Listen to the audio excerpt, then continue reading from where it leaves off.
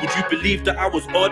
If I told you I looked in the mirror and hypnotized myself into perceiving I was God, your understanding of your own divinity got abused in church. Genesis 9:25. They tried to use the verse to tell you recur personification of the universe. What I'm attempting to encapsulate in this unique verse is you and I verse. Oh, we don't need new sneakers or the new FIFA. We need new leaders. And I don't mean Obama or the pastor, your mama, Sean Carter. I'm talking to you fathers more than marijuana farmers, getting bananas with your llamas, always getting into dramas, disrespecting our partners. The kids are left in the darkness, and no one's left to lead the way. And they ain't sure who mum loves more, weave or rapes. As I blow a smoke ring and sip my E&J, I wonder if we never lost pack where we be today. I know it hurts, but it's real. First they work in the kills, and there's rappers spitting verses in the skirts of ills. But all the real niggas get murdered and killed. I'm sending out a SOS, this is an urgent appeal. We need more focused soldiers, too many culture vultures. Witnesses with no credit, trying to call Jehovah the revolution. Will not be televised, get off your damn sofa. Be more than a dank folder and study that Sankofa. It's gully when man knows the truth about his ancestors' legacy. Carried on his damn shoulder, identified him more with UBP than he can Sosa. But he's got his swam and couple man in a Land Rover with a plan for a couple grands. It's a mad road, son. You be sitting in the can if the plan goes wrong, and it will, gonna set us up to fail. Getting in and out of cells like we can't get enough of jail. No peace in the streets, it's just another hell. But mum's heart still broke when they give my brother bell. This ain't a stupid cartoon, they're shooting harpoons at us young too.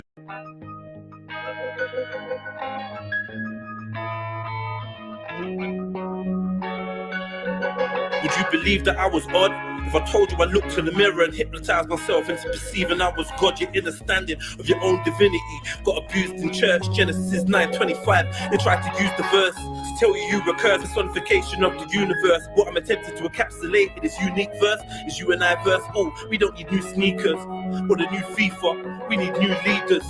And I don't mean Obama or the pastor, your mama, Sean Carter. I'm talking to you fathers more than marijuana farmers, getting bananas with your llamas, always getting into dramas, disrespecting our partners. The kids are left in the darkness, and no one's left to lead the way.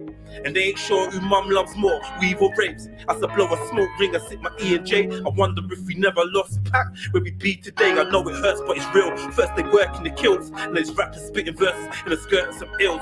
But all the real niggas get murdered and killed. I'm sending out a SOS, this is an urgent appeal. We need more focused soldiers, too many culture vultures. Witnesses with no credit, trying to call Jehovah the revolution. Will not be televised, get off your damn sofa. Be more than a dank folder and study that Sankofa. It's gully when man knows the truth about his ancestors' legacy. Carried on his damn shoulder, identified him more with UBP than he can Sosa. But he's got his swam and couple man in a Land Rover with a plan for a couple grands. It's a mad road, son. You be sitting in the can if the plan goes wrong, and it will, gonna set us up to fail. Getting in and out of cells like we can't get enough of jail. No peace in the streets, it's just another hell. But mum's heart still broke when they ain't give my brother bell. This ain't a stupid cartoon, they're shooting harpoons at us young tooting car moons. Look at our wounds, they will Malachi your cue to silence the truth. Mumia Abu Jamal, you for life figure views. Fluoride to calcify the third eye of the youth and leave them blind and confused. Smart lies in the news, dirty like the junkie in the park, light in a spoon. Do you know the truth about the dark side of the moon? Let's go to NASA and ask them who's Jack Parsons, changing the John Carter versus Marvin the Black Martian. You know, when a man's got a crater on the moon named after him, Alistair Crowley's brethren, you don't even know who that is. Go ask NASA. They'll be giving you stuff like Avatar and E.T. and all this rubbish. They ain't telling you what's really popping. You think you're in the know. Got your eyes wide shut. We should run up in the Vatican, gas blasting, but you mango munching coons are too busy dancing and laughing, answer for chances and meager advances. An elitist and heartless system defeats the harvest. It's like you sow with your soul, but what you're reaping is garbage. Most of you are brainwashed by tell-eye vision, so you switch your brains off while Jedi's spitting. Yeah, it's real, but your dying is still realer. I am 7, the red pill dealer, slanging reality raps about these alleys and flats, no fantasy fronting, trying to bring reality back. Fuck boys keep screaming about carrying straps and handling crap, but none of them can actually rap. Turn on the mixtape, all I hear is yappity yap. I'm getting cash in the trap. Blah blah, something about grabbing my gap. I'm more genocidal, anti-Nubian propaganda. From my mouth of the being perceived as a proper gangster, but I just see a proper wankster.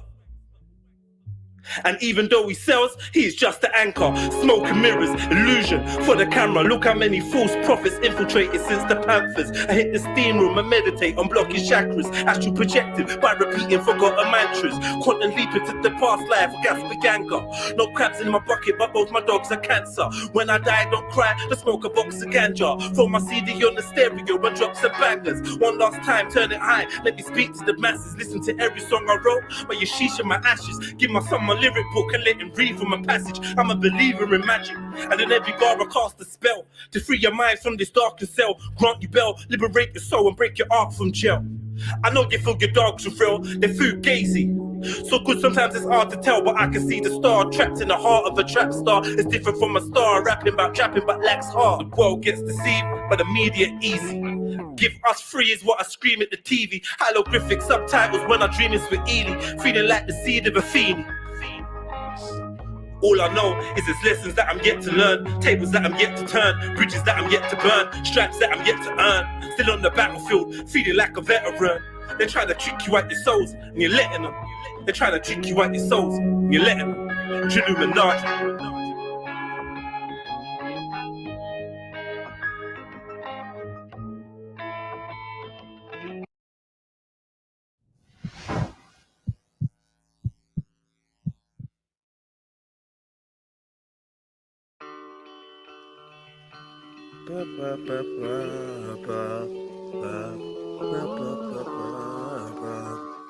Yeah.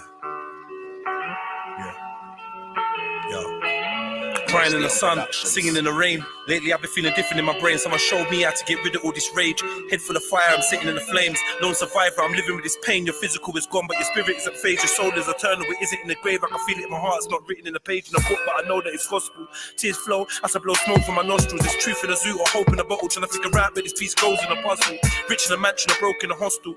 I would still emotionally struggle to comprehend, but it's part of the journey comes to end. Gotta say goodbye once again. It's like we're born to die, everyone ascends. Even though I cry, I see you once again. Even though I try, I cannot pretend I'm not broken. At night I might cry you an ocean. Cry and cry till my eyelids are swollen. Rewind the last words that were spoken. Looking for a clue, trying to see if you knew that moment. Was I laughed and now so golden? Every memory now so potent. Friends asking me how I'm coping. Waking in cold sweats, whole bed soaking. I'm numb and I'm frozen. Every breath feels like I'm choking. Wanna put a hole in my head like a dolphin. Close to imploding. Feel like a piece of my soul has been stolen. That's not what I told him. That's not what I told them. I just held it, cause I ain't wanna be selfish. I bring down my people's vibes, and most of my real ones felt it. Numeral funerals, bodies in cubicles. Happen so regular, but isn't unusual. Words are redundant, nothing is suitable. The cycle of life and death is so beautiful. The flesh ain't forever, we are delusional. And the grief goes so deep. How could the lifespan be so brief? And the thoughts in my head, I don't get no peace. Smoke a OZ or OG, feeling like G.O.D. owes me. Reason for taking my cold D's and snatching loved ones from my homies. Tell me. Why? Man, it's fucked up. Pouring liquor just don't cut it. Yeah. It's one of the great wonders of life. What will it be like to go to sleep and never wake up? And if you think long enough about that, something will happen. You will find out, among other things, that it'll pose the next question to you. What was it like to wake up after having never gone to sleep? That was when you were born.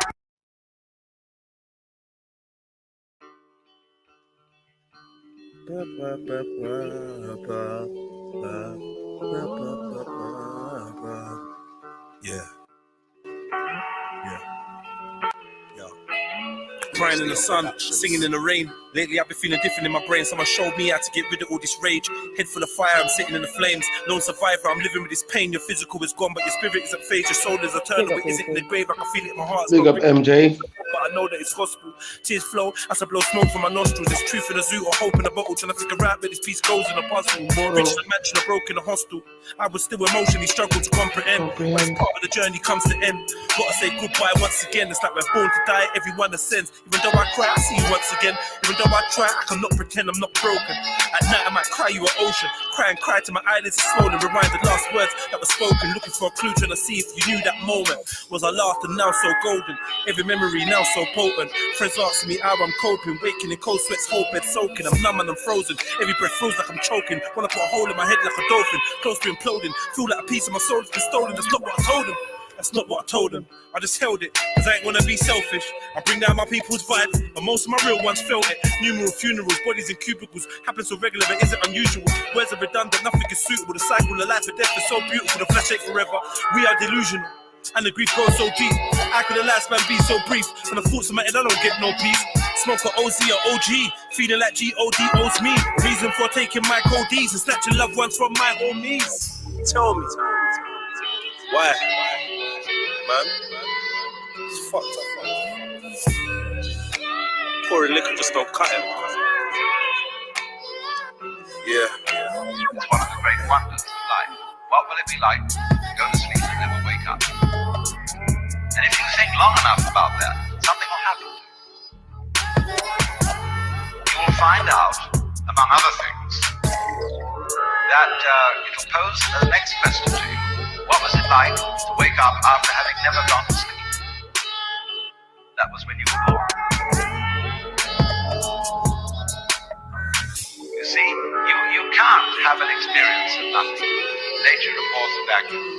So after you're dead, the only thing that can happen is the same experience, or the same sort of experience as when you were born. In other words, we all know very well that after people die, other people are born. And they're all you. Only you can only experience it one at a time. Everybody is I. You all know you are you. And wheresoever beings exist throughout all galaxies, it doesn't make any difference. You are all of them. And when they come into being, that's you coming into being. You know that very well. Only you don't have to remember the past in the same way you don't have to think about how you work the thyroid gland or whatever else it is in your organism. You don't have to know how to shine the sun. You just do it. Like you breathe. Doesn't it really astonish you that you are this fantastically complex thing? And that you're doing all of this and you never had any education in how to do it? Never learned, but you're this miracle? Well, the point is that from a strictly physical, scientific standpoint, this organism is a continuous energy with everything else that's going on. And if I am my foot, I am the sun.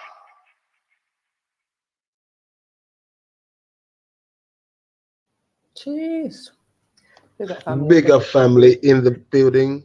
Man like Coolcut, Gerdib, Triller. What's in the building, MJ? Who else have we got here? 77 Soldier. We got Lovers the Law, 77 Soldier, Coolcut. Come on, big up family, hit the like button. Where are all my religious folk Sunday at? service. Me and Beefy have taken over. Hallelujah. Listen.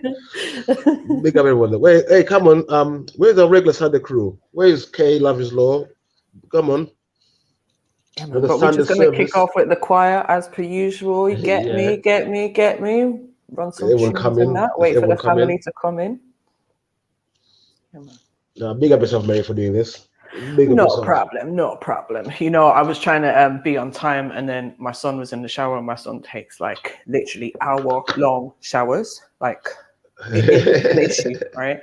And I needed a poo, right? And I was like, and then I was trying to like clean up and stuff, and I couldn't do that because I kind of needed a poo. So, you know, when I was like trying to run around, I was like, oh, I can't, I'm uncomfortable. Yeah, that's the worst one. And then by the time he got out, I was like, I need to have a shower and all. I was like, and then I didn't even need a poo. So I was just like, oh, so I had a quick shower, brush my teeth, and then I was like, all right, let's go, let's do this. Let's do this.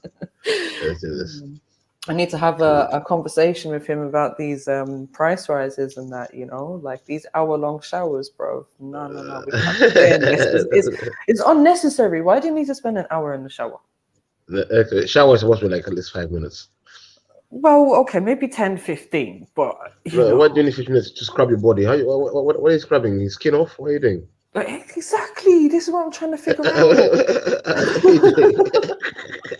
And when I was upstairs, I could hear all the bottles being opened and this and that. I'm like, how many times do you wash your skin? Like, 2-3 times is enough. With stuff from your head, from your hair, working your way down, that doesn't take 15 minutes. That's 10 minutes. Your hair, 3 minutes. Your body parts, scrub your body, wash it down. You come down to the lower part of your body, scrub it down, and wash it off. Like, what's going on? I mean, sometimes you have, you know, those couple of minutes that you're like, oh, let me just let this Just water relax, run on yeah. me, and it feels nice, you know, and then you're thinking like, what am I doing standing here? But online, I used to have these long showers as well. I'm not gonna even lie. I used to do it with my arthritis. Oh, okay. See, So I'd I have long baths in that case. what the thing that hot bath for me, I found that I got too relaxed and my body got too relaxed, then it was more of a problem for me. Oh, you'd be falling asleep in the bath and shit. No, when my body was too relaxed, I could to my arthritis come on quicker, sort of thing. Okay. So there's a matter of us relaxing the body to a certain amount, so I guess be function and then be all right. But if I got too relaxed, I found I was too relaxed and I couldn't move, and opposite effect. And you end up staying around for too long in one position, you can't move, then the body gets stiff again, stuff like that. Madness. Where does the arthritis affect you? It's all over my body. Oh, Right now, no. I can't. Right now, I can't move my I got pain in my left wrist. It's from nowhere. Like I can't move my wrist and everything. That can be my back. One day, my back can be my toes, my any part of my any ligaments, joints. Yeah. Because I've got it in my knees, my fingers, and my wrists. Yeah. That much I definitely know. And it's in my grand side of the family. Some of my grand sisters have it quite bad. My grand, she's done quite well because she's taken cod liver oil religiously, like throughout her life, and since she was a child to this day, she still takes it. But one of her sisters, she had it quite bad where she was like almost like a hunchback. Her fingers were all sort of like twisted up, and like you could physically see that there was something wrong, and that was basically down to arthritis. And then towards the end, she got dementia as well. So that was quite difficult because she couldn't really look after herself too well, and then she passed away about 2 weeks ago now, bless her. Oh, yeah, but that was like seeing that as a child. Thank you, bro. But seeing that as a child, like how bad she was, I know how bad it can get. So I've always been aware of that. So like knowing this and knowing from childhood that I have it as well, it's like, we have to do what we can to take care of our bodies, because I don't want to be old and decrepit like that. You know what I mean? Yeah, I try to keep. I move a lot. I try to do as much as I can because I know one day my body's gonna stop. But there's some days where I walk like I've got a hunchback, where I have to like bend over, I have to move, because my body just my back is just like But the thing is, when I was younger, it just affected me a lot mentally. Yeah, but then when I started, I think got taught some techniques how to live with the pain, how to actually.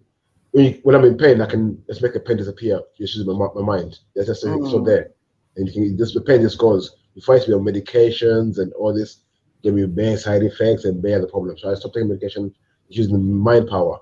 So now I know when my body's in pain, I can deal with it. So I define the pain is there, but I can ignore it, sort of thing. How old were you when you started experiencing the pain? I was about 18, 19. This whole thing was growing pains at first. Right. See, for me, I was younger. I was about,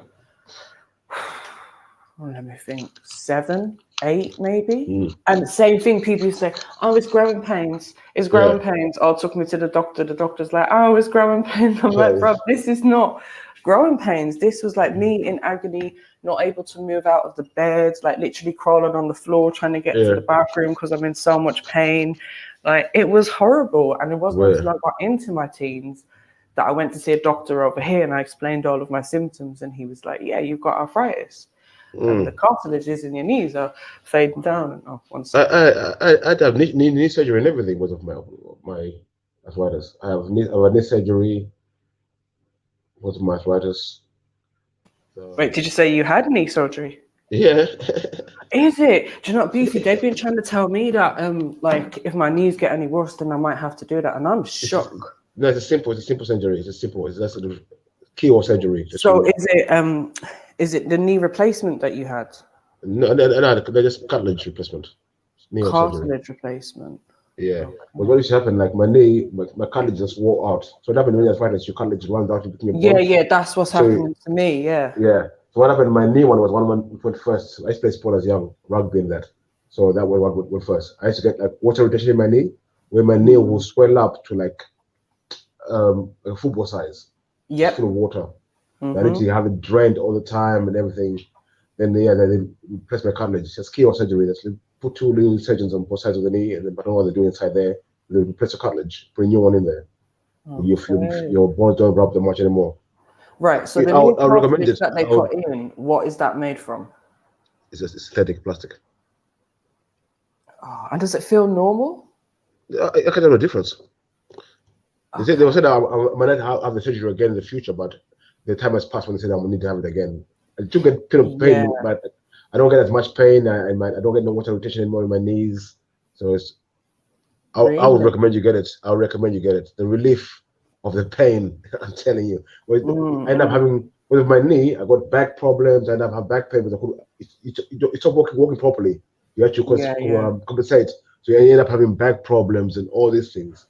Do you know when I noticed it was an issue, like a bad issue recently, was last year when we was doing the workouts with South in the morning. Yeah. Right. And after doing a bit of exercise, I noticed that my knee started swelling up, my ankle swelling up, I was in hella pain.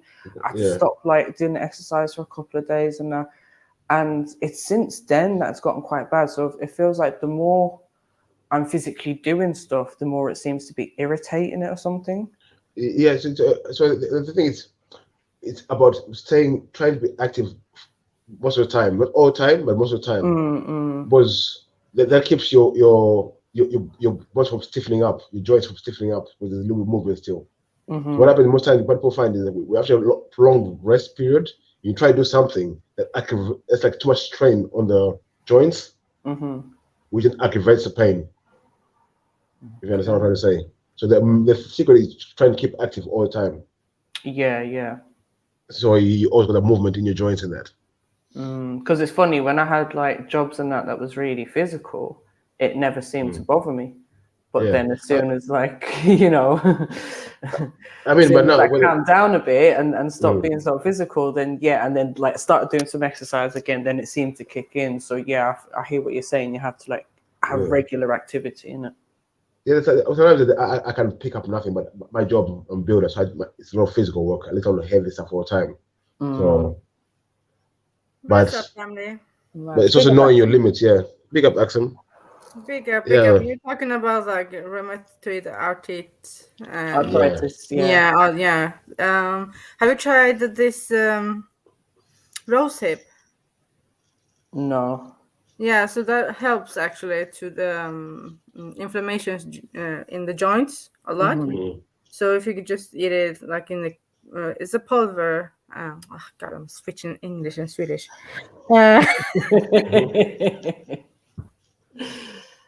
Oh mess. You can find it in the stores. Yeah, you can eat it as a cream, and even in the drugstores you can find it like in the capsules. Just to take one. What, the rose hip? Yeah, rose hip. Yeah.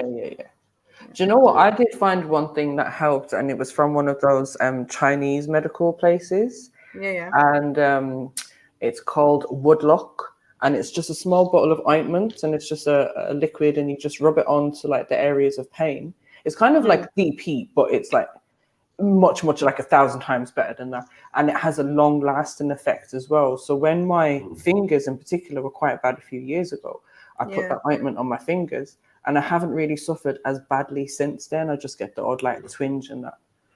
The fingers are the worst one for me as well. My hands and my fingers. Wow. The balloon like sausage fingers. Man. Oh wow. Peak like big up, Chola. I can't like to form a fist to be like near impossible, but my fingers are so fat and that's mad. I've learned to live with it now. Like 26, I got diagnosed properly with arthritis. And everything, so I would live a long time with it now. Like I said, I don't take painkillers that much anymore. Let's leave the pain. I can actually block the pain out. I mean, so much pain, let's block it out. It's kind of business. you know, my ex, she used to have that rheumatoid arthritis, or she has it, And what you call it? Like I would just, when I now know someone's got a problem, whatever, I research in it, see if what I can do to help in it. Always try the natural stuff. So like I'm quite good with my hands, like massaging and stuff in it, So like trust me, that's not, you know how you got the magic touch. It's just some people just got a healing, hands and stuff, innit? Yeah, it's just the way it is. And like hers was mainly around her wrists, you know what I mean, like around her arms and that. Yeah. So right, like basically, you just gotta just start slow, you know what I mean, right, with like, you know, palpitating the massage, right, with your sort of like fingers and your thumbs and that, and then go a little firmer, like a little bit more like a Chinese wrist burn, you know what I mean, and then basically just because what you're doing, you're increasing circulation. I guarantee it will hurt a little bit for about a minute, and then after about 5 minutes, even 10 minutes, it will completely, she won't feel anything. Like that pain that was there, gone. So if you continue to like just keep massaging the area 5-10 minutes a day, it alleviates a lot of that inflammation. When my wrists get really bad, I tend to have to just grab them and hold it really tight. It's the only way I can alleviate that pain. And as well, what you should try to do as well, pull it. Because what happens sometimes, it's because your joints come out of place a little bit, so it's still in an awkward place. So what you need to try to do is pull it and try to push it back into place. You understand what I'm saying? What happens when your joint is rubbing, it moves out of place a little bit. That's what causes the pain. But you know, it's rubbing your nerves and everything in between the joints. That's what causes the pain all the time. Pick up, sis. So try pull the whatever's hurting. Try pull it and push it back in place a few times. That usually helps. I'll be walking. I could be walking, my knee will just pop out of place. Just pop. I feel my knee got out of place. Beefy, that's what I'm scared of, because that's when I was younger and I went to the doctor about it, that's what he said to me, was like, basically the cartilage is wearing down, and it could be like in 2 weeks time that your knee pops out, or it could be in 20 years time. And I've been waiting since that day, and now I know the problem's getting worse. My elbows, my knees will just pop out of place, like boom, shit. Oh shit. You can see it like out of place. I have to get someone to pull my hand, or I pull my wrist, or just push it back in place.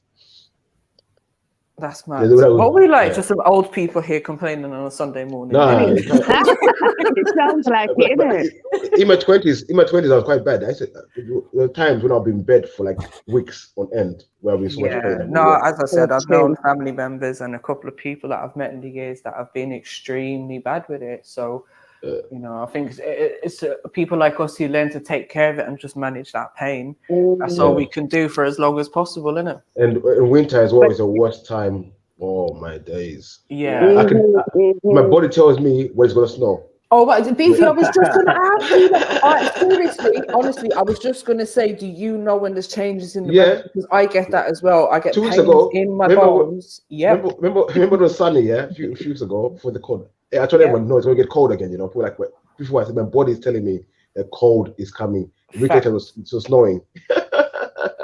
People say, if you're a prophet, I say, I know. Every time it snows, I tell people it's going to snow before it snows. The week before, I'll tell you, like, some cold coming, mate. Where my body's telling me. That's crazy. Beefy, the weather teller. Yeah. I just think it's just crazy. Like, you know, like with arthritis, you usually associate that with like old people, elderly people, whatever. It's like very young people have been diagnosed with it. It's crazy. Like one of my friends was diagnosed in her late 20s. So basically, European friends. So anyway, so we used to like go out all the time, and every minute she used to be dropping down on the floor. And I was like, what's happened to you? I was thinking, is she drunk? She can't manage the heels. And she's like, no, my knee's given way. And I was like, raw, okay. But I just thought she was lying, you get me? And then she did get it checked out, do you know what I mean? And they diagnosed her with it. And I was like, raw.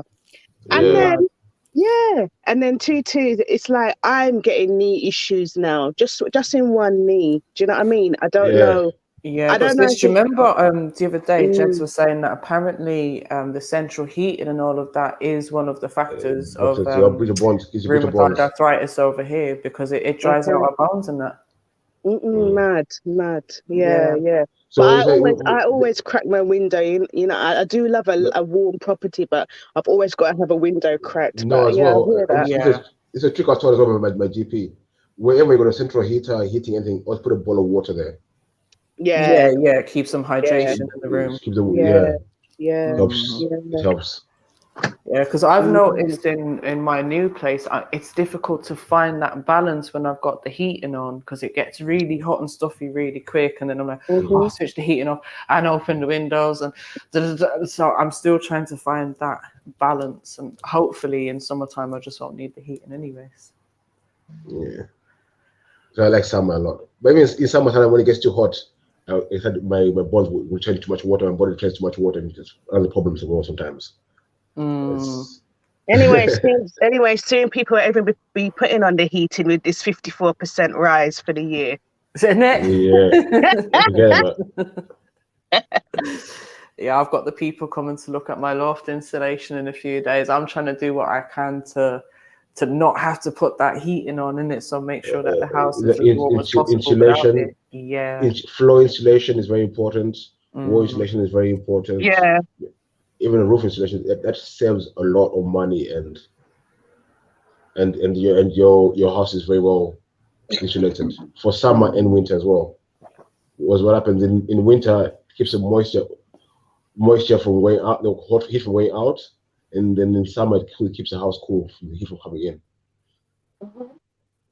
Yeah. So make sure, and most properties are supposed to be insulated anyway. So if your house is not insulated, get your landlord or your housing association or the council to do it. By law, it's supposed to be done. They were given grants about 5 years ago. Yeah, but from what the guy was saying to me as well, he said a lot of places were done previously, but they only got, I can't remember what the measurement was, but certain like measurement of millimeters of the insulation that they put down. But you're saying now the recommendation is for it to be a lot thicker. So I think even if some people have it done, you could have it done better, innit?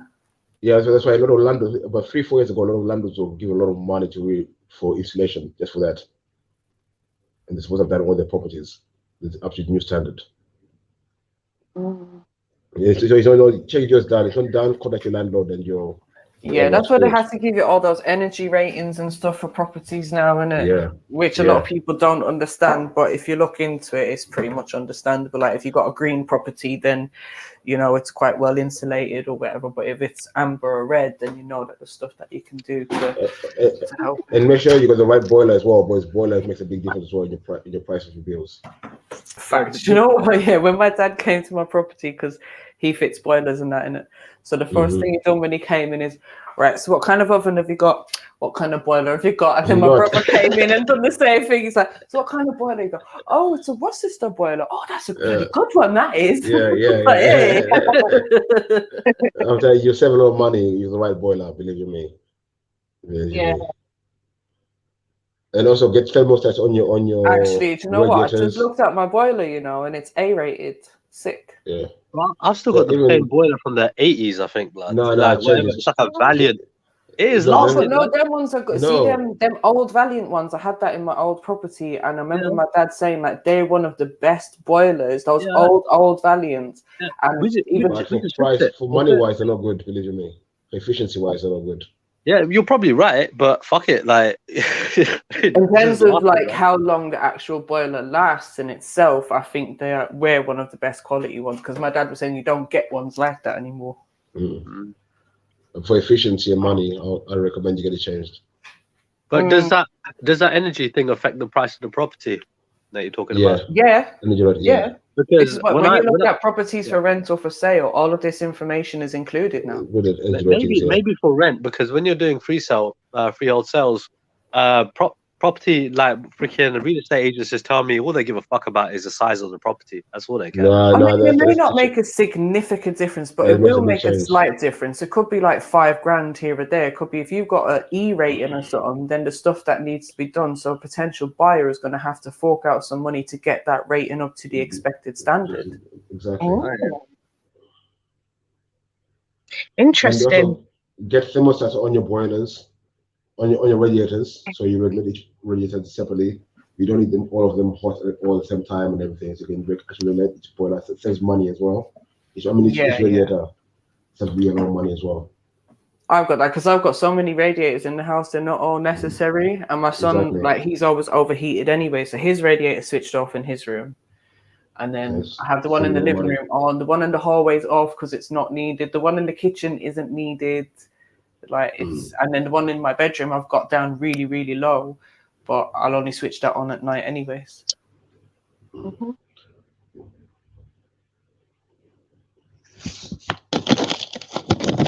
Big up, chefs. Big up, chefs. We're going to have ladies hour early today. I think so. I think Unique said she had something for us yesterday. So, Unique, what you got for us, sis? Oh my God. Do you know what, MJ? I have, yeah, but can I do it a bit later? I swear down, I'm multitasking at the moment and I ain't got time to kind of like... That's fine. That's all right. No problem. Yeah, let me do it later, yeah? No problem. No problem. Like in the afternoon. Mm-hmm. Yeah.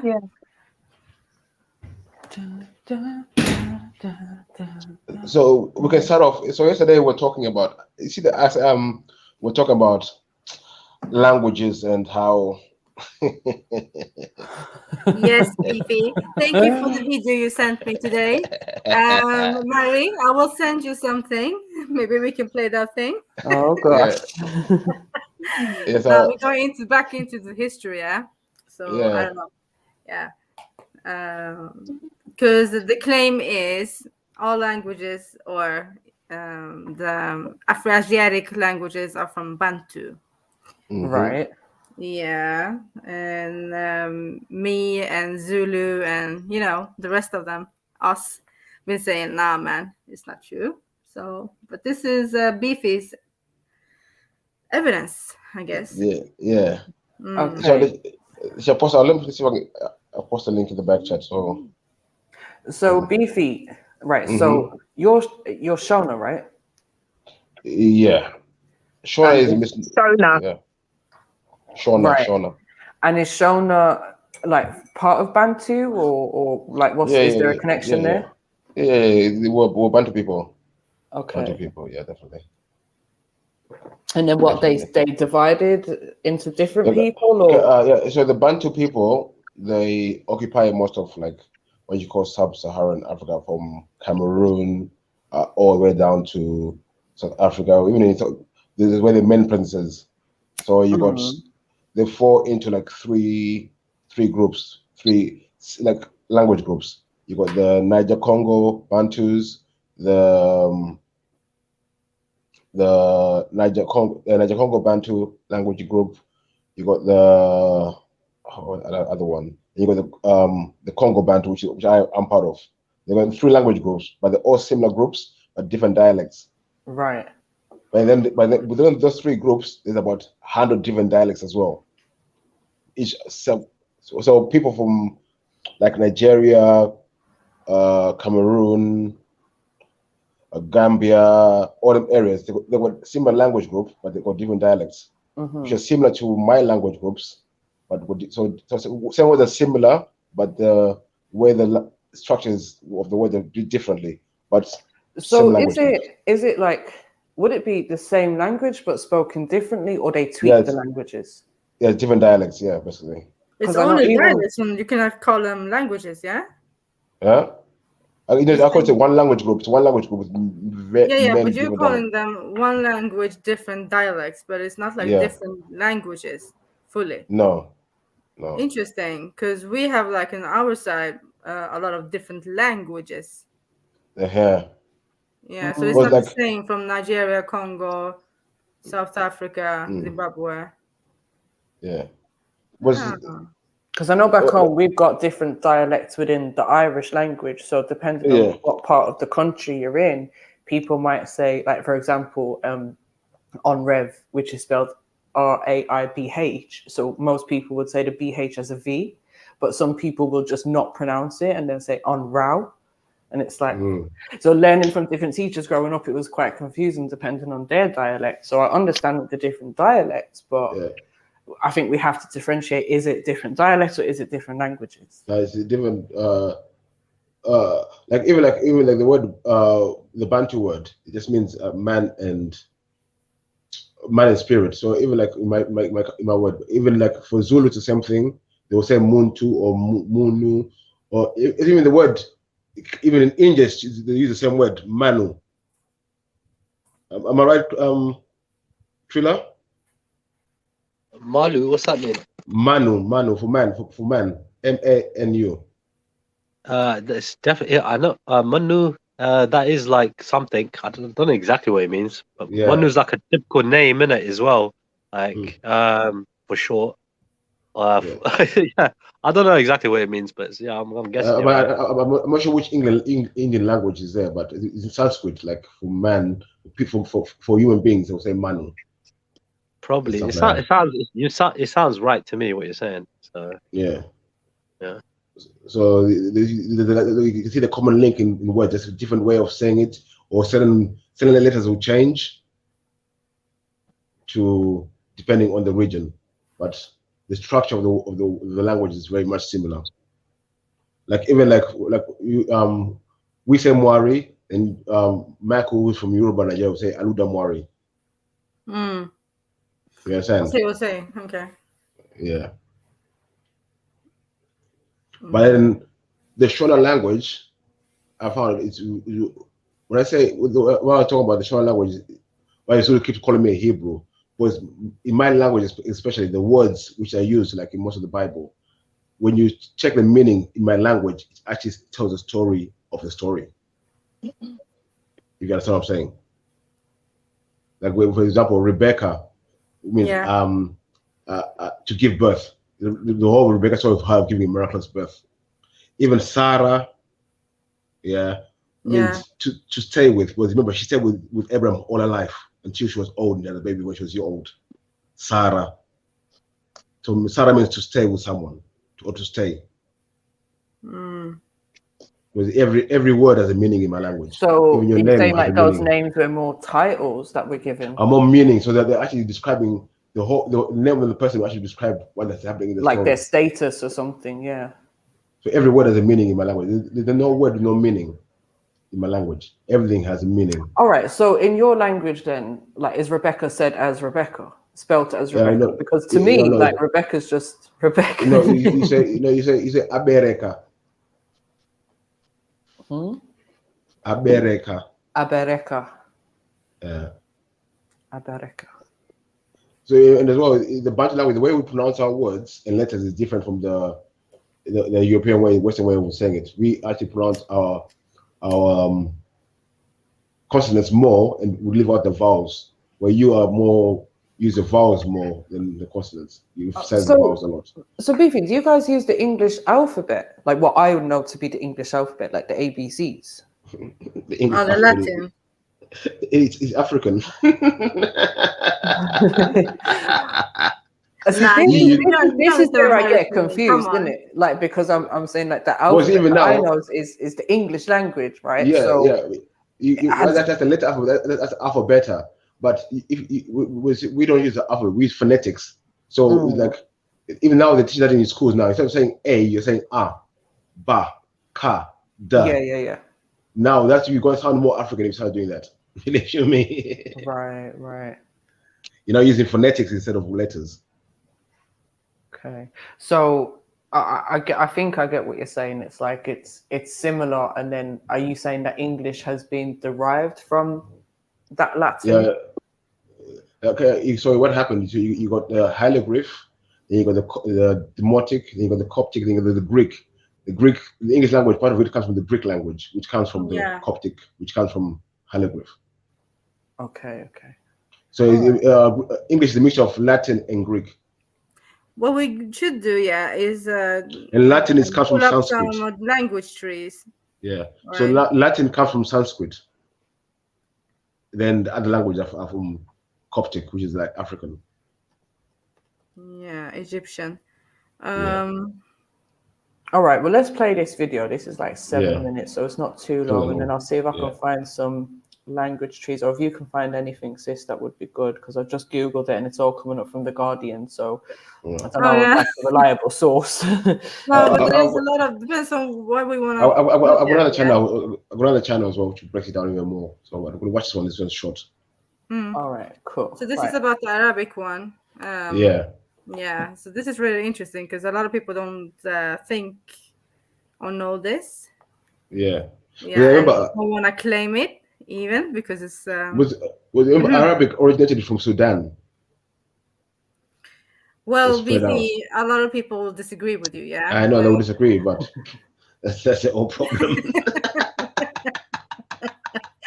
If you say like the Arabs themselves, like from Yemen or whatever, yeah, cool. But when you're saying it from Sudan, then it's gonna get a little bit complicated, yeah. Well, you can read all, but that's the truth.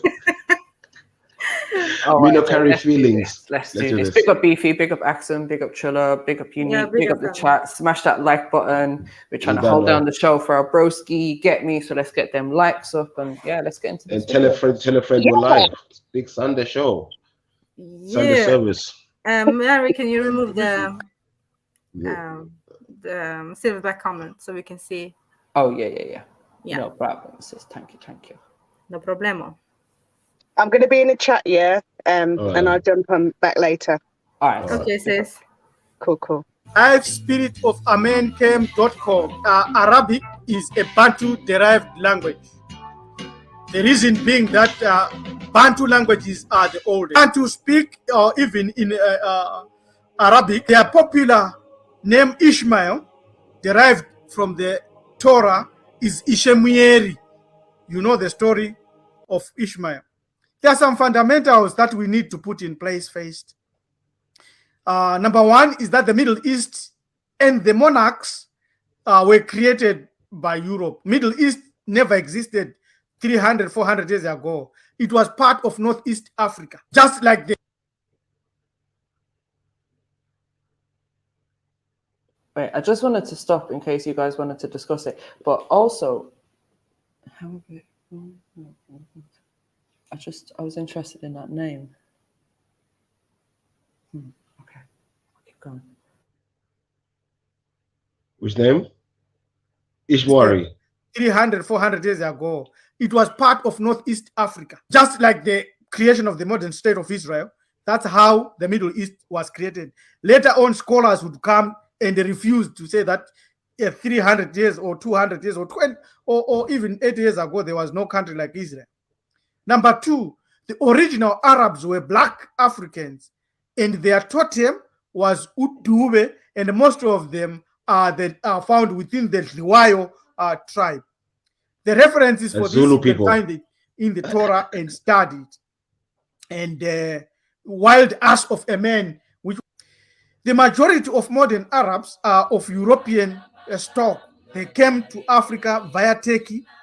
They also were there and left there by the Romans and the Greeks when they conquered that part of Africa. They intermarried with indigenous. Wait, sorry. Mary, can you pull back like 15 seconds or something, or 20? Yeah, we need to see the map that they show. The ass of a man, which that one. They're saying the Arabs are from the whole of what? No, it said modern Arabs are from these areas. The majority of modern Arabs. This bit. Yeah. Majority of modern Arabs came from Europe. Yeah, I know. I was thinking, what? Arabs is just a mixture, of people. Yeah. He's gonna break it down. Oh, okay. Majority of Arabs. Modern Arabs. Remember, if the poor or black in the area where the persecution come from. Oh wait, sorry, I read that wrong. I read that as modern. Is that what he means? Modern? Yeah, it means modern. The majority of modern Arabs is because they're mixing with the Europeans, in Lebanon and Jordan. Yeah. And stuff. That's why he's saying that, I think. In conquest and takeovers, remember the Greeks came and took over the area. And the Ottoman Turks came over and took over that area as well. So. Okay. Where's Khan when we need him? Rob is another European stock. Yeah. They came to Africa via Turkey. Mary, what are you saying, They also were there. I was going to say Rab, R-A-B, is another word the Muslims use for God, and the Indians as well. Yeah. Okay. The Rabs, Rabbi. This comes from the Rabbi. Okay. Yeah. Oh, my God, I guess. They had left there by the Romans and the Greeks when they conquered that part of Africa. They intermarried with indigenous desert African Berber tribes, and today they are found in Northeast Africa from Morocco across the north of Africa, Carthage, so-called Tunisia, Rabia, which is Libya today, through Kemet, so-called Egypt, right into all those Middle East countries, Saudi Arabia, up to Hindu Kush. So we leave the linguistic mechanics, and we shall come to them later. We want to give some common words, and please let me say these are just a speck of dust in a huge, vast area. I want to reference here the book crafted and researched by Dr. Professor Gustav Kativ Babachaite Shikanuchidewe. His book, The Bonafide Hebrews of the Books of Moses, shows and tells us and proves there's a dictionary there. So the English word eye for the organ of sight in Arabic is aini, A-I-N-I. In Bantu is ona. Eating or eat is akara. That's Arabic. And in Bantu is kara, which also means greed. A glutton in Arabic is akal. And in Bantu speak, it's anokara. When you want to call yourself in first person singular, I or me, in Arabic is ana. And in Bantu it's ani or I and I. When you want to speak about being beautiful or yeah, you see that? I and I. In Arabic it's anaka. Yeah. And in Bantu speak is akanaka. There are so many hundreds and hundreds of such words. And when you study and look at them, you just see that because the Arabs borrowed this language from Bantu, they've lost a vowel here and changed another one here and there. When you want to say possess or to possess something, in Arabic it's atara. In Bantu speak is atora or tora. When you want to say let's go, in Arabic it's ashab. In Bantu it's ashab. Pause, MJ. When you That's why even when I ask my Hebrew elders, what does the word Torah mean? That means take. What was told? Take these commandments, innit? Torah. But I'm thinking like. Or you can say Torah, which means say speak. Yeah. Go on. Well, you know, when Zulu saying they are Israelites, yeah, and the Hebrew come with them to your lands, yes. So you don't think this is it may have like been a mixture for you guys to use Hebrew? No, why you going to understand? There was no Hebrew when we were talking about Bantu. There was no Hebrew yet. Hebrew came after. So how can the people be speaking something which came after them? Okay, so but I hear you. This is interesting because yesterday I was just looking at some words, that came from Arabic, innit? Like from Sikhi, right? And I was like, okay, so there's quite a few main important, you know what I mean, words that we use, like what. So yeah, so basically you're saying it actually it's originates. Like a lending words too, though, Chilla, like a lending word all over the place. Because remember, I know Arabs been in India, yeah. I know, but I'm not got a problem with that. I'm just saying, what you call it? Like, so whoever played this video, I'm guessing is Beefy. What you call it? Like, is saying that it actually originates from Africa, right? Yeah. These words. That's what he's saying. It's a good point. That's all I'm saying. Anyway, carry on. I just need to laugh at someone's comment. Yeah, ashab, yeah, like friends in Arabic, really. So I don't also understand the meaning of "let's go." sorry. Yeah. I just saw one there, like akal. Yeah, akal means timeless, right? And you know, that's how when we refer to God, akal. So yeah, you know, it's just mad how you guys got very similar words and everything. That's cool. Yeah. In Bantu, it's ashambe. When you want to show that it creates or makes something new or gives birth or all that, is in Arabic is bara. In Bantu speak is bara. When you want to say is it germinated, has come up, in Arabic is Badaha. In Bantu speak is Buddha. When you want to replace something, in Arabic is Badala. And in Bantu speak is Badara. When you want to speak about people or humans, in Arabic is Banu or Bani. We know this word now is Banu or Bantu. That's the word we know.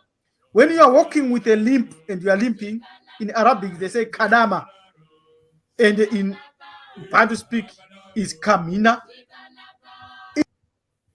Can I ask how many Arabic dialects are there? A lot.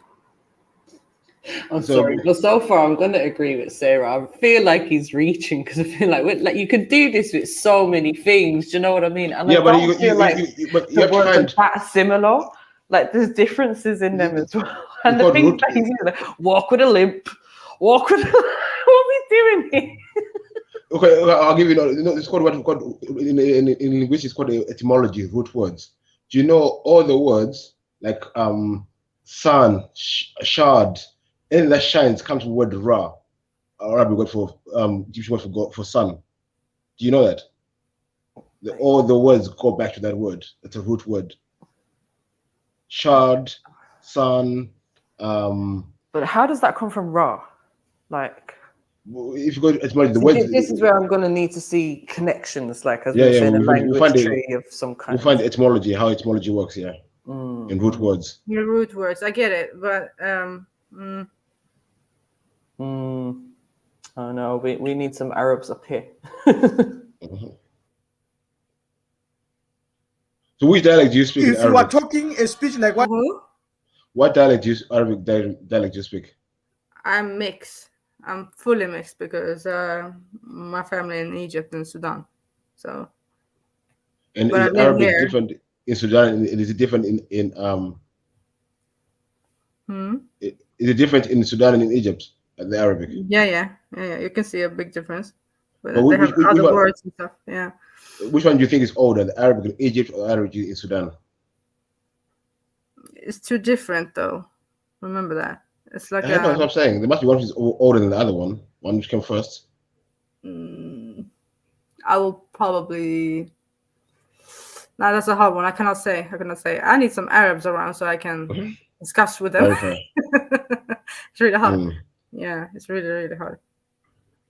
Yeah, and Sarah has been learning the classical Arabic. Yeah, so she knows the classic, the old one, old school. Yeah, Fusha. So maybe she can jump on, Sarah. You can talk about the Fusha part. Like I can talk about different dialects from different places, though. So, yeah.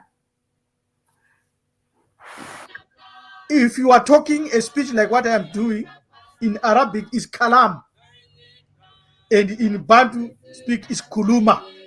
When you want to talk to me, I say in Arabic you say kalimini, and in Bantu speak original language is kuluma lam or kuluma lani. When you are saying it is now evening, in Arabic you say laila. In Bantu speak is ravira.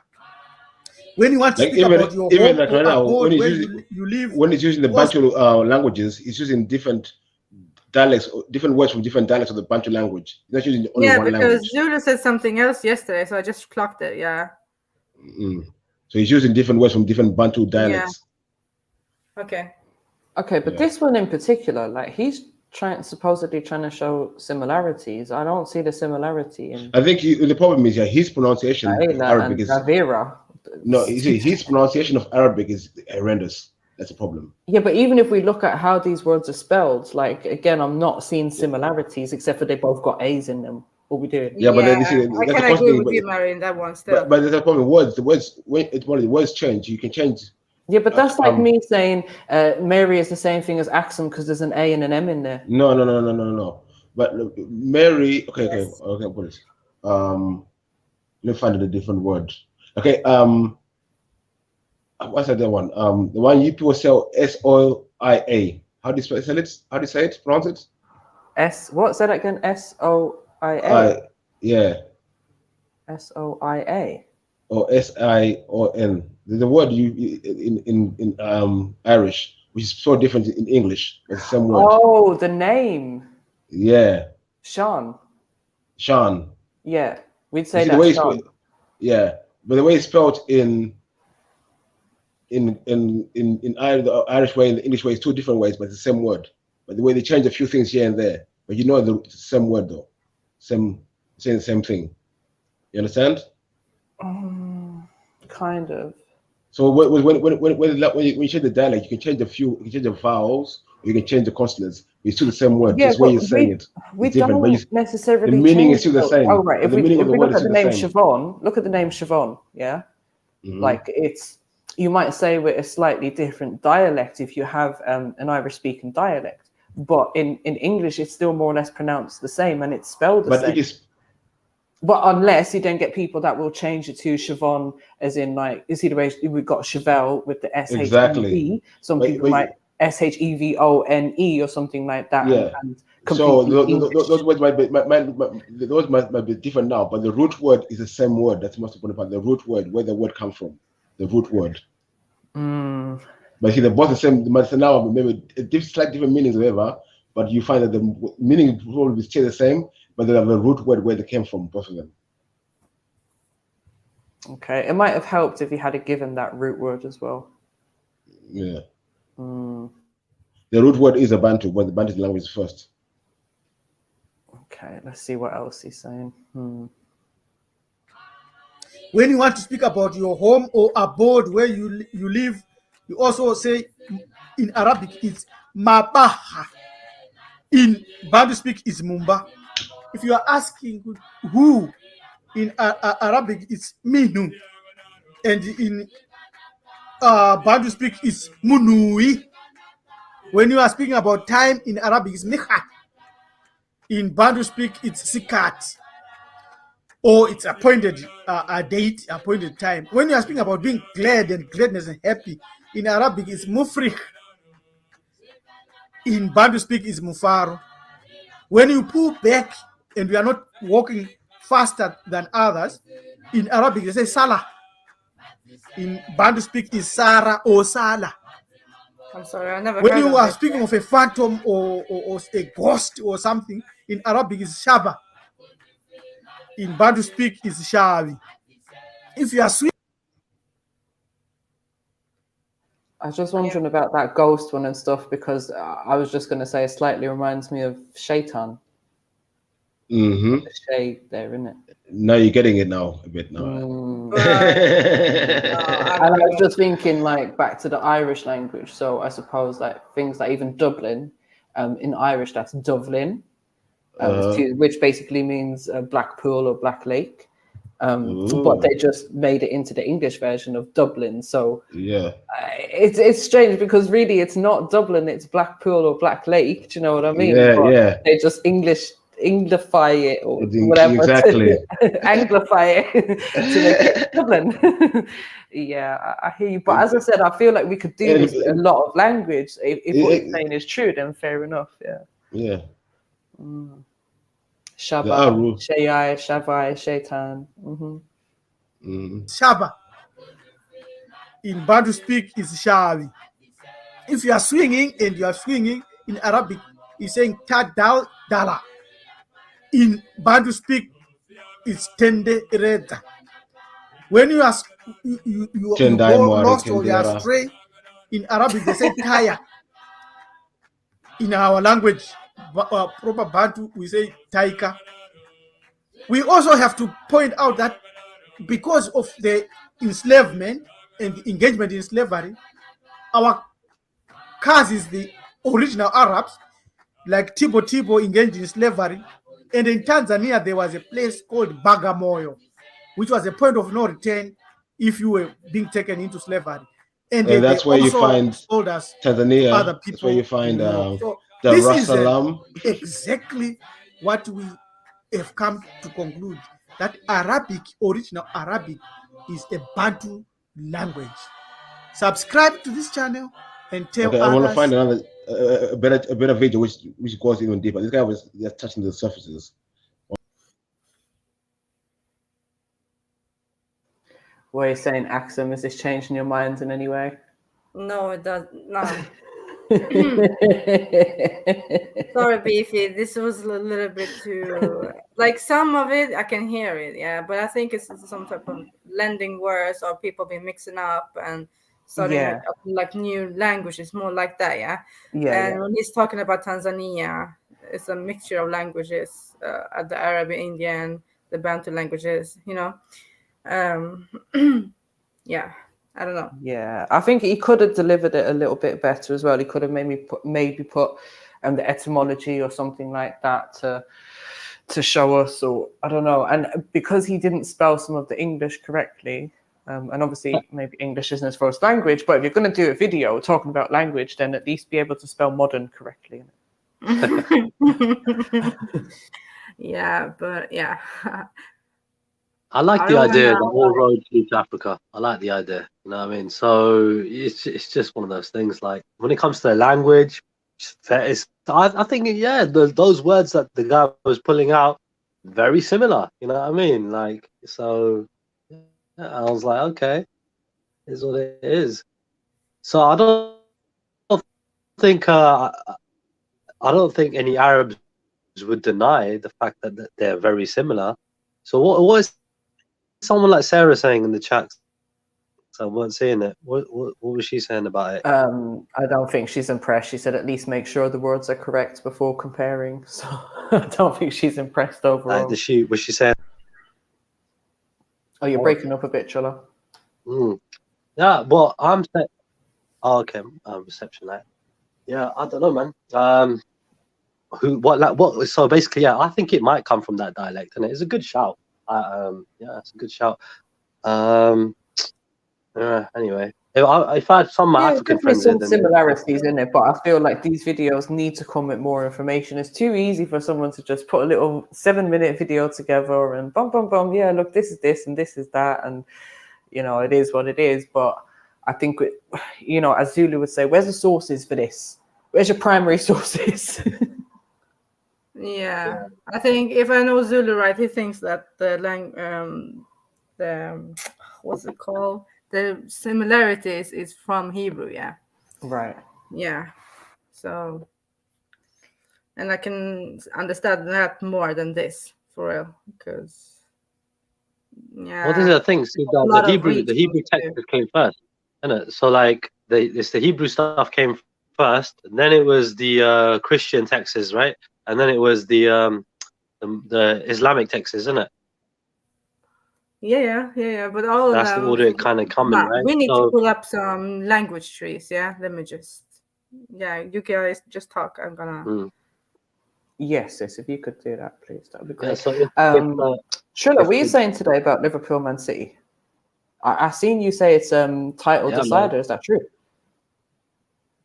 Yeah. So what's happening is Man City are like 1 point.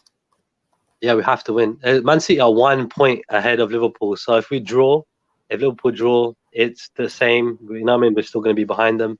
If Liverpool win, we're ahead of them, and it's ours to lose. Okay. If Man City win, why do we always end up in these positions?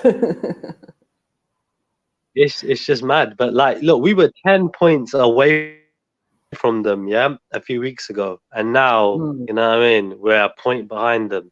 Everybody said that's it. Man City took it, and look at Liverpool. We just freaking came out of nowhere and done it again. Do you know what I mean? So yeah. This is what we do, though, isn't it? We're always. We'll see what happens because everybody shut us off when we won it last time. Yeah. They said, "Oh, you only won it because of COVID." That wasn't true. We was winning it anyways.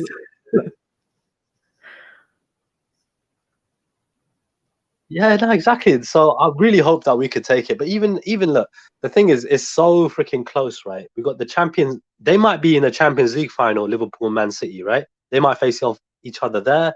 We're gonna face each other off in this title race. We got a cup game as well. Was it the FA Cup? That thing, whatever they call it now.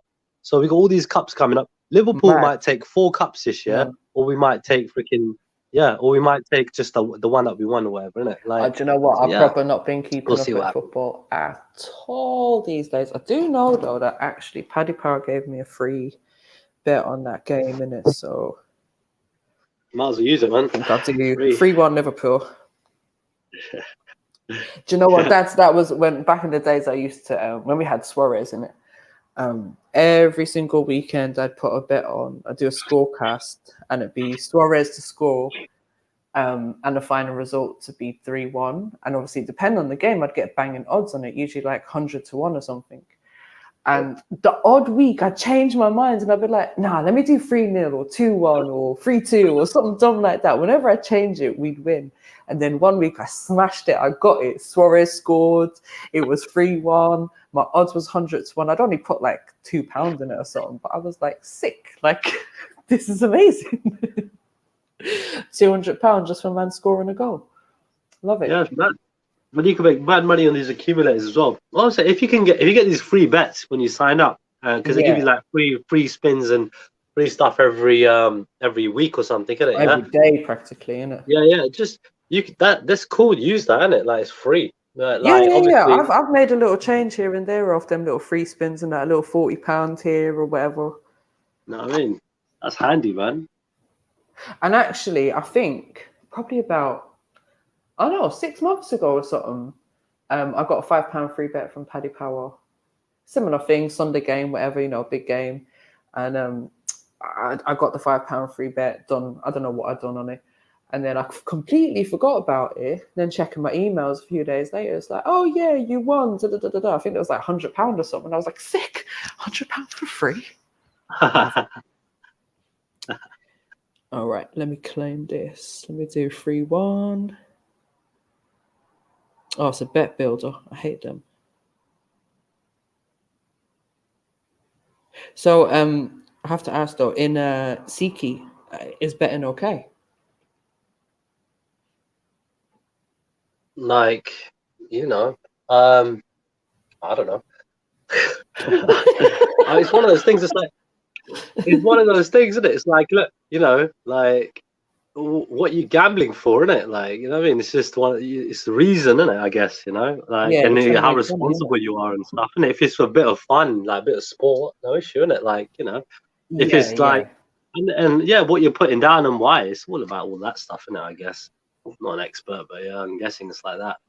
Thing is, like with cycling, it's that whole Jedi kind of principle, isn't it? Like, it's like you're supposed to detach, innit? You know what I mean? From the whole the worldly stuff, innit? You know Things what I mean? that make you feel good and all of that. Yeah, you're just sort of supposed to detach, innit? Become kind of like neutral, innit? And just understand, innit? Like, what you're here for. And what you're supposed to do is connect to the source, innit? And just, set a good example, help people, You know what I mean? So, yeah, just do your bit in this world that you're supposed to do. Good and not bad, or do more good than bad, Yeah. It's just one of those things.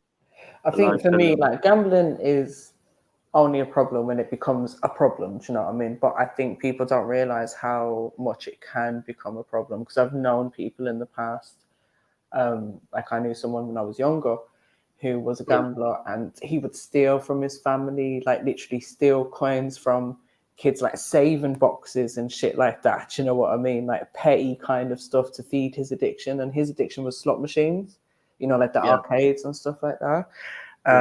I've known people that are into like poker and that sort of thing, and they've made money. Like, they're really strategic when it comes to gambling and stuff like that. But for some reason, when they get into a poker room or a casino, it's like they lose themselves.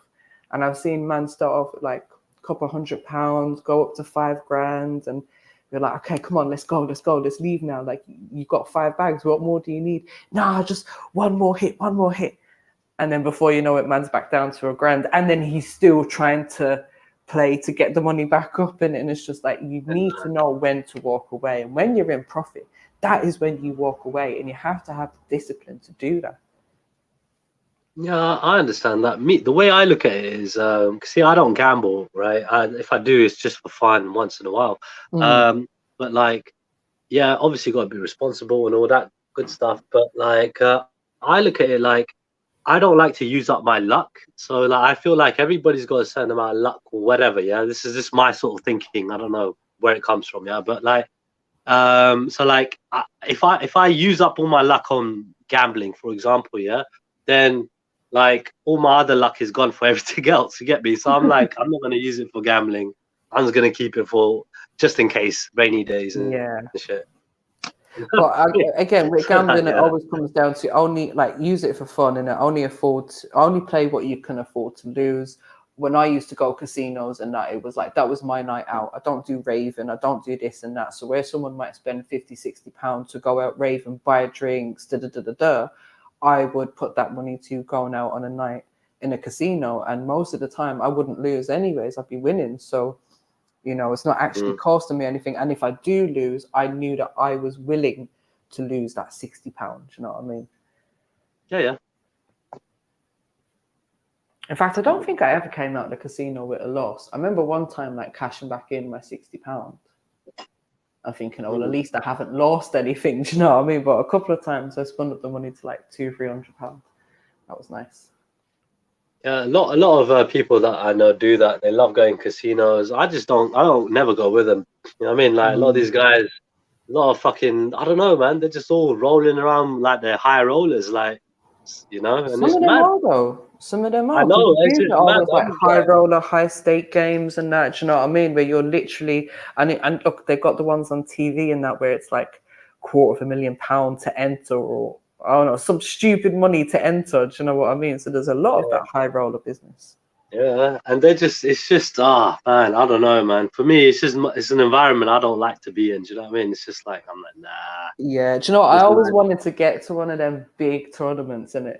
And what they do there's a poker site called PokerStars, and they do little satellite tournaments. So you can start off with maybe a free roll or £1 or $1, whatever. And if you win that, then you can win a chance to get a ticket to the big game and all of this kind of shit. So, I mean, years ago, I used to play poker a lot, but I just kind of fell out with it. I suppose it was poker with money or just for fun? Yeah. No, with money. Very time consuming though. Yeah, it is. I used to play online. Texas Hold'em or? Yeah, Texas Hold'em, always. Yeah. Me too, once upon a time. But I used to play home games as well with like my ex and his friends, and then most of the time I'd be the only woman there.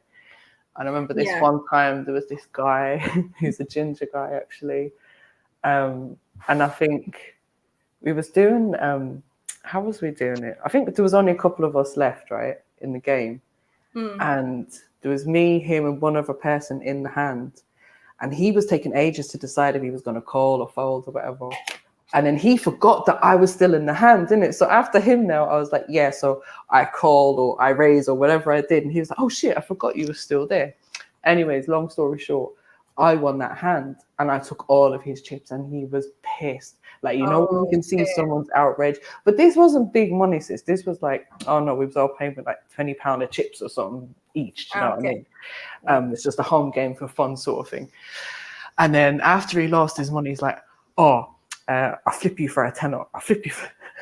Literally, in the end, I had to say to him, like, no, bro, just whatever money you got in your pocket, keep it, because clearly I'm just going to keep on winning. Yeah. Yeah, but I was going to say, I think the big problem now is since lockdown, a lot of people have been gambling online, because obviously you can have all of these sites online, and it's the poker sites have been there for years, but now all they're these bored, they don't have nothing to do, so they have to do something. William Hill, all of these. I tell you how much money William Hill made, right? I don't know the exact figure, but they made enough money that during the pandemic, they didn't accept any help from the government when it came to the furlough pay. They literally didn't take any government assistance whatsoever. They paid all of their staff 100% of their wages for the whole time that they were off, out of their own money, because their profits soared during the pandemic. They were making so much money from people gambling online. It didn't affect their business. It helped their business, if anything.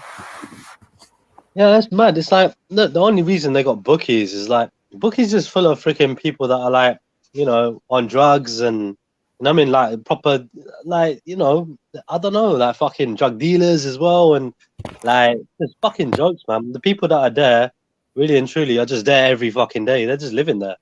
And they go there, they go between the bookies and Witherspoons. That's what they do. That too. You know what I mean? A lot of these homeless guys as well, they just hang in there. You know what I mean? Because they've got nowhere better to go because it's cold outside. Yeah. My sister's a manager in William Hill. Yeah. Yeah, so she's seen all of that bullshit. She had guys come in, rob the shop, smash up the shop. She's had to deal with quite a lot of that kind of bullshit. I always say it to her, like the customers that she has are literally like my old customers in Witherspoons, because they literally are the same people, innit? Yeah. Yeah, I used to see people that do that a lot. I used to go to the roulette machine, innit? They used to spin it, flip it, come back out, buy some alcohol, fuck it, innit? Have a good time. That used to be that daily routine, man. I know I used to see like old men that would come into Witherspoons and they get their pint of John Smiths, then they sit down with the paper, checking all the races for the day, and they pop over to Paddy Power, put their bets on, come back, have another pint, and then obviously if they win, they're buying drinks for everyone in the evening. Mad. Big up BT, big up Geek. All right, so let me share what Axon's put up. Yeah, that's only like the Shemitic languages, because I thought I cannot speak of Bantu languages really. Yeah. But Bantu languages are Shemitic languages, though. So in a way. Should we look at this one? No, yeah, let's see if I can see this. Can I make this bigger? How do I make this bigger?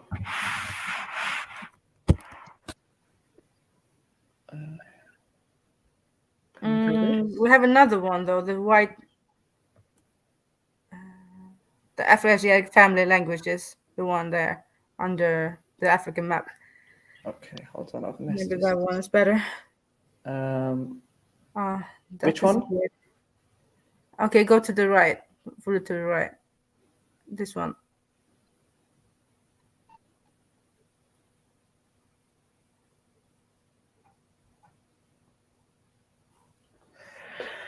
Okay. Let me see if I can make it any bigger. Someone to love. So here, Biffy, I cannot see the Bantu languages anywhere. So I don't know where you get it. This is from the Afroasiatic family. Right, so Afroasiatic, Berber, Shadik, Cushitic. Yeah. Semitic, Omotic, Egyptian. What is the Egyptian language? Probably a mixture with the Coptic, yeah? The old Coptic. Okay, and so are they saying that, right, so those languages ended there, and then from Semitic, we've got East Semitic, Central Semitic, South Semitic. So from the Central Semitic, then we have Northwest Semitic, Arabic, South Arabic. So how does wow? How does this work? Is it working from the top down or down up? From top up, from the top down. Yeah. So The thing. So the Shemitic languages. What are the Shemitic languages? These are the Semitic languages. From the Semitic languages and down. No. Go back. What do you mean? Go back. When you look at things, look at things properly. Go back to the go back. Sorry. So let me just. So it says those languages, Central Shemitic, East Shemitic, South Shemitic, come from the Shemitic languages. So you want to see which one is the Semitic What are those languages? Yeah, what are those languages? Yeah, so you want to see from Hebrew, right? That's what you're trying to say to me right now. Yeah. Because now we're in Africa, right? Yeah. Let's see. Where does the Hebrew come from?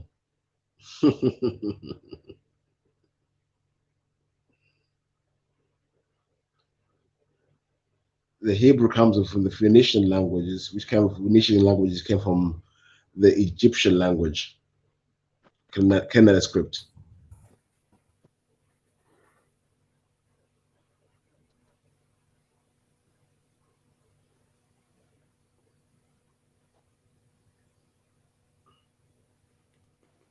All right, so Beefy, that video you've put in the back, that's about English language. Yeah, so something we can all understand, both can understand. So I'll put something we can all get into.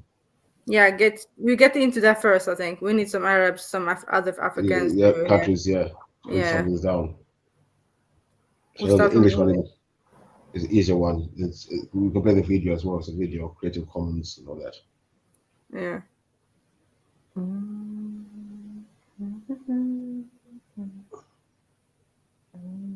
Pick up Zulu. You're here, yeah. Jump on. I texted you, just Zulu. Jump on. Poor Zulu. He probably needs a break after yesterday.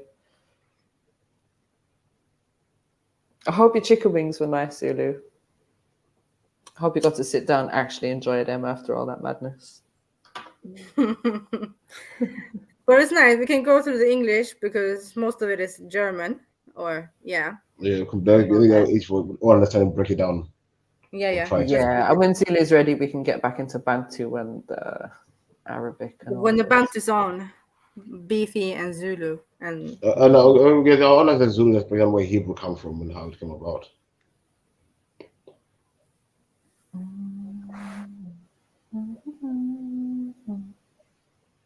And I think as well, like with those language trees and stuff like that, we have to be careful with the sources because we don't know who's putting these together and that. Exactly. So I don't know if Zulu's got any links or anything that help.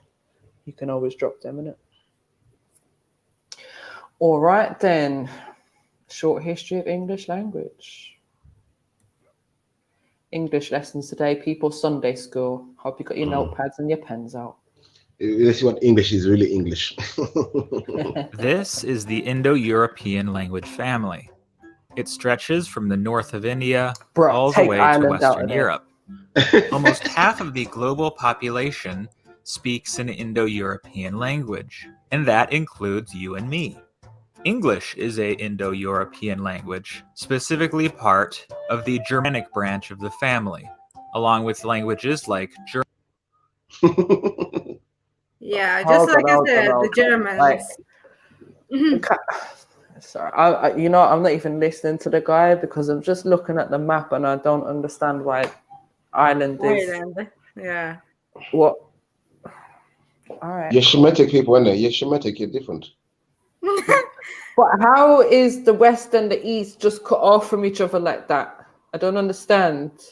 Anyways. Let me try and listen to him and not get upset by the visuals. German, Dutch, and Swedish. In the early 5th century, the Romans, who had ruled over England for over 400 years, withdrew their hold over the island. Filling this vacuum, a number of Germanic tribes from Denmark in the north of Germany ventured onto the island and slowly replaced the Celtic and Romano-British cultures that had been dominant in the area.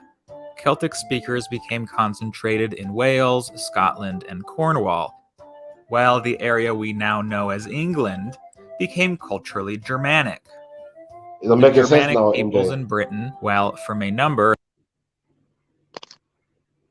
Bro, I'm not impressed. He didn't even mention Ireland there. Like, I'm not feeling this guy at all. That's what he did. No, he didn't. What did he say? Scottish, Welsh, and Cornwall or something like that. But he never said Ireland. What the hell? Celtic, innit? Come on, you can't get more action than that. It's all right. I ain't claiming Celtic, anyways. He's a cheeky fuck. I'm not happy with this guy. Truly Germanic. The Germanic peoples in Britain, while from a number of separate tribes, eventually developed a common cultural identity as Anglo-Saxons. And with these Anglo-Saxons, our story truly begins.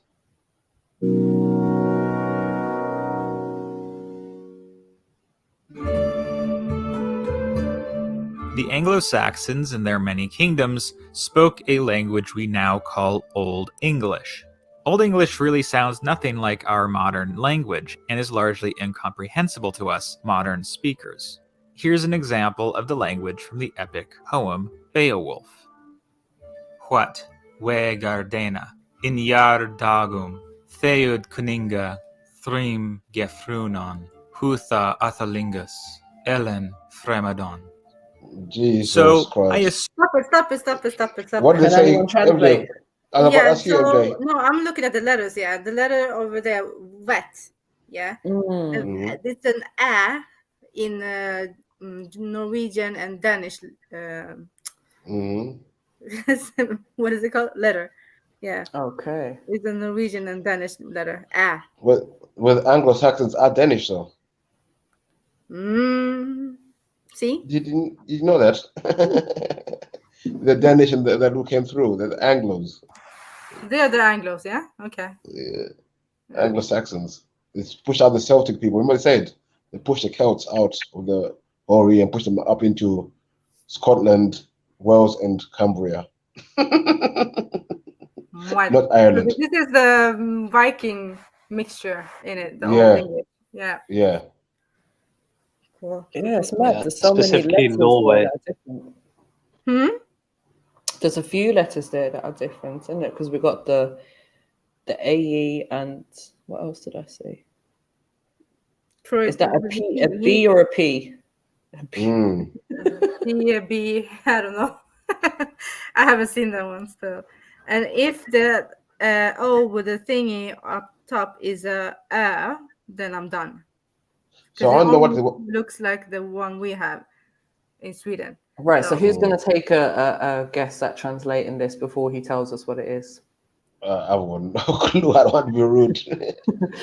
Huat we Gardina in Garadagum Kiodi Ninja Prim. Get a fuck off. We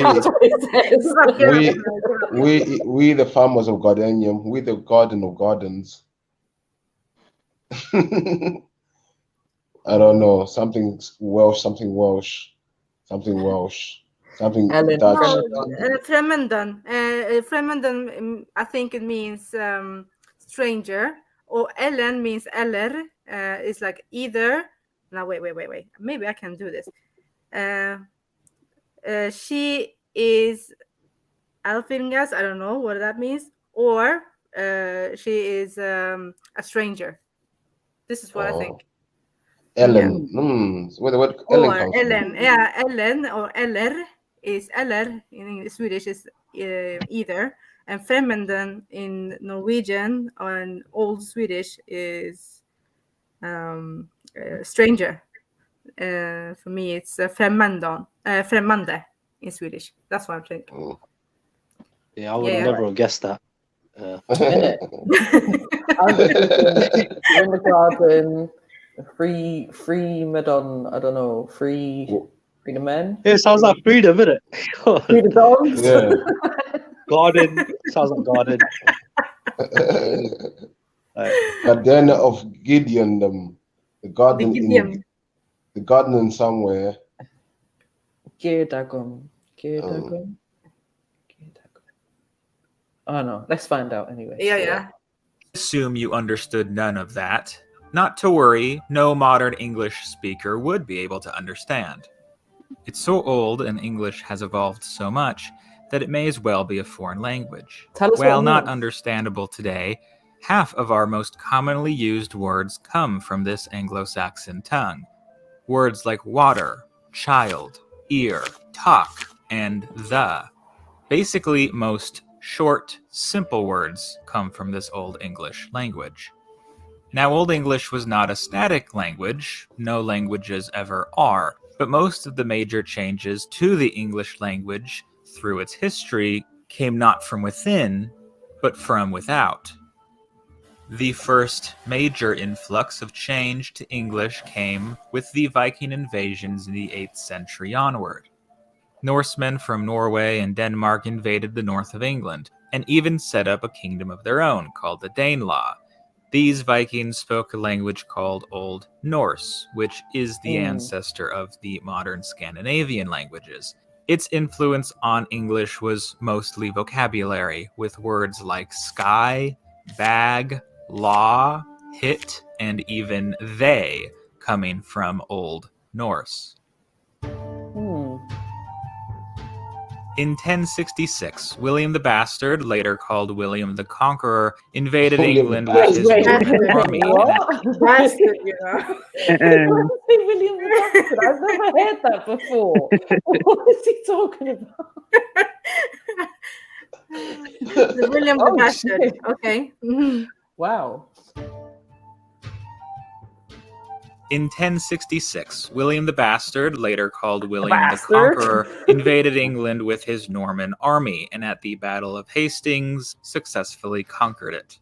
French. These Normans, now the ruling class of England, spoke a dialect of Old French. This Norman French came to be the language of the royal court, while Old English continued to be the language of the peasantry. After around 100 years of this, the two languages began to merge, creating what we call Middle English. If you've ever wondered why English, a Germanic language, has so many cognates with Romance languages like Spanish or French, this is why. A whopping 30%, or 10,000 English words, are French in origin. These words are most commonly seen in the spheres of law, religion, and science. This French connection is also why English has so many words that mean the same thing, called synonyms. If you look at an English dictionary, it is almost always much larger than a dictionary of another language. The most famous example of these synonyms comes from the realm of food. In English, we use two different words when referring to an animal and the meat that comes from said animal.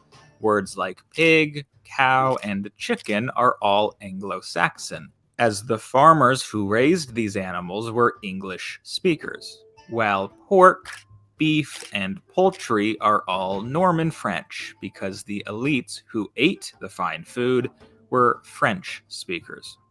With this influx of French words, as well as a simplification of the grammar rules of Old English, Middle English is one step closer to the language we know today.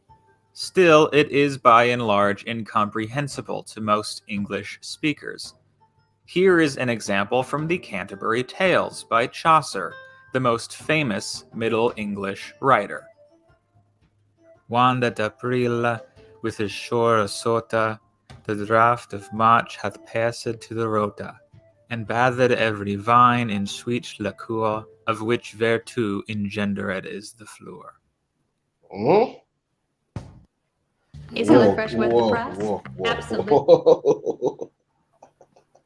I missed what he just said there. What was that? Sweet liquor, of which vertu engendered is the flour.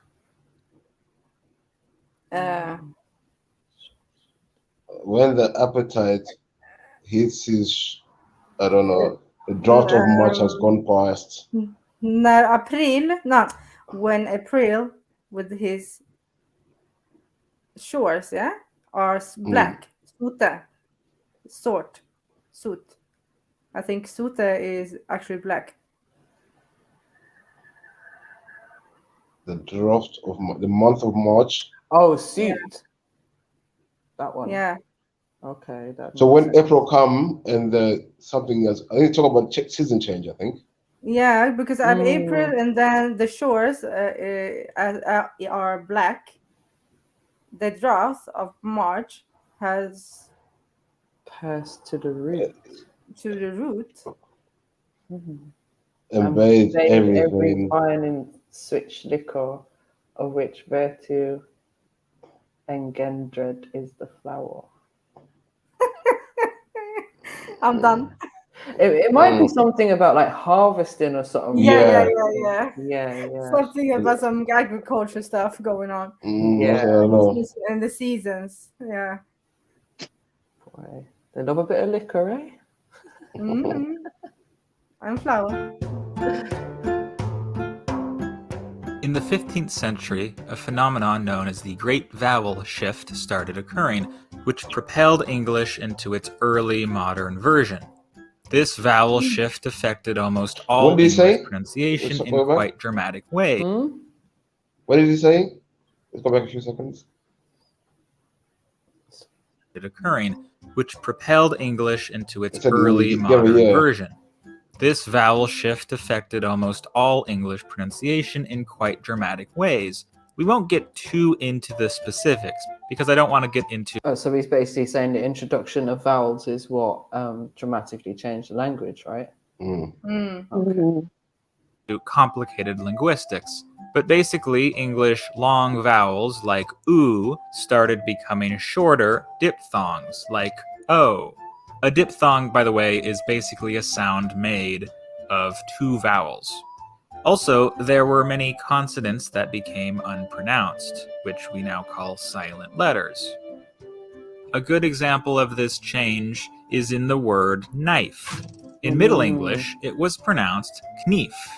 But after the vowel shift, the K became silent and the So kniv is actually how we pronounce it. Pronounce it. Like a, Oh, But you have really? the original word. You have the original word.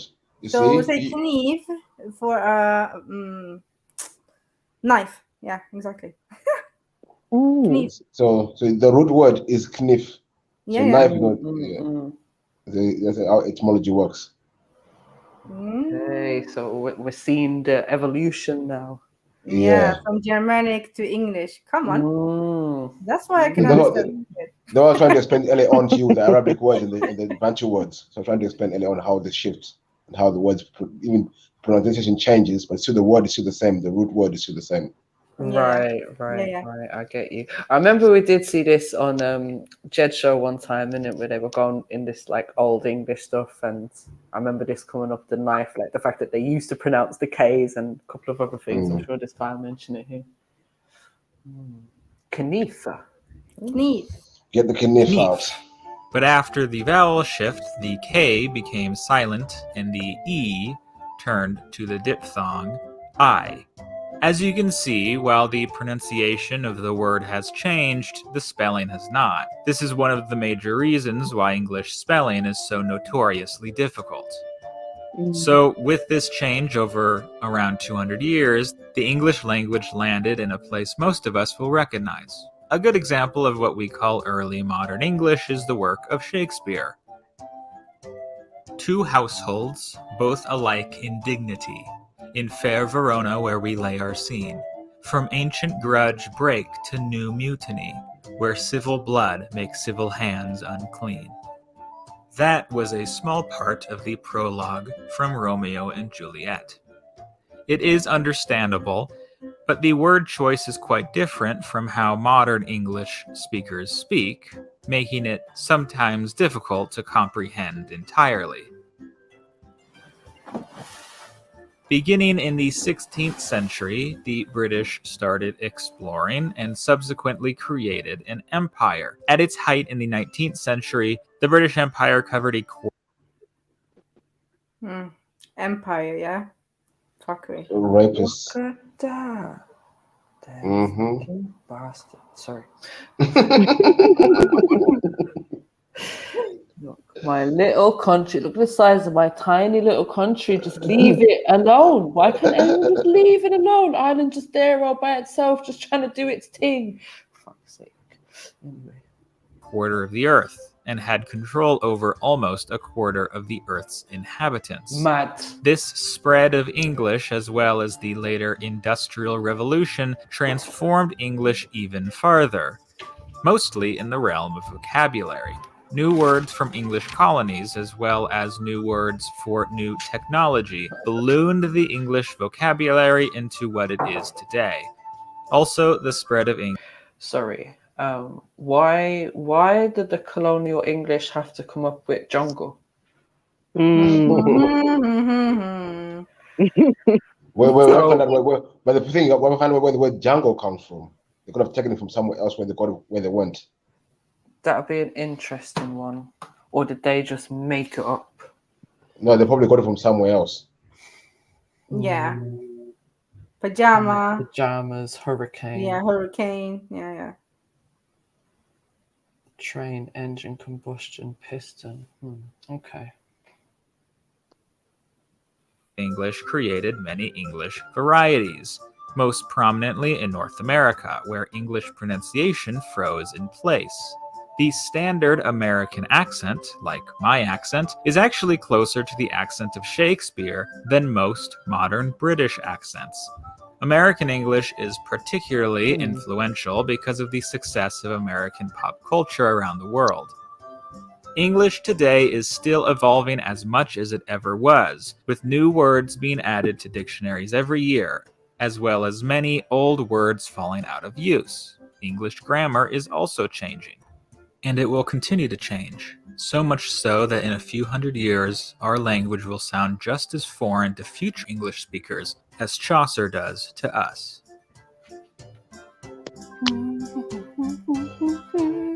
The history of the alphabet. History of the alphabet. Ooh. So, Yeah, but let's I think that guy as well. I think he left out a lot of stuff when it was a bit biased. I think it was the English language is Sanskrit. The Indo-European language has a lot of influence from India, Sanskrit. I don't know why he left that out, which I found weird. Yeah, it was very basic, but it was good. It was helpful to good, sort of understand where you were coming Yeah. from with the other video. Do you know what I mean? Yeah. Yeah, we're starting somewhere. Come on. Yeah. Not jumping into the lion's den Now. immediately. Yeah. But I mean, the guy could have still been reaching, but you know, at least we understand what beef he's trying to explain to us. Yes. Yes. Yes. Yeah. Yeah. Yeah. Yeah.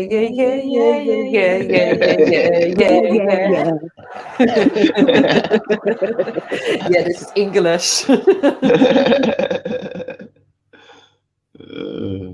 No, 77 is writing something in the chat here. So Django comes from Sanskrit. You see, was when they went to those places, people were saying some words and they took the words on, and even the word Shona, that doesn't actually describe who I am. But the word Shona means gold.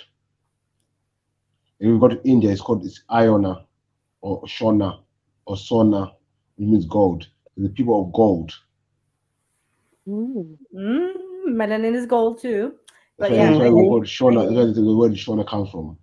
So when people came to see us, they were saying the word land of gold. Most of them, first people were the Indian traders. So they were saying they're going to the land of gold, land of the Shona, the land of gold.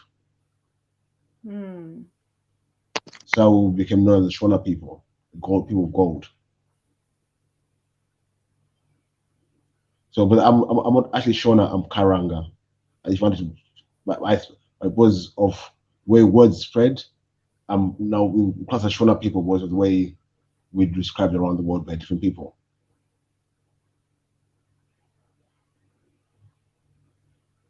So,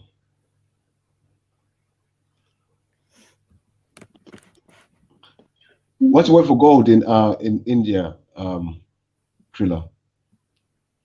You know? Hold on, let me ask my dad. Just give me 1 sec to the next room. Oh, that's why you're on your best behavior. Gold must put Sunya. It's Hindu for gold. There you go. So I say Shona jump on.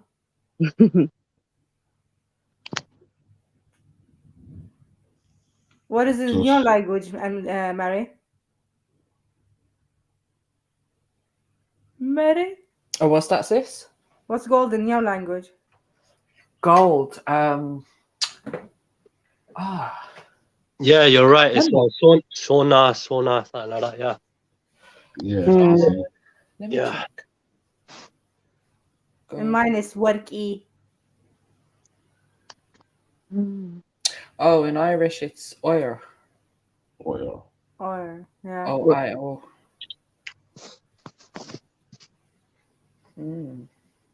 I wonder where the word gold comes from in the English language. Where that comes from. Where they got it from. Okay. Okay. So he's saying not adding vowels in your name, you mean?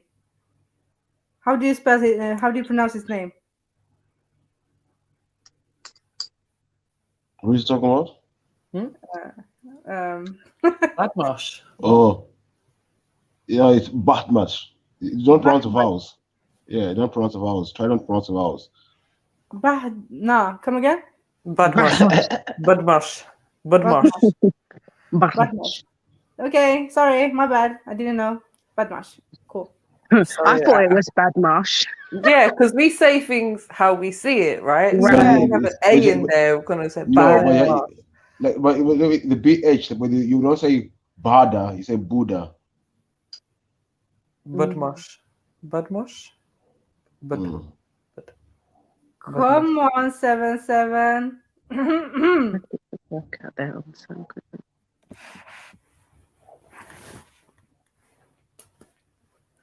So, my Indian friends, what do you think about that? Would you say I won't go there just yet. But let's carry on. Let's carry on, yeah. Like I remember I was telling you the other day we were having a discussion about Japan, the Nagasi of Japan. No one listened to me. Yeah. You said Nagasi, yeah. Yeah. Nagashi, yeah, Nagus. Yeah, and then woolly hair and stuff like that. Yeah, so he's my people.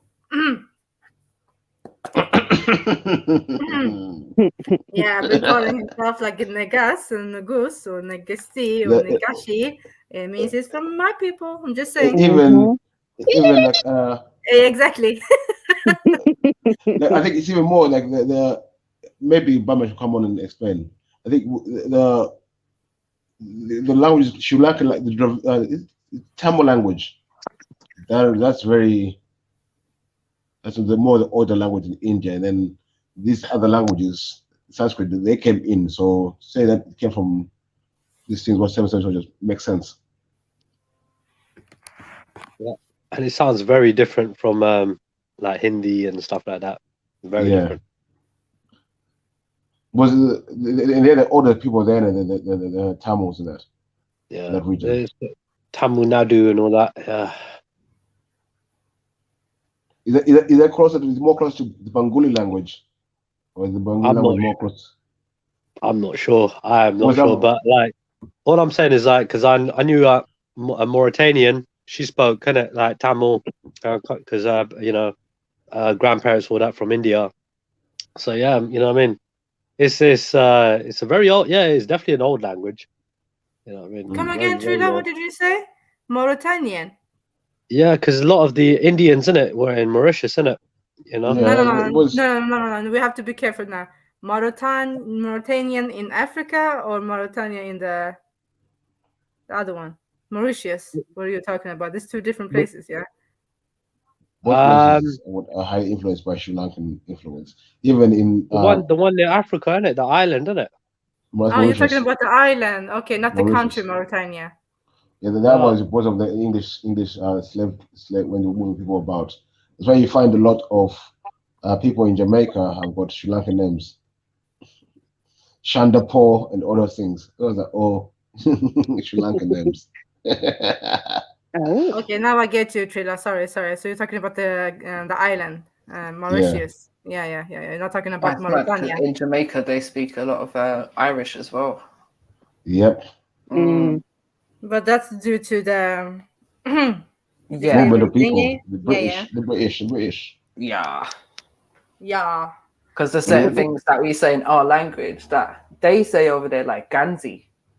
Like Ganzi is a jumper in Irish, but Ganzi is what they will call a jumper over there, isn't it? Yeah, Jamaican language is a lot of Sri Lankan influence, like Irish influence in Jamaica. Definitely. Yeah.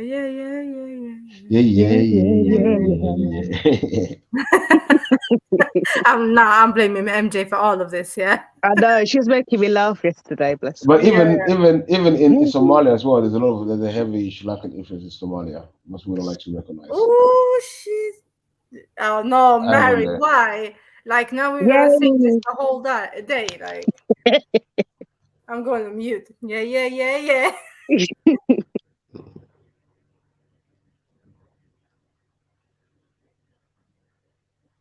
No volume. No, that's not yet.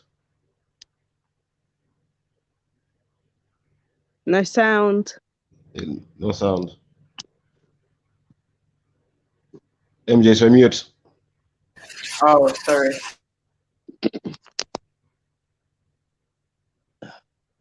3 lines on a shirt, yeah? No, watch the video fully. Oh, okay.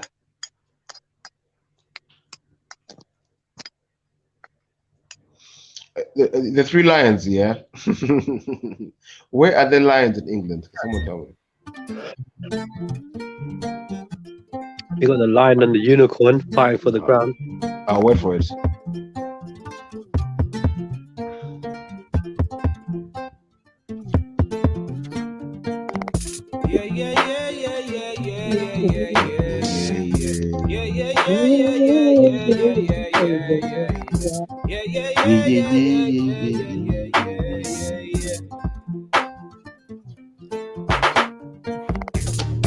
Yeah, this is England, green line of etiquettes, manners and disciplines.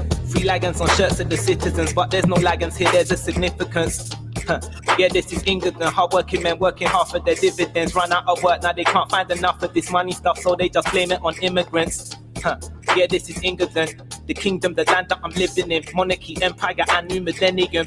Man, it's so mad, man, I'm telling them.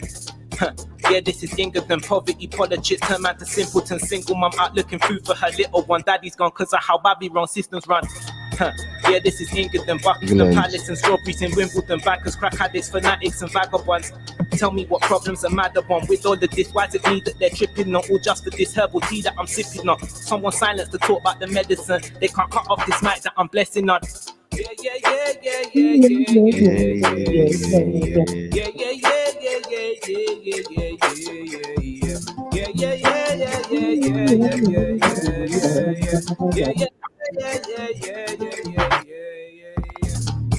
yeah, this is that's the guy that's in the background is mad. The number one, the international immigrant, the culture, the great, the benevolent. When people debate over everything, sing songs of praise about the slaves that they never been. It's funny how people here never think about the words of the song that they forever sing. Yeah, this is England, council estates with no divisions in. Just people pissed off with the richer men. The people that's ripping off each of them. Can't keep fooling them up like the preacher them. Bum politicians, not one of them speak for them. You feel it, then turn up the speaker then. And then free up, break out of the sheeple pen. And go look for relief. Burn up a fire, I like I like that meme. What Haile Selassie guy said in his speech. He said that it's not an is, it's becoming. Words for the wife to stop nuclear bombing. The man that taught man to be all that he can. Overstand before it ends in a bang. Yo, what's happening, panelists? Oh, big up, bad man. How do you say your name?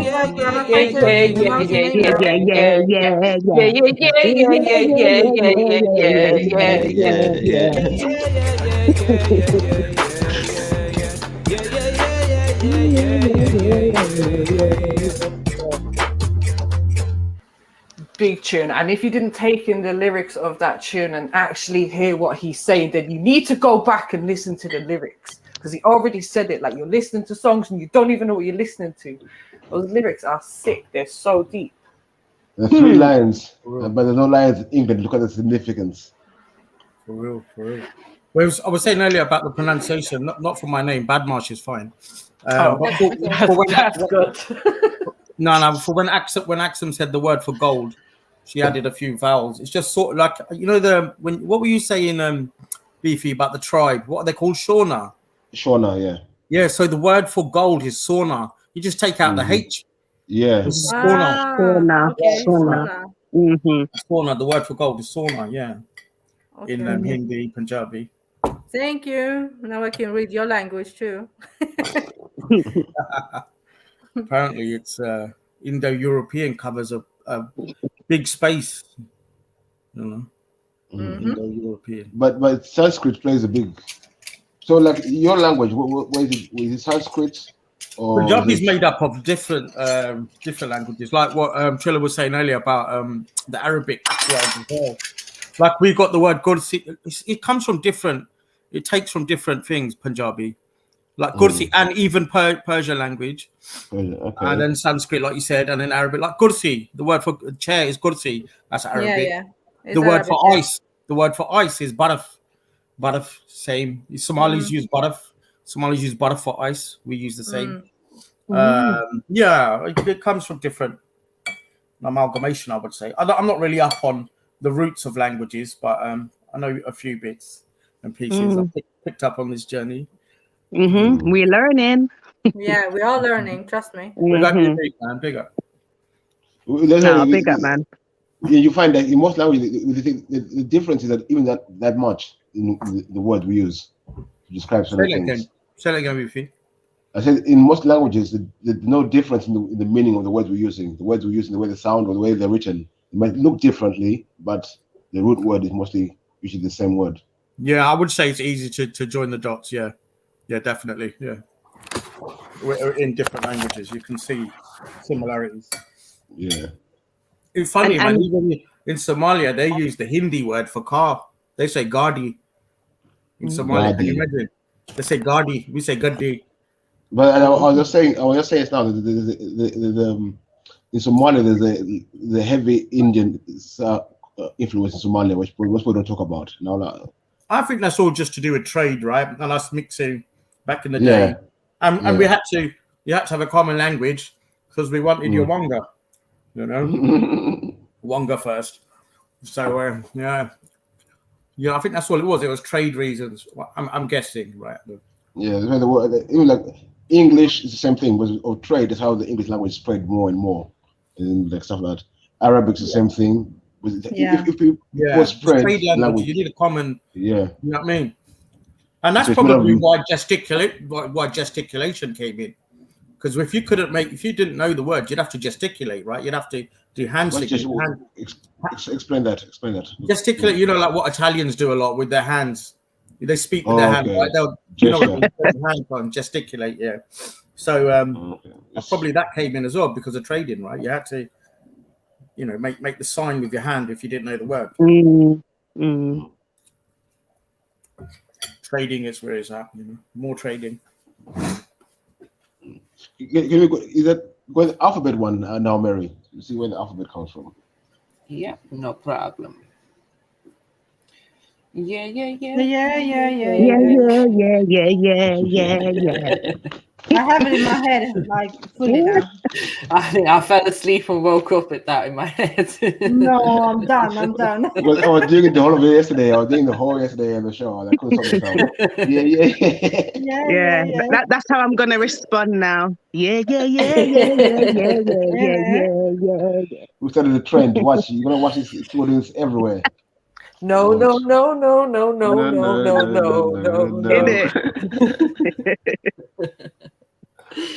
Oh, okay.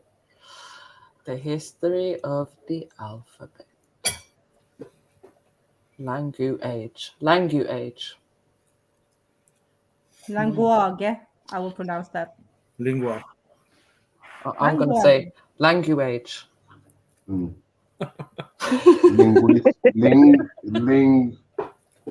Ling and something. None of that Blackstone talk. Leave it. Ling-a-ling-a-ling-a-ling. That's where they get ting-a-ling-a-ling from, isn't it? Ting-a-ling-a-ling. School. Ting-a-ling-a-ling. That's a pedo anthem. Oh shit. Oh. Ting-a-ling-a-ling. School bell. Oh shit. Oh no. Oh shit.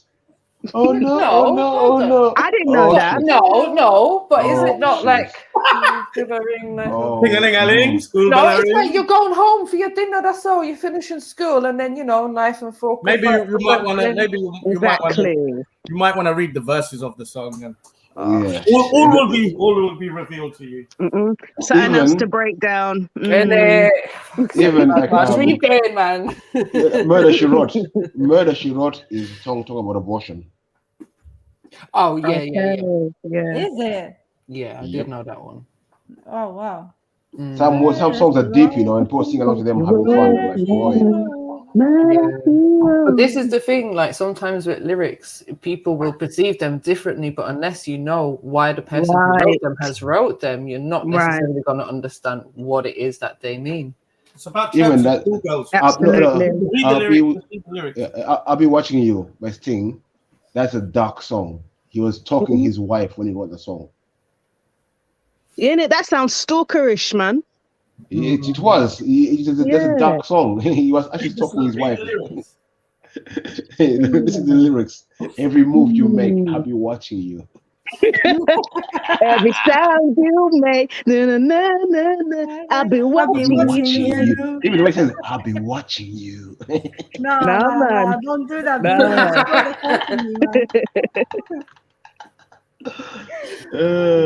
No, do you know what? There was a song from childhood that used to freak me out, and I don't know why. I don't know. I must have heard it at a strange time or something, so I had this association. But I just associated it with creepiness, and it was a song that went, "You're not alone. I'll wait till the end of time for you." But it was that "you're not alone" bit that used to get me. Every time I heard it, I feel like, who's watching me?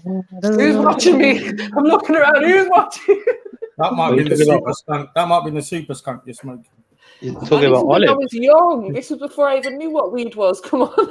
Okay. You're not alone by Olive, yeah. I don't know who it was. Something, yeah, it was. There was back in the drum and 90s or bass something, version of innit? it.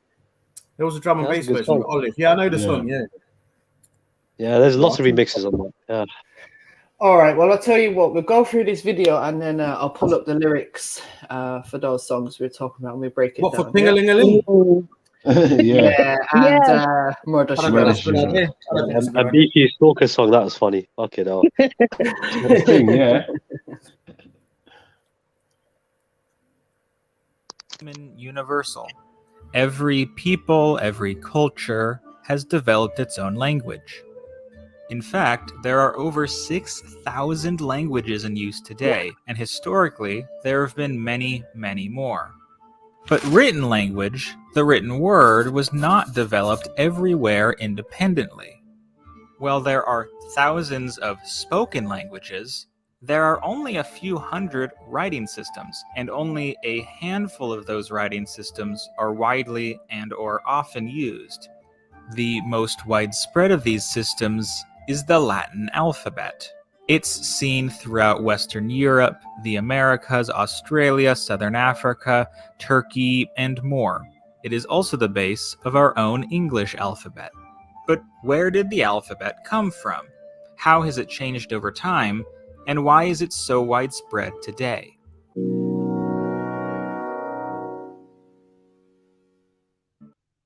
How does HelloFresh keep food cold and fresh? I wanted the same thing before I got my first. Jump on, Con. First of all- Jump on. This is your thing. Our story starts with one of the oldest civilizations in the world, Egypt. Do you wait? Where did the story start? Stepney. No, not in Sumeria, Zulu. Where's Zulu? Let's try to get Zulu to come on. Shadwell starts with Shadwell. Civilization. Not in the steppe, yeah. Not in the Caucasus Mountains, Khan. Yeah. Egypt. Let's carry on. But Egypt is where they made papyrus and that, right? Yeah. Okay, so that would make sense. What's that? Papyrus? Right, paper. Uh-huh. Okay. Yeah.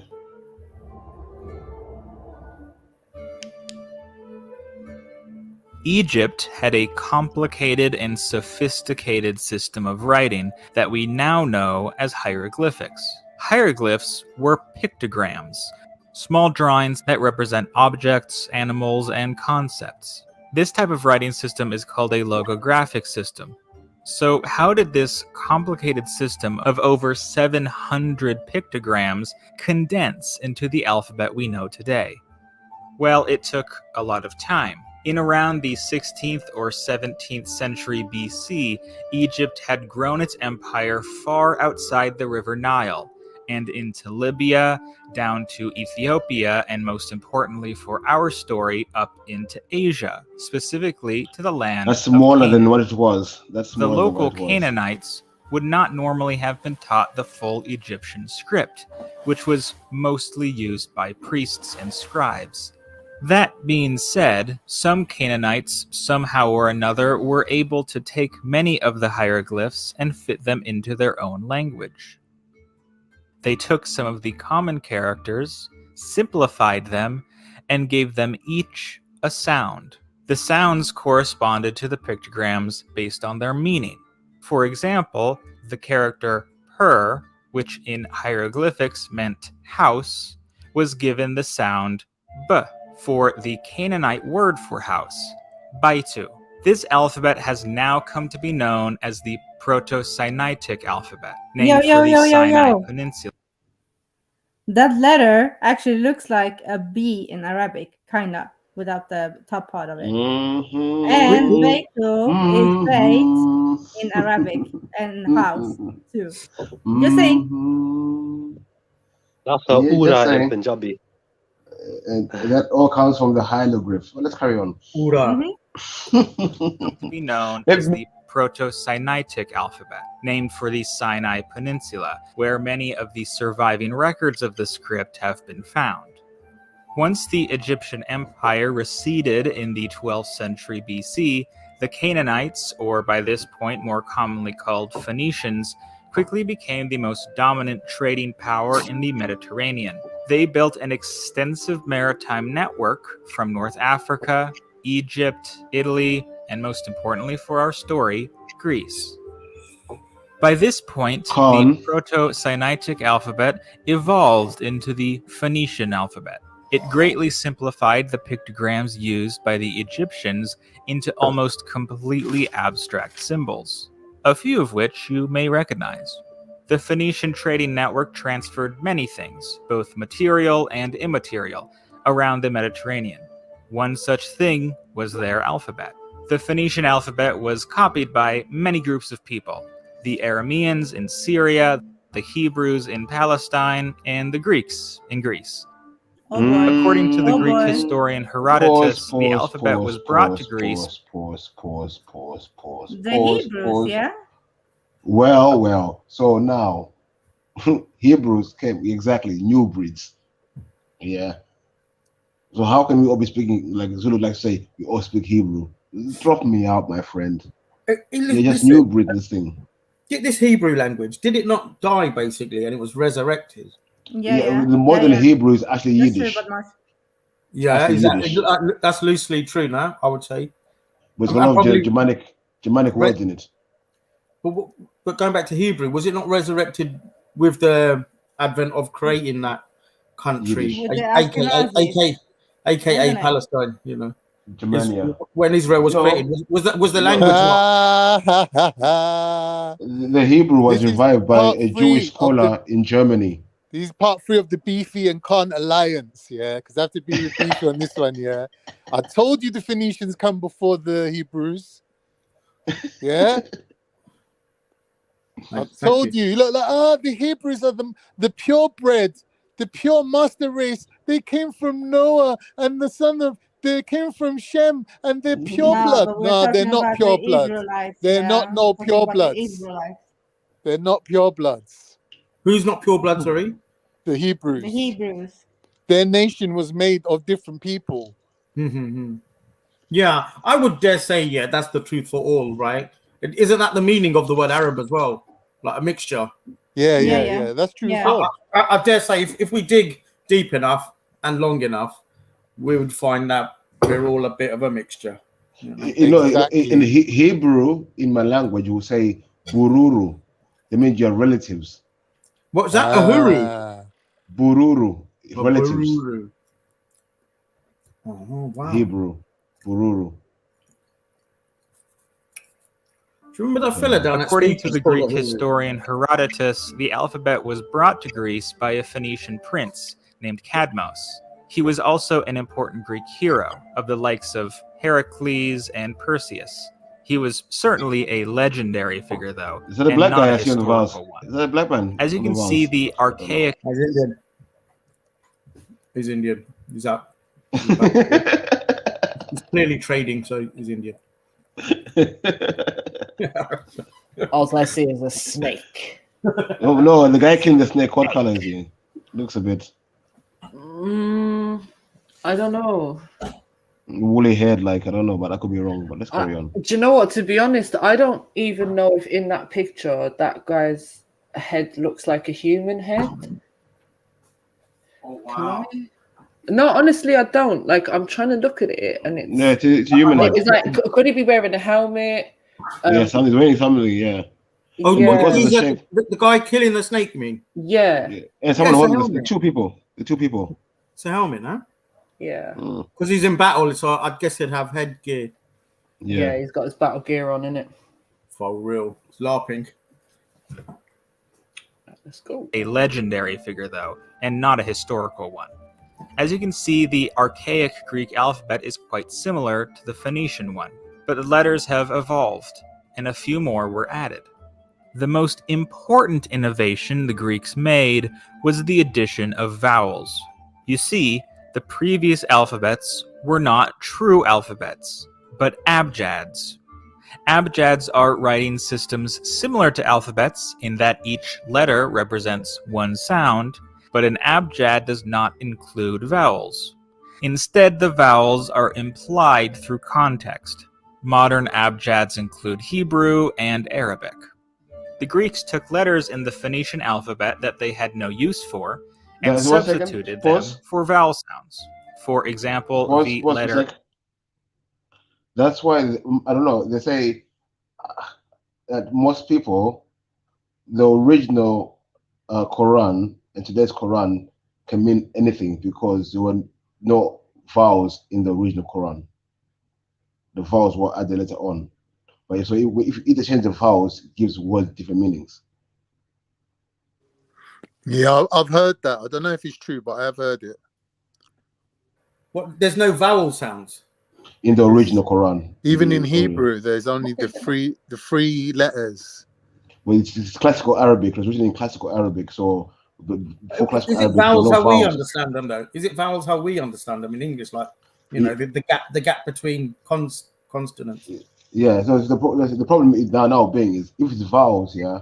So now that's why they say you have to recite the Quran, not read it, because if the vowels are not there, you won't know the context of what's being written. There's no vowels, so the word could mean anything if you're just reading it. Yeah, I've heard that. One word can have many I don't know meanings, right? if it has that much of a significance or an importance that you're making it. No, seems but to be so important. I don't think it is that important. If there are no vowels, in a word, so like you say house, there's no O, there's no U, there's no E in it. That's the same with South London people. They'll say ass. From ass. Yeah, but Beefy, sometimes it's obvious. It's like someone's texting me and they put FML. I know what they mean, innit? What does that mean? Fuck my life. But then that could mean anything to other people. It can't mean anything in the context that it's given. It can't mean anything. No, because you know when you're talking to people what FML means, but that could mean anything to anyone. But it can't mean anything in the context. No, it can mean anything. In the context that it's given, I'm saying. No, but if I just see something FML written down, that's just an abbreviation. That could mean anything. That could be free my love. In the context that it's given. No, but you don't know what context it is. It's just written down by itself. Okay, we look at LOL, right? A lot of people were confused with LOL for many years. Lots of people thought it meant lots of love, and then we found out it's lots of laughs. Laugh out loud. It's laugh out loud. Oh, laugh out loud. Yeah. Sorry, see, I still don't even. But it could be. But it could mean it could be lots of love. It could be. You know what I mean? How the fuck did you get LOL wrong? What the fuck? I thought it meant lots of love. I thought it meant lots of love. When people are doing LOL on you, yeah, they're laughing out loud at you. You're like, lots of love. They love me. You know. You was better off not knowing. LOL, the heart emoji. Wow, evil, bro. But some people grew up in an era where they had to, actually speak to humans. And exactly. I can't understand my kids texting. I can't. To me, it's a foreign language. We text each other. Texting, in fact, texting's going backwards if you think about it. You know, you can talk on the device, and people choose. Do you know what thing is SMH? Oh yeah, shaking my head. Yeah, shake my head. Yeah. And there's the other one, LM something, LM. But you see now, look, LMK. Let me know. But Batman is telling the truth now. Batman is telling the truth what he's saying, because remember it went from abbreviation. It's now going to emoji, pictorial now. Exactly. Yes. It's going back to graffiti. It's hieroglyphics now. Yeah. Now people can write sentences in emojis.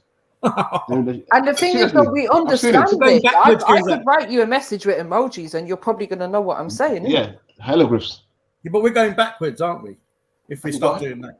Yeah, maybe it could be a bit better thing, because now everything's clearer. Everything just makes sense. So So it doesn't have to be overcomplicated. Yeah. Don't fear words. Adjectives and verbs and BRB. LMAO.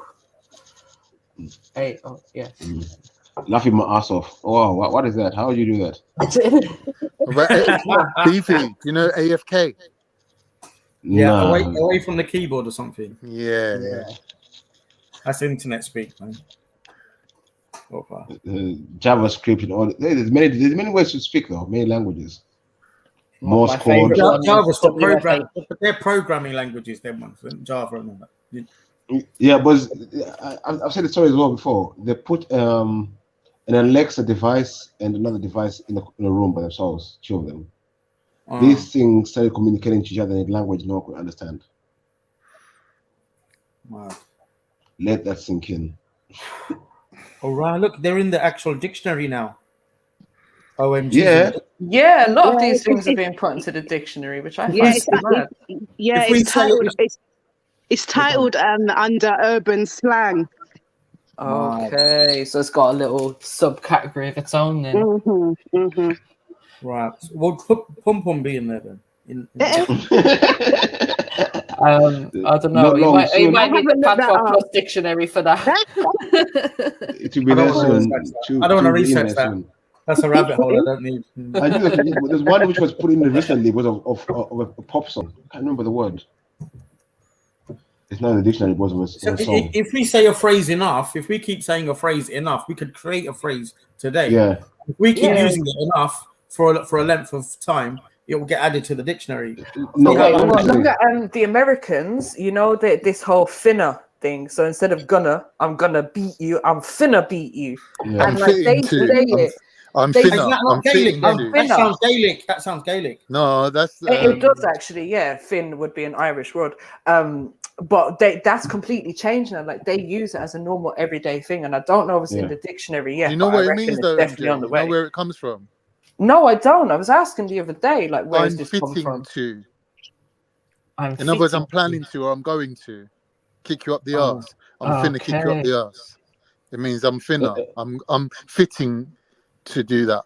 Yeah, getting ready to. Abbreviation. It makes sense. Makes perfect sense. Yeah. Abbreviated. Even like you know that if a certain amount of people speak a certain language, it becomes an official language. But right now, Klingon is an official language. Then Klingon in Star Trek. Yeah, because the Irish language is only still officially recognized because we've got a certain amount of people that speak it still. But if that was to drop down, which obviously it is like dropping down, declining all the time, there's a chance that wouldn't be recognized as an official language. I heard that official documents, some of them are still in Gaelic, like banking stuff. Yeah. I mean, a lot of things over there are in dual language, so a lot of our road signs, or all of the road signs, and that will be in English and in Irish. Same as Wales.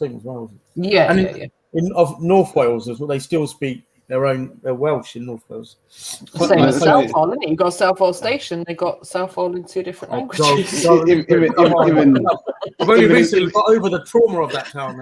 You know what? I think he's a sign maker trying to get double bubble. Even in law, the words we use as common words totally mean different things in law. You know what I mean? Like, you know, the human. A human is actually a sea monster. How about that? Huh? By law, a human is a sea monster. Really? Yes. Oh boy. Let that sink in, people. I've got a quick question. I need a quick answer. Pasta or rice? Pasta or rice? Couscous or bulgur. Couscous or bulgur. Don't forget, with pasta, you can have so many varieties. Pasta, you can have rice. ravioli, Brown rice And, for obvious reasons. Brown rice. If you say pasta, you have put banana, so I'm out. fettuccine. So I'm going with rice. I'll tell you what, couscous is healthier, man. Bulgur wheat couscous is healthier. I don't like couscous, and I don't have any couscous. I think I'll go with pasta. Thank you, Cam. Don't you have bulgur? That's the best thing ever. Bulgur wheat is nice. Nuts. Bulgur wheat's nice, yeah. Yeah, that's very low nice. GI. What is it? So What is it? Corn. It's cracked corn, isn't it? Some Is it type of corn? wheat. Yeah, it's wheat. Sweet. Yeah. Yeah, sweet. It's banging, banging, banging. This is my favorite one still. It's healthy. It's healthy because it's not being peeled. It's got the husk Bulgur on it. wheat. Are you Same saying as brown bulgur rice, wheat is right? from Same as corn? brown rice. Yeah, it's sort of like brown rice. Yeah. But they say that's the same as like brown sugar's better as well, right? It's unrefined. Yeah. Yeah, me. Embrace brown in your life, not heroin. Obviously. Brown bread, everything. Brown. 7 is wheat too, because Brown bread's Cockney rhyming for dead. Is it? Yeah. Yep. It's Cockney rhyming He's for brown dead. bread, mate. He's brown bread. Then listen to this. I don't know if I should say it, but fuck it, I'm gonna do it. Say it. So even when people say, especially in America, when you hear the word sagging, right? Sagging. Yeah, that's actually what America is being smart in saying nigger backwards. No. Oh, it's like a code. It's code. Oh. Sagging. So. Stop it. That's it's like when Bellini said to me, rearrange ginger, what do you get? Yeah, another Yeah, word. yeah. And I almost, he was trying to catch me out, and I almost answered as well. Yeah. So what did you say? Oh, this was the pants sagging, but when you think you put white still sagging backwards, it is what? So I don't know. I can't figure it out. Oh yes, it is. It is without the ER. You're right. Yeah. Oh, you're right. Yeah, that makes sense. That would be racist code there. Yeah. Maybe so it came from Maybe we shouldn't promote racist code. But no, but people need to be alert, innit? When people are saying you're sagging, what they're really meaning. Wow. Yep. I mean, there's loads of that. It's going to happen, right? They're afraid to say, be open with their racism, so they're going to do it in code. They're going to do it in code, right? Yeah. Actually, while we're on this, someone said I was listening to a stream or something a few days ago, and someone said that jazz music is called jazz music because it was known as jackass music. Like basically, white people would call it jackass music, black music, and then black people kind of flipped it around and made it into a positive. Okay, you're going to call us that, then we're going to run with that in a positive sense. Anyone know that's true? Yeah, you're jazzy. When you say you're jazzy, you're a bit, wow, you're a bit jazzy, isn't it? Something related to this. I've heard people talk, and it was actually Zulu who mentioned this, that jazz is somehow evil. It's got like evil connotations. It can make you do like, evil things because of time signature. Because jazz is not a formulaic music. It's got weird time signatures. Frequencies and that. Even there's West a lot of Coast, people out there saying that it's just evil. The jazz can make you do evil things. I don't. The done a study in America. No, I don't believe that, man. Jazz is the best music ever. Come on. Well, I agree. It came from ragtime, But music is powerful too.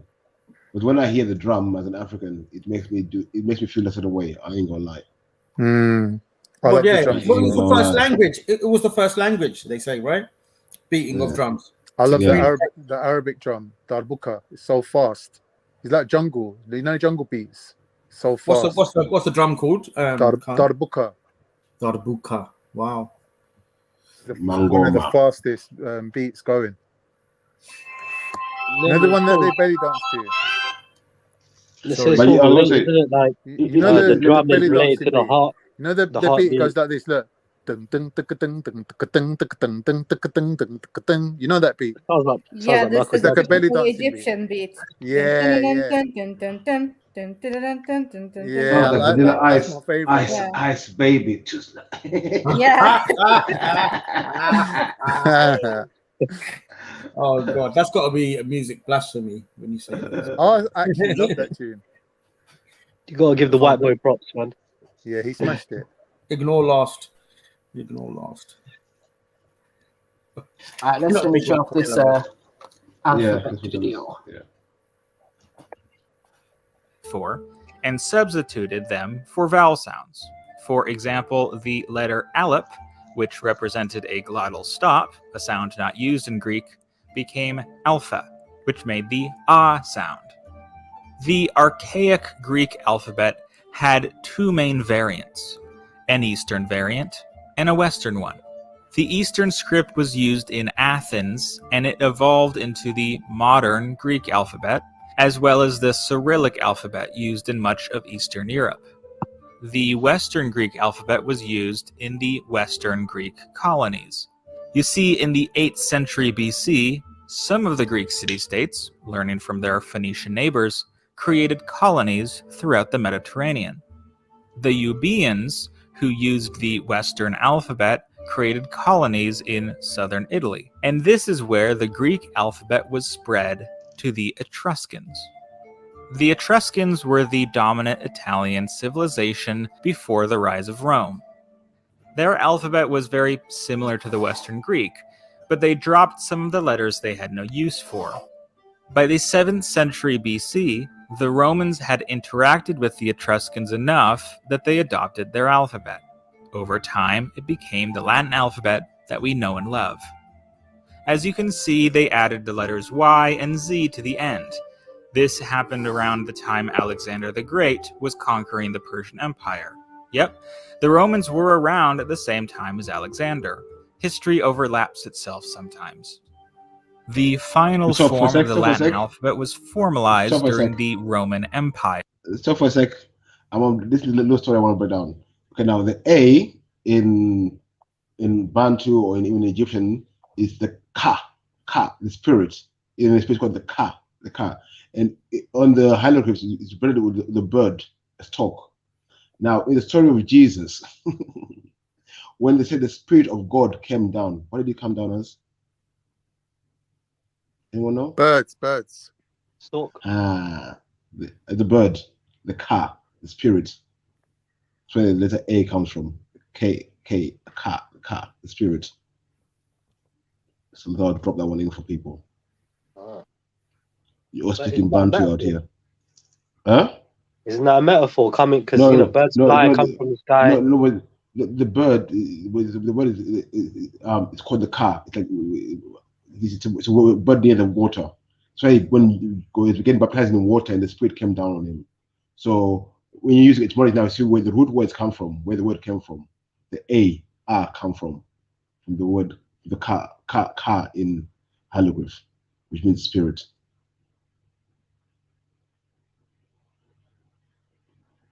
At the same time as Alexander. History overlaps itself sometimes.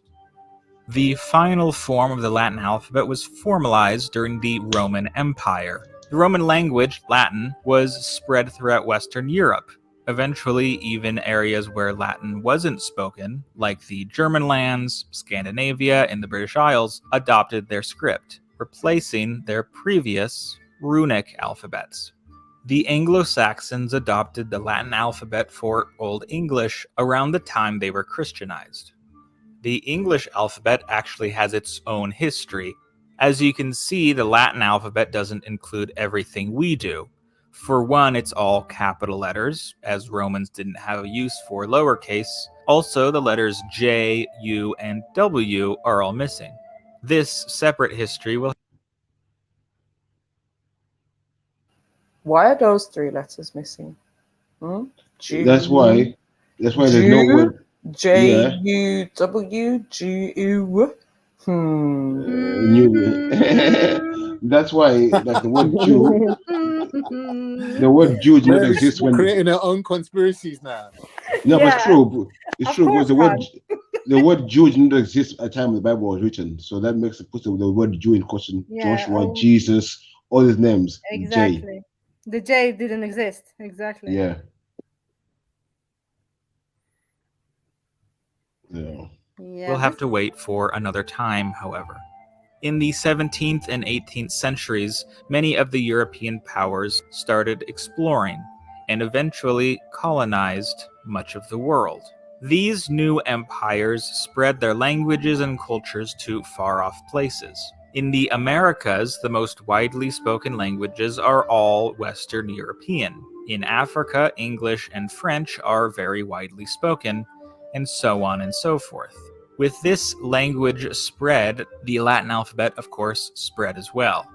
Even many non-European languages now use the Latin alphabet, like Swahili in East Africa and Tagalog in the Philippines. Even in countries where the Latin alphabet isn't used, school children will often be taught the alphabet because of how widespread it is.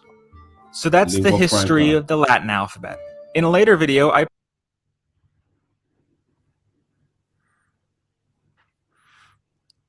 Can I just make a point? Mm-hmm. There is an element of white supremacy here. I have to point it out. They've given the impression that previous language systems were not as good, and that's why the evolution of language now has come to the pinnacle where we've perfected the language, and now everybody automatically around the world is accepting it because it's the best way of doing things, when really that's not the case at all. The reason why English is such a good language, when you compare it to things like we were saying earlier, like Welsh, Gaelic, German, all the languages that it's replaced, is because English is very simple. So when you're training new people to adopt your system, or if people want to learn to do trading with you and they want to adopt your system, it's very easy. And that's why English is actually popular, not because it's complicated and it's superior. It's not because of that. It's because the opposite, an actual very dumb version of a language and a very simplistic version. This video is given the opposite ideology, like as if English is like an improved version of Greek and Latin, but it's not. No. Yeah. It's a dumbed down version. Most people who basically learn English, right, knowing another language first, right, they all say that English is a really difficult language to learn. Yeah, and look, even my dad is an English teacher, right, and he obviously, you know what I mean, his first language is Punjabi and everything else, right? So even he said, look, English is difficult. You know what I mean? It's not easy to learn English. The reason why, because there's so many fucking meanings for one word. It's not that. The reason why English is complicated for people who don't know it is because it's a bastardized language. It comes from 3-4 different origins.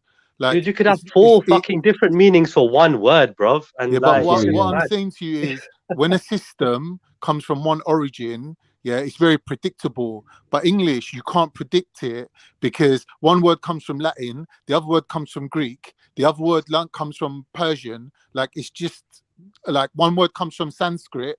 Do you get me? So it's a bastardized combination of all these different things. I think you're both saying the same thing. Like, kind of hear what you're saying, and I hear what Trina's saying. But like, even the word knife, that's a good example we should all use. Knife. You know what I mean? So if I'm not an English speaker and someone says spell knife, I would say N-I-F-E. Yeah, but that's because it's K-N-I-F-E. That's because when you like I said, there's such a thing called Old English, and when you look at Old English, they used to have 2 letters combined into one letter. So K and N could have been one letter before. No, but it would have been a different sound. They broke it down already. The original word for knife is knife. Knife.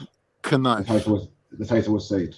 Yeah, so they've simplified it, and they dropped the K sound, so they've simplified it. You know, also, do you know the American accent is similar to how Old English was spoken? And we would think normally, Americans, they bastardize it, but apparently it's closer to how Shakespearean language would have sounded. Do you know why? With a time when the English went to conquer the Americans, they were speaking that language. Come hither. Come hither. Yeah. So that's why it stayed there. Where in England, it carried on evolving. Yeah. One thing this video missed out as well is one of the most important things, which really they should attribute it to the Greeks as well, which is punctuation. Okay. The Greeks actually developed What do you mean they punctuation invented to the pause? level that it's at now. They invented pause. Yeah, all that punctuation. Like when you read this, if you try to read something without punctuation, it's very difficult. And the Greeks invented that because what it would be was when people going on the stage in theatre to actually perform things, they'd have to be given the context that it's written in, and punctuation would do like help them to present the written word in a vocal way, like in a oral way. You get me? Pause on that. Fellatio. Still, yeah. So you Fellatio. need punctuation for that, especially like if you're reading something out of a paper, you need that punctuation. And I think that's what Greek did. That was the most important thing. Like that's the difference really between like what Beef was saying, the 3 letters. Once you add the vowels in, you get a better understanding. But that's a minor compared to punctuation. You look at actual punctuation, like commas, full stops, capital letters, all these things that we rely on now, they never had that before. And that is the real writing system. That is the system itself. Also, right, do you think that sometimes language can have limitations? Like any language, like sometimes we want to, explain something. And I think sometimes language can, and especially when we talk about spiritual things, I think language can limit us. Yes. Do you know what I mean? Because it's such a... Yeah, go on.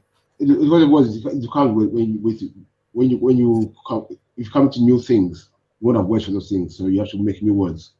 Like you won't find the television is television in every language. What television? Television's a composite, is a made-up word between a Latin word and a Greek word. I'm saying, I know, but so I'm saying it's a bastardized word. Anyway, I know what I'm saying, but television is television in every language. The revolution will not be televised. Because it's an invention which came recently. It was given that name, television. Television.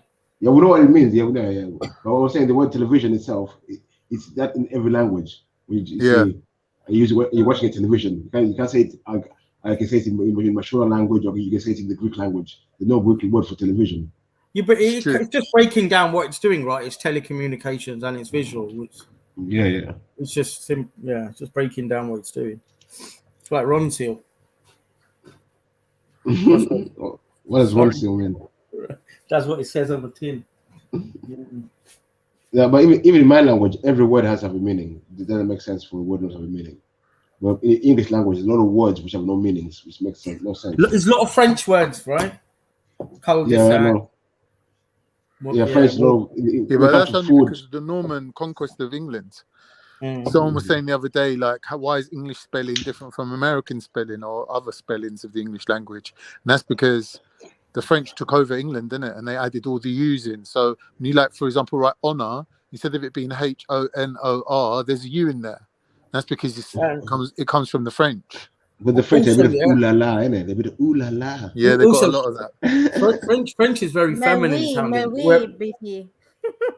You know, like French is very feminine sounding, whereas Italian is masculine, I find. Like the word for station. The word for station. But the word for station in French is going to be like station. But in French, in Italian, it'll be stazione, you know. But French, Italian, and Spanish are the same language. It's different dialects. Not really. I think French is more coarse. I think Italian is more. My opinion. No. It's more feminine French. I would have Italian. Yeah, but they say French is like a romantic language. I don't think so. I think Italian is more romantic. No, but when they say romantic language, I didn't say romantic. I know, but romance. They don't mean sexy like romantic. They mean Roman, like the Romans. Roman, little boys. Latin language. Yeah, Latin. French. It's a Latin-based language. It's French, Italian and Spanish. I got friends who are from those countries. They can all speak to each other.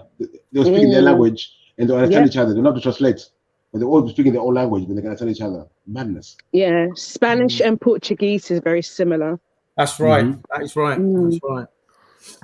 That is right. You know, the most complex writing system is actually Chinese. That's why you get Latinos. Have a simplified version of it called Housewives Chinese, That's why you get people called For Latinos. uneducated people. Yeah. With the Latinos, it means they speak 3 years Spanish speaking. Doesn't give you then tell a race. Latinos are not a race. It's a language group. Yeah. American Latino. Yes. I got a little language fact. In French, the word for mother and sea are the same word.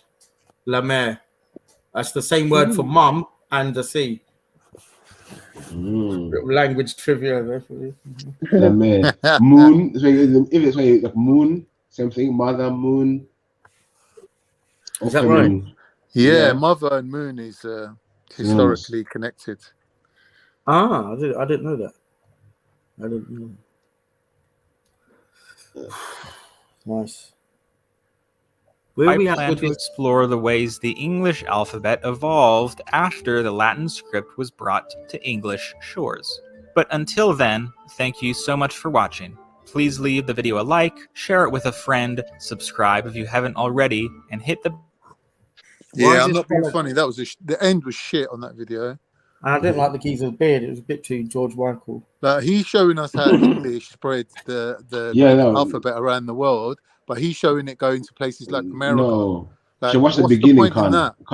So watch the beginning. He showed you where it came from and how it's been spreading. That's what he was doing. It's a good video for children. Where we are but now. I'm saying that, like, the ending should have gone like in the opposite direction. Like, instead of going to America, he should have gone like maybe towards China and India. No, Then he would have language. covered the whole world. Like, he would have gone from Africa to Greece, Mediterranean, then to Europe, and then from Europe, then to the rest of the world. So it would have replaced languages like Persian, Chinese, going out in further. China, they don't use the alphabet. They got their own script. Same as in India, they got Sanskrit, their own script. So why was it? You're talking about the alphabet? Yeah, but they got simplified. That in Japan, when you go in Japan, even though they got their own language, you see English letters everywhere. They use English as well now. Like, I know. using I'm saying advertising and things like that. Yeah. But they're speaking English. Yeah, but they're speaking English, but it's like a basic, like pidgin English. It's not like sticking to the rules of the language. It's just like random. You know, you mentioned Sanskrit. Yeah, you know, it wasn't like a spoken language. Sanskrit, like everyone had their own. Yeah, same as Hebrew, isn't it? Hebrew. Yeah, everyone had their localized spoken language, but Sanskrit was like an in-house thing by the Brahmins. Beefy, the Brahmins kept it a secret, so that if you needed, you know, in that land, if you needed a ceremony, you know, wedding or whatever, birth or death, coded. It was like a code. Exactly. You'd have to pay the Brahmins. Yeah. So what the Brahmins said, this is good. We'll only teach it to our kids, so you can keep the wealth in the. It's like the Jews Brahmin. as well. The Jews are the same. Yeah, genius idea though. Genius idea, but fucking fuckery nonetheless. But in a way, it's corrupt though, because then people have to pay. People have to pay for God to be in their lives. It's fuckery, man. Big time. It's fuckery. But yeah. I think some of those traditions have carried on that Brahmanizing of faith. You know, keeping it in house. In Kemet was different. Definitely. In Kemet, so on the hieroglyphs, you have to be in the school of thought to get what the hieroglyph is saying. It's pictorial. Exactly. Okay, listen. So I was going to ask, right? Do you think the Levites would have done something similar? Because they are known as the priestly, I say caste, but tribe, right? The tribe. Yeah. They're the priestly tribe. The Kohen. The Kohen. Yeah. No, it was the Levites. They were the Kohen. The Kohen. Aaron, son of Aaron Cohen. But no, but you see the word. But no, even Cohen. Great movie. Sounds a lot like Khan, isn't it? It is the same word. You see, Khan is not actually a name, you know. It's Khan, me. you know, it's I'm not everywhere. actually a name. The title, you know, Khan is a title, not a name. Yeah, it is. Khan's not a name. Yeah, Khan. It's Khan, Cohen, and what's the other variant of it? But it's all the same thing, same word, yeah, in different languages. Yeah, I think it's when the king comes. Every Cohen, it's all in me. Who knows about Cohen brothers? Filmmakers. But Khan, guess which people right now have the highest core engine? The highest what, sorry? Core engine. The Lemba. Exactly. Yeah. No, So how can Khan? So you were not original, are you? You come from somewhere else. Well, you're getting mixed up because it's like what came first, the chicken or the egg? It's like you're using a reverse argument. You're saying that the Lemba contain the most amount of Cohen gene as if that's giving them something special, but it's not. It's the gene is the marker. The gene is just the leftover remnants. So do you think all Jews are one race then still? The gene isn't what makes you what you are. Do you think all Jews are one race? No, it was nah. In the Bible, around what it says that in Exodus there were a mixed multitude that left during Exodus. 100%. That's why it says your God is one, because they had all different gods. So there's a When mixed you say multitude. They had Jews, all different gods Papa before Mars, that. what do you mean? Pardon? When you say Jews, do you mean Jewish, or do you mean the No, Israelites? the Jews that left. The Jews. Well, No. I just meant Jews. The Jews that left Egypt, he said. No, I didn't say that. I just meant anyone who celebrates Hanukkah. I don't think they're all the same race. Yeah, That's obvious, right? That's obvious. Yeah. Do you know what I They've mean? never been one race. Yeah, but a Polish. But they've never been one race. Yeah, but people will say that now. But hold on, people say that now because of all this old haplogroup and E numbers and she numbers. Yeah, they'll say that the Jews are all one race, but a Polish Jew is not the same as a Yemeni Jew. You know, No, so exactly. that's just a cold. But people, because of these 23andMe and this old haplogroup, people are saying, well, we're all one race. They're a race. And do you know what? It's that race talk. Wow, Badmosh, you went from being anti-religion to anti-science. Anything else you want to be anti while we're here? Anti-maths? Hold on a second, G. It's the reason why they want that race tag is what's helped them create Israel. Do you know that? Because they can tell the world we're all one race. That's why Israel will welcome anybody who likes candles at Hanukkah. It depends on your definition. They will welcome of race. anyone. Hold on, G. If I start lighting candles at Hanukkah and call myself a Jew, they'll welcome me. It's because they want to. You have to have the blood, though. You have to have the blood. Nah, listen. I'm with Badmosh here. Listen. The only reason they can justify expansion is because of numbers. They keep telling people you're a Jew. You're a Jew. You're a Jew. You better come over here for you better come over here for sanctuary. You better come over to this land, which is everyone's a Jew now. You better come over here for, and it's dangerous talk saying that they're a race, and it's what's aided the creation of that country, aka Palestine. It is a religion. It's not a race. Just like saying Christianity is a race or Muslims are a race. Doesn't make sense. Careful what we put out into the dunya, man, because they're going to use it as a way to take over land, which they have. A bit too late for that now. Was it they say I can't be anti-Shemitic because I'm Shemitic myself? But they say the thing is, Badmosh, they're not using it to take over land because the people they're taking over, they're genetically the same as them. If anything, but Polish Jews are rocking up there, my brother. No, I mean Russian Jews are rocking up there. Russian Jews are rocking up there. The Palestinians, though. The Palestinians are more closely related. They're accepting Jews from any race. Jews than they are. They're accepting Jews from every race, and they're saying you're all the same race. And the Palestinians, not the Palestinians are new people. Let's be real. The Palestinians are new people. But the thing is, the new people, when they got there, they married into the people that were there. So they still have all I'm saying, those people came in recently. That's what I'm saying. You're saying that they're not black?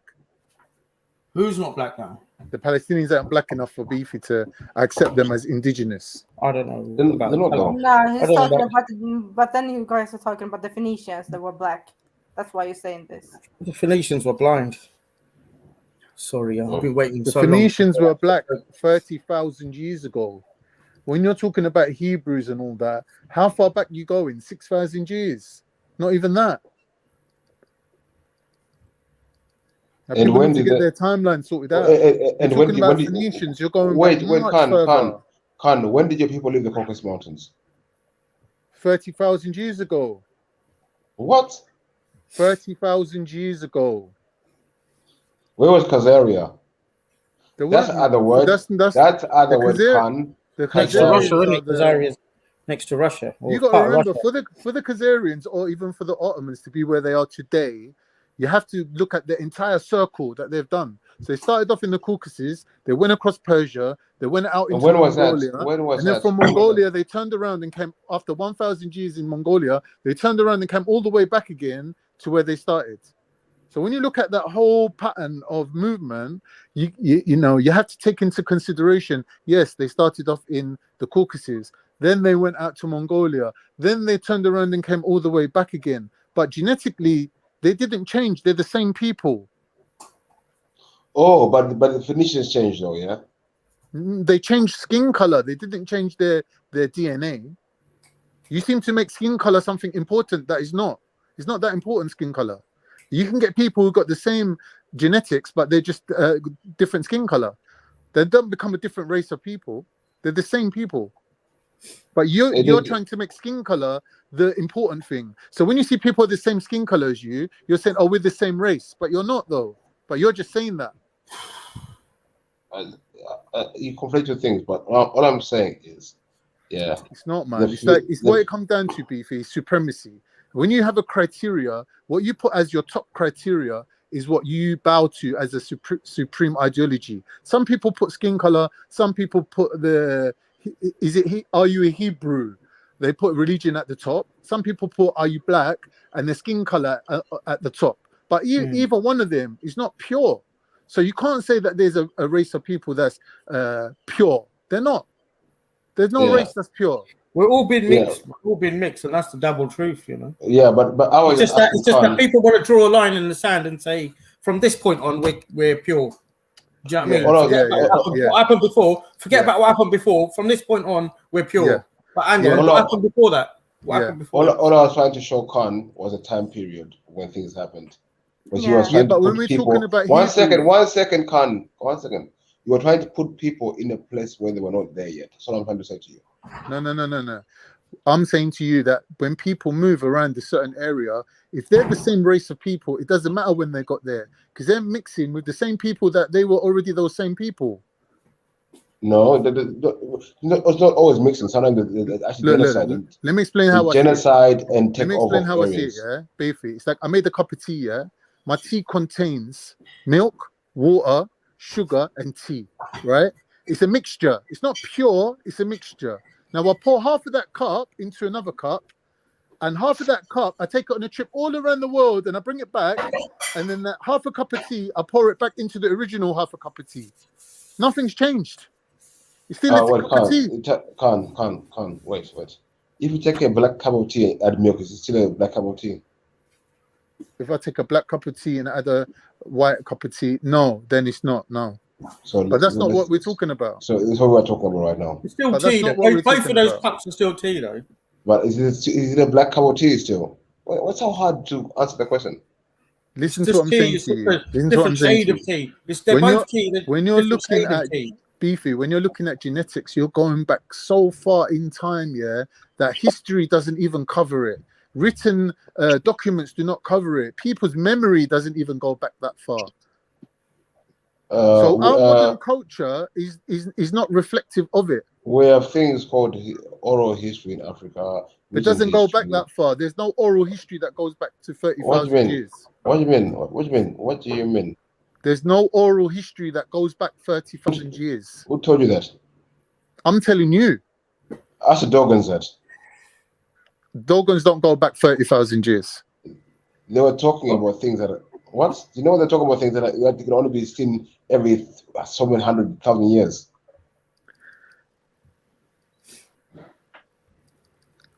What they're talking about this Dogon. No, the Dogon people of Africa. They're talking about something from 100,000 years.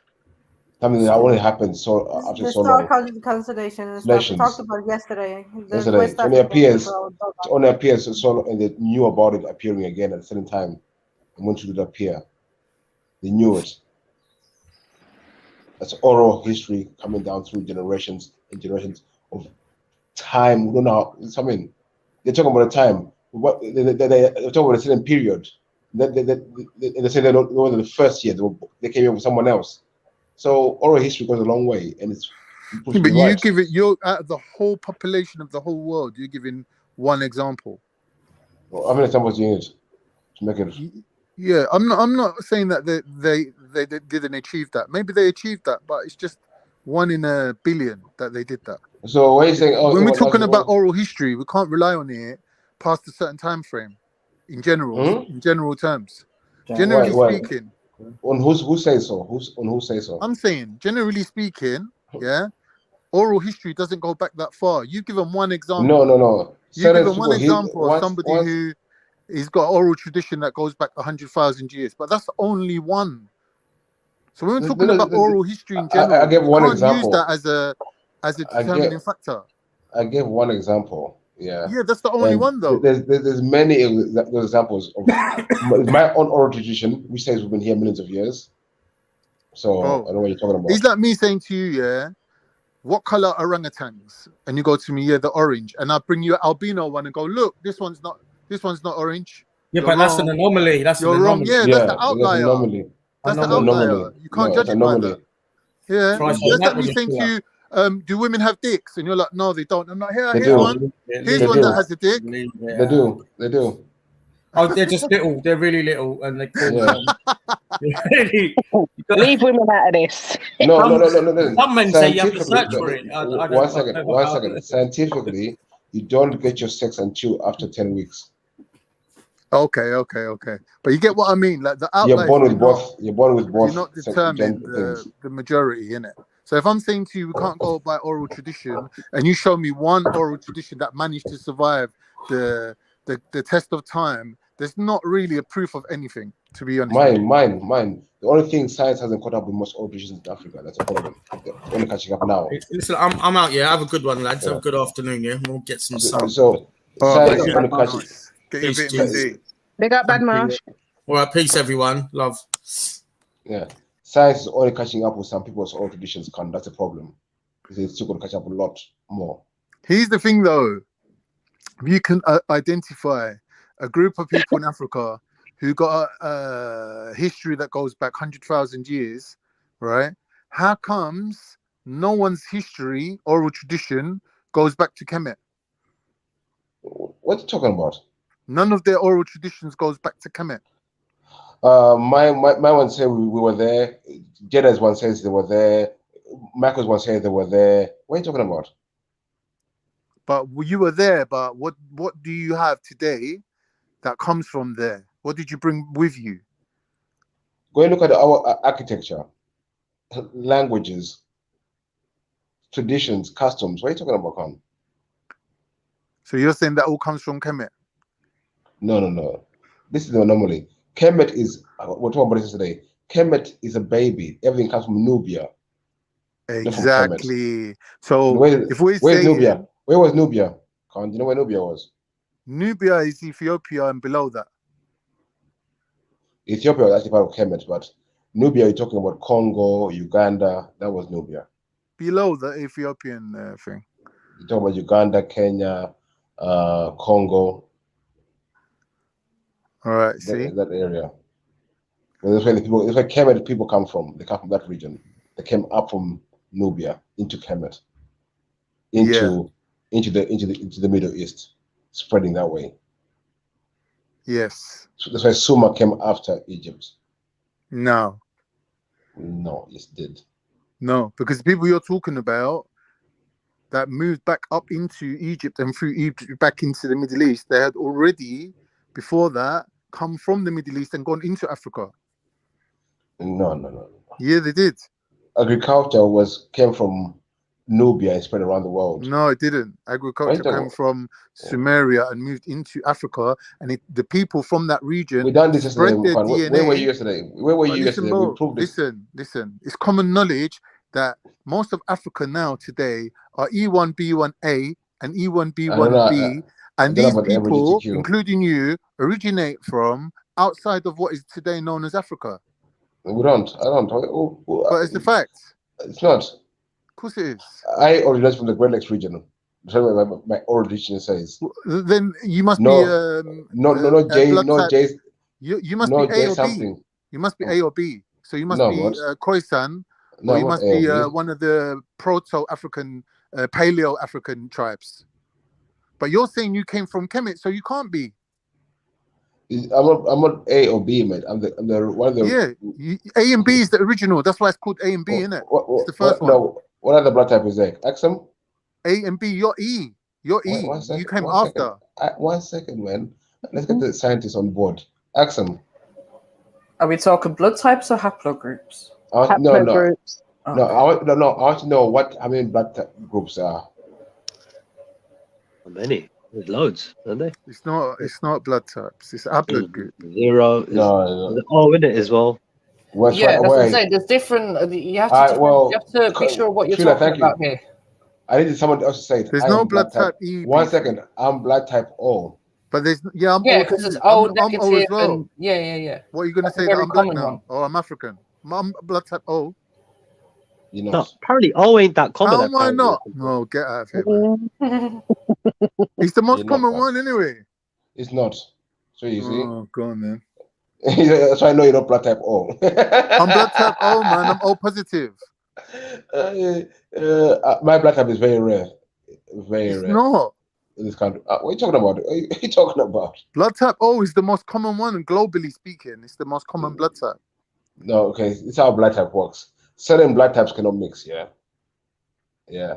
So yeah, like but why though? Why is it that they can't mix? Others contain Neanderthal and me, I don't. No, it's not.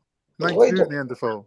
No, it says here 7% of the population has O blood type. So it's not the rarest, but it is quite rare.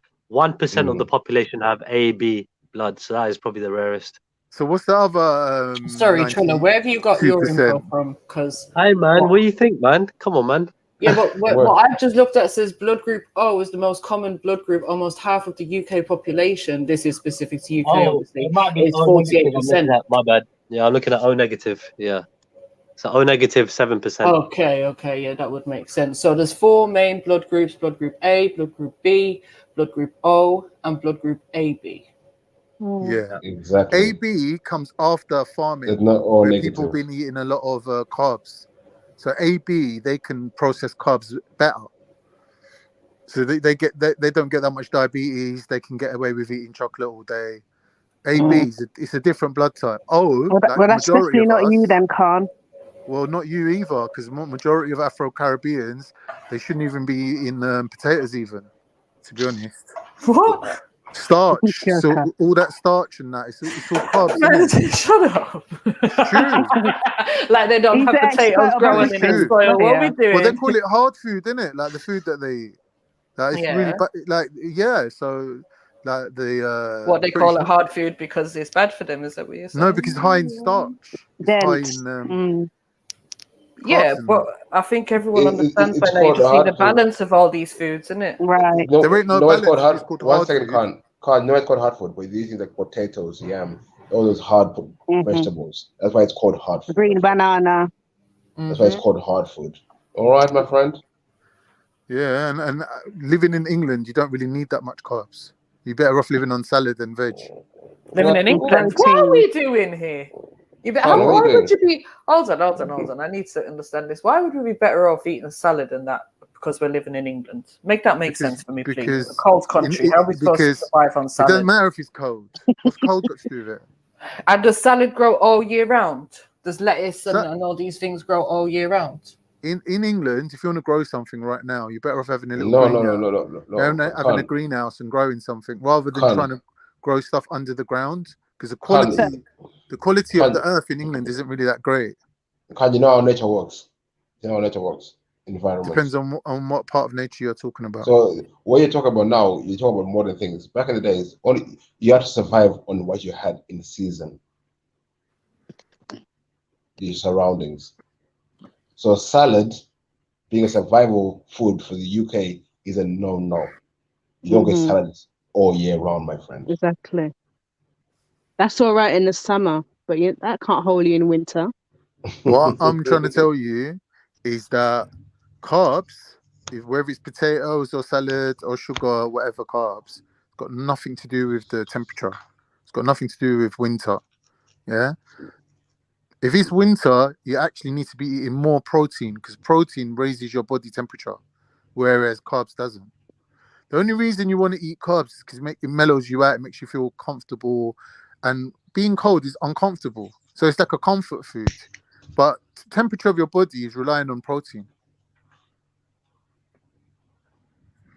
And what we're talking about today, we're not talking about back in the day where people used to walk for 2 miles a day. No one ain't walking 2 miles a day in England. Slow down. How much protein is in vegetables? In salad? Not that much. So you need a lot of protein to survive the cold weather, but there's not a lot of protein in salad. Yeah, I don't know why you're comparing protein in salad with protein in meat. I'm saying to you that because you said that we could live off salad. Excuse me, can I tell you what I said here? Before you try to put words in my mouth? Go on then, backtrack. I'm saying to you that compared to eating hard food like potatoes in England, you're better off eating salad today, especially if you're from an Afro-Caribbean background. Today, living in England today, the amount of energy and energy expenditure that we use today, and the fact that we're living in houses with central heating today, you're better off living on salads and giving the potatoes and the hard food a wide berth. Because you don't really need that much carbs anyway, because you're not doing no physical toiling or working. Are you saying your lifestyle? Everyone's got washing machines. One second. Are you saying your lifestyle is everyone's lifestyle? I'm saying that the country that we're living in, today, we're all roughly doing the same amount of work, right? No, you're not. You're having a laugh. What do you mean? Everyone's got a car. Everyone's got a car. No, we don't. No, we don't. No, we don't. No, we don't. We're not all generalizing, man. No one ain't. Listen, majority of the majority of the UK population is not doing their 2 hours a day walking that they used to do 20 years ago. Please, let's break down things. Because me, I don't like just talking. Let's just break it down easily. What job do you do? How much energy do you use a day? Painting, decorating. You don't do painting and decorating. I do painting, decorating. Stop it, Khan. I do painting, decorating. What are you talking about? Painting your girlfriend's bathroom doesn't count as I'm a painting decorator. I've been a painting decorator for the last fucking 30 years. Since when? Oh my God! What in between being a security guard and a nutritionist? Fuck off out of here! Oh my God! Basically, you pick up labouring when you can. We get that, but you're not a professional painter and decorator. Of course I am. So you're not out there doing a full-time job 5 days a week. Hell to the no. Mate, can I say thank you? I ain't been doing painting decorating since I hurt my back. Yeah, when was that? So why say that then? It's been like since 2014. But I'm a painting decorator by trade. You're asking me what I do for. So what do you do for a day job now? How do you? I still do painting decorating, but I'm not working full time. I thought you was a personal trainer and a nutritionist. I've done a degree in nutrition. I didn't say I had a job as a nutritionist. Okay. And security? I've done security, yeah. Obviously, you got to do something in it when you got a bad back. I don't understand what you lot are saying. Like, you lot think you're shit hot on catching people out, but you're not really. Let me break down. So how much? Okay. Hold on, sorry, Beefy. One second. We did catch you out. You just said you're a painter. You said you're a painter and decorator, but you haven't been a painter and decorator for 8 years. Get out of here. What do you mean, man? You're not a painter. Listen, that's like me saying I was a bar manager. I was a bar manager. I was a bar manager 3 years ago. I'm not a bar manager now. I used to be a bar manager. Bro, listen, man, doing a little cash in work here and there. It don't mean I stop painting. Can't. Okay, cool. Even as a painting decorator, I know where you're getting all that from. Would you say a painting decorator and the carpenter use the same amount of energy? Not really, no. Yeah. So would you say a carpenter or a bricklayer or someone who lays pavements, would you say they could survive on salad every day? Yeah, you can. Yeah. Living in the United Kingdom, living in the United Kingdom today, unless you're a hardcore labourer, like a full-time, like carrying like concrete up fucking stairs, bricklayers. Yeah, bricklayers. Unless like that, I would say that is an exception. One second. Majority of people. 1 second, let me give you a few jobs. Bricklayers, dry liners, road pavers, bean men.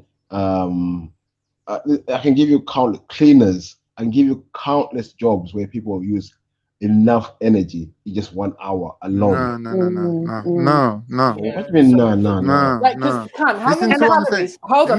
How many calories are we going to get out of salad? Let me just make a point. Let me just make a point because, sorry, you're saying something, but you don't realize what you're saying.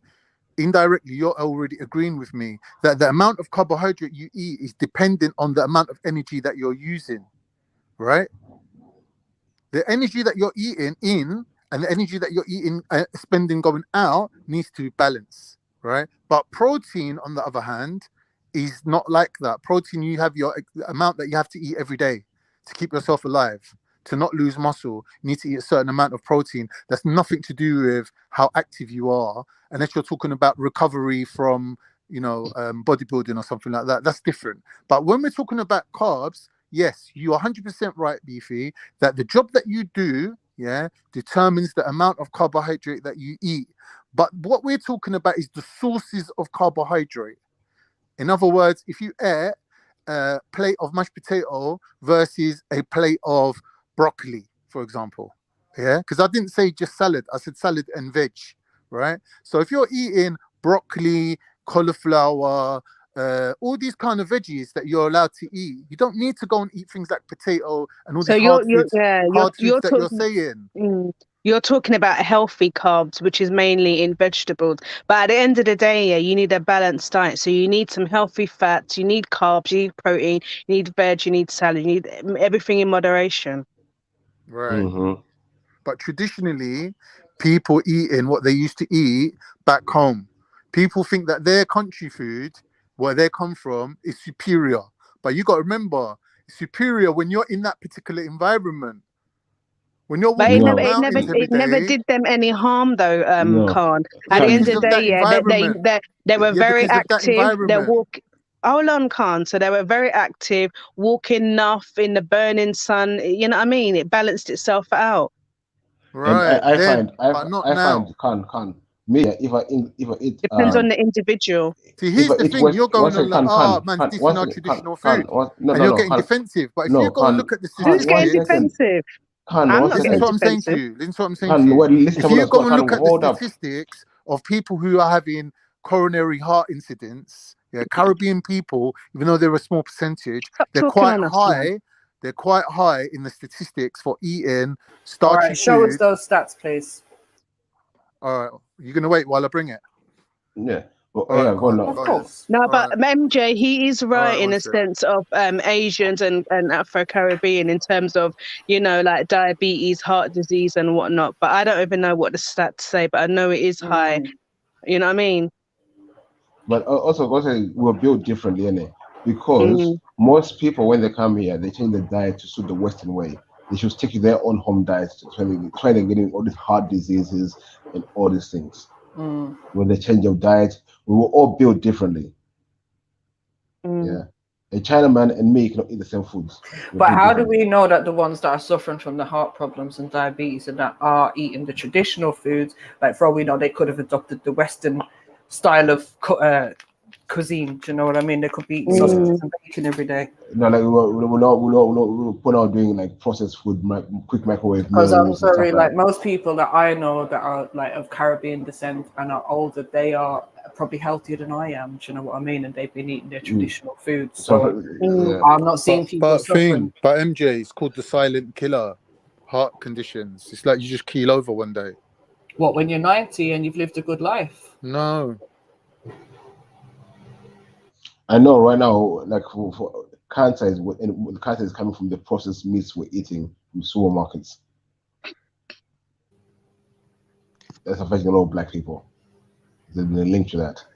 So I'll say. What do you mean processed meats? What's a processed meat? Explain that. Okay, so now, the foods, the most of the meat you get in the supermarkets, and that they're made for supermarkets. So like the food goes through a process for eating it to last longer in the supermarkets.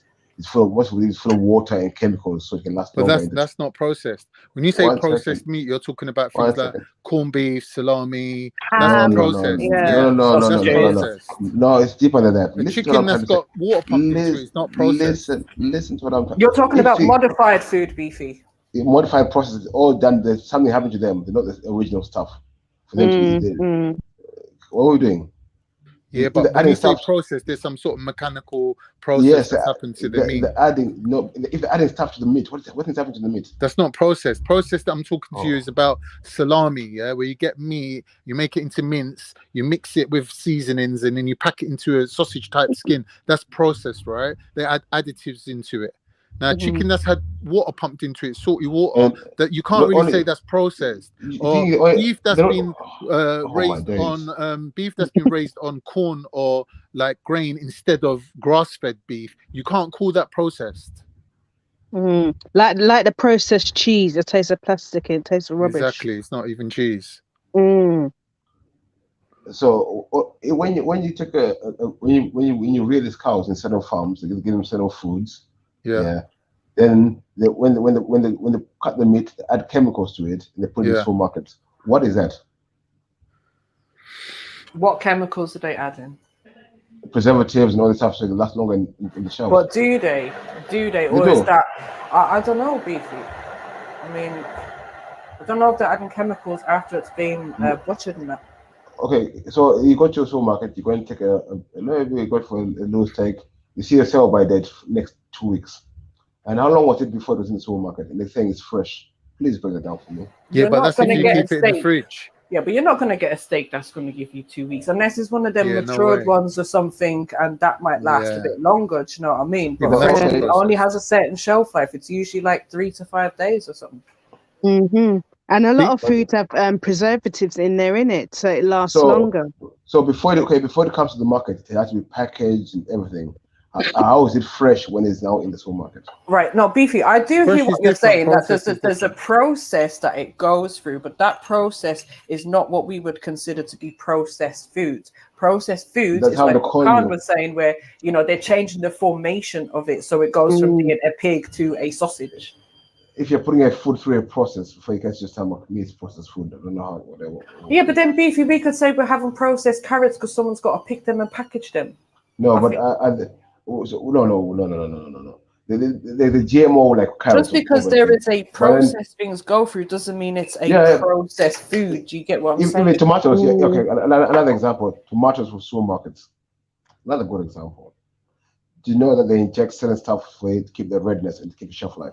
Yeah, so they say, but I don't believe that. Sorry, I don't believe that. I don't believe that. Like, okay, let me see. How many tomatoes have I got in my fridge right now? That's probably about 40 plum tomatoes. You telling me that someone's gone around and syringed every one of them baby tomatoes that I got in my fridge right now? Hell no. Hell no. Listen to what I'm saying. There is definitely GMO things and all of that they're doing, but some of this shit that we hear, it might be relevant to one farm in Arizona or something, but it's not what's happening in general where we're buying our food. Listen to what I'm saying. They inject a certain animal enzyme into this when they're making the seeds, which will give it the redness and the long life on the shelf. They don't inject each tomato individually. No, I'm not saying that. Come on. What are we doing out here? So if that's the case, when I grow my own tomatoes, how come they come out red? When you grow your own tomatoes, they will come out green or orangey color. Do that. Yeah, and when they ripen, they become red. Okay. Those tomatoes are red from all the time in supermarkets. When they ripen, I don't know, they're fresh. How long they stay fresh for? And when you check it, I'll give you an example. Go to a supermarket, do this little experiment for if you can. Go and take a bag of tomatoes, put them somewhere where you think they're not going to be moved for a little while. Then buy tomatoes, take them home. See which ones last longer, the ones you take home or the ones you leave behind in the supermarket.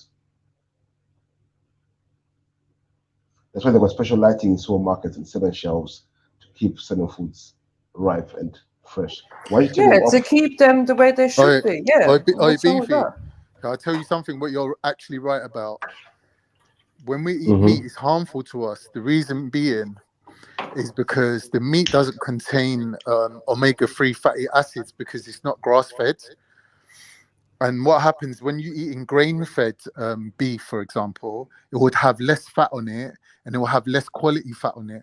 So the balance in your body of good fats to bad fats, so bad fats being vegetable oils and seed oils. Yeah, apart from I think rapeseed oil would give them a bly. But what happens is when the balance of good fat to bad fat goes towards the bad fat, and you get more LDLs than HDLs, yeah, then you're definitely right that that meat that you're eating is harmful. But it's nothing to do with it being like processed or anything like that, because they don't add any chemicals to the meat. So when I buy a ribeye steak, it's not like, you can't call it processed because there's nothing that they've.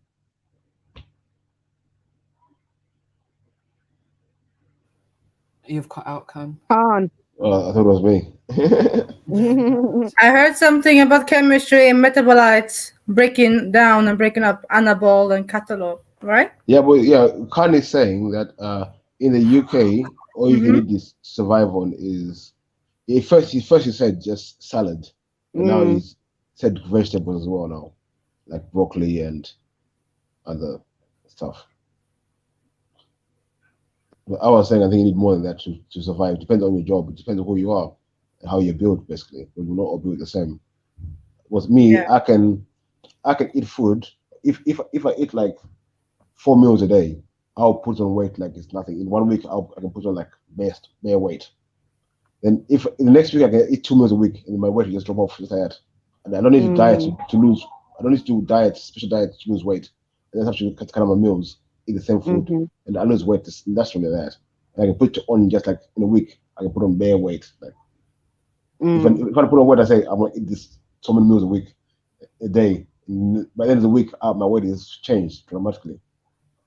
Yeah, it depends from people, person to person. Yeah, some people. Yeah, some people can do that. To lose weight, like if you eat like 10 times a day, like I'm exaggerating, like 7 times a day, but small portions, then your body never gets into this hunger state and not gonna soak up all the energy.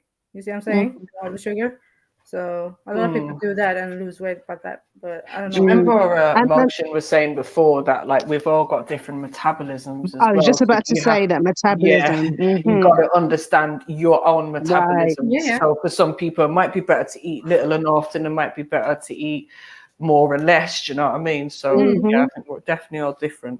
Yeah. I don't know if I could live on salad and veg though. Like if we're saying just salad and veg, that includes like no form of nuts, seeds, pulses. Do you know what I mean? There's a lot of other things. Yeah, it's a restrictive diet. It don't make no sense. And not even a potato inside. Right, you're mad. Nah, but you need some carbs to survive. So I mean, it's all about the balance and know your body. That's right. Moderation and balance.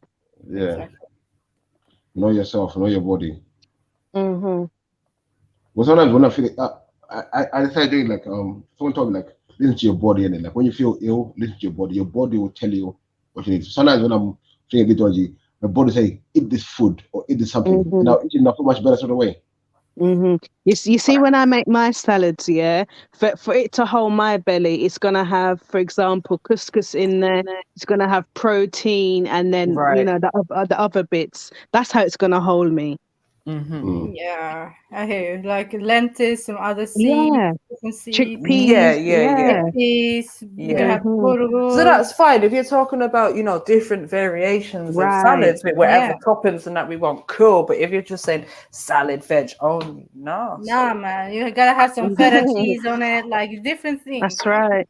Then you good. I was reading a comment about milk. So it's right. Most black people, they are lactose intolerant. We're supposed to be taking raw milk, not the processed milk. Lassie. Raw milk is all we should be having, not. To be honest, I don't even know if white people should be drinking cow's milk. Do you know what I mean? I don't know if people in general should be drinking cow's milk. Listen, I ain't gonna lie. I'm lactose intolerant like mad, but I love a fucking milkshake. Oh my fucking God. Do you know what? A milkshake is banging in summer, but I'm telling you, Beefy, the last time I had a milkshake, I regretted it. I will never have a milkshake again. Listen. I have them all the time, but I'm always at home when I have them, so I'm gonna say that. Because boy, I have to be near home. Do you know what I was thinking though? What I might try this year, because I found a nice coconut milk that I like, and pause. You need no pause on that, man. Allow my coconut for you. You know the what's the thing called again? It's a Jamaican thing. Lasco with it gives like different flavors, whatever to the milk. You can make your own kind of milkshakes. Bang back in the day. So I might try that and make some kind of milkshake out of that, perhaps. Maybe some like coconut ice cream or something. Even the word lactose comes from the word lassie. So what's lassi traditionally made out of? Because I thought that just had milk in it. Not gonna lie. I don't know. Is it yogurt? Maybe. Yeah, I think so. Yeah, yogurt has mango.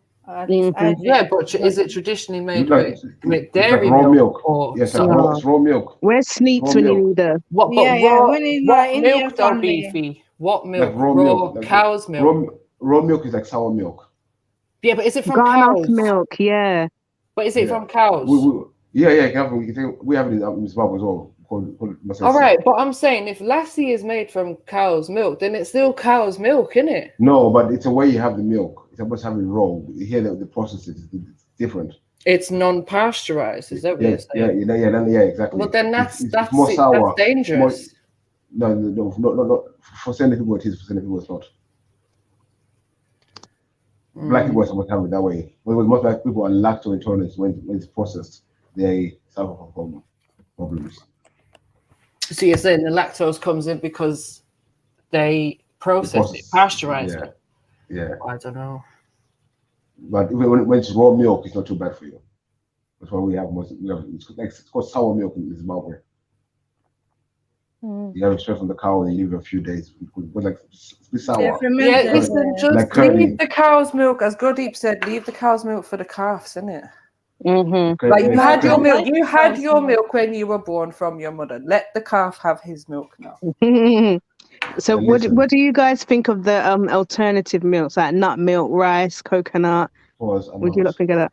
Do you know what's this? The problem with a lot of them is that, okay, we take like the almond milk, for example. People think, like I've heard Zulu say loads of times, like, how can they use so many almonds to make this milk? And they're not using that many almonds. Half of it is for the sugar. Right, MJ, I looked at it, I swear it said either 2 or 10% of almond in it.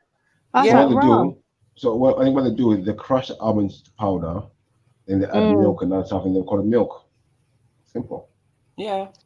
Right. So just looking at the ingredients for coconut milk. So water, 8.4% coconut milk, grape juice concentrate, calcium phosphate, emulsifier, sea salt, vitamin 2, and vitamin B12. So they're just 8% of coconut milk. Do you know what I mean? Yeah, you see it there.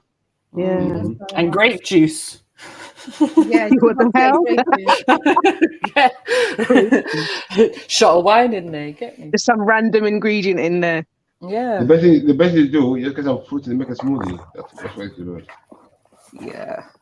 And if you do want to make your own milk, and that you can, do you know what I mean? With almonds and water and, just make it yourself so it doesn't have all of them additives and preservatives into it. I got a friend that makes everything from scratch, literally her milk, the whole shebang, that is all from scratch. Yeah. You have to make time though. Okay. She done that whole she was following Dr. Sebi in it, and then she started doing some ancient African diet or some things, like some 400-year-old diet or something. I was just like, yeah, I'm not involved. She gave me dinner one day. I was just like, yeah, it's nice, do you know what I mean? Like, wasn't bad or anything. And then she gave me a smoothie and it was just green. So all I know it was just green.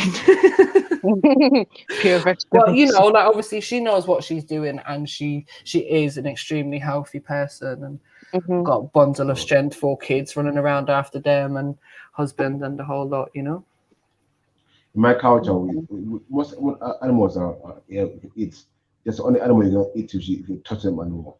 That's where you don't touch. That's your forbidden animal. You touch them animal. But any other animal you can yum. Nothing say you can yum it. What? Which one you can't touch? Your totem animal. So me, like I'm also supposed to be eating like I can't eat birds and that really. Oh, okay. Was my totem is a bird. Mm-hmm. So some people got all animals are totem. Your totem is like your characteristics and that stuff like that. Ah, that's So- why Your it's totem. What's that, like your spirit animal or something? Yeah. Sounds like it. So how do you know what it is? I know every person has another tribe with their own totem. Oh, okay. Yeah, mine is a bird. Oh, so how do I find out mine? I don't know. I don't know.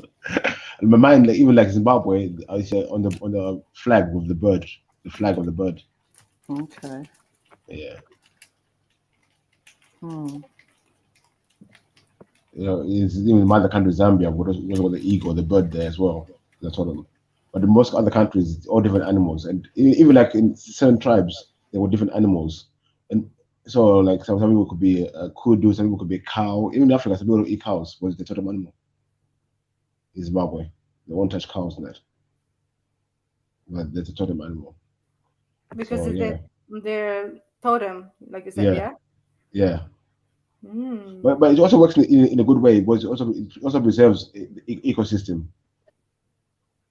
Oh, you mean because you don't eat out like everything? No one's eating everything. Basically. Yeah. Hmm. Yeah. Okay. That's why even like on most of those Egyptian things, when you see the animal heads and that, those are largely totems of the people. So there were different animal heads and stuff like that. Just the totems of that. Most people, I think, most people cultures have totems. Most people cultures have totems, but they don't realize it. Right. So who made the allegation earlier on about ding-a-ling-a-ling, school bell ring, and that it was some kind of bad mash? No, he's put the gone now. lyrics up. You can check the lyrics. You don't have to play the song. Just put the lyrics up, innit? Yeah. No, I did. Let me share the thing. Because just in like sort of scanning through it, I can't see anything that's. Oh no. Maybe they made it up, like, you know. No. I've been seeing a lot of this, and most of these words, lyrics, are a bit dodge. All right. So I've copied and pasted it so I can make it a bit bigger. You get me? Mm-hmm. So. Ting-a-ling-a-ling. Da-da-da-da-da. Right. Mm-hmm.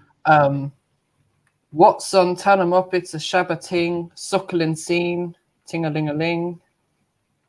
Yard and foreign kick up, ting-a-ling, dance hall it swing, DJ head stuck up when hear boom rhythm. So wait. Say it again. There's something. Where is the lean in the same soldiers? Yeah, we need some Jamaicans.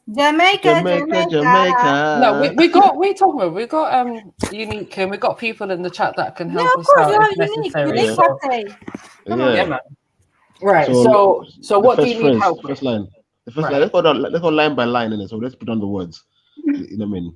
All right. So the whole ting-a-ling-a-ling. Like, Oh, I'm back. What did I miss? Sorry. Oh, we're just getting into this, like in your patwa. Sorry. We're trying to break down the song "Ting-a-ling-a-ling," School Bell Ring. Oh, scene. Trying to break down the words and what it was. They want the authentic accent, sis. And what the words mean. School. No. Doing it, man. Love it. In Jamaica, we use certain words in different ways. All right, cool. So we'll break down. So what I'm saying is, if there's something you don't understand, then you need to make that clear, because otherwise, what's on here is just some random lyrics, and then I don't get what we're not understanding. So let's go line by line. All right. So okay, first line, ting-a-ting-a-ting-a-ling a ting-a-ting. Do we need to discuss that? No. Okay. So not then the chorus, just the verses. All right. So yeah, I don't know if I messed up that bit there, but what's on Tell 'em Up? It's a Shabba ting, suckling scene. Now that's the only thing that I would question there, because suckling to me is a child that's suckling, right? All right. Suckling scene. Does anyone know what that means? Why those lyrics are in there? Suckle and Haven't got a sing. clue. Okay. Suck and sing. I don't know. Where's All right. 77 Soldier? Come up now. Yeah, I'm trying to make them come up. Yeah, Jamaica. Guys, sorry. Let me just say this is 4 pages long, so let's just get through this. Yeah. Okay. Right. Yard and foreign kick up Brookwild. That's just yard and foreign kick up Brookwild. That's just Yard like and foreign means in the broad. Yeah, humming away. Yep. Go crazy, innit? All right. Cool. Yep. Ting-a-ling-a-ling, dance hall it swing, DJ head stuck up when hear boom rhythm, right? So to me, that's saying dance hall's in swing and the DJ's head pops up when he hears a boom rhythm. Yeah. Okay. Oh, you're good at this, MJ. Go on. Cool. I've read books in Rasta. So. Ting-a-ling-a-ling, school bell a ring, knife and fork a fight for dumpling. Yeah, as I said earlier, I think that's like school bell ring. Lunchtime. And they're going lunch or they're going home for dinner, innit? Like, Yeah. All right. Booyaka call for Shabba ranking. That's just okay. Shabba ranks just appear and tear another man's chin. Okay, that's just talking about and tear another man's chin through. That's I think no. I think there's a food called lamanchin, like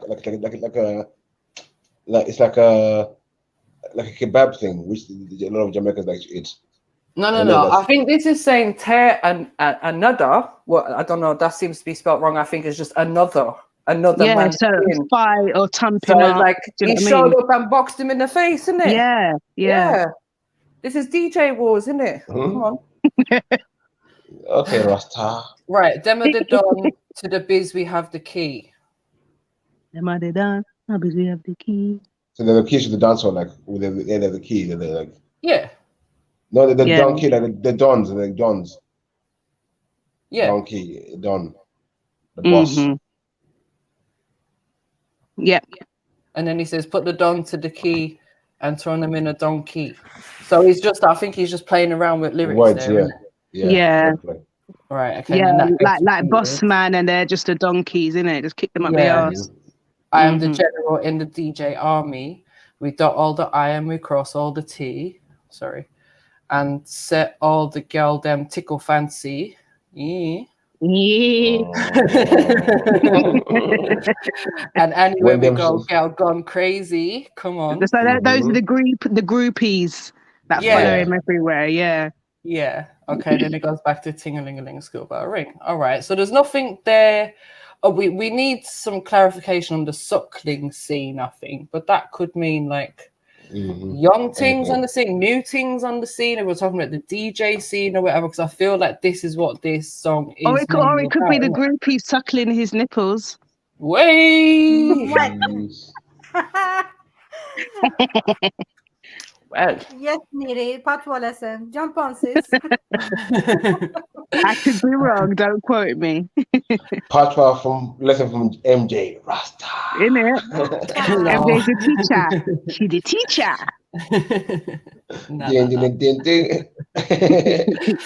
All right. Shabba ranking disappear with the half of another man's chin. All right. Pause. Right, so this is the same shit. Reggae dance hall. It comprised a winery. Yeah, we know that. Lock up your foot, girl, wine your body. Yeah, that's just girls dancing, innit? If you can wine, you hold your man and him a carry. Pop your style when you see your matey. Mate address, but your mate not ready.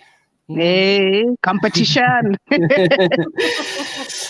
She's a cartoon, she not real. Gala get the love and you get the money. Bump up, because you're full of quality. Trail a lot of girls, them are going crazy. All right. This is all just again groupie talk, isn't it? Yeah. Great body girls, like Jamaican girls, and and the American girls there. And the English girls there. And the Canadian. Right, so he's bigging up all the international ladies. Come on. Right. Right. Okay, so the Caribbean girls, them, you should hear little children sing. And then What it goes them- back what them into the sing. chorus. Yeah, what them sing. Mm. Them sing. Ting-a-ling-a-ling. Dance hall it swing. Da-da-da-da-da. Right. So that's just to like lead back into the chorus or whatever, yeah? Mm-hmm. All right. So far I'm not seeing. Right, so Nothing we too get much. down. You can mix up quantity with quality. A man of quality, yes, him have ability. With me strong mind, that to carry me. I get the willpower from God Almighty. Many have come, but the chosen is me. What is Caesar? What is for Caesar could never be for me. Them can harm me, no deny. They can harm me, no, they can't lure me. Can't lure me. Lure me. I'm the general of this DJ army. We've got the iron cross all the T, cash register ring, make them enough money. Again, we're going into the chorus. Okay, reggae dancehall, cook up your foot, girl, wine your body, jump up, up, up, and shake your body. Mug up on your mate, cause your mate not ready. I don't see anything in this that was. I don't see What was the nothing. allegation? In this? It was like some sort of pedophilia. Yeah. Pedo. No, I don't see nothing too much. I don't get that. I think they took the chorus and run with it. I think they took the chorus and run with it. Yeah, or because they're hearing school bell ring, they just automatically associate with, oh, they're singing about young girls. No, but- Red flag, red flag. The thing as well, remember back in the days, the rhythm used to like ting ding ding. The rhythm used to like a school bell ringing. The rhythm. Yeah. That they do like a bell ringing when the rhythm kicks in. So and the children will pick up on it as well. That chorus. So what he's saying, like when you hear that ting a ling a ling, you know that dance is about to get lit. You know it's about to pop off that rhythm. That's what he's saying. Mad. Okay. All So right. when you go to the next one, we've debunked that one. okay, So whether she wrote. okay. Or should we go to Sting for Sting? Big up Sneety, Bibi Nana. And it, big up family. Jump on, join us. It's been a minute since we heard from you guys. So the other one is Murder She Wrote. Is that the name of the song? Yeah. Chakadimas and Pliers. Yeah. You know, sometimes you think it's the name and then you realize it's not.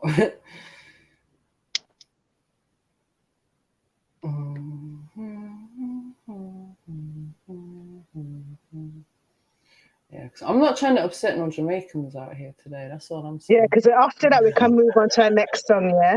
Yeah. When we go to Sting. Sting. Let's go to Sting first. I'll be watching you, innit? Yeah. Oh gosh. Oh, I never took them lyrics on board. For me, man. You're gonna destroy that for Axum. I've been watching you. I'll be watching. The way you say it, though, it sounds so I'll cool. be watching you. But that's how he sings it. That's how he sings it, though. That's how he sings it. No, not like that, man. Yeah, you're thinking of Biggie version. I'm missing you. So you're singing like that. That's what you're doing. I'll be watching you. You see, you're singing like I'll be missing you. That's not how it's sung. That's the R&B version.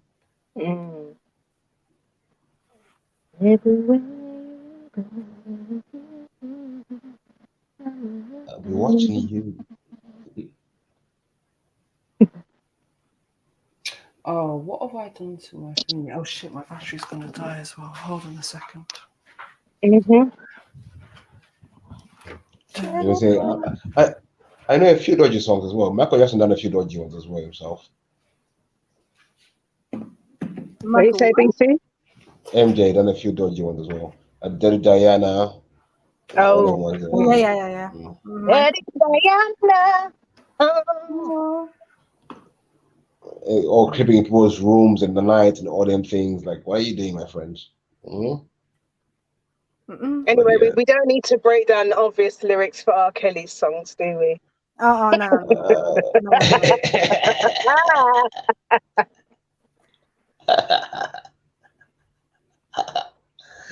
Why? Age is a number. Okay, you learned that now, I suppose. Age ain't nothing but a number. Hey. Was he talking about Aliyah? Was he? Yes, he was. Yes. Yes, he was. Yes, he was. Unfortunately. So you have to realize when this, we think people write the songs for us. They write the songs for their own reasons. Well, yeah, it's their experiences, isn't it? Or experiences of close friends and family. And we like to take things into our own perspective and say, yeah, that's what it means. Some songs, not really.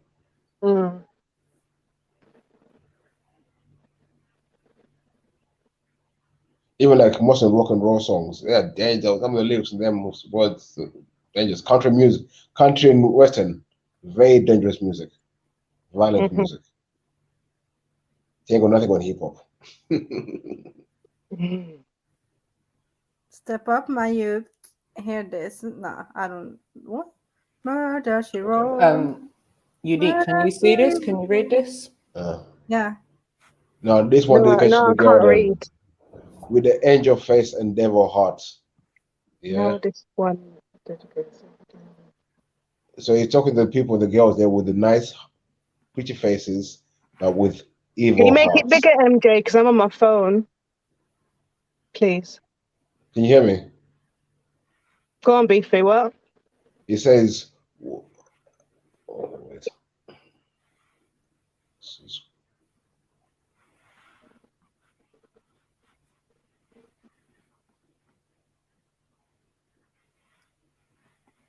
Go on, MJ. Go on. Yeah, that's better. Yes, MJ. Yeah. Yeah.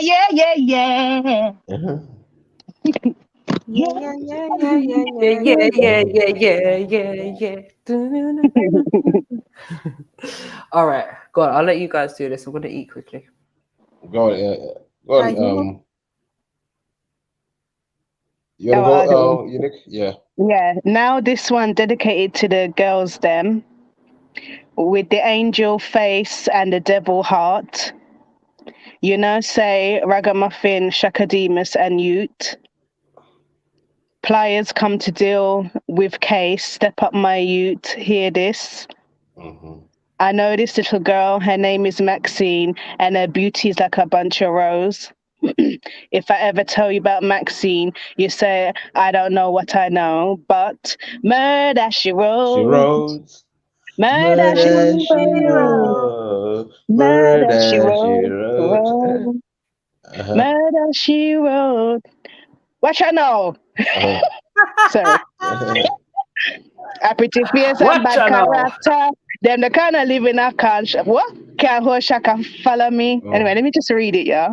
A pretty face and bad character. Them the kind of living can't hold shaka. Say girl, what? Say girl, you're pretty. Your face is pretty, but your character dirty. Girl, you just act too flirty. You what? You run to Tom Dick. You run to Tom, Dick, and also Harry. And when you find your mistake, you talk about you're sorry. Have her cruise the corner when she looks and where she jam. She know about Lou, crack and every money man. Met love with a coolie, Chinese, white man, and Indian. The wickedest kind of girl that Mr. Pliers walk upon. Now I know you heard about this girl. Her name is Maxine. What? You got to fast. And her beauty's like a bunch of rose. And if I ever tell you about Maxine, you would have said, I don't know what I know, but murder she wrote. Murder she wrote. Murder she wrote. Watch her now. Stand still. You not pay me light bill. And if you test the ragamuffin, girl go on and get killed. Girl keep where. Call you a crabby. What's that? Wait, what's a crabby? I don't know, but it's he's cussing her basically, isn't it? Yeah. It's a cuss. Okay. And the lyrics were me talk, it me DJ, girl come out because you're not shock out. Now when you hear the ragamuffin, you have to jump and shout. Not touch me gate, you not pay me water rate. Because great is great. Great you underrate. Follow me. Your pretty face and bad character, them are kind of living can't hold shaka. Yeah. Follow me. Your pretty face and bad character, them the living can't hold shaka. Say, girl, you pretty, girl, go up now. Your face pretty. Oh, them the kind of living can't hold shaka. Say, girl, you're pretty. Your face is pretty and your character dirty. Girl, you just act too flirty. You run to Tom, Dick, and also Harry. And when you find your mistake, you talk about you're sorry. Now every middle of the year, this girl got have abortion. For the coolie, the white man Indian. Oh shit! Oh, And that's what was said. Yeah. That's what Murder was she wrote. said, isn't it? Yeah, murder she wrote. Okay. Definitely. Oh, all right. Carry on. Okay. For the coolie white Indian, now seeking an infant, and just the other day, me see her 6 months pregnant. Now she walked past with a girl with other baby in a pram. Do you heard about this girl? Her name is Maxine. Well, it's really running there, isn't it? Can you go up a bit, please, MJ? Yeah, so the chorus again. Her beauty is like a bunch of roses. And if I ever tell you about Maxine, you would have said, I don't know. But murder she wrote. No. Murder she wrote. Excuse me, girl, me never know say. Oh yeah, girl, me never know you are so you are stay. Yeah, ragamuffin, shakademus, come fi flash it same way. Boy, follow me. Your face pretty. Bad Your face, character. yeah. Them the kind of living can't hold shaka. Follow me. Your face pretty and bad character. Them the kind of living can't hold shaka. So girl, you're pretty. Oh God, how much times are you gonna repeat the chorus, man? Don't worry about it. We've got the gist. That's it. We've got the gist of it now. Yeah. Yeah. Abortion. The murder she wrote was abortion. So it says she wrote about murder because she's got bare murder because she's done bare murders. I think in general the song is what it says it is, about her pretty face and bad character. And I think the abortion is mentioned because that's a part of it. I don't necessarily think the whole song is about the abortion. When we say murder she wrote, it leads up to it. He's building up a character of her throughout the song. Murder she wrote is the chorus. So it's talking about murder. So that has to be about the whole song is about abortion then. Yeah, just moving like a Jezebel, innit? This man, that man. Yeah, she just didn't carry herself correct. You get me? Yeah. And I know Khan mentioned what's that one? Is it who is it that sang I Wayne or one of them? She needs more wood for the fire. That one's so obvious. You cannot deny what that is about. And if you ever seen the video to that as well, like it just completes the story. Do you know what I mean? So yeah, we're not even gonna go through that one. Let's go to Sting. I'll be watching you. Beefy. I'll be watching you. I know it is, but come on, leave it. Wait, was it Sting that song? Yeah. Or Police? Sting the Police. Police. I'll be watching you. There's a few dodgy songs, though. Well, some I don't know if they're deliberate or they're just accidental, and like you know what I mean. There's some Indian ones when you translate them, I'm like, right, that's kind of fucking dirty. Like we're talking about a girl being wet and toys because she's wet because of something else. Like I'm like, what's going on? Like, it's a bit explicit. I just thought the guy was watching the woman because he was madly in love with her or something. I didn't see what was wrong. I'm just saying, you get me? So, sometimes you need to look into it a little bit more. All right, give me a second. Yeah. Oh yeah, and Bibby put is unique a fake Jamaican. Well, Bibby, I was born here, so my background is that, and also, as you can see, I speak the Queen's good English. English. English Empress. She be a English Empress. What do you say? England. Isn't it? Yeah, this is England.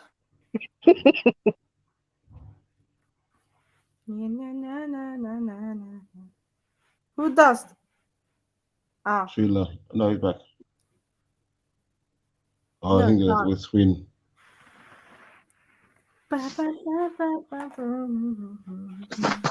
Can't going to have salad. He's going to prepare salad today when he breaks his fast. Nonsense.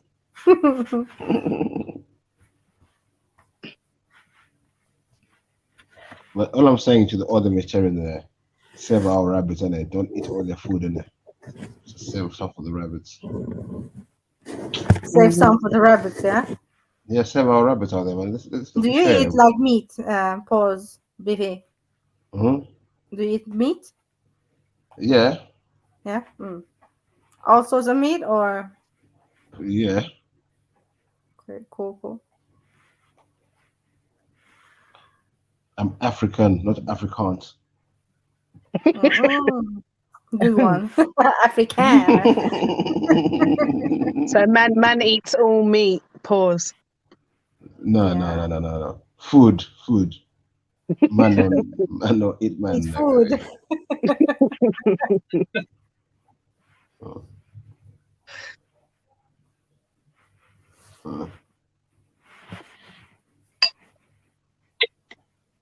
You ready then, MJ?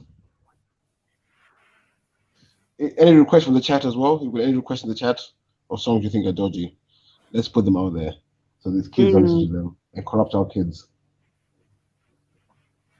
Yeah, there's some new songs that's true. that's messed up. Like that's. I don't remember though.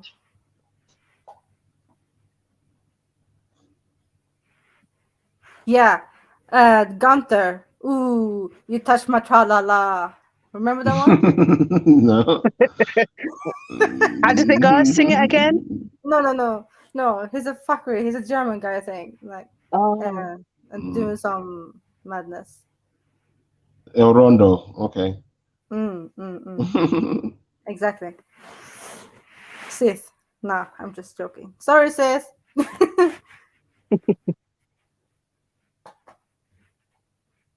Yeah, we covered R. Kelly, Sarah. R. Kelly is self-explanatory. He knows now age is a number.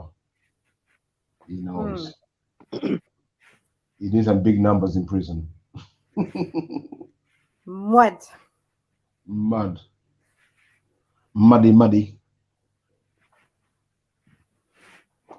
Yeah.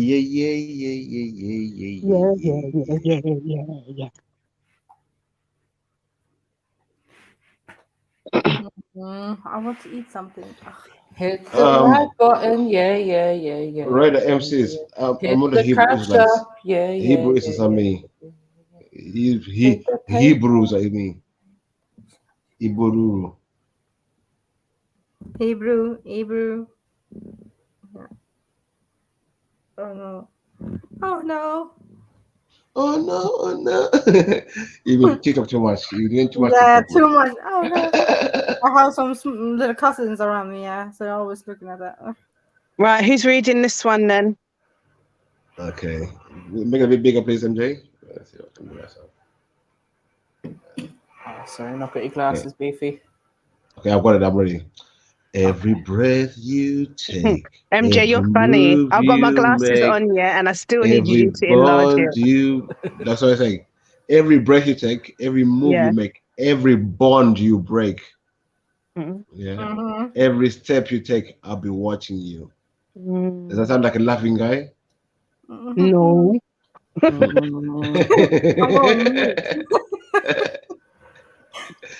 Every single day, every word you say, every game you play, every night you stay, I'll be watching you. Whoa. When she's staying where? Next man's house.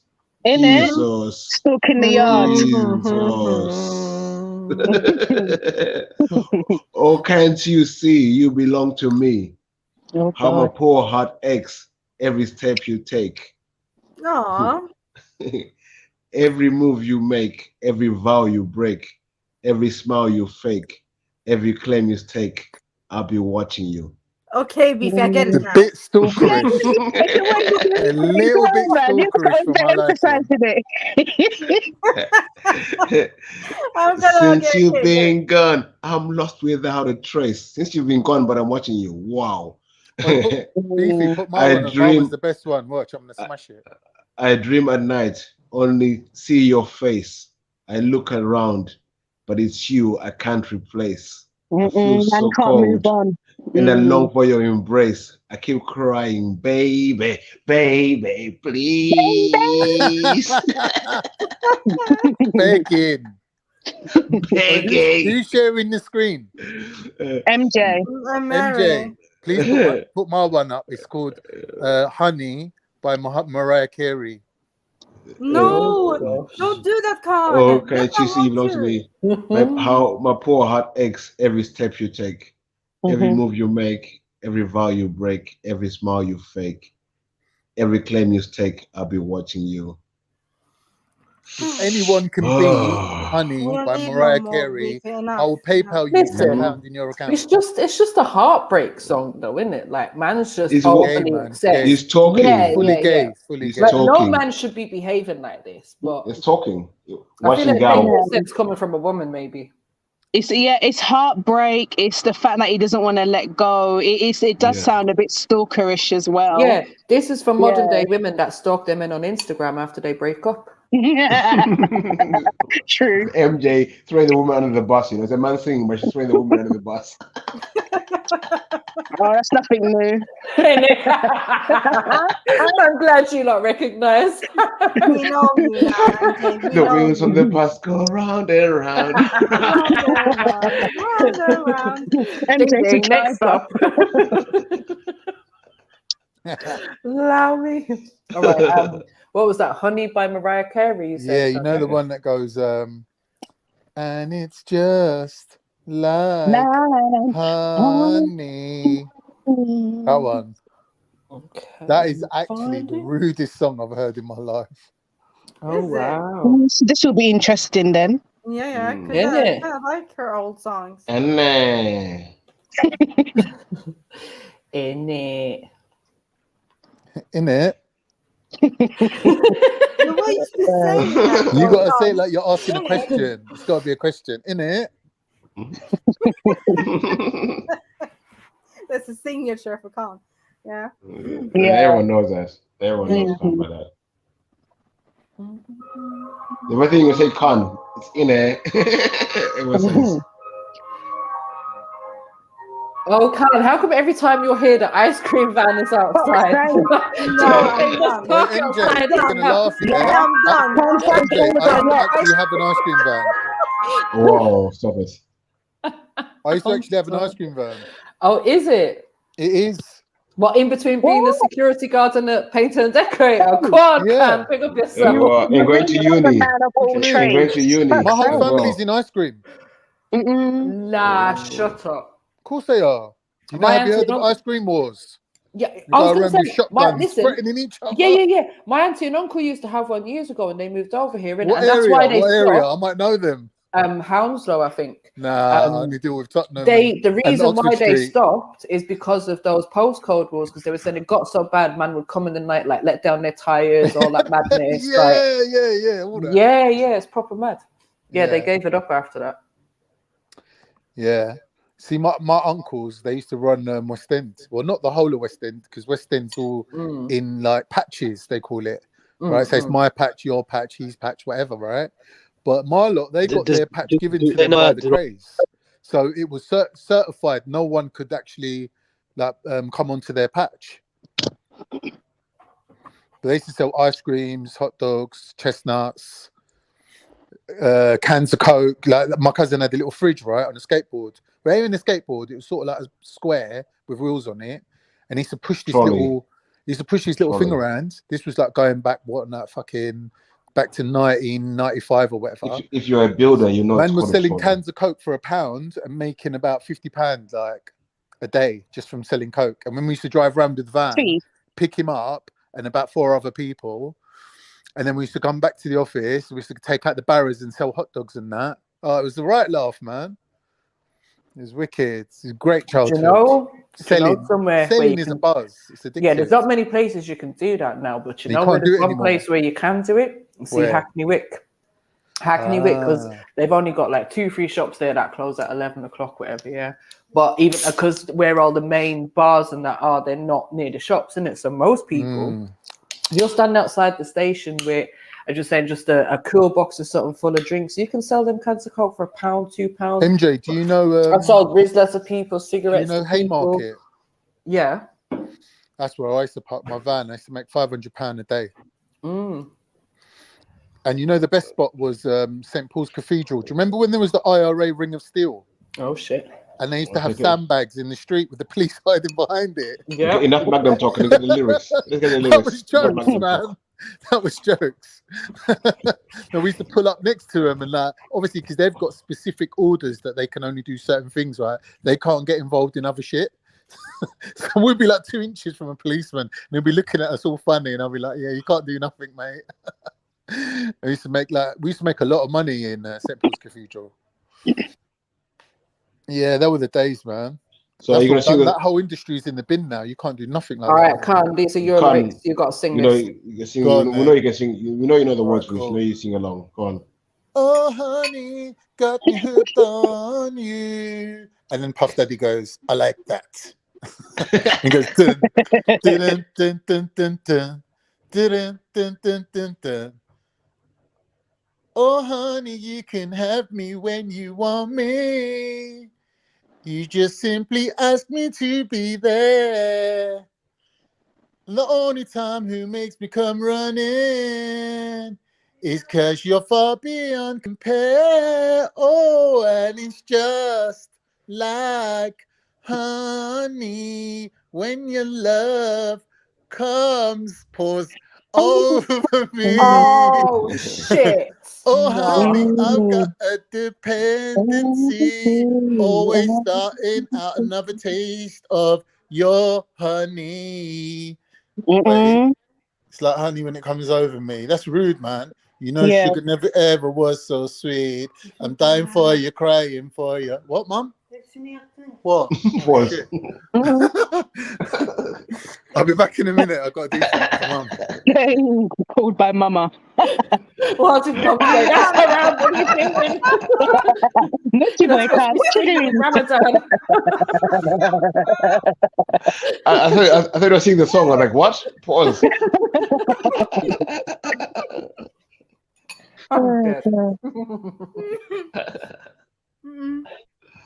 I ain't seen too much. Okay, I can see innuendo, but AMD definitely don't relate to this, but yeah. What? Sorry? Nothing. Did I say that or think that? I don't know. I just got that thinking.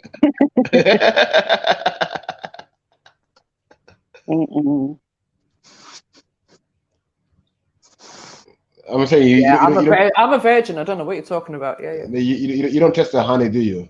That's what I'm saying. Yeah, can't even ask her if it was sweet or sour. I got in trouble, innit? Singing too loud. Fuck's sake, Tom. All right, you don't have to sing them if you're going to get in trouble. I think that was very rude. Saying when your love comes over me, it's just like honey. So Why? it's a little bit. It reminds me of what's it called? Water sports. I swear, that's what that song's about. Water sports. That's when you're fucking pissing over somebody or something like that. Oh, goddess, Randy, come and explain this. Does this make sense? So what are you saying? You're talking about fellatio and everything, Khan. What are you talking about? Explain, Khan. I don't know. You have to explain it. But this is Mariah Carey singing this, Yeah, right? it's either about water sports or facials. Either way. Yeah. Always strung out for another taste of your honey. It's honey. It's like honey when it washes over me. See what I mean? You know, sugar Okay. never ever was so sweet, and I'm dying for you, crying for you. I adore you, mad. One hit of your love addicted me. Now I'm strung out on you, darling. Don't you see, mad? Actually, do you know what? It fucking sounds like it's a song to crack or something. Definitely addiction there. Yeah. Fact song. Exactly. So, Con, when you're saying water sport, we're saying when she squirts on you. I'm confused. Basically. Oh. I can't be elusive with you, honey, because it's blatant that I'm feeling you, and it's hard for me to leave abruptly. Because you're the only thing I want to do, and it's just like honey when your love comes over me. Pardon me, sorry. Oh, baby, I got a dependency. Okay, we get it. Yeah, definitely some kind of innuendo there. Yep. Sneety says she's going to douse herself with holy water.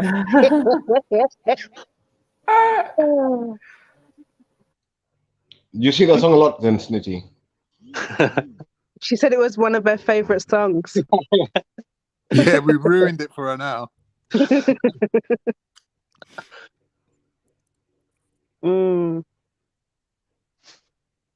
Goddess has got a recommendation. Tevin Campbell, can we talk about it? Can we talk? Classic sing that. I stalker don't even song. need the lyrics. I can sing that right now. Can you sing it in tune though? No. Don't spoil it then. Can we talk for a minute? Girl, I want to know your name. Can we talk for a minute? Wicked tune. But no, wait, 1 second. We're not doing song requests here. We're doing dodgy lyrics. Let's get this going. Yeah. Did you know Spice Girls 2 Become One was about safe sex? Is it? Yeah. Definitely. That was about condoms. I didn't even realize until someone pointed out. Because what's the bit in it? Put it on, put it on. Yeah, that's it. That bit. It's the night where two become.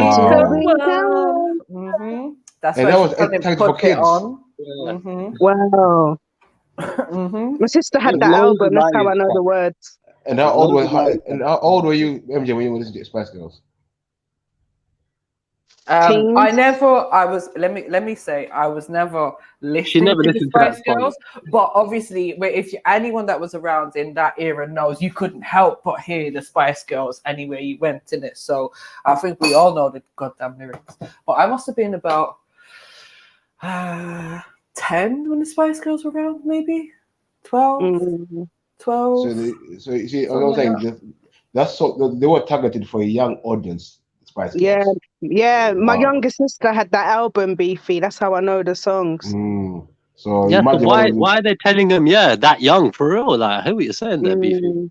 I mean, yeah, for real. My younger sister was a fan as well, and she's like 10 years younger than me. So but then they are doing sex ed as well, like from 11, 10. You know what I mean? But at the same time, you're promoting sex. You're promoting it when people probably aren't even thinking about it. You know what I mean? I didn't know that. I didn't know that at all. Wow, that's like. Yeah. Oh, sorry. Correction. Sneety said it wasn't her favorite song. Sorry, sis. What song was that? Mariah one. Oh, God is saying, can we talk classic stalker song? What? Tevin Campbell, can we talk for a minute? It's a classic song. I think it's must be the follow-up to I'll Be Watching You. No, but he's saying, can we talk for a minute? I mean, he's talking to the girl. I don't think that's talking, is it? He's saying, can we talk for a minute? I don't know. Maybe bring it up, we'll see. Goddess, jump on and explain. I don't see it myself. I'll tell you one song that is well ahead of its time. It's fucking one of my favorites as well. Like Ace of Base is like all that she wants. Like, Here's all another that she baby. wants. Here's Yeah, another man. day there. Baby. She's And she's gone gone tomorrow. tomorrow, yeah. Tomorrow. Oh, where she Oh, was. that she was. Here's another And it's baby. so fucking true because these women, they just bounce. You get me? She lives a lonely life. Grand MJ. Listen, I had the Ace of Base album. I was a big fan. I'm not gonna lie.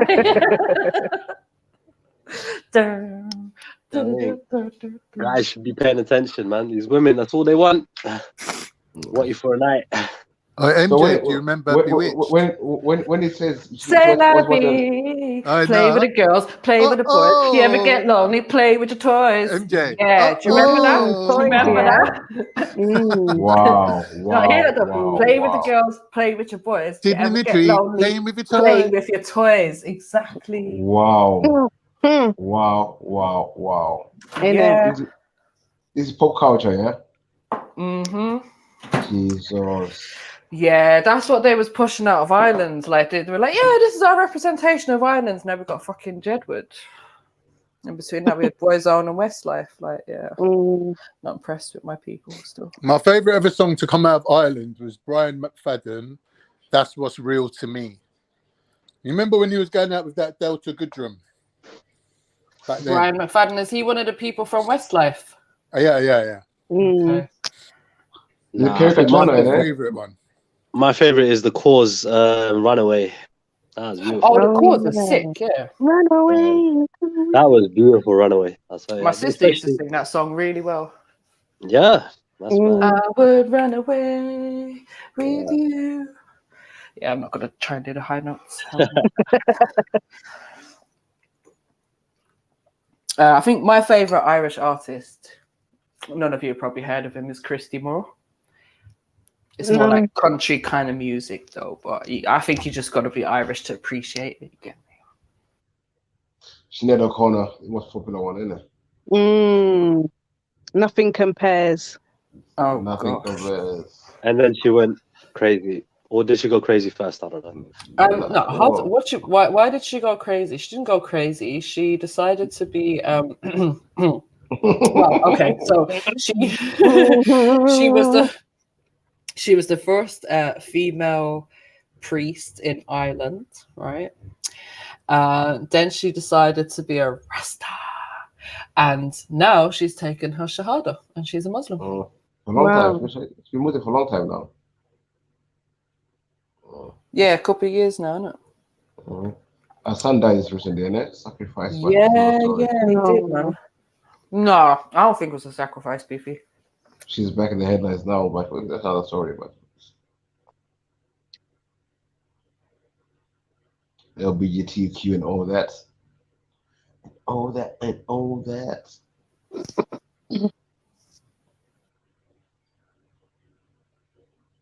I said, hey, bud, you want to come for tea? Sitting in your tree, playing with your toys, picking your nose, and then I'll be yours if you be mine. Did you say Let me take you in. Let the fun begin. Yeah, I'm a wolf today.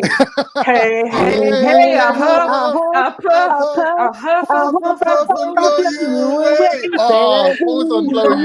yeah, why do you think I stopped singing? Wow. Oh, you set me up, man.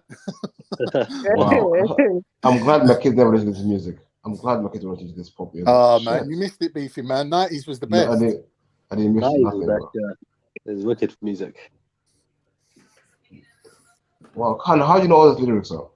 Singing them with such rigor. It's just tattooed on your synapse, bruv. It's just somewhere inside your brain. It just comes out when it's prompted. It's like, if you ask me, can I remember it? I'll be like, nah, I can't remember it. But as soon as you start singing it, it just comes back. I will not be singing. I'll blow your paws away. Not me.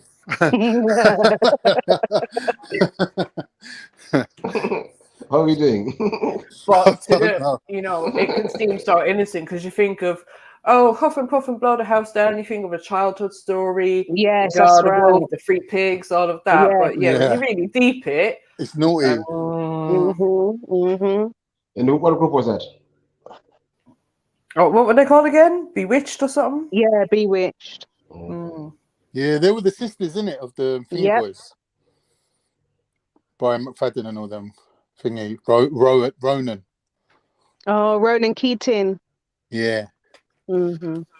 What? It was someone's sister. They went Ronan Keating's sister with it. No, I don't think he's got a sister. The other Doja guy, you know? The biker guy in the group. Do you remember that guy? What was his name? Stephen Gately, that was in Boyzone, and he hid his sexuality for years, in it, and then he came out with They're all gay. They're all gay. Like, yeah, we fucking do that. That was so there's always one in a group, innit? Stephen Gately reminds me of thingy, man. What's his name? Eunice. Yeah. He's like the Irish Eunice. That would be you, Khan, if you was in a boy band. Why? And it's a joke. I'm too hairy, man. If you see me in real life, you'd be like, nah, there's nothing feminine about this guy at all. He's like a 5 foot something midget. Fucking werewolf. Be sort of like 2 steps down from Peter Andre. Peter Andre was pretty like hairless, as I remember. Yeah, you've been a hairy version. Yeah. I'm like a cross between him and Wolverine. Peter Khan. Peter Khan. He done all right for himself, didn't he? Peter Andre. I liked his first track when he came out. Whoa, whoa, whoa, mysterious girl, I wanna get close to you. Come on, baby girl. Racist. Racist. Not the only couple that was the lamest rap ever. Racist. Man doing a rag of a mysterious girl. All the black people are mysterious. What are you talking about? Oh, God. Then you got the Kid Price. He brought me out.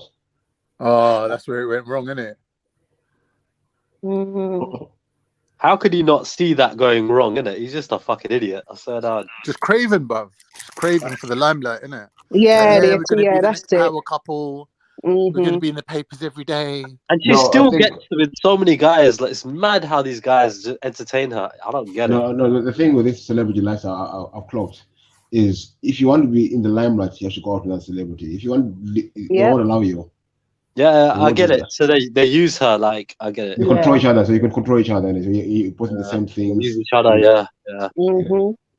You have one normal person, it's a bit dodgy, innit? You know, sickos and shit. But she fucked. She was with Dwight York before him, innit? Or was it after? Yeah, that Dwight York's a bit of a before. cunt, She's with Dwight before Peter. That's Harvey's father, right? Yeah. And he didn't want anything to do with Harvey, did he? No. Oh, yeah.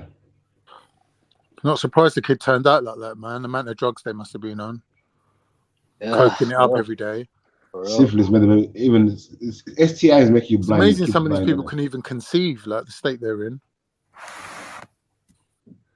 Yeah, it's bad news. But you know what? Since then, she's done right by that kid, man. Huh? What the fuck are you on, bro? Of course, she looked after. Bro, she could have put him in care and just been like, "See you later." Well, the kid would have been better off in care rather than her, bro. In my opinion, bro. How are you gonna joke? He's been in a lot of residential units anyway. She's never really had him full time like that. Oh, but she uses the kid for sympathy, man. I don't know. She sometimes she plays the big advocate for, special educational needs and blah, blah, blah. But I think she only put him in the residential when he was starting to get big and violent towards his siblings. Yeah. Can turn a hoe into a housewife sooner. I think, she obviously has done a lot for him, but you kind of maybe do have to question, like, how much did you prioritize him and his needs when he was younger? But she's doing OnlyFans now apparently as well. And I was like, wow. Yeah, but all celebrities are doing OnlyFans. It's just another way of them making money. Like, why not? They've all got YouTube channels. You got Spotify. You got this. You got that. It's just another income revenue. I know. I'm saying, like, I don't know. Like, if celebrities now, I don't know, make so much money, they know. But also, Beefy, just to add, like, just because someone's doing OnlyFans doesn't mean that they're necessarily skinning out on there. Do you know what I mean? She could just be modeling her toes. But listen, there's some people that just do it for the content, isn't it? It's not. When I said OnlyFans, I was putting in the context. She's doing sex on her OnlyFans. I don't think she is, come on, bro. She got a sex tape out from Day, innit? Remember was it with Peter Andre, no? But she's nearly 50. Who wants to see her fucking? Bro, there are always going to be people that There's want to always see gonna be fucking people, her naked. yeah. Like, there's always going to be people out there. You know what I mean? So people pay, man. They're fucking mad. There's that one. I heard one chick was making fucking over $1 million a fucking month. Yeah, but she's a certified porn star. That's why. No, what's her name? Who are That we one talking who was about? an actress. Huh? Who are we talking Jordan. Katie Price. No, not Kate. Someone else is making $1 million a month. Forgot her name. She's a porn star, bro. She was getting interviewed by what's his name? Paul. What's his name? Paul. No, but there is women on there that are not like porn stars, not known celebrities or anything like that. You know what I mean? And what it comes down to with any kind of I know we maybe don't want to call it social media, but with any kind of online platform, it comes down to marketing and consistency. So I remember like watching this one documentary, and also like being something that people want in it. So this one documentary that I watched, this girl was getting, I can't remember exactly how much it was in it, but she's already a millionaire, like top % of OnlyFans creators and all of that. And she's got this, what they call the innocent look, the kind of childish kind of look. Like she's like Britney Spears used to have. Yeah, she's in her mid-20s, but the way they take her photos and all of that, like she was saying on the documentary, men have a thing for girls that look, women that look like girls, isn't it? Yeah, so the more childlike I look, the more men that I attract. But but the thing is, she literally wasn't putting any naked pictures on there, no pom-pom pictures or nothing like that. Yes, that was it. And she was making a ton of money out of that because she was clever with what she's doing. And but she was MJ, also saying, it works the other way as well. That there's girls on OnlyFans who's like the girl next door. And she'll go on there, make her little money, and then, like, I don't know, some rich guys would be like, yeah, do you want to come and party? She'll go and meet them, and it's like a form of prostitution in a way. She'll be like, oh, I've got my boyfriend, but this is my career. And it's like, yeah, but it's prostitution. She's like, not really, because it's partying. But it is like, this is the thing, those things, they are just a platform that can sort of open doors to many other things, and like I've listened to girls that have OnlyFans accounts, and they've said stuff like, you have to know what you're getting into. No, what they're advising other girls, and they said, you need to know what you're getting into, because you're going to get a ton of men in your inbox saying, meet me, do this, do that, and at the end of the day, you're the only one that can protect yourself, because OnlyFans ain't going to protect you. You go and meet someone outside or in a hotel, they could be promising you anything. They could even pay you up front. It doesn't mean that you're going to be safe in their presence. So yeah, there's a lot of girls that are doing it, but they're usually the dumb ones, innit, that end up fucking dead or some bullshit at the end. That's a story that a mother would tell her daughter. Stay off OnlyFans, you could end up dead. Well, yeah, sorry. Or, well, not dead, but maybe you'll end up out in Dubai getting shitted on for $5,000. Yeah, nice if that's how you want to live, innit? But them girls voluntarily went and got shot on. Yeah, I know. But, you know, I don't want to be shut on for Dude, $5,000. you say worse though? Like, be honest, but... right? What's worse, getting shot on, right, or getting run through by like 50 men? But I'm not going to choose either of them. Why is this I'm saying, like, like, what are we doing? I'm saying, like, getting shot on, once you have a shower, you're back to your normal self. Oh, getting run through, you're putting bare mileage on that listen, I guarantee you, these girls ain't just getting shot on. Like, they're probably getting run out for the whole weekend, isn't it? Oh, I get what you mean. And I remember, like, there was another, I think it was a documentary or something that I watched a few weeks ago, and it was actually about 3 girls that went out to Dubai. So, like, basically, this girl ended up, like, kind of on her face, and it, like, got kicked out of her mum's house, didn't have a job, whatever. She went to this other friend that she knew, like, oh, can I stay with you for a while? The friend's like, yeah, no problem, you can stay with me, babes. And then all of a sudden it's, oh, why don't you jump on my OnlyFans and we do a joint account? Why don't you do this? So basically got the friend involved in what she was doing. Yeah. And then she's taken that girl who's now living with her and another girl out to Dubai for a weekend. She's like, don't worry, girls, you're going to be looked after. We're staying in a lovely villa, all of this, whatever. And then I think on day 1, something happened that one of the girls didn't like. I can't remember what it was. And the girls were like, no, we just want to go. Like, we really just want to go home now. We don't care about the money no more. Like, we don't feel safe here. But the guys had taken their passports, innit? And anyhow they would try to leave, they would have been kept there against their will. Do you know what I mean? So it's not just about, oh, you're going out there for a weekend to get fucked or shut on or whatever, and then you're gonna get $5 grand. It's like, if But you you're just don't basically comply, a slave. and you don't behave, then there could be consequences for that. Like, you ain't getting your passport back, or you ain't getting paid. Do you know what I mean? Or you ain't gonna get your lift back to the airport, or whatever it is that you're depending on them for. Yeah, that's not cool. And the laws are different there. The laws are different for you koofers. Exactly. And some little white girl phoning up the police over there, they can be like, what? We don't speak no English, go away. Yeah, it's mad. It's Yeah, they'd be like, I am Phil. I'm Phil, Harami. Yeah. Some of these guys working in the hotels, they be drugging some of these girls, but you know, when they're at the bar or like on their own having a drink, they'll go upstairs to their room, and these guys just following them up there and then freaking have a gangbang, innit? She'll be like knocked out, innit? She won't even know what happened. It's like this stuff gets like reported, and then it goes, you know what I mean, under people's noses, because it's not really being put out there in the mainstream, you know what I mean? Because obviously it's gonna affect, you know, the tourism, innit?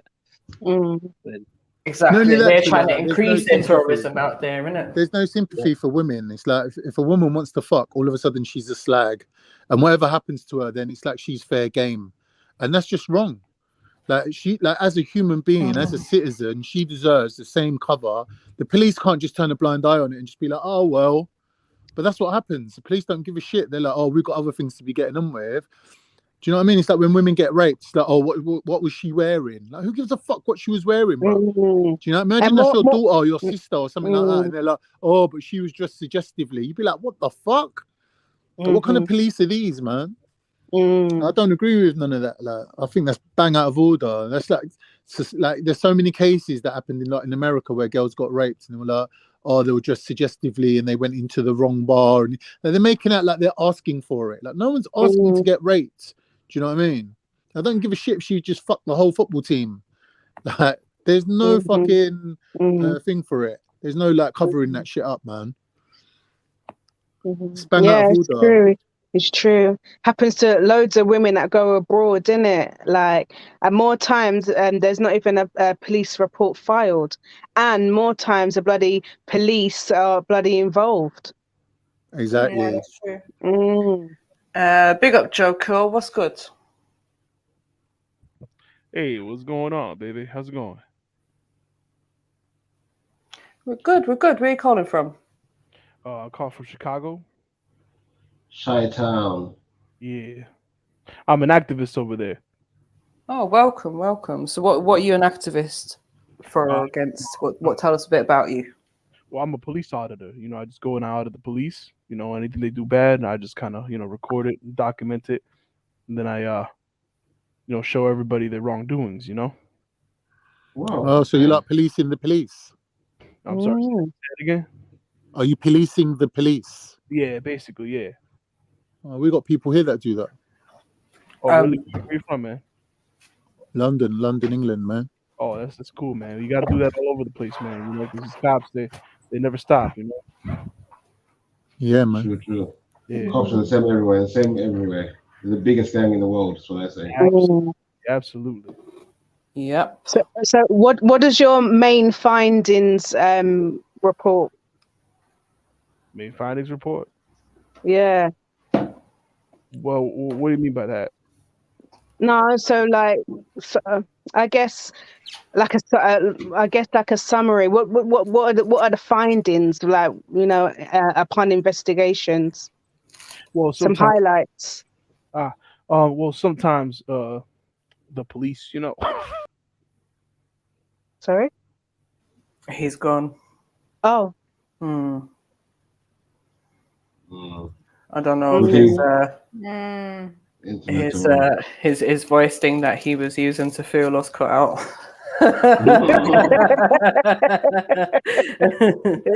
No, because he did have his camera on for a second, but like he was talking, but he wasn't talking on the. I don't know. Seen one of them ones. Yeah, that's why I was being careful with the thing. Yeah. I'm too smart. I'm too smart out here, man. J. Cole. Police auditor. I think that was a bit weird. In America, Hey, yo, especially. Khan. Hello? Hey, Khan. Can I ask you about food? Yeah, what do you want to know? Okay, so you guys have done a kebab, but then they Yeah. have the shish kebab rolled up in some bread and pours the yogurt on top of it and some sauce. What is it called? Iskender or Adana. Iskender. Yeah. Adana Iskender. Yeah, some people call it Adana, some people call it Iskender. Ain't that a kebab roll? Yeah, No. it's like it's got chopped up squares of bread at the bottom of Yeah. the container. Then they put like the meat on it, like the shish, like the squares of meat, and then they put chili sauce, and then they put yogurt sauce. So it's like a lasagna crossed with a kebab, you might as well say. Yeah. Iskender. Iskender, apparently, that's how Alexander the Great used to eat his kebabs. Is it? Iskender means Alexander, isn't it? Yeah. Iskandaria that's why it's also, called the Iskender. Alexandria. So. Yeah, he spent a lot of time in Persia, didn't he, Alexander? His Must mum have was been eating some Persian. kebabs. His mum was Persian, so he ate his food a lot. Was his mum Persian? I didn't know that. Yeah. I know his People wife told me was that time. Afghani. He married an Afghan woman, innit? Yeah, but the Roxanne. whole I think place her name was Roxanne. Persian, probably. Yeah. That's why he was so interested in that area, the Persians and that. Why did you ask me about that though? Because you're Turkish. He's Okay. Cypriot. Yeah. Do they have kebabs in Cyprus? Adana Iskender. No, because I love Adana is kofte, the one that's like mincemeat. Yeah, kofta. Yeah, it's a kofte, Adana. But I think Iskender it might be like I said, in a container with the bread at the bottom in the little squares. Yeah. Okay. Where are you in West London? Me? Yeah. No, I'm on Oslo. Ah, I was gonna say I can recommend you a few nice places around there. Yeah, there's a couple. Okay. Yeah, I've been to one in Acton, close by to Acton, actually. Was it good? Did you enjoy yourself? It was good, but it wasn't the best I've been eating. So. Right. Where do you recommend then, Khan? Where do you recommend?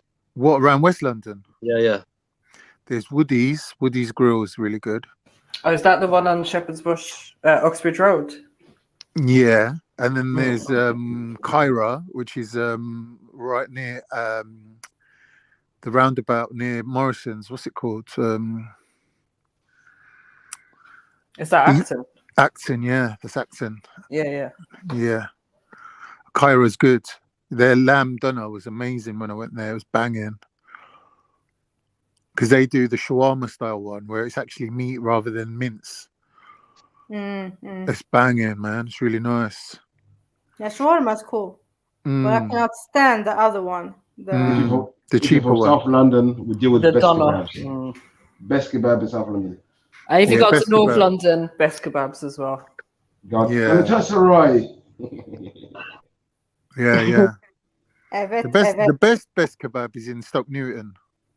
Yes, Stokey. that's the one I'm talking about. Yeah. And I'm just saying they do banging falafel because obviously I just they do everything good, man. They do. They're the masters. Listen, when my friend was like, "Oh yeah, this place is banging," I used to go there with my dad, and and it's been around for years. And I was like, "How do you know it's even still there?" And he's like, "It's best kebab. Of course, it's still there." I went in.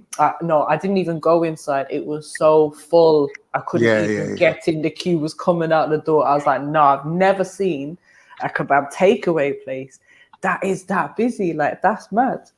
I'll tell you and what, then they got all their there pictures in there, all famous people and all of that as well. Yeah. I went there like 2 months ago. My mate was like, "Oh, let's go best kebab." I was like, "I'll come then."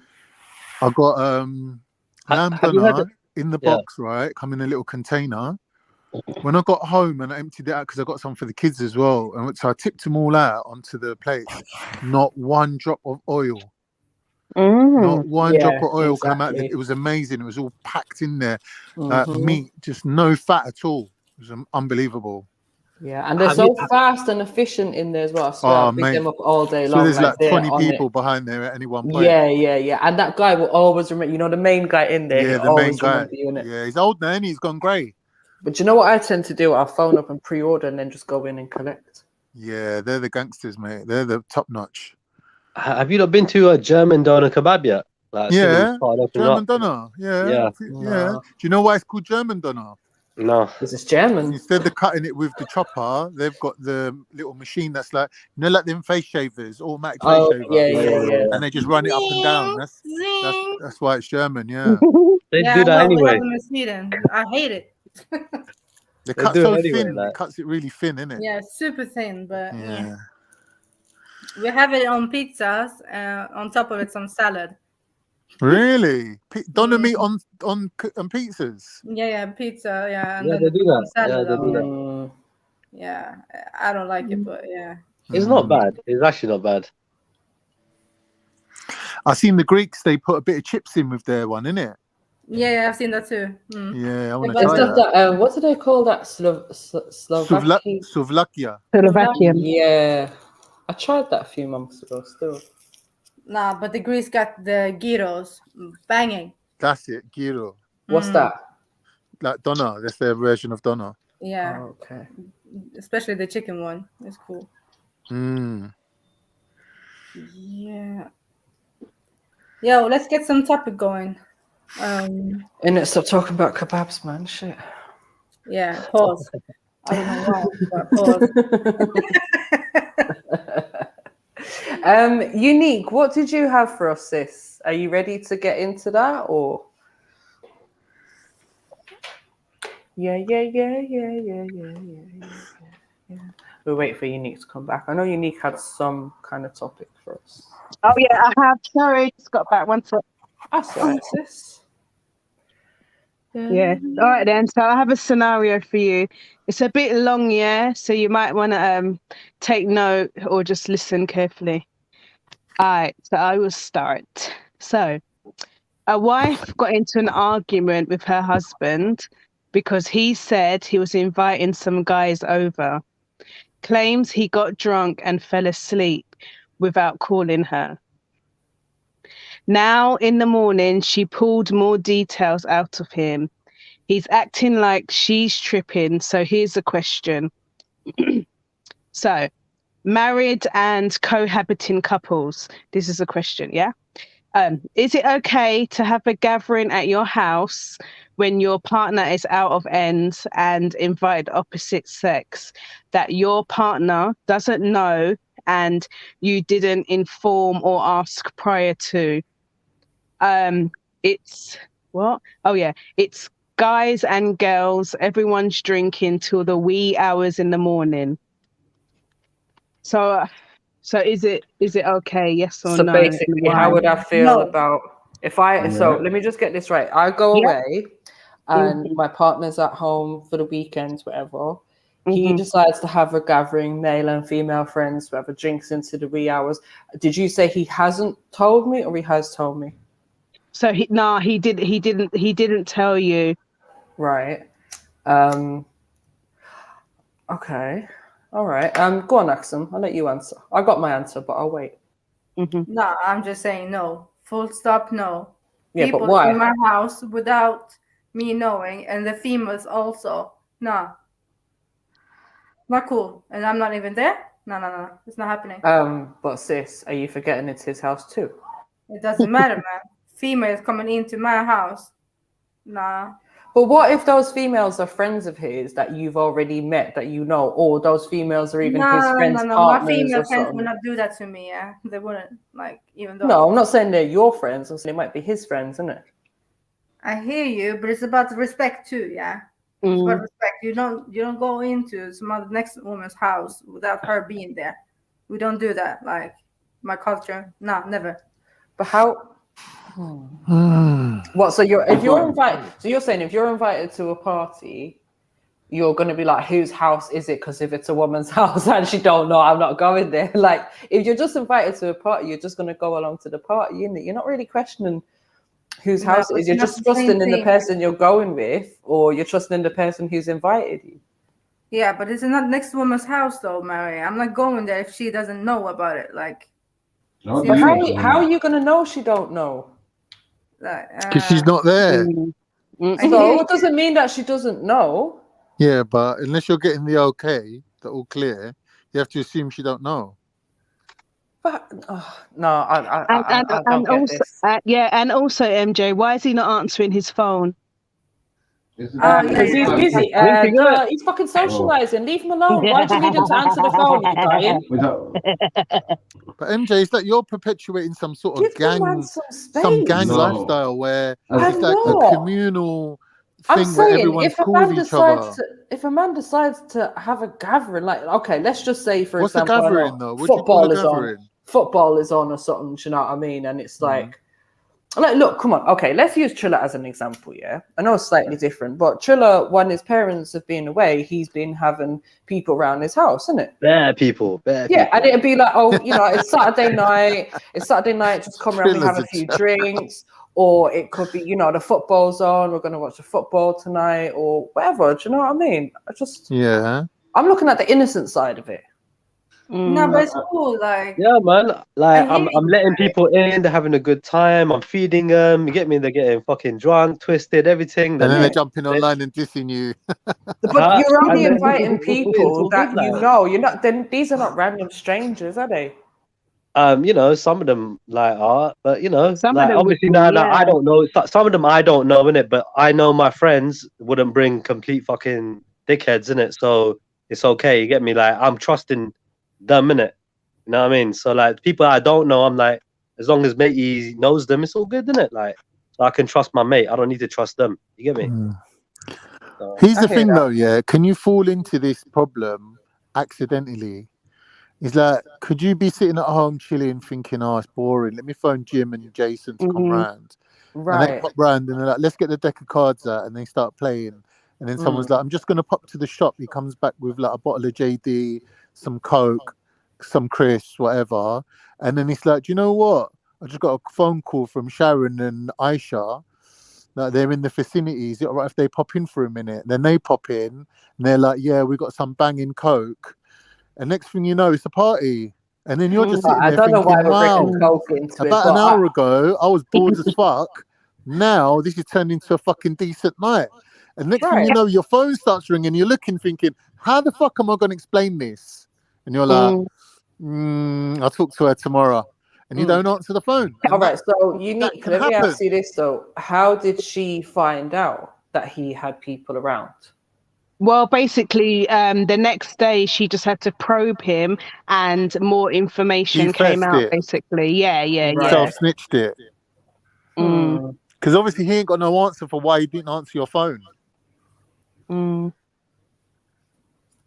you guys think thinking this is okay? Sorry, say that again. Sorry, no, I'm just wondering. Like, do you guys think this is okay? Right, Axel, I was just about to ask that because I was going to say, yeah, would you guys, Triller and Khan, would you be okay with your partners having males in the house while you're away? Whoa, I think everyone already knows my answer. That's a different. How the hell is that different? It's the same fucking scenario. Everyone already knows what I'm but it's a different question. I know what you're saying, Khan, but Triller, what are you saying? What you mean? Hell no, with it? Are you looking to get some licks? Everyone's looking to get licks. I'm pulling out the fucking samurai sword, and I'm getting out the Indiana Jones. See, all right. The thing is, for me, I try to apply this stuff to my own life, right? And I'm thinking, okay, I don't live with my partner, but let's say I did, right? And he's going away. He's planning to go away one weekend. I might say, oh, do you know what? I'm going to invite the Trill fam round and we're going to have a barbecue and da-da-da-da-da. And, you know, that's going to be males, females. That could involve drinking. That could involve going into the wee hours of the morning and all of that. Like, what's the problem? You're going to tell me that I can't have people in our house? Like, what we did? Yeah, exactly. I think, do you know what? MJ, I think she was just unhappy because like he wasn't honest, and she had to probe him for that information. And also she probably looked at it as basically disrespect, poor communication. Probably she's got trust issues. Do you know what I mean? Right. And she didn't know those females. Right. Look, so I think that's a good point then, that she may have had trust issues, and maybe that's the reason why. You've got to ask, why did he decide to have a little secret gathering, whatever, while his missus was away? Is it because that's something he's not allowed to do when she's around? Is there MJ. on him as to why he's done it? One minute. I want a yes or no question. Yes or no answer, MJ. Yeah. Is what he's done in and of itself, is it a disrespect? What, the having people round and whatever? Everything that's happened without her being accused of being paranoid or uptight or any kind of labels we want to put on the woman, yeah, is what, just looking at it from his point of view, what he's done, yeah, is it in and of itself, just like the facts of it without any implications added on, is it a disrespect? I want to say no, with a disclaimer of the only thing I'm not happy about is the fact that he was then acting dodgy afterwards. Do you know what I mean? Okay. Do you know what? Yeah, to me, it come like he was celebrating her absence. Yay, let's throw a party. You get me? Why couldn't maybe she needs to read between the lines? Charge Bull's gone. Celebrate. Innit? To me, it's a disrespect. Unless that's your normal lifestyle, unless you're actually living like that, and that's your norm, to do that one out of the blue like that is, to me, that's a disrespect, innit? Yeah, me too, Khan. I agree. Yeah. Fully disrespectful. I say what people don't know won't hurt them, innit? So fuck it. I think, you know what? That's the equivalent, right? That's the equivalent of you lending me your car and me letting all my friends and family just drive it. Yeah, and then giving you the car back and going, yeah, I looked after it.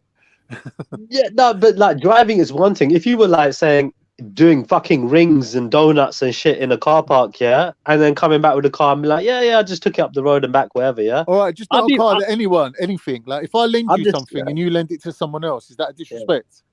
To me, it is. Yeah. But people do it, right? People do that.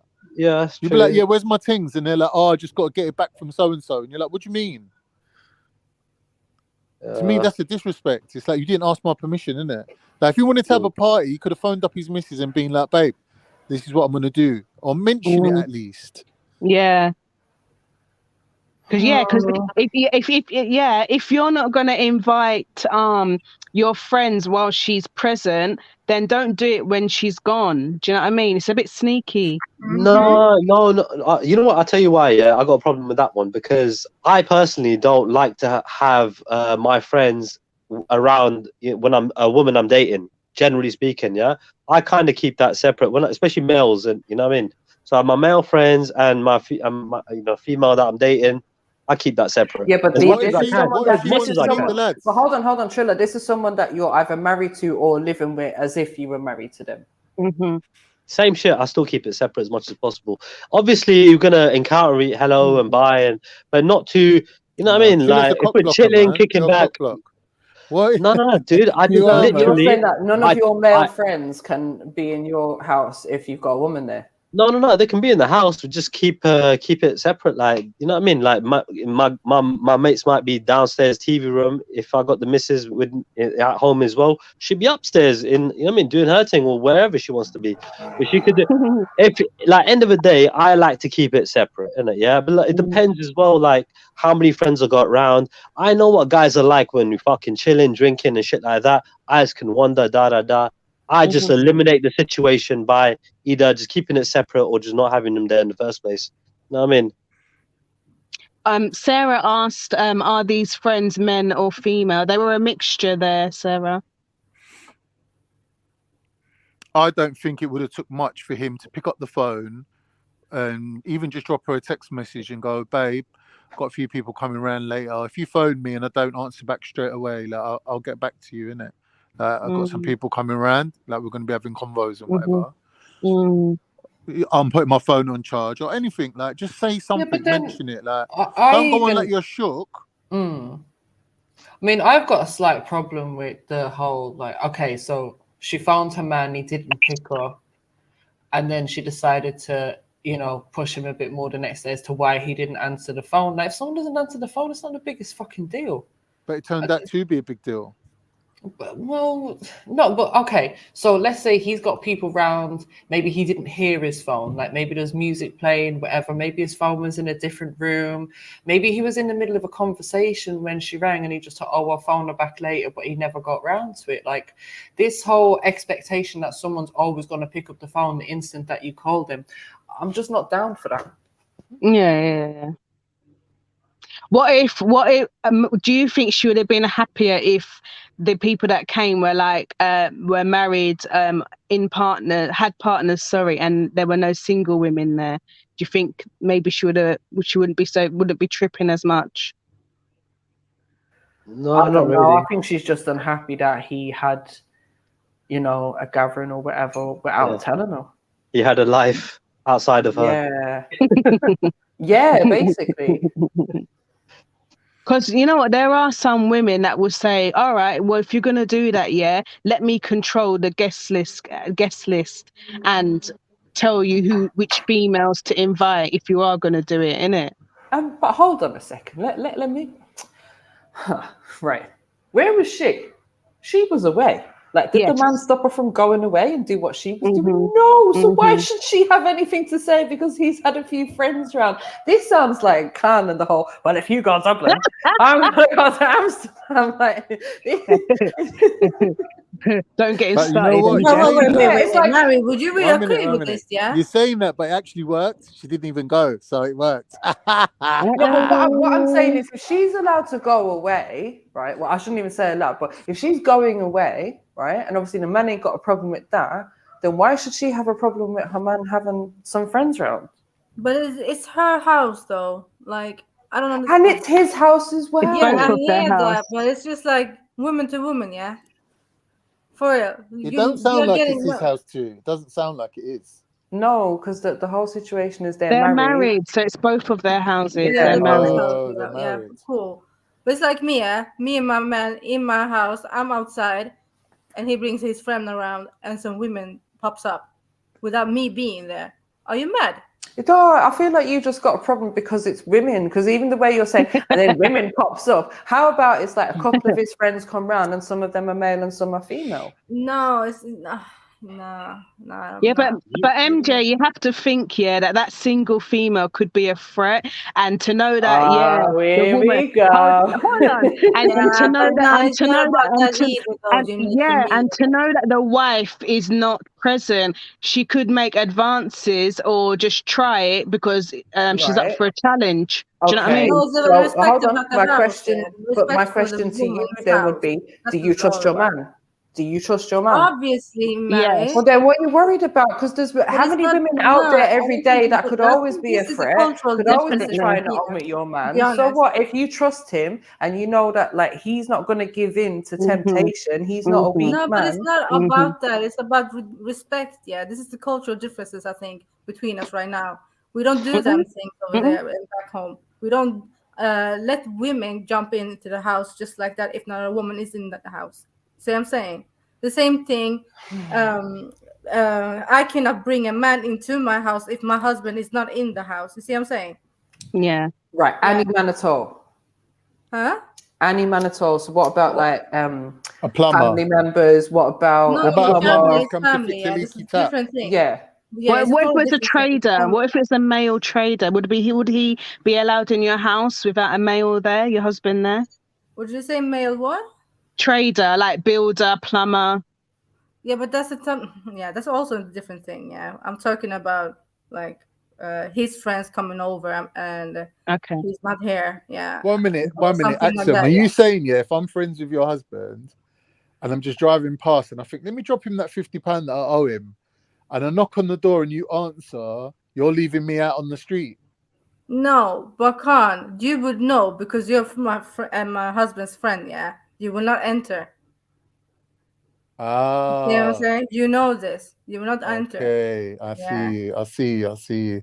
But like, When other people do things like that, Axum, is it right for us to then turn around and say they're wrong? Because no, man, it's not. No, I don't give a fuck about other people, really. No, I'm just because saying obviously how it is. with our culture, Yeah. zina is something you have to actively avoid. It's not something that but this is you not leave zina, it down though. to chance, We're not talking about zina or now. you leave it down to temptation. You have to actively avoid it. That means you can't be alone with a woman in a confined space. And then if something happens, you can turn around and say, well, she put the move on me. Like, it's not my fault. But he wasn't alone with a woman. He was with a group of friends in his house. Yeah, but they can go toilet. They can go upstairs. No one's going to have. No one's going to be watching you. Unique. Yeah. So no, it's all about respect of the house. Yeah, this is the only thing I'm going with. It's nothing. But they're having about... a party. Yeah, man. Everything's kind of like, you know, when you're drinking and you're having a good time, you gotta be relaxed with some rules, man. Because like, I remember freaking there was a girl, get me, like freaking come over, yeah, you know, with my mates and that, and I didn't know her, and I didn't know she was with somebody, like, you know. I just thought she was just a friend, innit, of that somebody. And like, I was just moving to her, like, you know, flirting and da-da-da. Afterwards, everyone was like, oh, bro, you were trying to move to the next man's chick? Again, no, I wasn't. Obviously, I was, innit, yeah? But like, you know what I mean? I didn't know it was next man's chick, innit? So like, but he was relaxed, innit? He was like, fuck it. End of the day, he's not like, you know, he's not heavily involved, innit? It's just one of his chicks, innit? You know what I mean? Oh, shit. So it's like, it's a minor thing, isn't it? But like, generally speaking, I think if it was something serious, I think somebody would have made it a lot clearer to me quicker. You get me? Like, and at the same time, I probably would have backed off. But I think people do need to realize in those environments where you're drinking and everything else, yeah, man, people are going to be a bit silly, a bit flirtatious and touchy-feely and all that shit, you know? Yeah. And those type of environments can test your relationship as well. Yeah. I think Axum's point still stands. Like, it's a disrespect to the actual house itself. Yeah. Do you know what I mean? Like, who's hoovering up and cleaning up after these chicks? No, but I get where Axum's coming from. But I'm saying, like, if it's what we're seeing at face value, he's just had a couple of friends round, and let's say he's cleaned up afterwards and done all of that, like, there's no disrespect to the house in that sense. Well, you don't Why know does he need? Who was You don't fucking need on to them change. beds, man? Yeah, but see, you're taking it into a different context then, because no one said there was anything sexual that happened or anyone was in the bed. As far as we know, this is what I'm saying, we take it at face value of you had a couple of friends around, you had a few drinks, didn't answer your phone. Obviously, your friends went home in the wee hours of the morning, and you know you went to bed and everything's hunky dory. I don't. So does my thing actually sound so bad? Really? No, do you know what? Yeah, a lot of people would have said that's a red flag for them, because at the end of the day, you're married and man's having sleepovers without his partner. What's the sleepover? Who slept Wait, over? hold on. When is it a sleepover though? No. I'm exaggerating. I'm just talking sleepover in the terms of like, boy, they were drinking till the wee hours in the morning. Yeah, but they might have only started at 10 o'clock in the evening. Yeah, so, you know, like, can we put a time limit on people like that? No. Can we put restrictions on people? No. Yeah. I'm not down for this, like, restricting people, innit? Were they couples? You know, were the women all accounted for? A mixture, I think. I'd say a mixture. It didn't specify, but I'd say a mixture. See, the weird thing is, because it's his house, he would have been forced to kind of be hospitable and speak to them. So he can't say he didn't speak to them females, innit? And if they weren't accounted for and they were there and they were single, then that's basically you're just chatting to single women in your house, Triller style. Yeah, but obviously it's either he would have known those single women, or the people that brought those women there would have known them. We're not just going to have random strangers. Like, this is a group of his friends, so we have to assume either he already knows the women or he knows the men that the women came with. But if he knows the women, then how comes his partner don't know them? Because maybe I don't know, maybe he knows them through his job or something, innit? Or maybe they're his uni friends that he went to uni. No, but who's to say that? Okay, let's say the women do come of their own accord. Who's to say that they don't have a husband or a partner of their own? You know what? That's not even worse again, Mary. Exactly. And how many times have you had a function and people have brought people that you don't even know of? Yeah. It happens. Yeah. Thing is, if it weren't in his house and it was outside somewhere, like in a bar or something, like this happened to me. Like I said to my missus, like I'm going out with a uni crew, right? And she was like, "I'm coming," and I never thought nothing of it, right? But then now that you lot are mentioning it, looking back on it, I was out with a mixed group of people, and a lot of them were single. Maybe when she was there, she was thinking, "Well, if I never come, what would he be up to? He'd be just chatting away with these girls, like." It would be inappropriate. Oh, God forbid that a man is ever going to talk to a woman and they're going to end up in bed together and have babies and have affairs and run away. Oh, yes, let's all walk on the opposite side of the street. Oh, this is so, sorry, but it's just. But 1 minute, MJ, 1 minute. Paranoia. You know I'm drop dead gorgeous, right? And I got the bants, isn't it, innit? So. Don't make me vomit. I got the bants, mate. The banter. Now you guys. Just no comment. I've got a meeting. You know what? Do you know something? When I read this scenario, I just thought of Tristan Thompson and Jordan Woods. So basically, in it. So basically, at the time he was. Come on, shut up now. At the time, he was going out with Khloe Kardashian, and Jordan Woods is a friend of her sister, Kylie Jenner. And at that party they kissed. Do you know what I mean? Ooh. So boundaries were crossed. Right. Yeah. So there's always a threat that something might happen, innit, at a party, but it's down to the person, innit?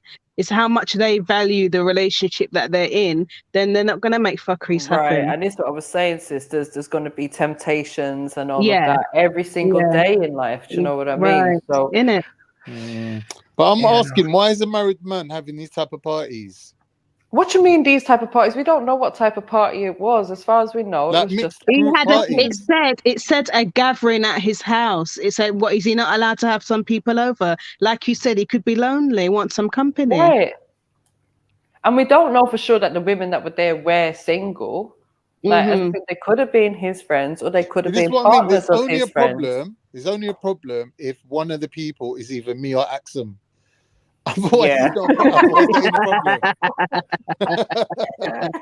but I did say though, I did give my disclaimer of the fact that he sort of tried to hide it.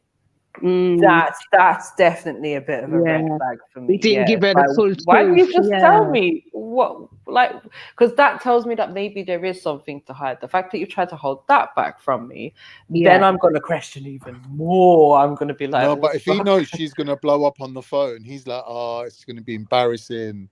I'm not even going to answer it because she's going to show me up in front of everyone. And spoil his vibe for the night. Yeah. Like he might be innocent still. Yeah, he knows. Obviously, he knows. That's why he just don't want to get an ear bashing. He's like, oh, she would have been like Axum. She would have been like, don't let that woman anywhere near my bedroom. Don't let them use the good china. Make sure you put covers on the chairs. You've done plastic. Make sure they take their shoes off as well. Yeah, this will never even happen because this doesn't happen. Like, just don't. Like Axum me running around that flat with a steam cleaner. I want no bacteria. Yeah, that sofa's getting cleaned, boy. Yeah, All right, so in the infection department, so I have to. What if he then found out that the people that he had round were his friends and his friends' partners? So you knew that all of the women were accounted for in that sense. No, Mary, I'm just saying. Would that make you feel comfortable, Axum? No, it's not about that. Like I said, it's not about the relationship he has with the women or does have or whatever. Yeah. It's just about the respect of the house. Yeah, you don't let other women into the house when your woman isn't there. The same goes for the man. Yeah, I will never let a man come into my house if my man is not in the house. Even if the woman is coming, so even if one of his friends came round and happened to have his wife with him, that wife wouldn't be allowed in because you're not there, even though she's there with her husband. Right, that's a different story, Mary. You know, this is a different story. Why are you messing it up like that? Because that's what I'm saying. If the women that are in the house are with their husbands, story, yeah? Because the woman is with me, and the man is just waiting for my man, right? Looking at this, yeah, the situation could be totally innocent. It could be actually nothing even going on. Yeah, fully. I know. If this is their culture, if this is normal for them, then I don't see an issue, to be honest. But like in my life, with me, this could not run. In what culture did you say? I'm saying in their culture, this like how this man is and how his woman is to these lot, between the two of them, this could be normal. She's just pissed off because he didn't answer the phone. Yeah, that's what I think. Which is suspect, but if he knows how to, like, you know, put himself across, he could turn around and say, listen, babe, if I was going to do something, would I be doing it in my own house? Like, come off it. But you know what? She's upset because he didn't inform her that he was gonna have this party, and the fact that they were drinking until whatever time in the morning. That's why she's vexed. Yeah, she's right to be vexed. Like, he done wrong. Obviously, he needs to like buy her a nice bunch of flowers, make his apologies, and say, look, you know, it's just something that happened, and I learnt my lesson now. It's not going to happen again. Like, it depends on their relationship, innit? Like, how honest is he? When he says sorry, does he mean it? When he says it ain't going to happen again, does he stick by it? Because if he's that kind of guy, you know, then she could just forgive him, innit? And just be like, you know what, I'll stress him out for about a week or two, make him sleep on the sofa even for a couple of nights, but then after that, just forget about it, innit? It's no biggie, really. Just put him through the ringer a little bit so he knows that you're serious, and then just forget about it, because obviously nothing's happened. Do you know what I mean? Ain't like he's having sessions. Miss Sarah said that the women present might have been there for his single friends. Yeah, see, it might be innocent. Hey, and Goddess said, in her opinion, it's not a sackable offence. Just have the chat. Choose your battles. Yeah, exactly. But still put him through the ringer, though. I'd say put him on the sofa, make him feel aware about what he's done, innit? Like, don't let him speech his way out. As a woman, I am not treating a whole grown man as a fucking child about putting him on the sofa. What am I going to do? Stand there and point my finger? I wouldn't have it. If a chick wanted to do that to me, I wouldn't have it. I would literally act like I did nothing wrong. If anything, I'm in the right. You get me? And she's just totally in the wrong and blown out. No. I'll calm her the fuck. I'll make it like she's in the wrong. You've got to kind of like, you know what it's like? You know when you get attacked by a cobra and you've got to kind of cut a piece of your clothing off and just let him have it? It's like that. You got to give something, innit? You got to be like, listen, you got to do reverse psychology wrong, sometimes. Babe, sometimes you got to flip it on them, bro. No, you can't just come out fully fronting, going, nah, what? Bro. So what? And what? Nah. Nah, bro. You just got to turn the table sometimes, bro. And without, like, it's like pulling the dishcloth. You get me? Yeah, under the table, like, you know, without him. It's like, you know what I mean? They just don't know, bro. Said, man, you got to pick your battles. Do it one time, bro. Like, you got caught red-handed. You can't have it, bro. Like, that kind of shit about, you know, if you getting kicked out, you can't have that. If you want to go and sleep in the other room, that's up to you. That's different. If the man had the balls to do that, he wouldn't be confessing in the first place, going, oh, babe, actually, last night, had about 25 people around in the sit room, but don't worry, nothing happened. Yeah, I don't know why man didn't just say he was sleeping when she called the phone. Like, that could have saved all this argument. Exactly, man. Just break the phone and get your free upgrades. She probably wouldn't have believed him anyway, knowing the circumstances. Yeah, sleeping with who? But man's got to go to sleep like sometimes. Just because your woman's away, don't mean that you're going to be on call 24/7. Man still got to sleep. Man still got to shit, shower, shave, and eat, and do all of these things. Like some say, just because we have mobile phones doesn't mean we're, you know, the best one on call 24/7. I forgot it on silent. I forgot the phone on silent. Yeah, that's the best one. Miss Sarah also added another comment, where she said, sometimes the girls are there for what'd she say? Yeah, sometimes the girls are there for his single friends, and then she said, personally, not in her house where her kids lay their head. They can get an Airbnb. But then I think again that's going on the assumption that they're having this party for the sake of people linking up and like we're talking grown people things, I'm assuming, because we're talking about a married couple and all of this. So as I said, I'm taking it on face value of what was said. Like there isn't any additional details to this where anyone was in anyone's bed or any of that madness. Do you know what I mean? But I do get Axum's point, you know, from a cultural perspective. Do you know what I mean? That it would be seen as disrespect, and her family would give her the side eye if they found out. Yeah. I do get that. Yeah, you get me, Anna. Thank you. Yeah. Of course, it's just good to have different arguments to a scenario. You get me? Yeah. And I'm sure if I put this to some of my family and whatever, they probably say the exact same thing. But you know, for me, I have a thing of I cannot tell, especially if that's the man's house as well. I cannot tell him what he can and can't do. I can be upset about it. I can be angry about it.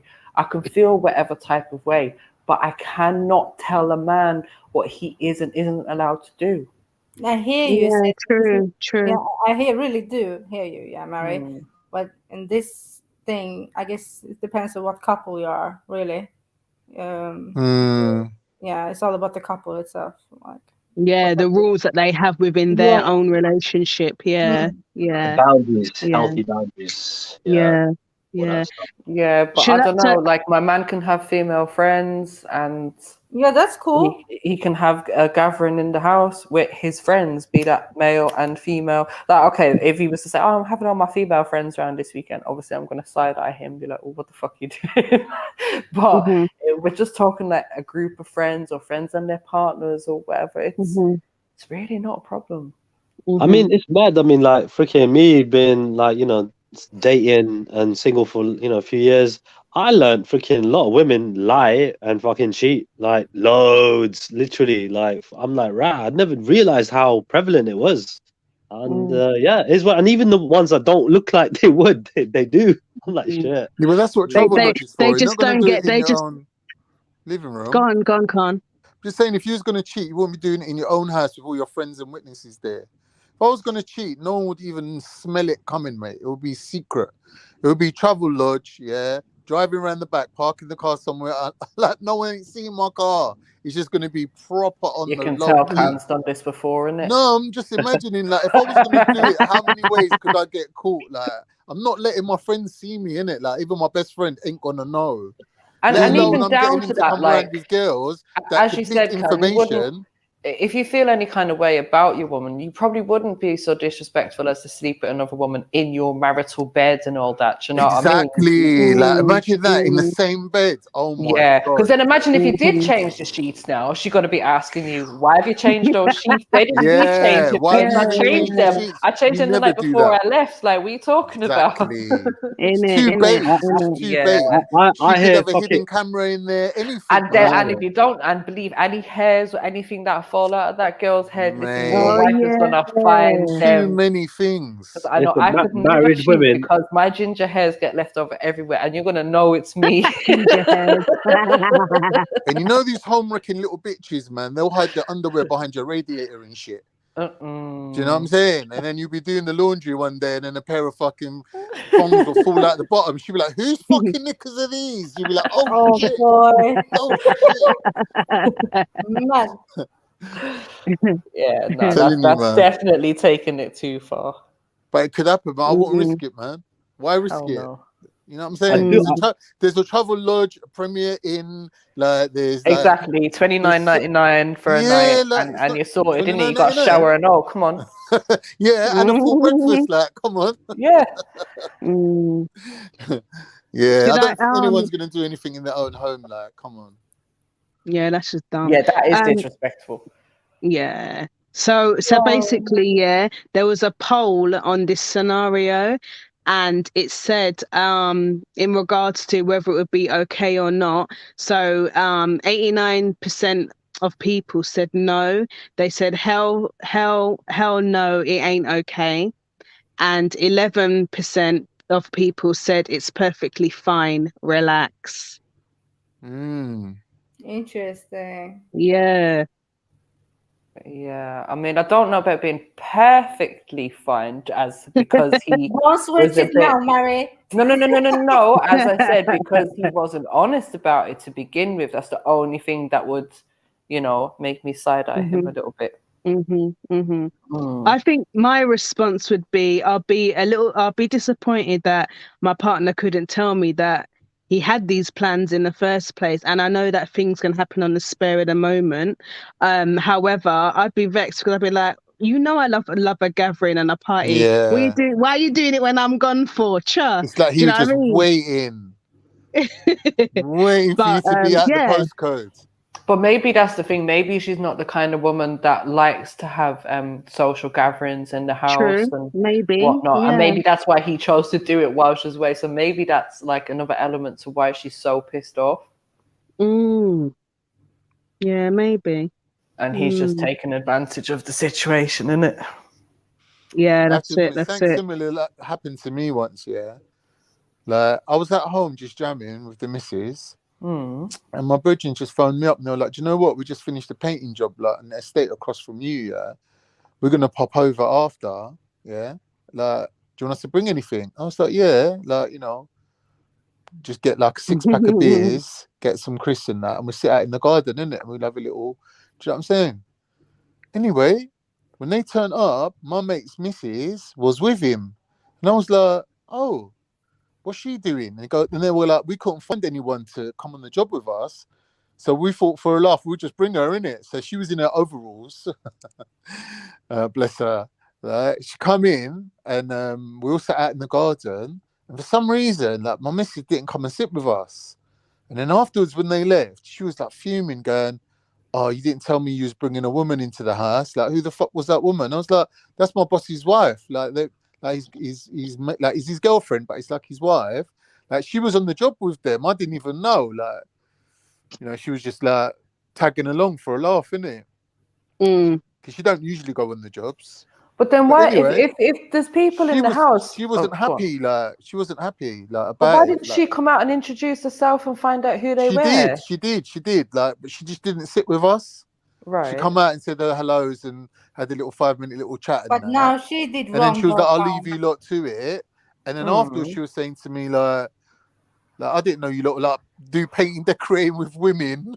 I was like, no, like that's the boss's like wife. Oh, okay. Yeah, like, and it was a bit awkward. Like, she was a bit like fuming, and I was like, I don't know why she's upset. Like, my friends like never come over. It's like they were just painting in a building across from there. Yeah, and it just happened like spontaneous. Like, they phoned me up. I was just sitting on the sofa watching telly. They're like, we're gonna pop over. I didn't even say to her, is it all right if they come over? Because I didn't think it was a big deal, innit? I was like, yeah, man, come innit, come check, man, innit? Like, no big deal. But like, she was a little bit like thingy after, a little bit funny with me. Like, didn't really say nothing, but I was thinking, did I actually do something wrong? Do you know what I mean? Because like, she weren't my girlfriend. It's like she weren't coming to chat to me. Like, it weren't like whether she was there or not. To me, it was irrelevant. All right, I know the woman, innit? I know her for years. Yeah, but she's there with her husband. Pardon me. Yeah, she's there with her man, innit? So, yeah. I think your woman did wrong there, Khan. She should have been with you guys, sitting there chilling, drinking beer too. Yeah. Yeah. Especially if there's another woman that's there, because you'd think like, oh, there's another woman there, and it's just our man. Like, let me feel the woman, make the woman feel comfortable. Yeah, that's my husband's friend's wife or whatever, isn't it? Exactly. Yeah, exactly. It shouldn't be a separate thing. Get to know them as well. But, exactly. But she at least like offered them all a cup of tea and that, yeah? No, they come with beers and that. Oh, okay. So she It was a nice day. We're sitting in the garden and that, in the garden furniture, just chilling. No, man, she moved wrong. She moved wrong, innit? And they left early because of it. Like they could feel the vibes. Yeah, they felt the vibes. She wasn't welcoming. Yeah. Yeah, if they was there for that long and she was only like out there with you lot for 5 minutes, then yeah, I probably would have felt a bit awkward, innit?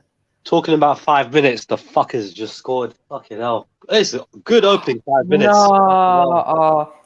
Hey. There goes that £700 I was hoping to get. Damn. I've done a nice bet builder, but anyway. Yeah. It would be that fucking ginger cunt that's also in the brain.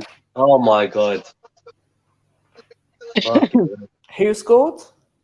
Kevin De Bruyne. He did outside the box, fucking smashed it in left foot, took a mad deflection, and it just hit the post and in.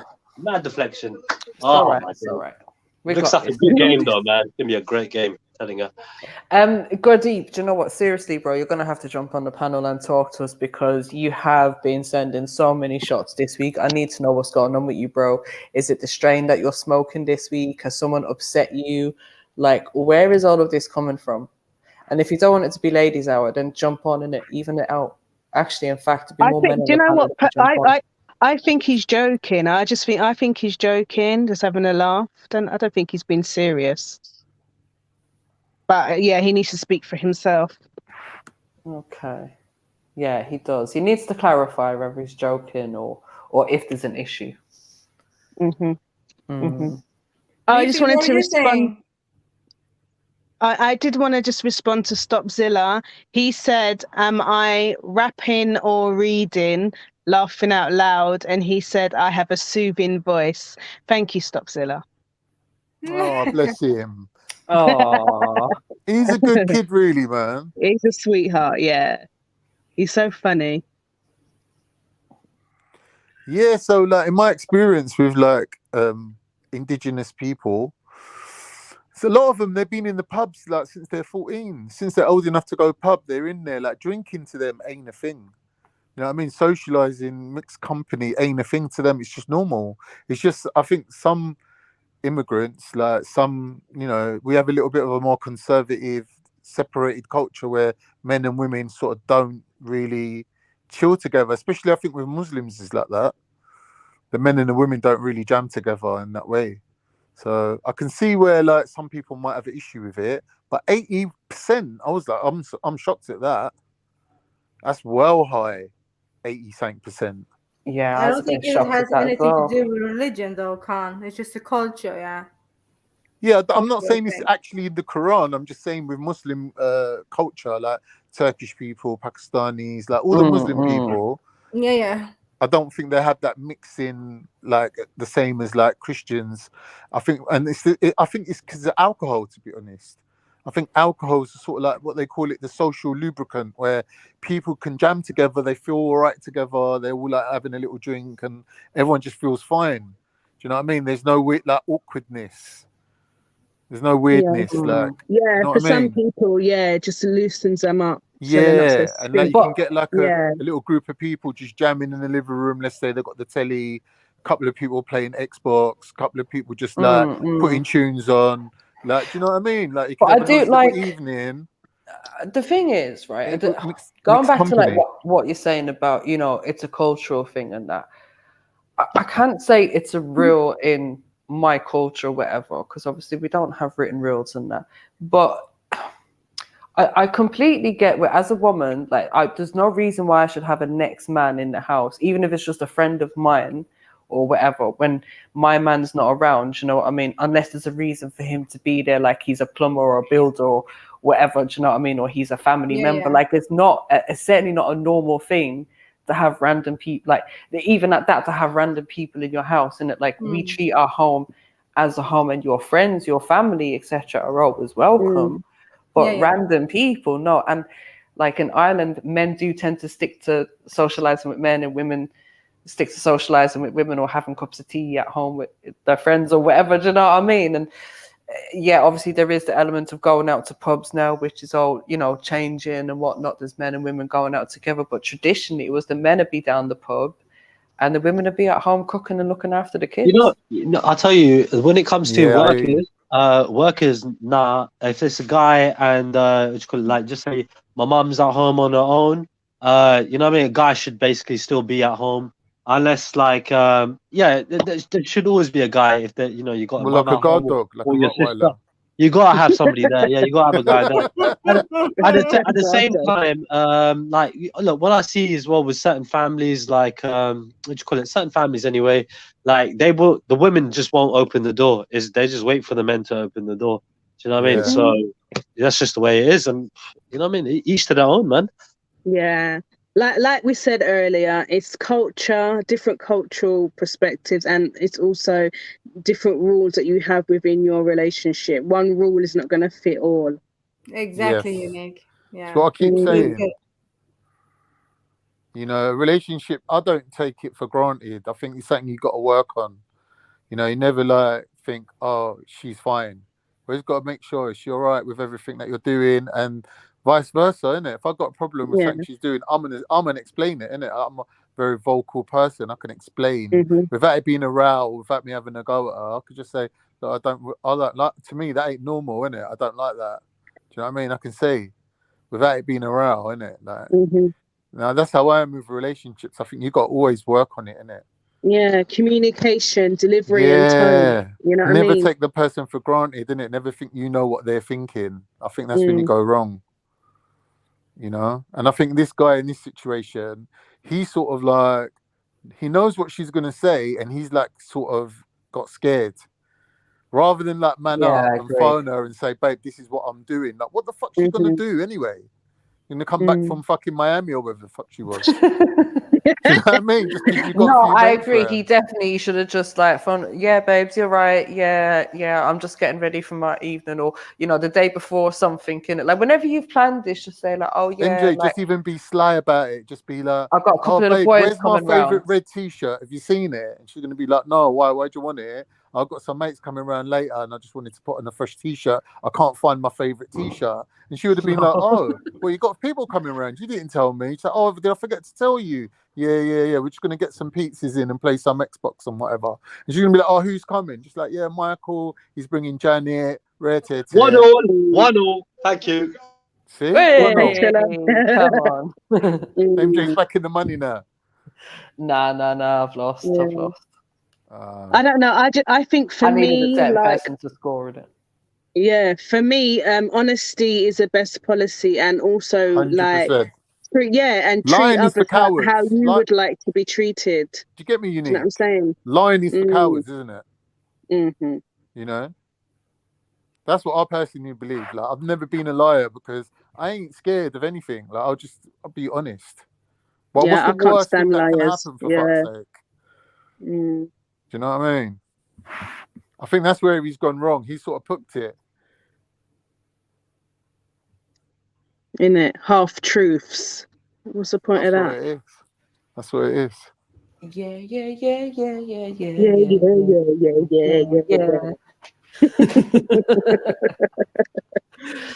Oh god. Yeah. See, that's how I always judge it anyway. Like, what's worse, the thing that they did or the fact that they lied about it? It's usually the fact that they lied about it. Right. Yeah, for real. Yeah. Because then it'll question everything they say to you. So why lie? You get me? That's it.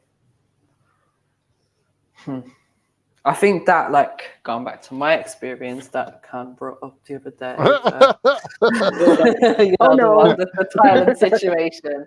I think that's what made it 100 times worse than it should have been. It was the fact that man lied, and then when I questioned, like, because it was just so obvious from the minute he got back, it was so obvious that something was wrong. And I said, "What's wrong? What's wrong? Why don't you, like, it just matters just acting booky?" And I was just like, no, something's not right. It's what he wanted to tell you, mean, straight away? No, it's like, not that he wanted to tell me. Yeah, it was his behavior change, innit? And, you know, it was just weird. And then I just kept pushing. He was like, no, there's nothing. But then the more that I pushed, like, I could, you know, when they're doing that silence thing in it, like, they're not saying nothing. And I'm like, listen, just whatever it is, just tell me, innit? Because I'm just going to be using my imagination. Crafty. Yeah. And then so you made him feel that by telling you it'd be like cool, and then you switched. No. I didn't tell him it'd be cool or whatever. It was just like, there's clearly something that you need to say, so let's just say it. Do you know what I mean? Like, because the way he was moving, there was no way our relationship was going to be able to move forward if you're acting like that anyway. So exactly, stop being a coward and just talk.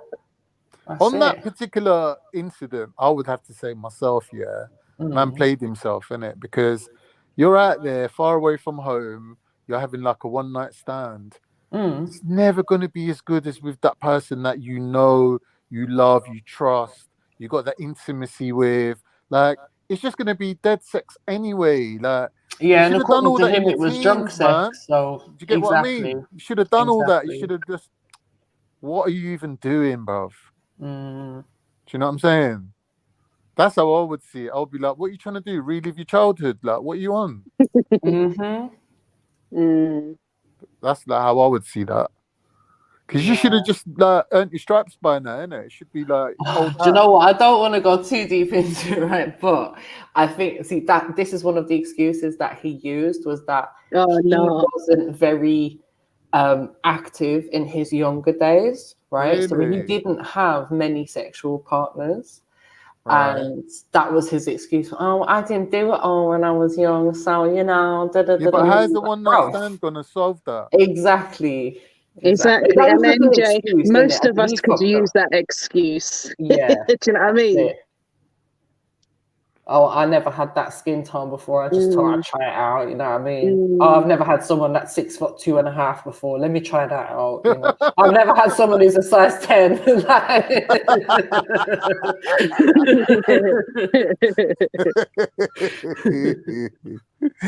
Oh dear. Oh well, you live and you learn, mate. What was it, a deal breaker then? Did you like end it? The relationship went. Do you know what was weird? Right, was I didn't end it. I took a few days or whatever to sort of decide, like, how do I really feel about this? Because I proper loved him, innit? Like, we've been together a couple of years and nearly had a kid, but I'd had a miscarriage or whatever. So, you know, like, I was proper in love with this guy. And then, so after I took some time to decide, I was like, all right, you know, I can maybe get past this and whatever. And then he was like, no, we need to end it because, like, I know you're never going to trust me the same way again. And I was like, oh, for fuck's sake, like, I put myself through all this torture of can I forgive him and all. And now he wants to, like, break up, whatever. We kind of, like, got back together, but I think our relationship was just never the same again. And then after a while, it was just like, how long was the whole relationship? Ways. How close was you lot before he went away? Before he went away, we'd been together for 1, 2, 3. What was in the years though? Yeah. 3.5 years before he went away. And then it was probably like after the whole thing got, you know, came out and whatever, it's probably about 6 months of back and forth and whatever until it really did change something. Yeah. Yeah, of course. Yeah, man. I think, do you know what? I think ultimately, when I look back at the situation now, we were two people who obviously fell in love and, you know, could have had a future together. But I do think that he wasn't ready for what I wanted. Like, he didn't have kids of his own, innit? So he was a bit freer in that sense as well. Whereas I had kids that obviously put restrictions and stuff on me, innit? So I think it was just like we realized. Was you saying you weren't prepared to have more children? No, I was. As I said, I got pregnant by him, but I miscarried. When you say restrictions, you mean like I'm going out and doing stuff, like? He didn't have kids, and MJ did. But what was the restriction you was under? I'm saying I'm more restricted in that sense of obviously I can't be so free to like go out, do whatever. Oh, for going out. Yeah. Well, how old was the kids? Were they young? Not young, but they was young enough that obviously I'm still like full-time mom, innit? Do you know what I mean? Yeah. It's easier for a single person to get up and go when you got kids, childcare and all that. To be honest, when I met my baby mum, she was like, she had the kids from before. And I like that. I like the fact that she was mumsy and she was at home and like, she weren't on going out or nothing like that. Like she was. I think that's what he liked in the beginning. Yeah. You know, he liked that. So that's the person to have a kid with, isn't it? That's the ideal person. Yeah, but as I said, but Cam, you know, I don't think you're hearing what I'm saying. I did get pregnant and I miscarried. I heard you. Right, and then it was after that the whole incident happened and whatever. So we were looking to have kids together. Yeah. Obviously, you know, it never happened, and then we separated, didn't it? Just sounds like bad luck, innit? Yeah. Just wasn't meant to be. Yeah. Oh well, sometimes it bees like that, man. You can't like control everything, innit? Just it is what it is. Exactly. That's a shame, though, man. Like, I don't know.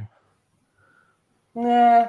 Do you know what? As much as I loved him and I do look back, I think he wasn't manly enough for me. He wasn't able to stand up for himself sometimes when it came to like family and stuff like that. Like I get, you know, he's got to be there for his mom and help out his mom, but sometimes he didn't know when to say no, and they could demand any of his time, and it'd be like, "But bro, you're an adult now. Like, you can say no, or you can tell them, like, you could say to mom, do you know what, mom, I can't come round today, but I can come round tomorrow and help you move that sofa."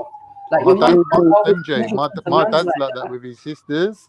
Like they're all married and shit, and like they phone him up and they're like, "Come round, I need you." He'll fly around there. My mum will be like, "Huh? She's got a husband, you know," and he'll be like, "Yeah, but she's my little sister." You know what I mean? Like, and they're like old now, and he's still like that. He's still protective over like. I mean, you can be, but just know how to prioritize as well, because. But it's not, the woman won't like that. Like the woman you're with won't like that. Do you know what I mean? What, if you're running every time the family calls? Yeah, like you got to have your woman as your priority, innit? Like you're a unit now, innit? You're together. Do you know what I mean? You can't be dropping the missus off and going, "All right, babe, we just got to shoot off." Like, and you're like, "Wait a minute, we just got back from shopping. You're leaving me at the front door with the bags, and you're fucking off." Like, where you going? "Oh, just got to go around. My sister needs her sofa moved." Oh, fuck no, your I mean, sofa, no, innit? but it's not to say that you can't help out your family in that, and it's not even that it necessarily has a big or had a big impact on the relationship. It was much. You know, when you can see when a person has agreed to do something and then they're in a bad mood, you're thinking, "Why are you in a bad mood?" "Oh, I've got to go around to mum's and do and it's like, you don't have to. She's asked you to do something and you haven't managed that situation in the way that's good for you. You haven't said, "Oh, you know what, mum, actually I've got some plans tonight, but I can pop round tomorrow lunchtime and do that job for you." It's like, "Oh, mum says I gotta go, so I gotta go." Like, man up, innit? Yeah. Now, one of the best things about being in a relationship is that you don't need to deal with mum and that no more. You just let your missus, like, to bring your missus so she's best mates with your mum. And then my mum knows, for example, that she just phone my missus up and be like, "Oh, what you lot doing on the weekend? Do you think you want to come over? I'm going to cook. I'm going to do this. I'm going to do that." And I'll be like, "Yeah, babe, she wants us to do something." We'll come round and my mum will be like, "Can you like help me carry this upstairs?" And I'll be like, "Ah. That's fine, isn't it?" You get a nice dinner out of it, though. Do you know what I mean? I remember getting invited round for like family dinner and that, and for a couple of times it was amazing. Like Sunday dinner, Caribbean house, you know what I mean? Food everywhere, innit? Yeah. And then I think after going around a few times, then his sister cooked, right? And his sister loved cooking, but she would over season everything. I'm talking a whole pot of seasoning, like powder seasoning. I'm talking about. I know you mean the all-purpose. Yeah, too much in it, bro. Like, you know when you can taste the powder when you're eating the chicken and stuff, and it was overly salty as well. I'm not enjoying this. I prefer like natural seed. Yeah, she probably did. She's a big girl as well, you know. But yeah, I didn't. That's when I was like, every time you'd invite me around on Sunday, then I'd be like, "But who's cooking?" If it's mum cooking, yeah, I'm there, innit? I end up doing half the cooking myself these days, man. Everyone's like, "Oh, I really like your mac and cheese. Can you do that again?" I'm like, "These not having me on. They're just saying that, like, they just don't want to cook." Do you know what I've realized in life is, like, there's so many different ways that people do mac and cheese. I still haven't perfected my way. Like, I can do a good mac and cheese, but I keep like altering my recipe. Different every time, yeah. Like, "Oh, let me try this one, and then obviously where I don't use cow's milk and stuff as well, isn't it? So it's just like, oh. What are you using? Almond milk? No. I use coconut milk. Is it any good? Yeah, it's banging. Oh. I use, you know, the tinned one. I've tried it, yeah, but I've never tried it with mac and cheese or making a sauce or anything with it. Yeah. Because obviously I make the sauce and that from scratch, innit? Yeah, cool. So I just use coconut milk instead of the. I'm not expecting you to use the Mother's Pride jar. The lasagna one, the white sauce. Yeah, that's cheating. I know. It's like me and my friend used to argue about who can make the best curry, and I was like, "Listen, if yours comes out of the jar, there's no competition." And she used to say, yeah, but yours looks like it's got vomit in it. Because, you know, when you see like the bits of, it's not even flour. bits of season that, it's no, it's like, you know, I put carrots and stuff in there as well. And then she's like, it looks like bits of vomit. So fuck off. Just go and eat your home fried curry in it. I'll tell you a secret, yeah? If you're making a cheese sauce or a thing, anything like a bechamel, just put a tiny bit of nutmeg in it. Oh, yeah. Just a tiny bit of nutmeg makes all the difference. Messa, what do you mean coconut milk and mac and cheese that can run? Yes, it can. I've made like vegan mac and cheese and stuff as well, and I've actually done it by mixing coconut milk and pumpkin and a bit of turmeric to make like an imitation kind of cheese. Nice. Yeah, because my daughter What did don't you eat do? any kind of Puree dairy in the it. pumpkin, like Yeah. boil it. Yeah. Nice. Yeah, man. I have to come up would with like actually different try that. ways You of know? doing stuff. I don't mind vegan things. Like I could do meat-free days. Yeah, because most Cypriot foods you could do like a meat-free version of it, and it comes out just as nice, really. Yeah, but Mezzo, I don't mind a bit of sweetness in my mac and cheese, but also there's like other kind of can put a bit seasonings of and stuff salt that go to in. Like I put, you know, black pepper and all kinds in there, and a bit of mustard as well. So I like mustard. I don't, and to be honest, I don't know if I've ever tasted the difference in the mustard. It's about a year or two ago, someone said to me, "Oh, you have to put mustard in your mac and cheese." So I've always done it, but I think I'm always really reserved at the mustard because I don't want to overdo it. I've even put a bit of mustard in a bit of mashed potato sometimes, run it through. Comes out nice. Gives it like a tiny little tanginess. Yeah, some people like that. Yeah. Well, that's new, isn't it? Coconut milk having, and mustard. Wow. That's You a new need one. some Dijon mustard. That's the Dijon one, yeah. Yeah, that's banging. Yeah. Is that the Do you French eat one? like mustard with sausages? Oh god. Yeah, I like mustard in my Don't hot mention dog. sausages, man, there, mate. Yeah. Wow. Don't mention sausages or Sujuk pans. time. Sausage in the pan. Yeah, like you said, Unique. Hot dogs, like grilled hot dogs. Yeah. Bang, with some ketchup on it. We're good. Yeah. Yeah. Yeah.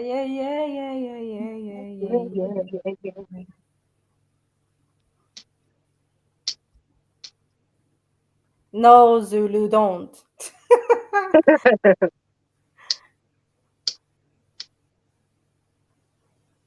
Hot dog, hot diggity dog.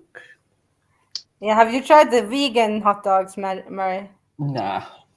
Dead. So dead. Made of corn, you know? Dead. Ugh. Yeah. Yeah, I've tried a few of those vegetarian sausages over the years, but none of them. Yeah. I've tried the vegetarian ones at IKEA because I used to work there. Yeah, that's Okay. Come on. I've never tried them They're ones. soya though, aren't they? I swear them ones are soya. Yeah, they are. Yeah, I soya. tried. I will say the best, or not the best. Well, the best ones that I tried was the corn ones in terms of taste and texture and whatnot. The Linda McCartney ones, they've got a really weird kind of texture and taste to them. And I think I tried another one, maybe like a shop's own brand or something like that, and they were just nasty. Like I couldn't even eat them; it was disgusting. But in general, yeah, I'm not into the whole corn thing, innit? All that fake kind of stuff. When you start looking into the ingredients, it's just like, what the hell am I eating? I may as well just mix up some broccoli and cabbage and make my own, innit? Big up, Mezzo. Big up, everyone. How's it going? Big up. It's going good.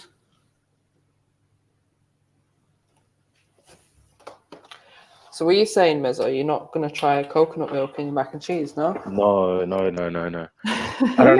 don't like coconut milk in general. Not in mac and cheese as well. Oh. Really? I love coconut milk. I love coconut. I don't mind like almond milk is alright and stuff, but coconut milk, nope. Not in my food anyway.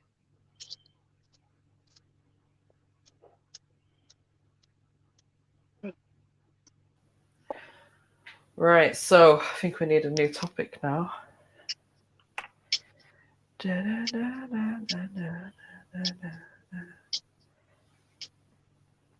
Sis, Unique, I did was you have... talking, you know. I'm done. I was muted, like.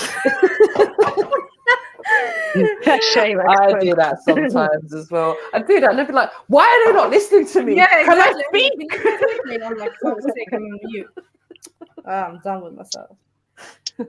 Don't even try it, Zulu. I don't deal with pork. You know that.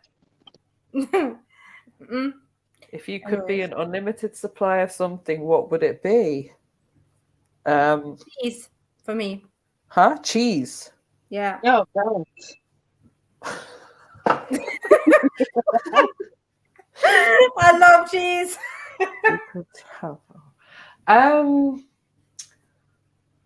Is it if I could have an unlimited supply of something? Okay, if I could have an unlimited supply of something, what would it be? Oh, weed. What am I doing? Really? Oh, I thought we were still on some food topic. But Axum. I'm done with myself. Yeah.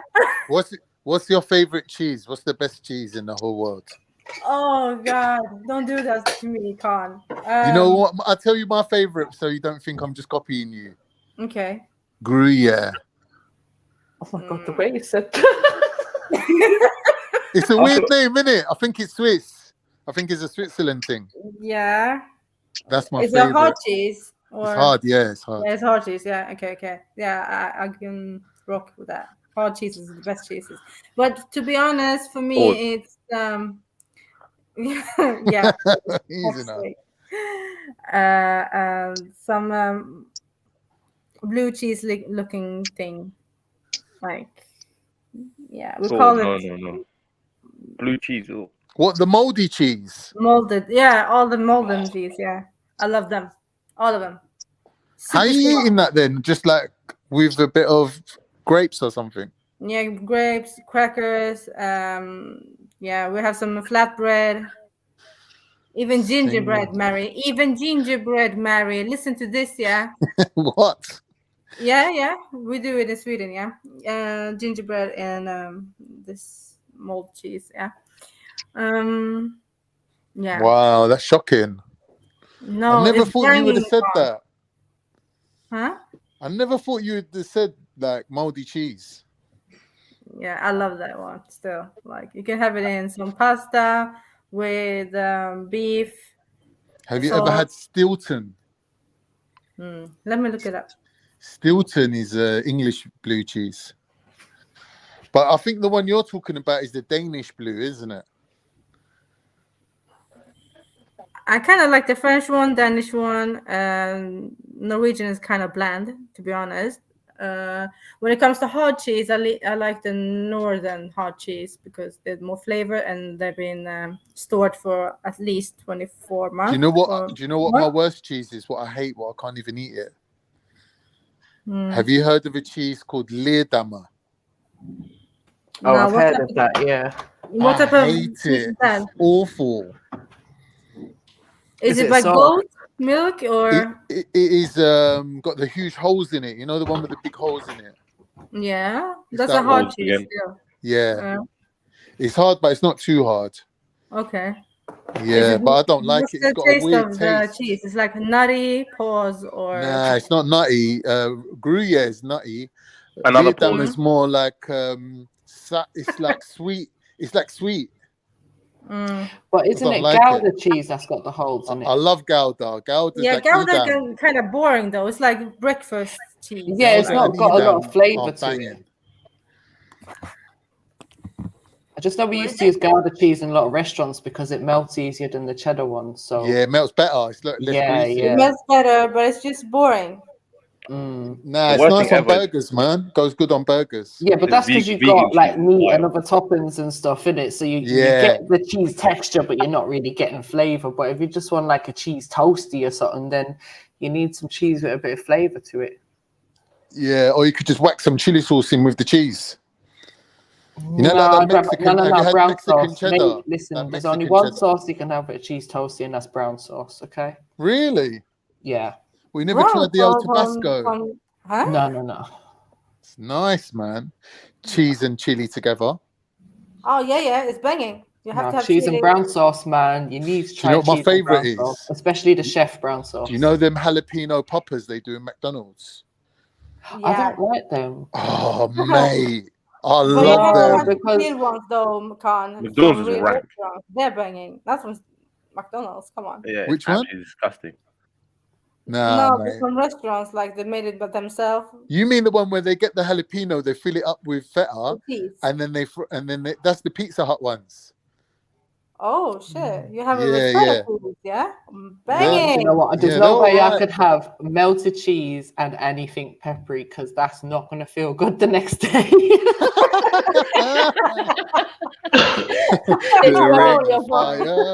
The ring of fire. But cheese and chili, banging combination. Come on. Yeah, I'm gonna have some now. Let me just go on mute.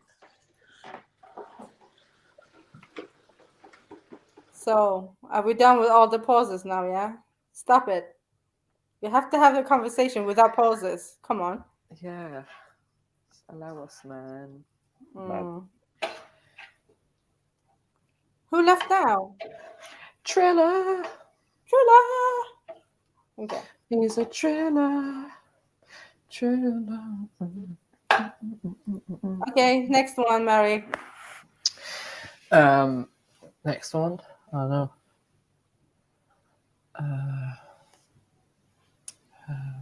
What did we want? A topic, a question? Yeah, topic maybe.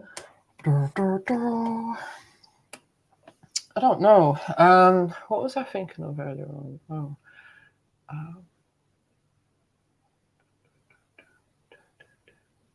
Okay, so you go on a date, right? Mm-hmm.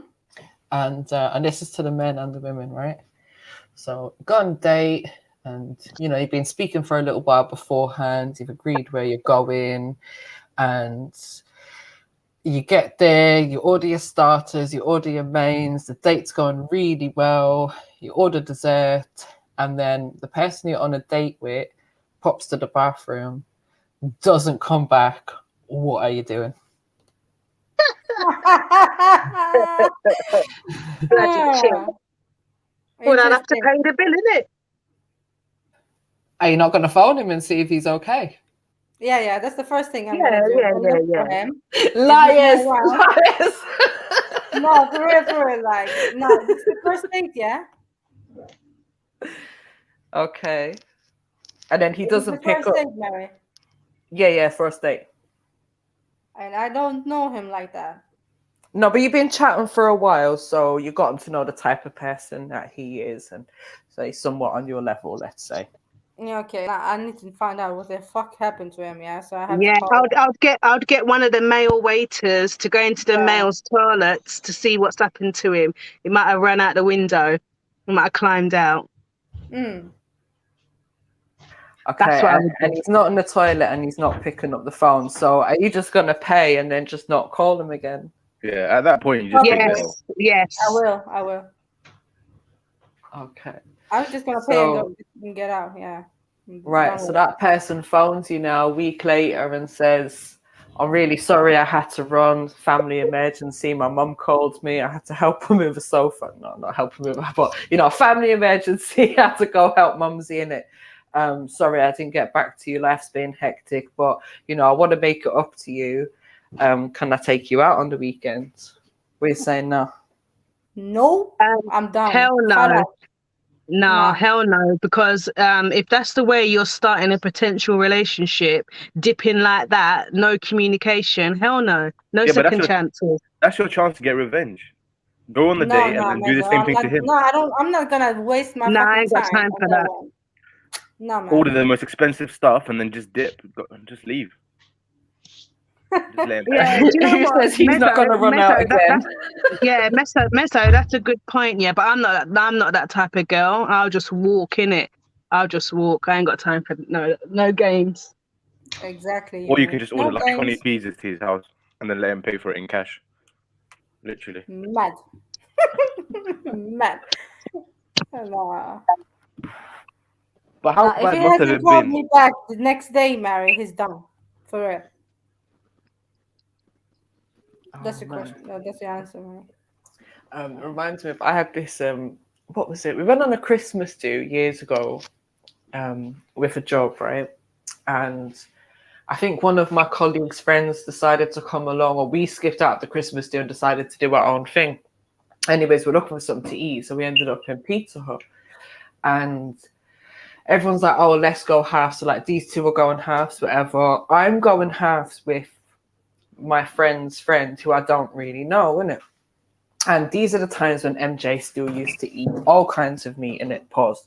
But like I was still eating bacon, whatever. And so I didn't really care what I was getting. And the girl that I was sharing with or whatever, she was Muslim, innit? So I didn't know a lot about like Islam and all of these things back then. So I'm like, what do you mean you can't eat pork? I'm like, all right, so can we get ham? No, I can't have. I'm like, oh, for fuck's sake. So we ended up coming to some compromise anyway. And then I think we got like spicy beef and mushroom or some kind of dead pizza like that. Anyway, as our pizza arrived, this girl gets a phone call and literally just runs out of the restaurant and says nothing to nobody. We're like, what the hell? Like, obviously the girl that's there that knows her, we're like, Sarah, call your friend, like make sure she's okay. Like, what's happened? Something's obviously happened. And is she coming back for a half of the pizza or what? You know what I mean? Because like, do I have to pay for this now? That's what I was more concerned about. Like, not that obviously if there was something wrong, you know what I mean, she might need help, but I was just like, no, that's not fair, because I know I'm left with this whole pizza that I didn't want. Ain't got no fucking ham or nothing on there that I actually like, and now I've got to pay for it. That was your main concern, yeah? Yeah. There was a reason we were going half. We were young, innit? We didn't have money like that. Yeah, but she could have run, but still left you her half of the money. Do you know what I mean? Yeah, exactly. Like it was just mad. Like even the way that, as I said, she just left, like not saying anything to her friend, not like, oh, really sorry guys, I gotta go. It was literally just ran out the door, and it made me think: was there actually a problem, or did you just run because you didn't have no money?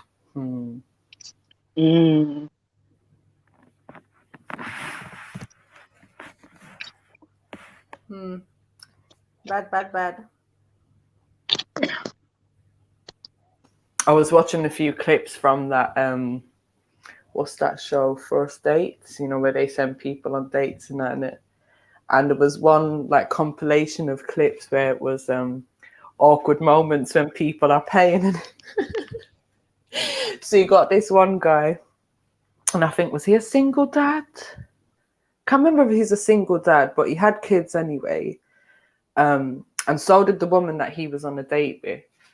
And at the end, when it came to paying, he was like, oh, like they're just like looking at each other really awkward over the table, innit? And he's like, so gone half, yeah? And she was just like, yeah, okay, like I've no problem with that. And then I think the bill must have came to like £80 or something like that. So the guy's like, oh, can I put 25 on my cards, and can I give you 20 cash, and that'll cover a little bit of hers as well? And she's just looking at him mad funny, in it. And then like, you know, they interviewed him at the end. He was like, yeah, but listen, I've got kids to pay for as well, isn't it? Like, if these women want equal opportunities, then they got to pay equally for their dinner. Yes, please. Big up to that father. Yeah, that's what he said. He said they want equal rights and opportunities, then they can pay equally for their meal. I would dash him. And then there was another couple who they looked like they was in their, I don't know, 50s or 60s or something, right? And oh yeah, this was the guy that was a single dad because his partner had passed away, innit? And I think he had like 6 kids living at home, some that were still going to school and that. So he kept talking about his 10, like he's got 10 kids in total, but said 6 at home.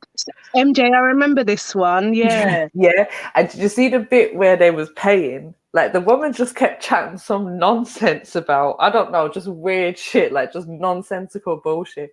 And the guy is looking at the bill, and you can see on his face that he's shocked, in it, and he's proper like looking at the woman, Like, what do I do here? This is hell of expensive. Da, da, da, da, da. And she's just still chatting nonsense. And he just paid it. But you could see that, like, he was kind of waiting for the woman to at least acknowledge that he was paying the bill. Do you know what I mean? It didn't seem to be any acknowledgement from the woman whatsoever that money's being exchanged here. She's just waffling and waffling. Oh, shit. Hold on. Yeah, that's mad. That's mad. He's probably just pissed because that's coming out of the school uniform budget. You look there? Yeah, we can hear you.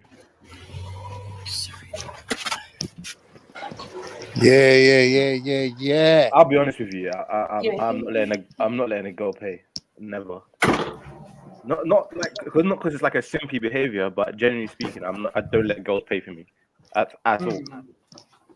What on the first date or during your courting trip? Nah, and ever.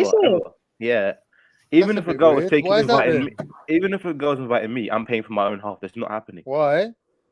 Bro, do you know what it is? It's like I don't know. It feels weird. Maybe That's I was like raised that way. saying I might not see you again. Nah, generally speaking, I'm always gonna pay. Like for myself at least, or if I invite the person, I'm paying. I think this is how it is as like being raised as like you know how Arabs are. They generally like we always pay for the bill.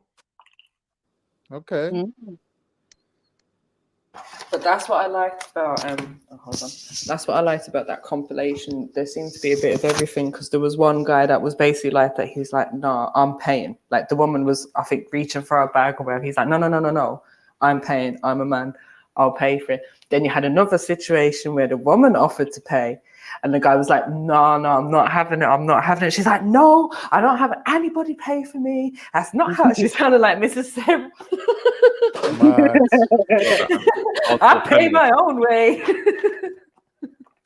And yeah, she proper demanded to pay for the meal, and she did. So I think, you know, you got women out there that want to pay. You got men that are still doing the traditional.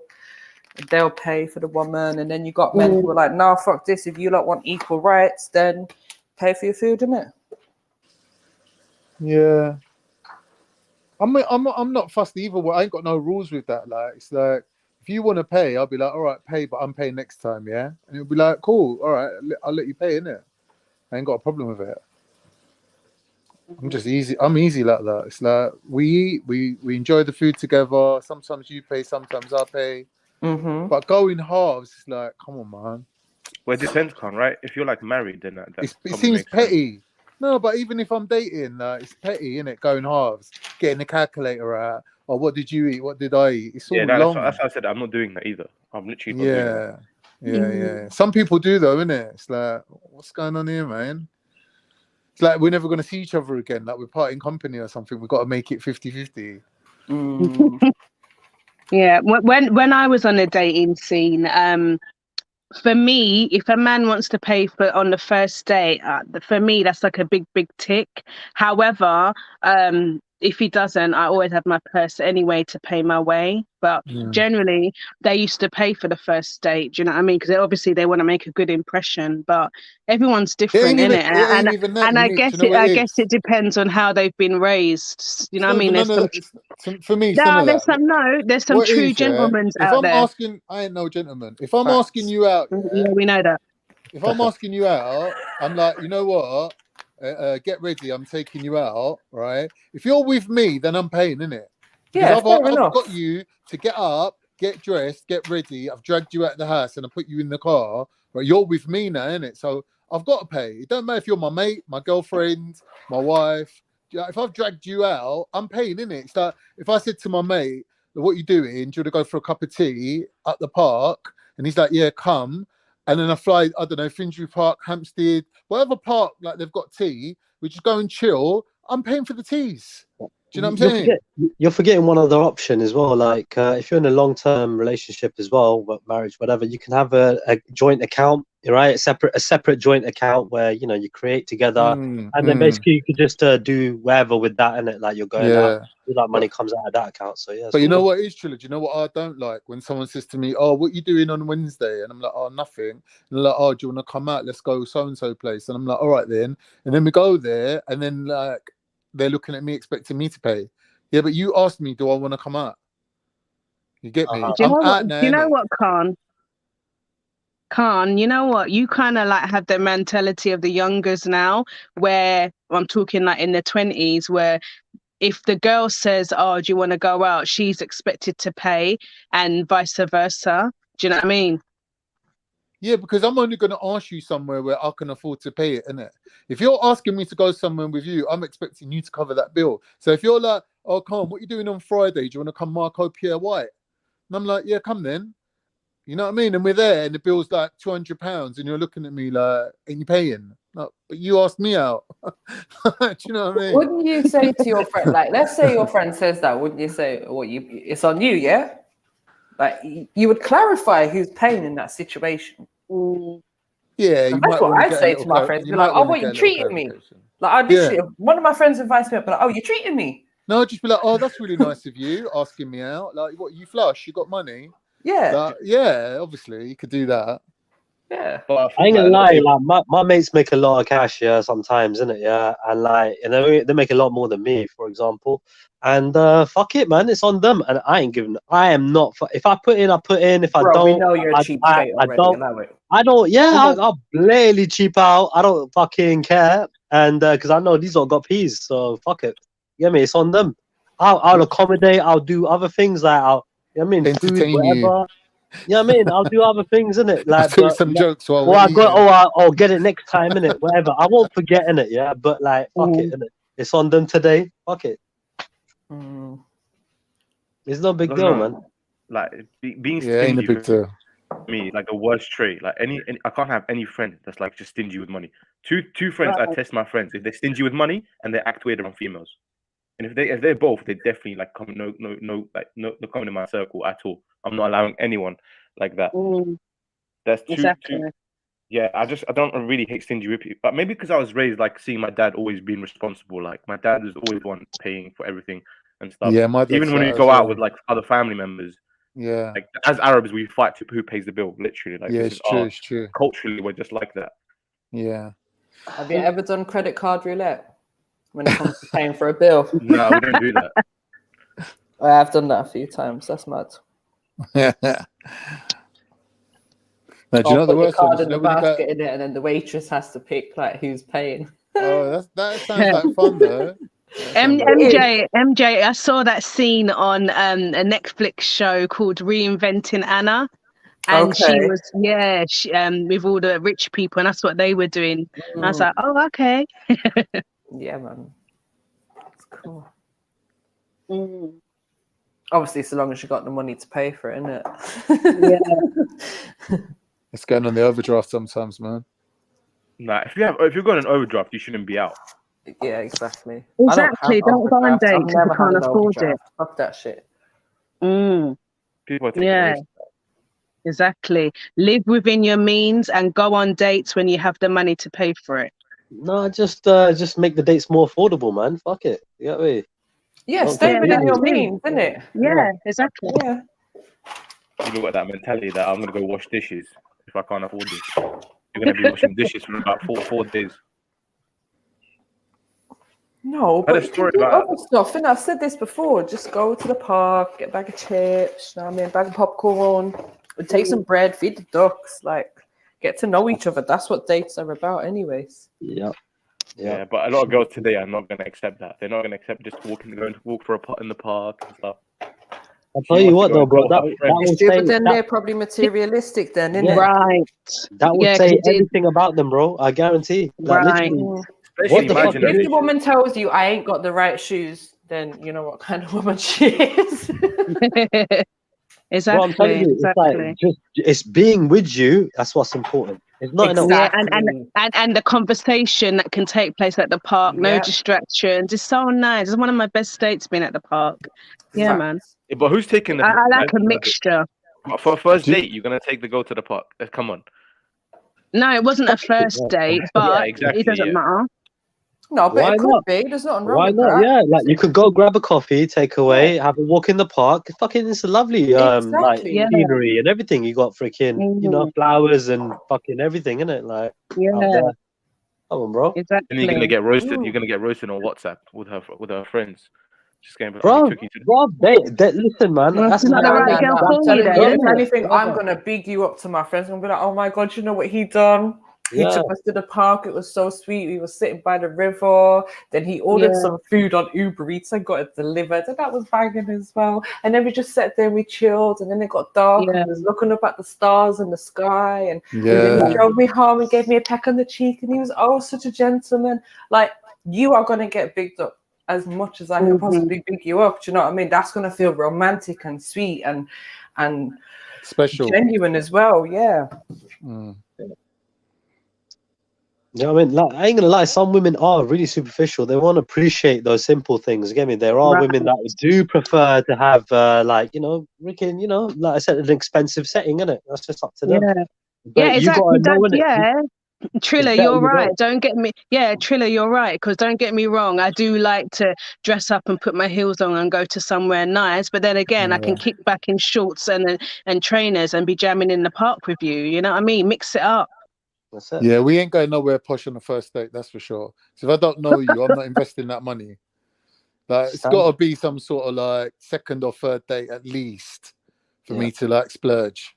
Do you know what I'd say? Like, for me, keep the posh dates for our anniversary or something like that. Do you know what I mean? There's no need to be spending silly money when you're just getting to know someone. Like, I'm more than happy. You're gonna take me to a buffet for $6.99, brother. I'll go there because I can eat as much as I want. You know what I mean? Carvery's like £12 or something for Carvery, man. Yeah, come on, Toby, Carvery, any of that. I'll take it. You know, like, because what I don't want to see in a man as well is that he's just trying to splash cash to impress me. Exactly, and then you can't maintain it. Yeah, do you actually have this money to be spending? If you do, all well and good. But if you're going beyond your means to impress me, how else do you waste money in life to impress people? Yeah, you can't buy people. I don't want people to feel like I'm trying to buy them. You're actually kind of a bit wrong there. I mean, people actually like, you know what I mean, being bought, you could say, in a way. It's just like, you just got to know what they like, innit? Fucking, and then just provide it for them, innit? And sometimes they don't even tell you. They want you to just fucking automatically know, like you're a mind reader or something. So no, but I'm saying that's cool if you want to spend money on me, so long as it's not going to be detrimental to you in the end. You know what I mean? So long as you can still pay your rent, your car, your insurance, your priorities in check. Yeah, right. Then that's cool. If you've got disposable £200 to take me to a posh restaurant, then good on you. No, that's not even disposable. £200 restaurant. No, you could do that every couple of months, I reckon. Do you know what I mean? Not every week though, but still, like, nice restaurant, man. Come on, man. I live for that. I'm going for me. It's like, do you want to come?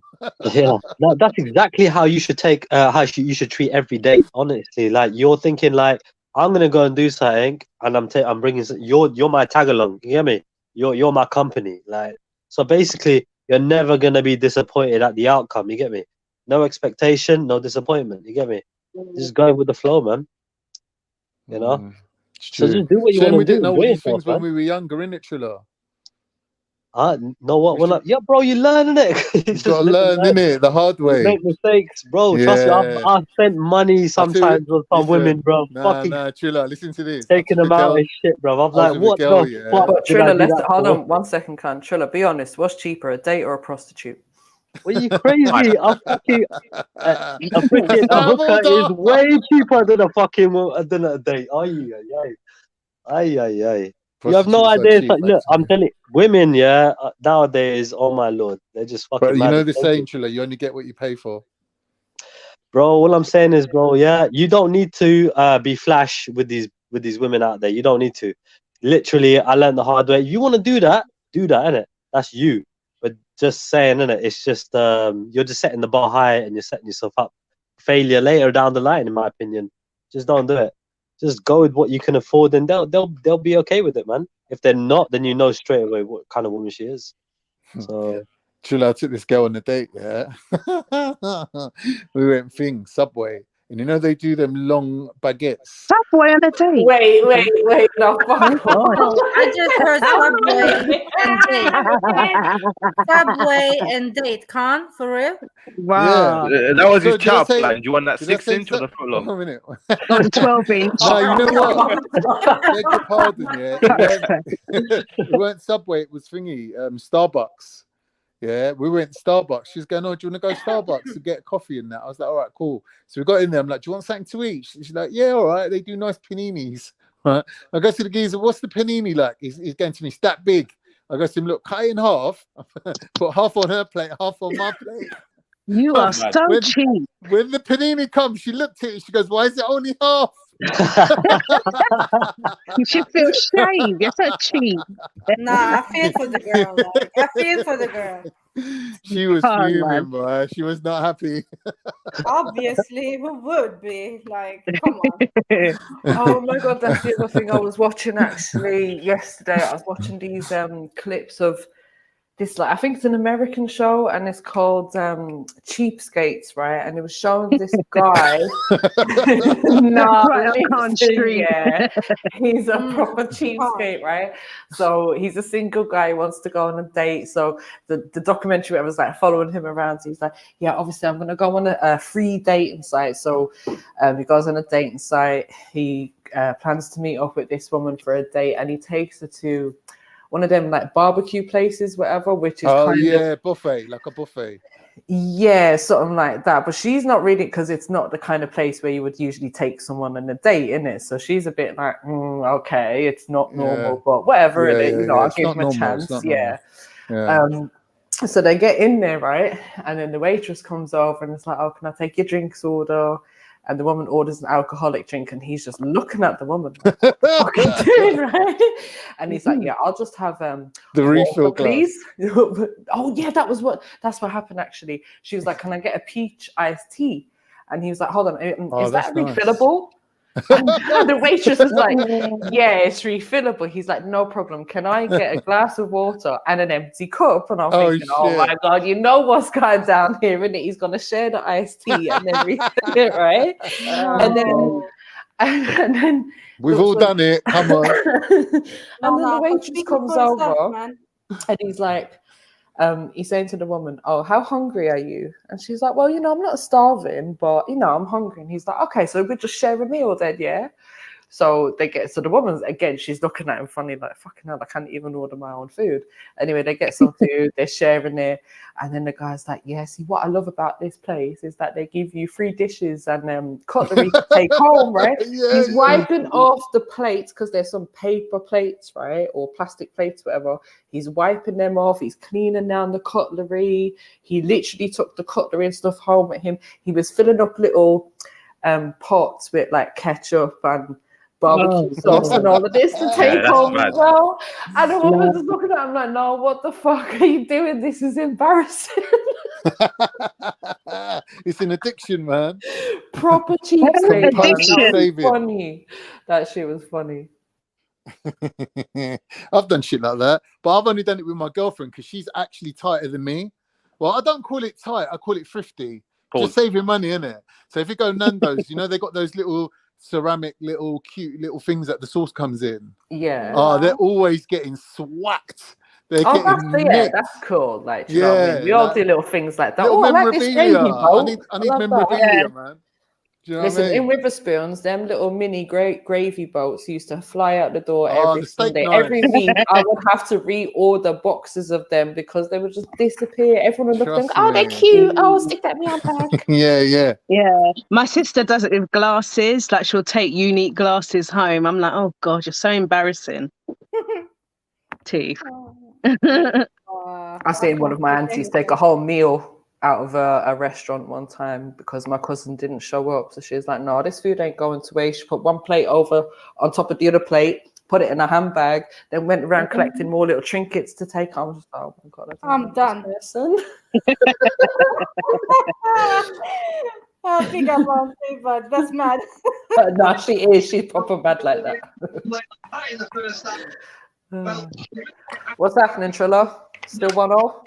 It's what? No, it's 2-2, man. We just came back. Hell. No, we were 2-1 down at half time, and then yeah, man, we just like 1 minute into half time, and we just scored.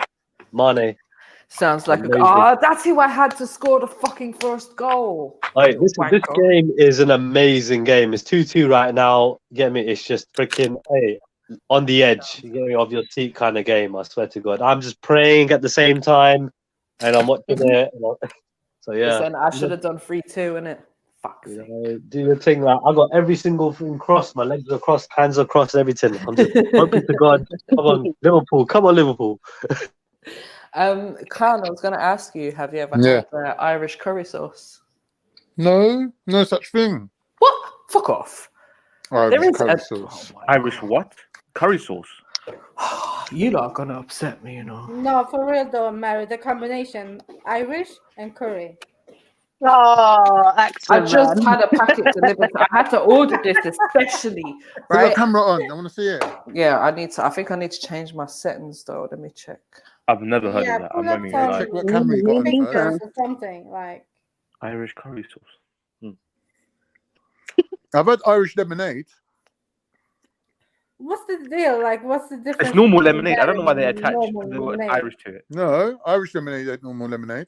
What's the difference then? It's red. It's red color.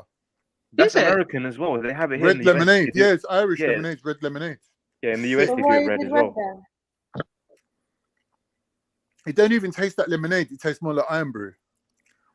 Oh, what's that now? And what? Well, it's Irish tea as well. Amber, that's Irish the tea is stuff nice. that they love in Scotland. Can you Yeah. put it in the back chat so I can see what it is? Because I don't Well, know. iron brew. Yeah. It's just like orange color. They make shisha as well. There's a shisha flavor. It's they a make ginger Amber. drink. Oh. The shisha flavor, really? Then I Yeah, need to know. yeah. It was horrible. I tried it. It was nasty. Ah, okay. Now the best one is only apples for shisha and mint and citrus. Yeah. Lemon mint is not bad. Yeah, lemon mint is banging and tufahten is banging, and when they put the orange around the shisha. That thing never ever ends. You can be smoking that for 10 hours. Yeah, and ages. the taste is still there. That's the thing annoying about lemon and mint. Is like within 50 minutes, it's done for. Yeah. It's true. But then you have to I just can't get change it my up, like, I can't get into my camera settings. It's pissing me off. So I'll Google it and I'll screen share it. But Sneety knows what I'm talking about. Yes, it's just like the chip shop curry sauce. Basically, a lot of the chip shop curry sauce is Irish curry sauce. My favorite curry sauce is the one you get from the Chinese. It's no. Maybe Chinese one. sis, maybe the one you get over here is bland. But I'm telling you, proper Irish curry sauce is banging. It's sweet and it's spicy and it just tastes different. Okay. Well, the ones I've had. The ones I've had here are very bland, watery, and this is no flavor. That's just like gravy, isn't it? But curry flavor. Oh, shit. Is that the katsu curry one? I don't know about katsu curry. The curry sauce that you get at the chip shop. Yeah, it's that greeny brown color. No. Okay, well, I'd like to taste yours, MJ, because boy, the chip shop ones ain't doing it for me. Pause. Pause. Yes. Pause. You can taste my curry sauce one day. Sorry. Well, I think, do you know what? Because curry is something that's like so nice. It is nice to have variations of it sometimes as well. Like when I'm making food, I will try to do like it might be an Indian style curry, it might be a Caribbean style curry, and that might even just depend on the type of curry powder that I'm using and seasoning. I thought to me, like Indian food all tastes the same. Literally, they all have like pretty much the same ingredients. Nah, it doesn't all taste the same. You can get some curries that are really flipping shit. I had a nice curry dish last night, a Vietnamese. So I had a chicken curry. Reminded me of like Thai style curry. It was really nice with egg fried rice. My belly was so buff. It was nice, man. Nice flavors. Do you guys want to be disgusted? But okay. So in Norway, they eat fish balls. It's called fish balls. okay, and with white sauce and potatoes, and on top of that they put some curry spices on it. Mm-hmm. I don't know what to say to that. No comment. The silence.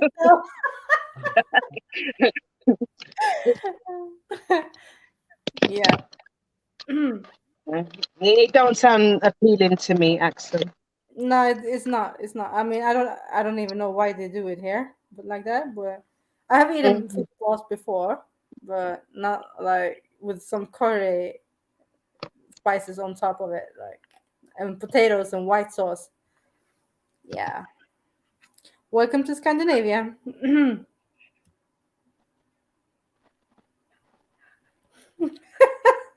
Testicles like sneets, have they? What the hell? Innit? Testicles with white curry sauce. Yeah, no, not white curry sauce, only white sauce on top of it, some curry. Yeah, yeah. Yeah.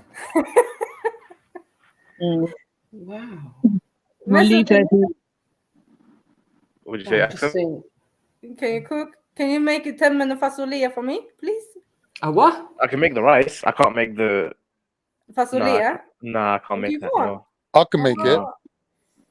What's tesalia? It's like broad beans. Okay. It's like baked beans, but with bigger beans. Yeah, and with some tomato sauce and lamb thingy in it. You like it with the lamb, yeah? That's not even my favorite dish, though. That's like Khan would probably know, but do you know dolma? Khan. Yeah, dolma. The Iraqi one is the best. The what one? Which ones? The Iraqi dolma is fire. It's absolutely fire. Really? If you ever go to a restaurant, for try real? it. It's amazing. No, wait. Iraqi dolma versus Turkish dolma versus Lebanese 100%. dolma Yeah. versus Egyptian dolma. Go on YouTube and look at the reactions of people who try it. All of them. Wow, what's in it? What's special? Is it like we have a rice, mincemeat, different spices in it. Like it's really it's taking time, and we put like ribs as well, and it's like lamb chops and stuff in the bottom. And then you put like malfouf on top. and then you have the what's it called, the grape leaves, right? I think yeah. And they use that, then even onions and stuff, all different stuff. Like when it's done properly, it's amazing. And we use pomegranate juice. Yes. Sourness. Yeah, that bit sour is really, really good.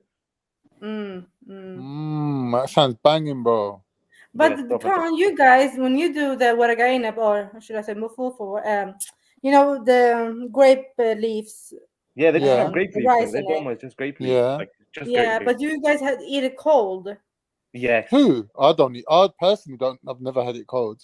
No, for the Turkish people I've been around, they eat it with, like cold. That's a meze, right? More like a side for them. For us, it's more of a main because it's an actual main dish. Exactly. Yeah. They have it like it's like a cold. Even Lebanese for people them it's have cold. the same. Yes. So, yeah, I like Middle Eastern food. Or my family cook it a lot. Middle Eastern food is just the best. Honestly, for me, it's just definitely the Axel, where's your family from? All over?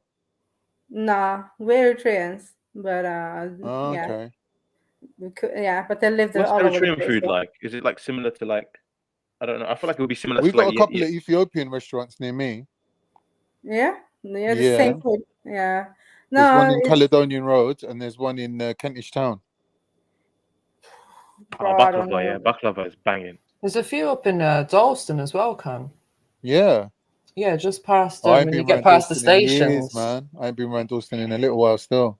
Yeah, just you go past like the market and the crossroads there, the traffic lights and that. Yeah, past there's a few of them. I haven't been in yet, but I think one of them also has a market stall sometimes in Hackney, and I've tried food from there, which was really nice.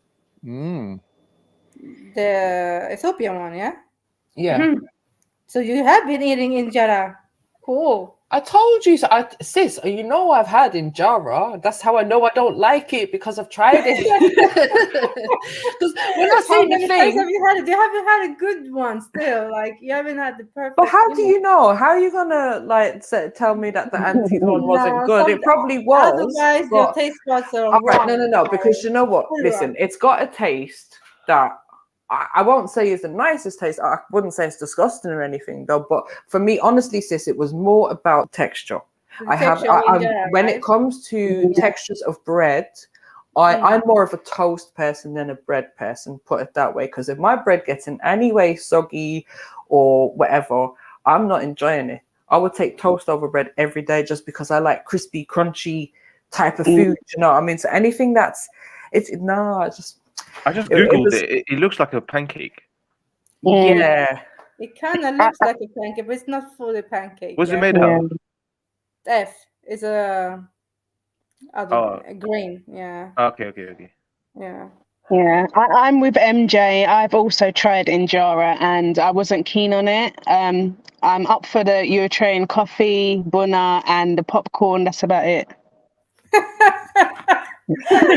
Nah, you have to try some other stuff too, Unique. Now, you guys, you need to.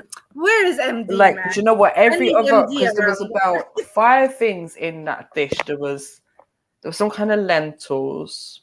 It was all vegetarian, obviously. So you had the vegan variant, yeah. Yeah. Yeah. Okay. But I think it was like 4 or 5 different things in there. Do you know what I mean? And obviously the injera was at the bottom, and I think that's the problem because, as I said, it got all soggy and stuff with the juices and everything. So yeah, didn't really enjoy it. It's a shame. I don't think you guys have had like proper for real. Like, yeah. But do you know what? I understand what you're saying when it comes to the bread. Yeah, either you like it or not. Really. Yeah. I mean, I love naan bread, but even at that, I love my naan bread when it's overly done.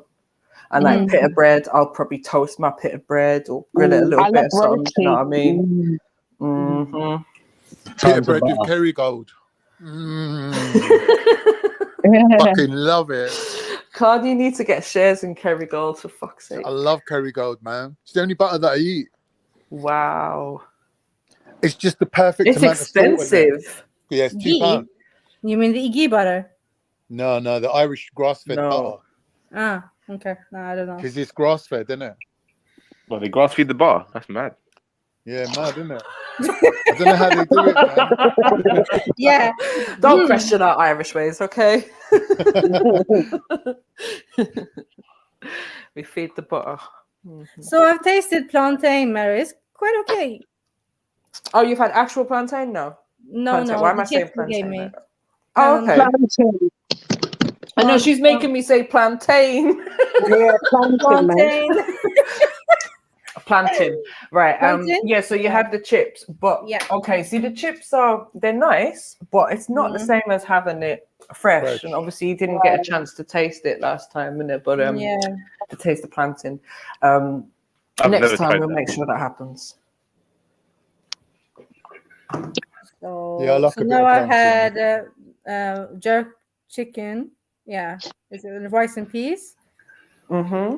But that was dead because my stomach didn't cooperate with that one. Yeah, next time we just need to go to a proper place, perhaps. Yeah, some Caribbean, like I need to try. But you know, sometimes it's about timing, sis, because if the food's been sitting there for a couple of hours and it's not a busy place, then there's a chance that bacteria could have formed on it. Because obviously they're not cooking to order, do you know what I mean? They cook in bulk and then they top it up during the day if necessary. Sometimes they just slap it in the microwave as well before they serve it to you. Yeah, a lot of places do that. They just reheat in the microwave. Oh, horrible. Yeah, I don't really eat rice when I'm out. But also, Axum, you've had bun. You didn't have bun and cheese, did you? You just had bun. The thing you brought, what was that? Yeah, that's bun. You know, when they talk about bun and cheese. Bun, that's Jamaican bun. Yeah. I had ackee and saltfish in a bun. Ackee and saltfish in a bun. Yeah. Spice bun, yummy bun. What? No, not spice bun. No. Are you sure it wasn't dumpling, Khan? I was going to say. What was that? It looked like. Do you know what it looked like? It looked like a fat Yorkshire pudding. Yeah, that's He's probably a talking fried dumpling. dumpling. Yeah, he's talking. But it Yeah, had because like you that's get like nice. stuffed. You get stuffed dumplings with ackee and saltfish in there, isn't it? Yeah. Yeah. I Or see my mate now I see walking they down the do road, just eating patties. something. I go to him, what are you eating? He goes to me, I have this. And he just pulled one out of his pocket. I was like, wow. It was one of the nicest things I've ever eaten. I'm more as well. concerned he's keeping No, dumplings but you in know his what? pocket. Yeah, I like don't know see even food where he like got it that. from. Food like that, you might pay like £2.50 or something like that in a restaurant for that. Do you know what I mean? And that one dumpling and a bit of ackee and saltfish, that's gonna like fill up your belly for a while. Do you know what I mean? It was a whole meal. Yeah. Get a little cup of porridge to go with that. You're good for the day. Definitely. The last time I had jerk chicken, I got just the wings, and I don't know what kind of jerk they done, but it was literally black. But the taste Yeah. was just Shit. amazing. That was the thing I got also, Khan. Black. Yeah, but it was Fully black. amazing though. I think I was in Brixton. I don't even know where I was driving. It was late at night. I think I was in Brixton. It was amazing though. Do you know what? It just reminds me, I've got jerk chicken in the fridge that I need to cook. And you know what's mad, Axum? You know my the container that I got the biscuits in. Yeah, for the gingerbread, yeah. Yeah, that's what I'm using for my jerk chicken. That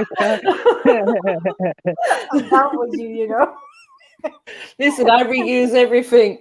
I'm like, oh yeah, I can why reuse this not? container, innit? It's perfect to put the chicken in. Yeah, I miss gingerbread now. Like, I don't see it anywhere right now. Wrong season. Yeah. Ding. I need to put that chicken in the oven. So Mezzo. Yeah. Mezzo. What do Oh, you now like to you're talk calling me the about? N-word. Like, what is your thingy? Like, what's your interests, I guess? Interest? Oh, Mm. it depends really. Like all sorts, politics, everything really. Mainly politics because that's what my main area of studies. Oh, is it? Okay. Gaming, but then gaming or... would bore you because most of you wouldn't know. To be honest, anything really. Okay. What did you all mute up for? What the hell? Because I thought you and Mezzo was actually going to have a conversation or something, not this like awkward asking us why we muted up. No, I'm just asking like. Okay, so have you mentioned to Mezzo about the earlier conversation of the languages and Arabic came from, or the Bantu? What was it? Bantu came from Arabic. Arabic came from Listen, Bantu? Mezzo, there's a claim going around right now, yeah. It's all lies. Literally The all lies. Arabic come from Bantu. It's complete BS because look, everyone knows Arabic influences other languages. It's not the other way around. Like Arabic has influence on Spanish, even all the way to like Asia, like Punjabi, all of the other languages, Urdu and stuff like that. Yeah, it's not that. Who said this? Like, the problem is, yeah, you can make the claim, but I need to see evidence of this. Beefy, where you at? Where are you, man? Grosler TV, where you gone? That's lies, complete lies. No, I'm like, I can see that words get into different languages. Your lending word, you have that thing, going on, and Arabic is a trading language too. So it's been all over the place. But, Axel, you know with the spread of Islam, right? Arabic spread as well. Yeah, in general. Yeah. That's when the more wherever Islam went, Arabic can influence that language in general. Everywhere, where they even in parts of Spain, you have parts of Africa, parts of Asia, even in Farsi, there's Arabic words and stuff. But we know even in Turkish, there's so many Arabic words in Turkish. Yeah. And it's like saying, oh, just because there's in Turkish, that means the Turkish influenced Arabic. Doesn't make sense. Yeah, look, just like how people in Europe, right, would learn, especially like people from like richer families and stuff, they would learn things like more than one language, like French, Italian, so on, Latin, Greek, and all that. Yeah, same thing with the Asians, right? They would also know if like it would come in handy to learn other languages like Persian, you could say Arabic, and in Sanskrit, and all these cool sort of languages that were available, because a lot of the times certain languages you weren't even allowed to use. You get me? Sort of allowed to learn. So yeah, it was. It's just a mad thing. I mean, if you say Hebrew, I agree with you. There's a lot of and obviously Hebrew's older. So if you say Hebrew's like influenced Arabic, I would tell you, yeah, that you're probably correct with that. But even then, we have so many different words. For example, we have Mesopotamian colloquial Arabic. In Iraq, we speak our own dialect. There's a lot of words that other Arabs do not understand, and they're ancient words. They date back to all the way back to the Sumerians. Yeah, you guys have some weird There's a lot of you have a lot of words that Persian don't not influence. coming. In Iraq, there's a lot of Persian influence and even Turkish as well, and within the Arabic. So we have a lot of stuff that from because part of the Ottomans, right? And there's a lot of words we use that's like Turkish, yeah. But that means they influenced us because of the Ottoman Empire. We know that, but it doesn't make sense to say, oh, because there's in the region that means Bantu languages influenced Arabic. Because you look at the Semitic languages, they're not what's the one that you speak in the I think the Trio or something. Is it Amharic? I'm not sure. Yeah, Amharic, and that's is connected Semitic. to Hebrew. Right, exactly. Yeah. That falls under Semitic, and even then, Swahili, right, has a lot of Arabic influence. Yeah, but that's because they are like the Tanzania. It's not the other way around. It's not Swahili influenced Arabic. It's Arabic influenced Swahili. No, but Swahili is just a compilation of a couple of words, a couple of languages still. So yeah, it's exactly. A mixture. Yeah. So I hear what you're saying. It's just like this whole twisting of history. Like I don't really get it. Like I don't really understand it. I don't know about twisting. I mean, Beefy was kind of saying, well, you kind of agreed that Arabic might be influenced from thingy as well, Hebrews, yeah. So like with that, he's saying that the African it comes from it, Trilla. Yeah, it's so not even. Yeah. So basically, he's saying that that comes from basically Africa. So because of Egypt and so on and so forth, isn't it? So it kind of makes sense to me. No, not from Egypt. He's actually he's not talking about North Africa or Egypt or Cameroon. He's talking about from Bantu languages coming from Cameroon and Nigeria, Congo. Yeah. So they are. It's actually. Look, I'm willing to have this debate. Yeah. We'll do it arrange. I can't do it this time, like in the next few weeks, because I have a lot of exams. But within a month or something, I'm willing to do like a presentation, like how Shaka did it, and I'm willing to debate one-on-one. Come on, all right. I'm willing to do that. Even about the whole Babylonians and stuff. I don't mind doing that because, like, give me time. We have academic references, academic sources, no YouTube videos, no Wikipedia pages, any of that stuff. Purely I like the way I'm grinning and rubbing my hands right now. I'm loving what I'm hearing. Academic sources, no YouTube videos. Who's your opponent? Because that's what, like, look. The first thing we have to do, right? Like, I really like this because we need to do it properly. First things first, right? When I did my dissertation, like, if you do dissertations, if you do any research, you can't use any of these sources. They're not. You know what I mean? The universities will not accept them in general. So I learned how to do my research. So if someone wants to debate me, I'm more than happy to do it. About Arabic and Bantu, so I mean I can do it. But what do you want to debate on? What do you want to debate on? I'm up for it. Be ready for it. What you got for me? No, we're talking about how like Bantu influenced Arabic, and about even the whole Babylonians and the Persians were all African civilizations, which is not, and we can prove that. DNA, everything. Well, but I'm happy to do it. But like I said, I can't do it in the next few weeks. I've got a lot of exams coming up. I think Babylon was started off by Africans. I don't believe that. And yeah, it was. The first Babylonians, East African EB1B. The first Babylonians were from what's it called? You know where Canaan is, where thing is, the Phoenicians. So from there, they went to the north part of Syria, and then they went right. They went all the way across, and they started off the Babylon civilization, but it was very small. And then the thingies come down, because I read this recently. They call them Armenoids, but I don't like using that word. I would say the Caucasoids, the white people from Caucasus Mountains, came down into Anatolia, and then from there they crossed over, and basically the first place they dominated was Babylon, and then from Babylon they moved all the way down, and they pushed So if they dominated Babylon, they pushed the Semitic people back into Africa. Hold on, bro. No, that doesn't make sense. The Babylonians are Semitic people. The No, they're Sumerians not. were not. Bro, do you want to see? Can't look. This is what I don't like. If we're gonna debate, we need to bring proof.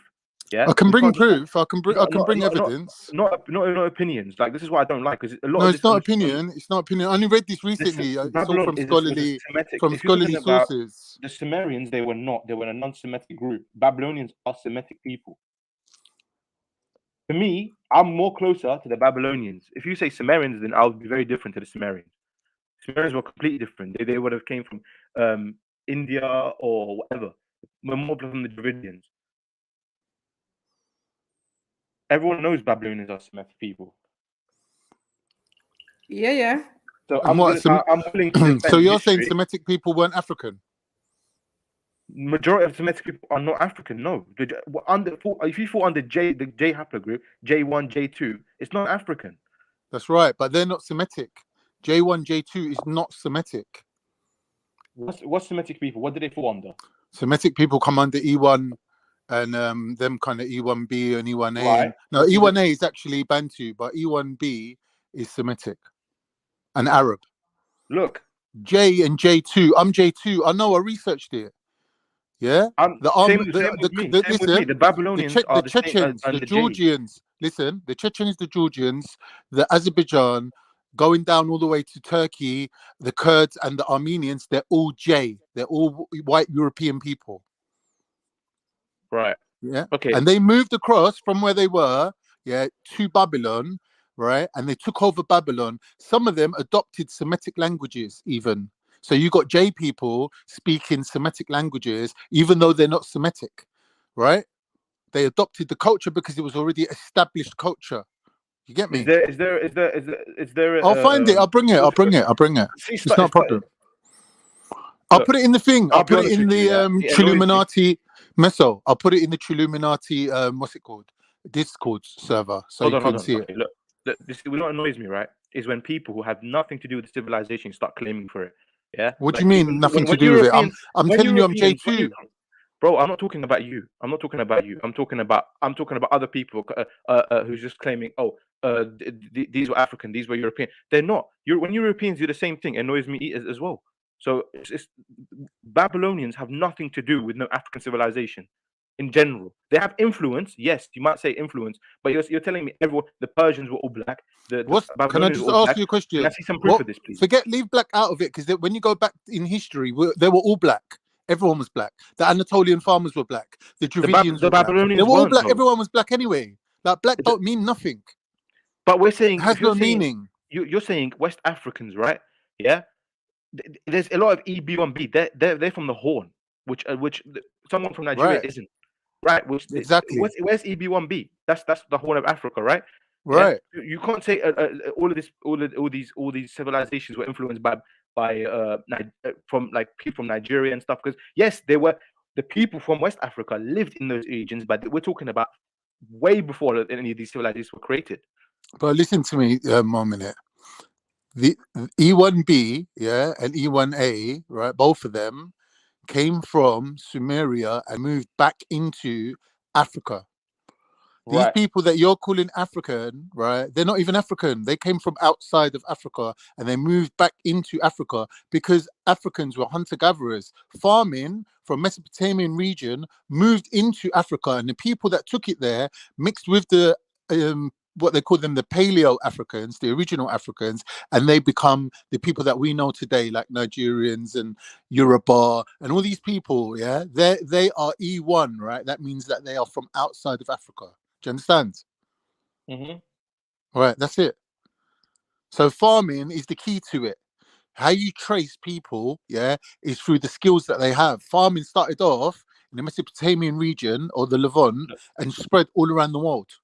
No one sold it. No one wrote it down on a book and sold the book to someone else, and someone else bought the book and learned how to farm. No, the people themselves moved to those areas and started farming.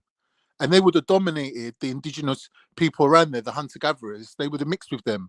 So, like, for example, when you look at the history of the Turks, right? The Turks are a combination of lots of different races, yeah? And all different races provided different skills. So the Jays, when the Jays moved into that area, they provided the farming technology that basically enabled the Turks to then start building empires. So then you start seeing like the Gökturks, and these lot have their empires, but it's all based on farming, because without farming, you ain't got surplus food, so you can't have a standing army. Bro, no, I understand this. I'm not saying that, right? But I'm saying if we're ever gonna make a claim, right, we need to back it up. I hate people talking about just from opinions. No, I'm not telling you opinion. I've been researching this. Have you not seen all the things that are posted in the Discord? No, I'm not in the Discord group. No, but I'm just hearing all this nonsense day in day out, right? And it's just like, okay, can we get no? But here's the problem. Here's the problem, Misso. More than they're trying to make black, the term black, to have some sort of meaning, but it doesn't, because there's a time where everybody was black. So being black doesn't make no difference to anybody. Yeah, but I don't believe these civilizations were built by Africans. But the Egypt, you can say Egypt. Yeah, I agree with you. But you said Babylonians. Babylonians are different people. Completely. But the question is, you're trying to say that Sumerians, or you're trying to say that Semitic people are not African or are not black, and that's technically wrong, because the border of Africa wasn't where it is now. The border of Africa was the top of Syria and Babylon. Look, if we want, okay, Okay.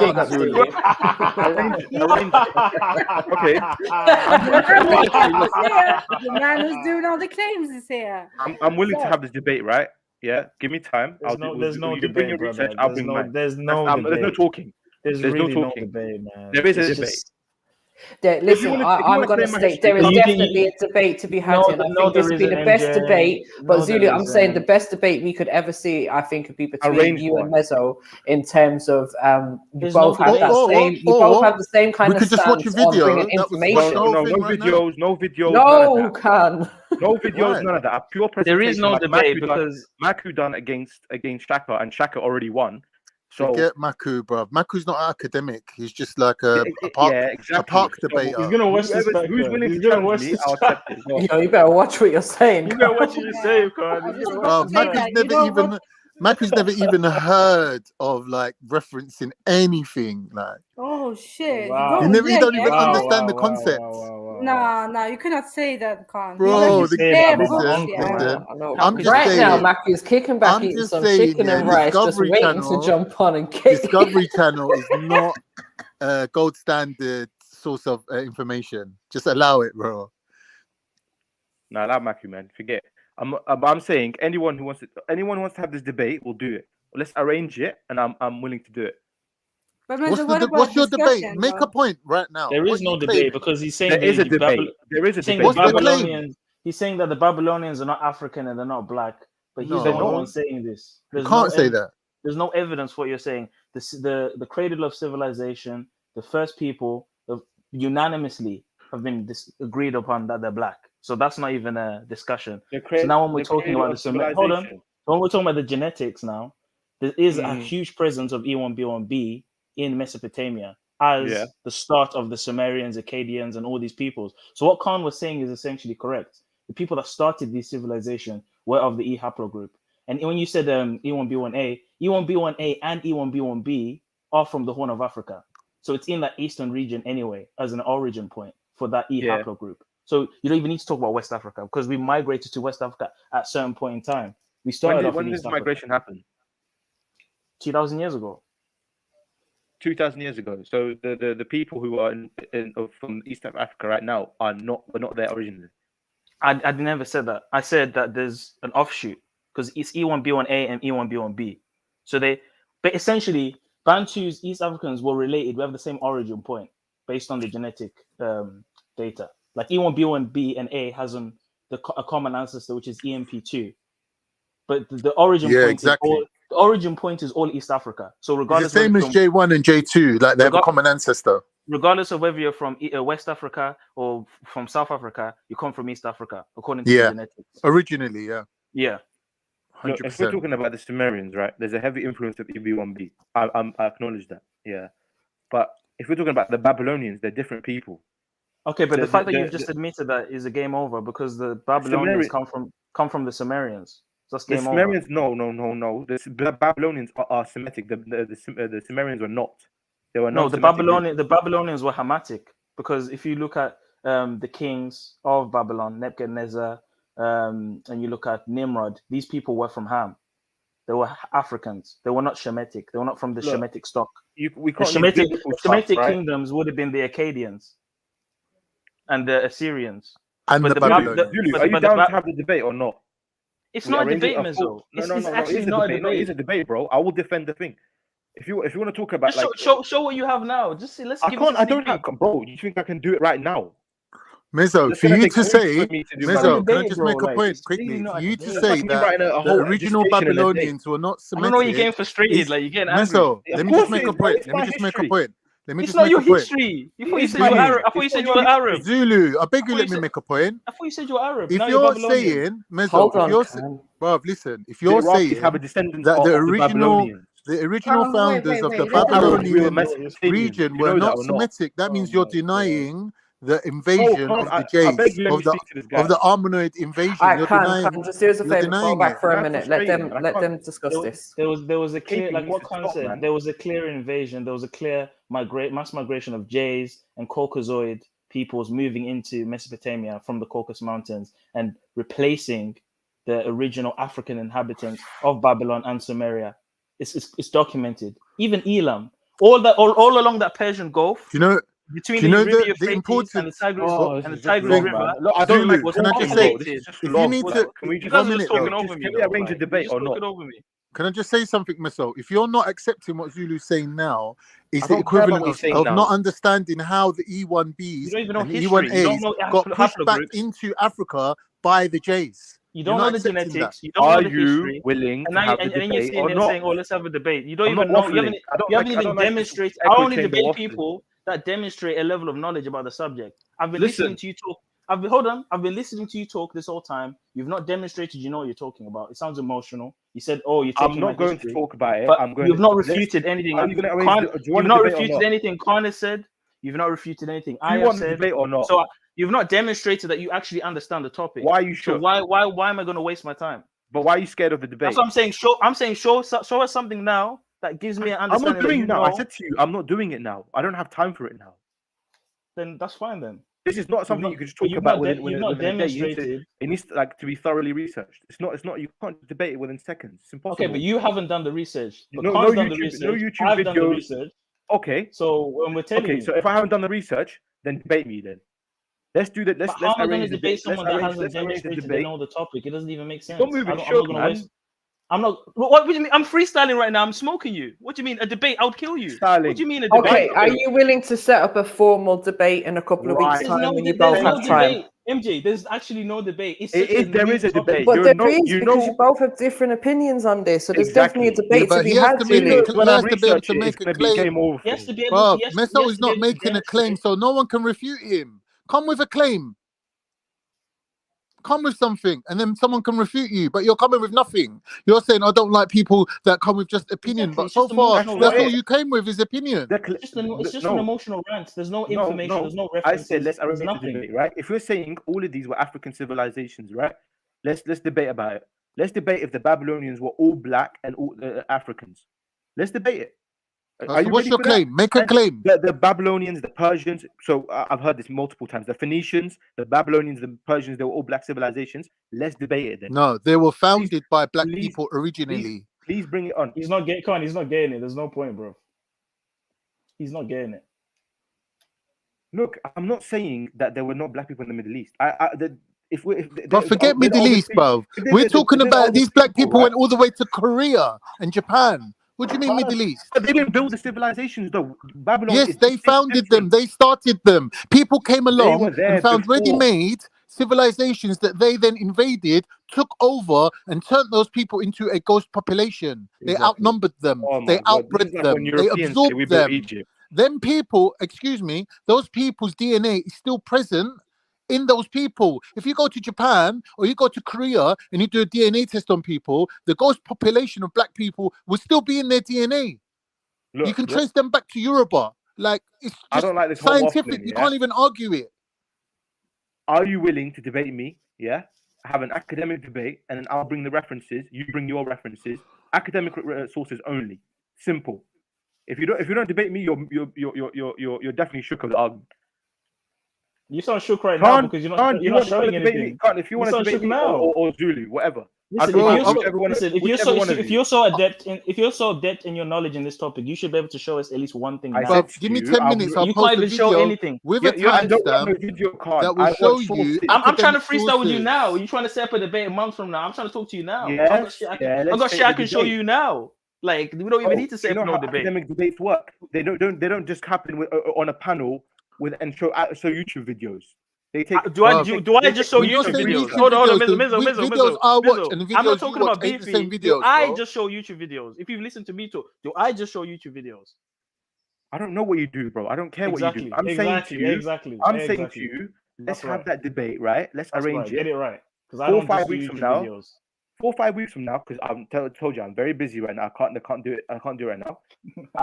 I'm willing to have that academic debate. We can do like how Maku and Shaka done it. I'm more than happy to do it. Listen, bro, listen to me. All right. I'm not saying this to be biased. I'm telling the research truth. is my thing. When you look listen, Meso, look up the civilizations that were founded by the J people, and you will see that Babylon's not on the list. Yeah. You will see that the Phoenicians, yes, the Cypriots, yes, the Minoans, yes, the Mycenaeans, yes, even some of the Turks, yes. Yeah, right, 100%. Jays were starting off I can't believe civilizations, we've got a man but here that's Babylon's willing not to one do of an them. academic debate and You nobody lot are is moving taking up shook, the man. offer. This is what I'm saying. You lot love this echo chamber, like, you all agree and stuff. Debate me. We're then, not all all of you. agreeing. Me and the We don't Bees all agree. arguing all the I time. disagree with Khan all the time. What are you talking about? All right, then, Khan. You're willing to set up the debate? 100%. I'll debate you in 24 hours. I'll give you. Not I'll give you 24 time. hours. I told you I can't do it, bro. I'm very busy. But No one needs 5 weeks for something. No, but listen, guys. Look, let's be fair here. Meso's already said as soon as he jumped on the panel, he said like he'd love to get into an academic debate, but he is busy for the next couple of weeks. And he stated this from the beginning that in 4 or 5 weeks' time he will have the time to do it. This is common knowledge. Okay, cool. So you'll be ready in 4 or 5 weeks when he's ready. You Then don't need 24 hours. You can but research you can't this in demand when half an someone is hour. going to give you their time, man. So if he's Yeah, saying but he you can do research it it in half an hour. It's not hard to let's find do this it in a month's information. time. Boy, hold on, Angel. He's saying that Khan is wrong, so that means he knows something. So we're asking him. No, listen. I'm saying he's wrong. I'm willing to debate him. If he's But why right, do you need 5 weeks to prove he's wrong? You know you're convicted that he's wrong. Hold on, Oh you're my convicted God. that. Hold No, on, man. I can't pull up Let me sources finish, now. man. Let me Why? finish. Let me finish. Google You're it. Hold on, hold on. Hold Start on, man. Googling. You're convicted guy, that he's man. wrong. You're convicted that he's wrong 100% right now. But you've not shown anything. You've said, "Oh, people taking my history. People take just emotional." Khan's mentioned a bunch of haplogroups. He's mentioned a bunch of time periods, bunch of things, and you're just saying nothing. You're just talking about emotion. Oh, let's set up a debate. Let's set up a debate. Why do you need 5 weeks to disprove what you're so adamantly convinced that he's wrong about? Why do you need 5 weeks? I said I'm busy in the next few days and the next few weeks. So you can't show one source now. One source. I can't do it now. I don't have the research. I said to All right, you know what, Meso? Come when you're ready. Come when you're ready, bro. What part of academic Come when debate you're ready. do you not understand that it needs to be Don't worry about it, bro. Ain't a long this guy's thing, bro. gonna go and Come watch when a you're ready, bro. documentary, and then he's gonna come Meso, back in 5 take weeks. your time. That's Come when your you're job. ready. That's All what I'm you guys asking gotta you, go give and me watch half a an Netflix hour. series, and then Give me he's gonna half come an hour back. to get my shit together. I'll debate you any day. Any day.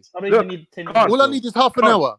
Khan, you sure? Yeah, you're down for it. Yeah? Any day. I said to This you, week, next week, next month. Now. Come when I you can't do it want. now. It's gonna have to be somewhere Come when in May. you're ready. Come when you're ready. Anytime in May, I can do it. I'm Anytime busy. this year. Come when you want. Right. Okay. Cool then. Cool, bro. Cool then. We're gonna arrange that then. Yeah. No problem. All right. No problem, bro. It'll take me half an hour to get my shit together.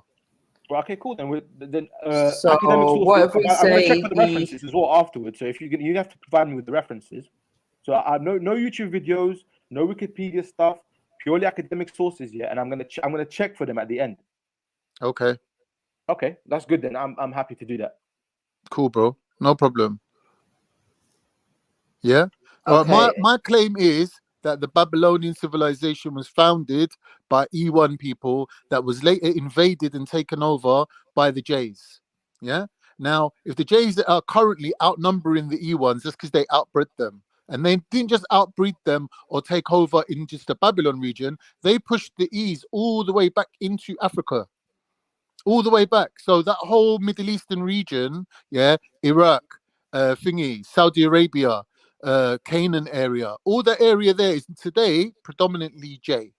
And that's because the people from the Anatolian, or what we call it, the Fertile Crescent, they moved down into that region and they pushed the people out of that region. Yeah. Now, some of them adopted Semitic languages and they become Semitic people, and they even adopted religions, they adopted identities. They might even think of themselves as Semitic, but unfortunately for them, the DNA evidence shows otherwise. And that's it. That's my full claim.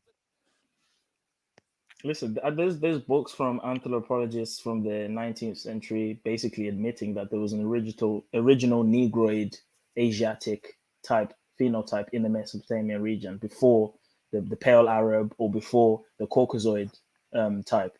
This is like common knowledge. It's all mainstream documentation. It's not no fringe black website or whatever. Because I've done the time to do the research. But you want to say, oh, we just watch YouTube videos. Right. That's not me. So I don't know. My claim is the modern day Iraqis, a lot of them, yeah, can trace their lineage back to the Babylonians, the Assyrians, not the Sumerians, because the Sumerians were a different type of people. Maybe the Marsh Arabs, the one in southern Iraq. Yeah, there's been DNA tests done to them, and they do have some traces of the Sumerians. The Sumerians are mostly wiped out anyway. But we're talking about the Babylonians, Assyrians, the Persians, the Phoenicians, all these people. Majority of the descendants today are still alive. So that's and the inhabiting that region today. That's the claim. And then I'm willing to debate you academic debate on that. But no one's arguing against that. The only point is the Babylonians you're talking about replaced the original Babylonians. Okay, you're happy to debate that, right? That the Babylonians, they replaced other Babylonians. Okay, we'll do that. Yeah, that's fine. And the replacement can even just be ethnic cleansing. For example, Alexander the Great told his soldiers to go around breeding. So you're having a lot of whitening of the Mesopotamian civilizations there. And even if it's not that, you had marriages with foreign peoples from Europe. So now you're getting another layer of whitening. So it could even be a thing of, well, the modern day descendants are mixed. There's trace elements of the previous civilizations, but they're not a proper representation of what they looked like. Maybe that's a better argument as well to say. But I need to know who I'm debating though. Can't. So it's definitely you, yeah. Yeah, man. No problem, man. Then someone else is gonna come and say, "Oh no, I'm gonna do it." It has to be 1v1. No. Don't worry, bro. All right, that's good then. Yeah. All right, sweet. Yeah, man. Don't worry. Let me just get my exams over and done with. I finish on the 6th of May, so after that I'm free. I can just spend a week on just doing my research and then. Can I, just for conversation's sake, can I ask you something? Yeah. Now, with the Africans moving into the region, like the Mesopotamian or the Levant region, yeah, there's two known routes that they took. One of them, they went from Yemen, right, round to Iraq. The other one, they went from Egypt straight into where is Canaan, right? Do you understand? Are you listening? Yeah. Sorry, yeah. Right. So those people moved up as far as the Euphrates River. They didn't go into Turkey, right? They just moved up to the top of Syria. Yeah. And if you turn right from Syria, you're going to go right the way down to what is Babylon, right? Now, if that's the case, why would you argue against that? Because that area that you're talking about falls right into their zone. It's not like they had to go out of their way to get to Babylon. Babylon and northern Syria and what we're talking about just below Iraq, that's just all one region. Those people that went across from Yemen and done a lap of Saudi and come out the other side of Iraq, yeah, those people, right, they were the people that set up the Babylonian, Sumerian type people's civilization there. I don't see why it's something so controversial. Now, it does seem to me that, you might be emotionally involved in that because You know why I there must can't? be Because it's my your ancestors, areas. it's my history. you know why? What's Because wrong? he thinks we're trying to take his history. That's Of course why. it is. But what we're Of doing course is you we're trying to reveal the But truth. you're a J, innit? Ain't you lot J? Because Yeah, of course we are. But I'm saying it's just like Right, so you're Europeans the saying same to as me. Egyptians. you You're Yeah, the come we from same the as know. me Caucasus. then. You come from Why the would I? You're Caucasian, bro. Yeah. Caucasus. But Yeah. you're So the why are same you as trying to me. claim Babylon? You're If you're J. Caucasian. I'm not Caucasian, mate. I'm not. We fall under Caucasian, but I'm not white. I'm not. If from you're Caucasus Mountain. if you are J haplogroup, you originate from the Caucasian region. Well, But the Babylonians were also J. whether the origin No, they is weren't, Iraq bro. Yeah, there was. or Chechnya is still up for debate. That's not the point. The oldest The Babylonians remains are was J. found. The oldest remains was found in Georgia. Yeah, but it could still be that they originated from Iraq anyway. The J's, they could be from The Iraq. J did start from Iraq. Yeah, it did. If I'm Yeah, the, that there is the, some the, scientific backing the for that. Mosul But that region, the doesn't Mosul mean. region, But where the all Assyrians haplogroups, were. but hold on, Con. All haplogroups would have started from Iraq from a certain point in time if we're talking about after the Yeah, deluge. exactly. Because If it's we're a talking about after the crossroads there. deluge, yeah. But I mean, if we're talking about who started the civilizations, it ain't the J's that started Babylon and Sumeria. Of course not. No, it Because wasn't. E is older than J by tens of thousands of years. Like it's not even comparable. So if we're talking You about got to early remember the civilizations, J's ran the E's out of Canaan region, and then they started the not even Phoenician comparable. what's it called, civilization after they ran them out, and that was because they all ran back to Egypt because Egypt expanded all the way out there, and then when they moved back to Egypt, they left a power vacuum. So it was easy for the J's to just run through that whole region very quickly because the whole Egyptian force that was there overnight just disappeared. So it was left a vacuum for the J's to move into. There's a power vacuum because I don't know what happened in Egypt, why they had to run back, but they all like basically just abandoned that whole region and moved back to Egypt overnight. And all those people that were left there were left to the invading J's to deal with. Look, the reason is, yeah, I have a lot of books on this, but I'm away from home. I'm not even in the UK, so I need to like research this thoroughly. So you don't know I'm chatting shit, right? I'm not gonna bring you just sources like just Wikipedia pages and like YouTube videos. You know what I mean? I'm gonna try and bring you proper. Then you can check my references as well, because I'm gonna check the references you bring. All right, cool. It's not a problem, man. Yeah, man, it's good. We're not even arguing this. It could be a good thing to debate this. You know what I mean? So it's a civilized debate. I'm willing to we can arrange it on wherever, here or on Jedi's channel. I don't really mind, wherever. All right, cool. We do that, man. It'll be fun, man. It'll be good. Yeah, 100%. Let the people learn, innit? I don't know. We could do like half an hour each or something. Whatever. Depends how long it takes. Well, it's not even going to take time 5 limit. minutes, to be honest. It's just such a straightforward thing. Yeah, I mean, it depends. Like we can arrange the time, right? And then if you finish in 5 minutes, then that's fine. Pause anyway.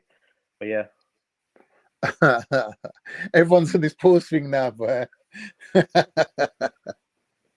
Yeah. 5 minutes is about right, isn't it? I don't think it's going to take too long. Could do it like a PowerPoint or something. Yeah, could do.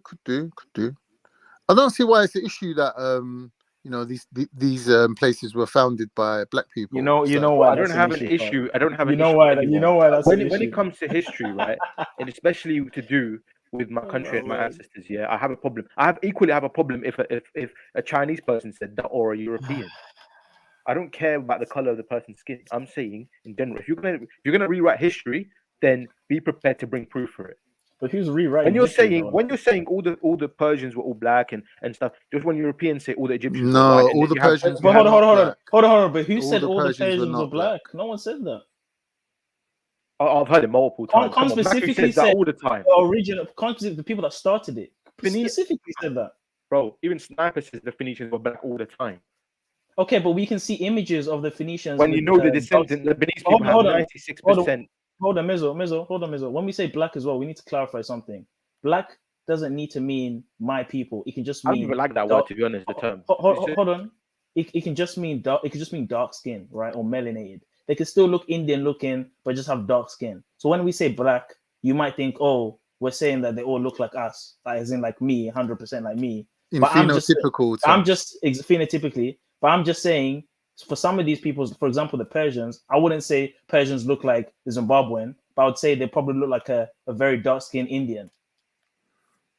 Do you see what I'm trying to say? So black might be throwing you off. The word is throwing you off because it's not impossible to think that a lot of these people were dark-skinned anyway, standardly. But I guess now the even the word discussion would Indian, be is what very phenotype problematic. were they? Even India is problematic because the Southerns are different to up north. Do you know what I mean? But do you know why the Norths are lighter though? Of course I do. Yeah. They've been invaded 1 million times. The ones. All right. So if you can see, hold on. So if you can see a visual difference in skin color due to invasions and mixing, why is that impossible to think that happened to the earliest civilizations, to the people who are descendants of them now? You're not so, for example, look, Zulu. I'm not saying that there wasn't like black people within the regions. I'm saying the people that built the Babylonian civilization, for example, were different people.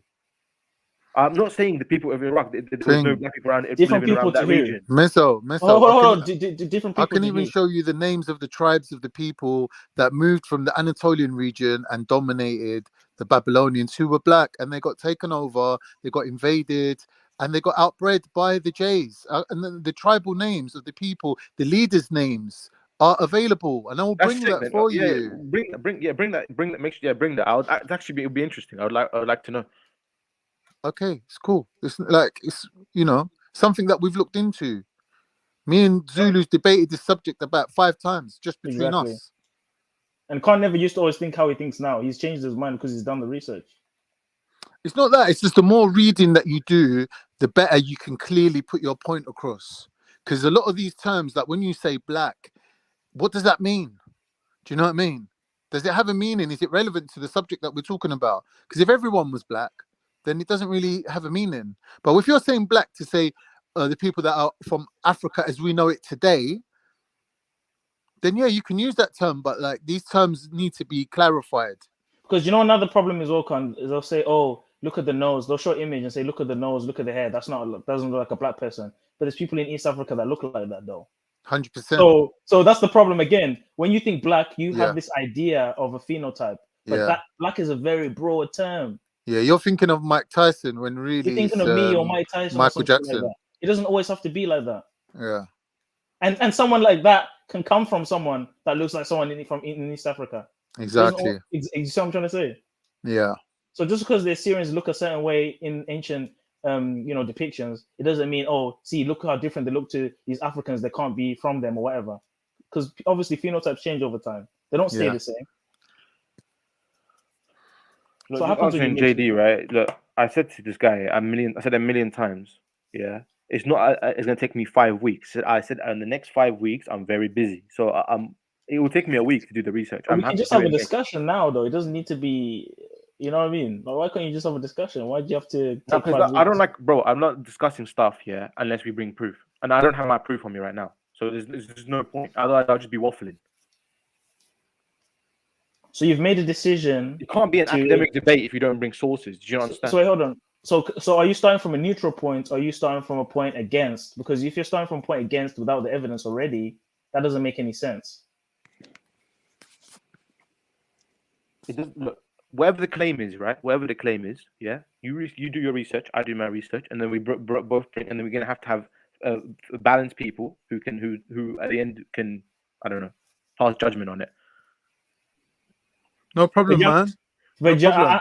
There's no problem. It'll be fun. Yeah. It'll be fun. But do you get what I'm saying? Like, as if you're trying to understand things to be true, you don't usually start off with for or against if you don't have the information. You usually start off with neutral. But it sounds like you're starting off against what Khan and I are saying, but you don't have sources on you yet, and you need 5 weeks. So how can you start off with against if you don't have the information? No. Don't get me wrong. I read stuff about it, but I don't have the information, enough information to substantiate my claims. Do you understand? Or right now on the spot, I can do it later on, yeah. But right now I don't. So. Yeah. Even the thing is, Meso, even Persians, yeah. Persia has been dominated by Central Asians, right? So Greeks. On their Y chromosome now, they all have a Turkic component. But the majority of their gene pool, right, is Persian, but they also have like a ghost population, like of the original inhabitants of that region, which lived there before anyone else got there, and they were Black African people. And that signature is in their genes, and they cannot deny it because scientifically there and it's proven. Same with the Greeks. When you look at the Greeks, when the Greeks moved from the Caucasus Mountains down into the Mediterranean region, there was Black people living there. That whole region was dominated by Black people.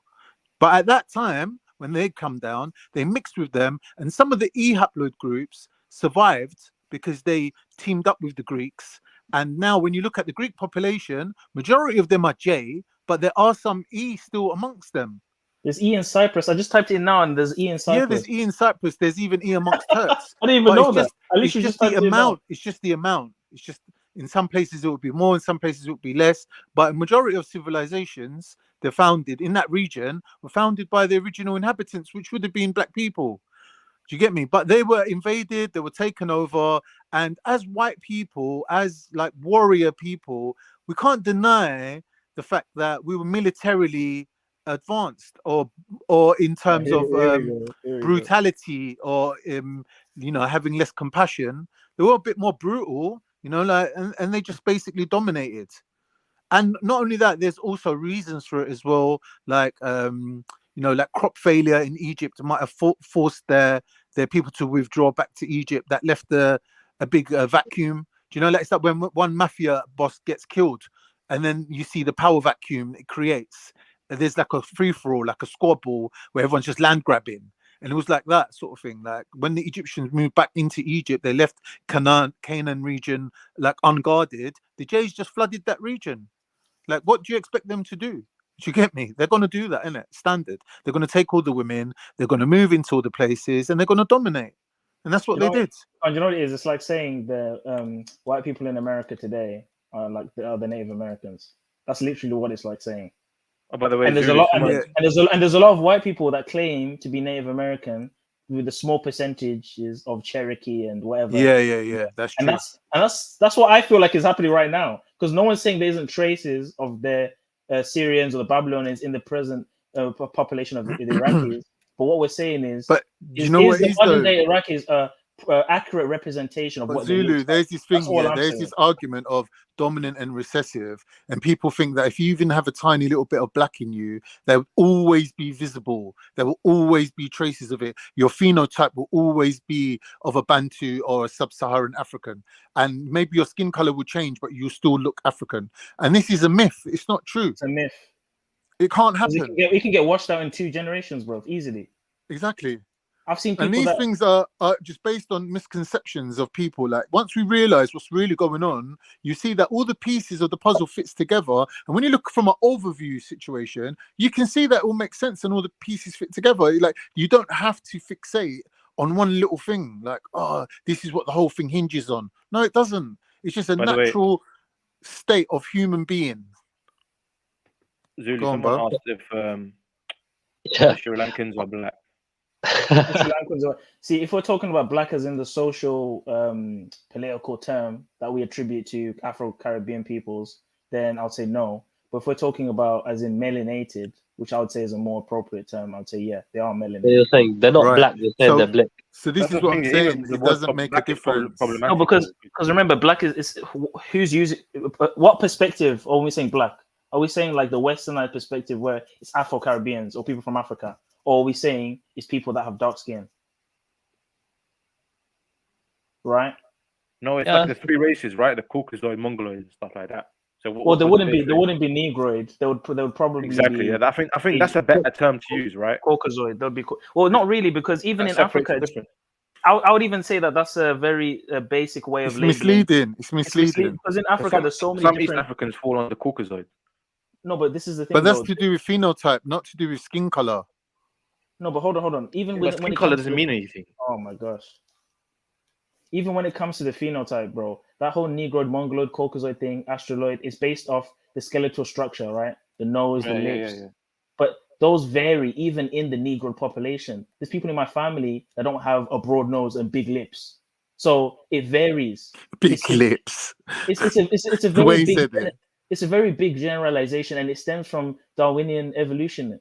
That's where it stems from.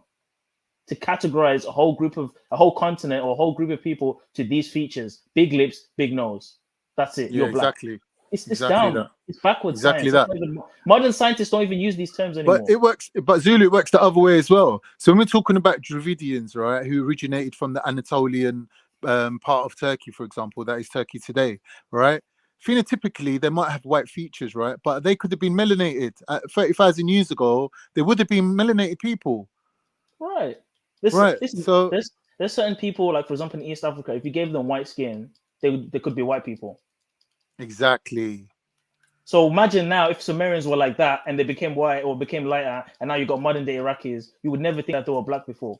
The thing is also we've got to accept as J people that displaced E people. We did have an influx also of the R people. The R people being like the people from like northern Finland, these kind of like Turkic people. Yeah, they came and mixed in with the J's as well. Because the same way how the J's went and gave them civilization, yeah, them people also sent warriors and horseback riders in terms of like even the Mamluk Turks that defended Egypt, yeah, against the Mongols. You got to remember there's always been a population exchange. So where farmers have spread out to places like Russia, yeah, Russians have moved into places like Turkey. So there's other mixtures as well that like we're not really taking into consideration. And Con, you know what else it is as well? It's not just the J's coming in and mixing with the regional inhabitants, which would be E. It's also after the E's got pushed back into Africa, they also came back into Mesopotamia after. Yes. Because remember, you've got the Kushites and the kingdom of Aksum. It stretched all the way into Saudi Arabia and Yemen. And then even forget that, you got the Egyptians having their empire stretching all the way up to Iraq.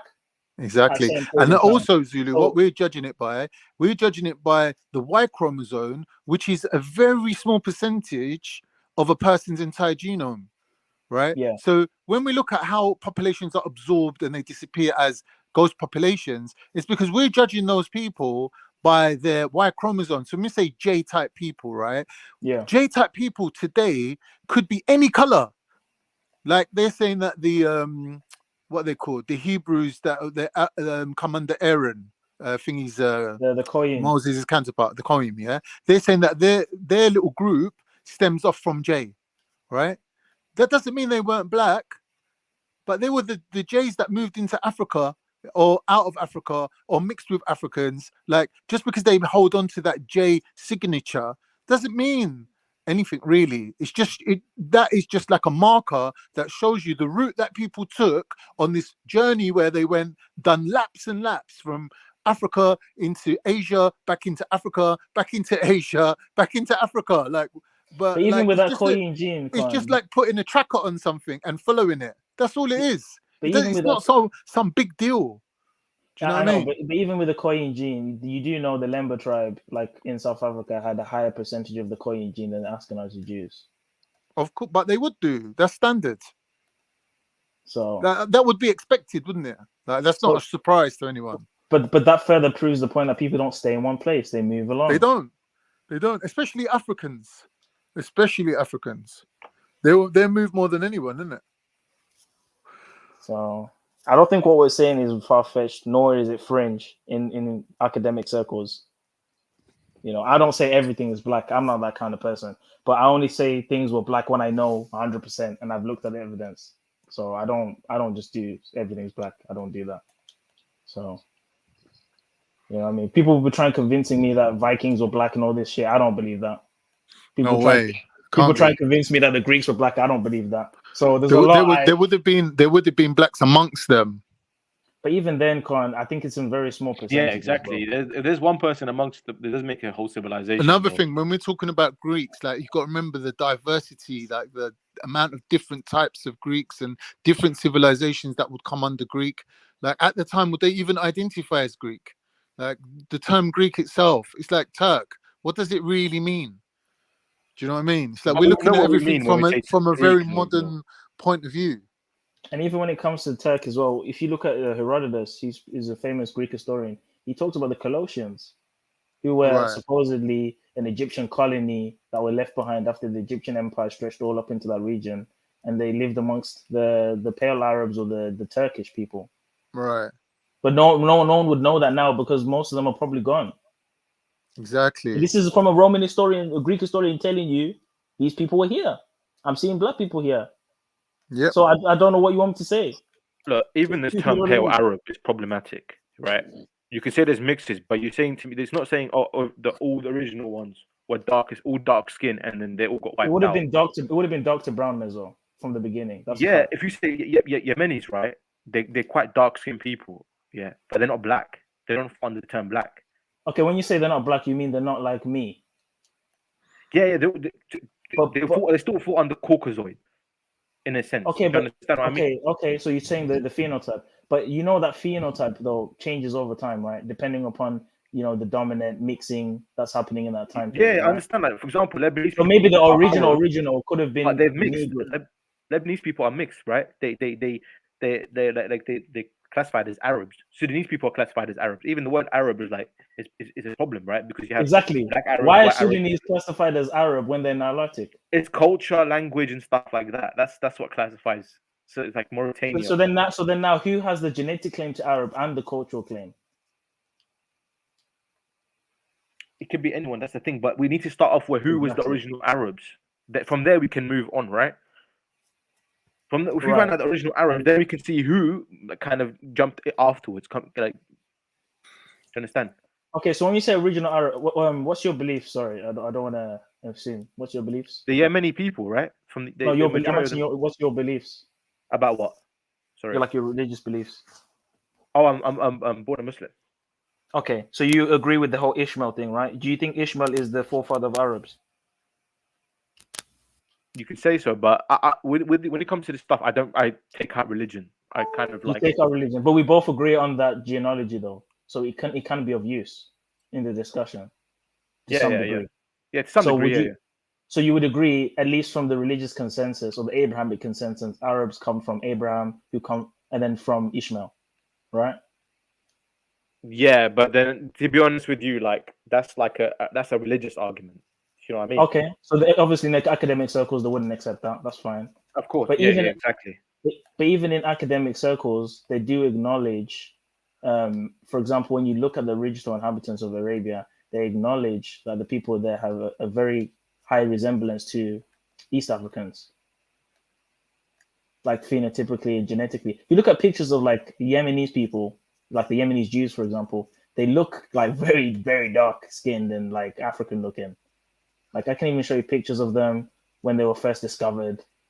And a lot of those Yemenis Jews that were there after the expulsion of the Jews in Palestine were actually Jews that went there from Palestine. Right. So I don't know, man. This is the thing. When you're looking at how people look today, it can be misleading. That's why you have to look at what the historians say they looked like. You have to look at the migrational patterns, where they went, where they invaded, who came in and bred with them. All of those things have to be taken into account.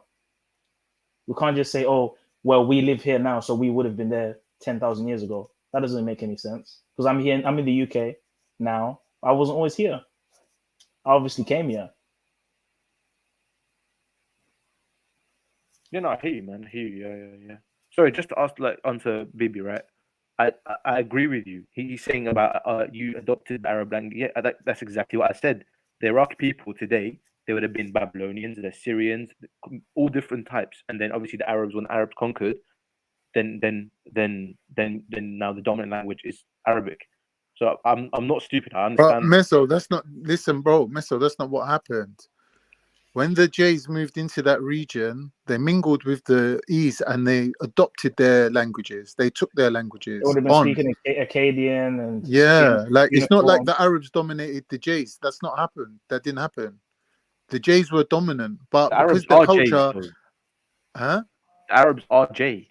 You said Yemenis are Arabs, right? Yes, they're all under J as well. Actually, Yemenis are E1B1B. Some of them are E1B1B, bro. Yemenis are J, bro. Okay, let's have a look for it. Bro, everyone's J now because the J's dominated. Bro, the Yemenis were basically East Africans. He's gonna go around in circles, bro. No, it's not. It's like when you're kneading bread, right?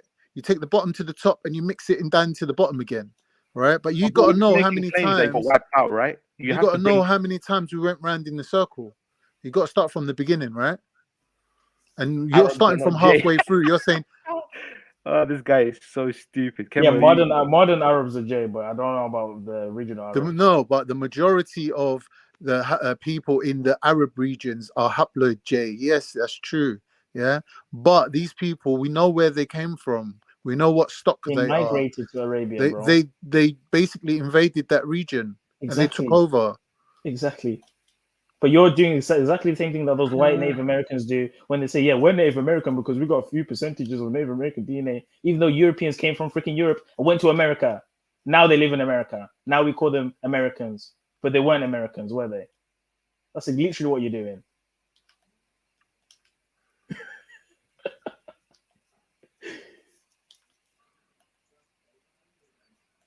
But 5 weeks, yes, you got. I don't. Well, I don't look. Maybe it's because I'm Turkish, but I've got no qualms about being the invader or being the You kind of military like being an invader, dominant don't you? You like person, that. right? Like it doesn't bother me. Like, but some people seem to think that if you're not the invader and you're the invaded, then you've got a claim to the land because you're like the indigenous population that was invaded.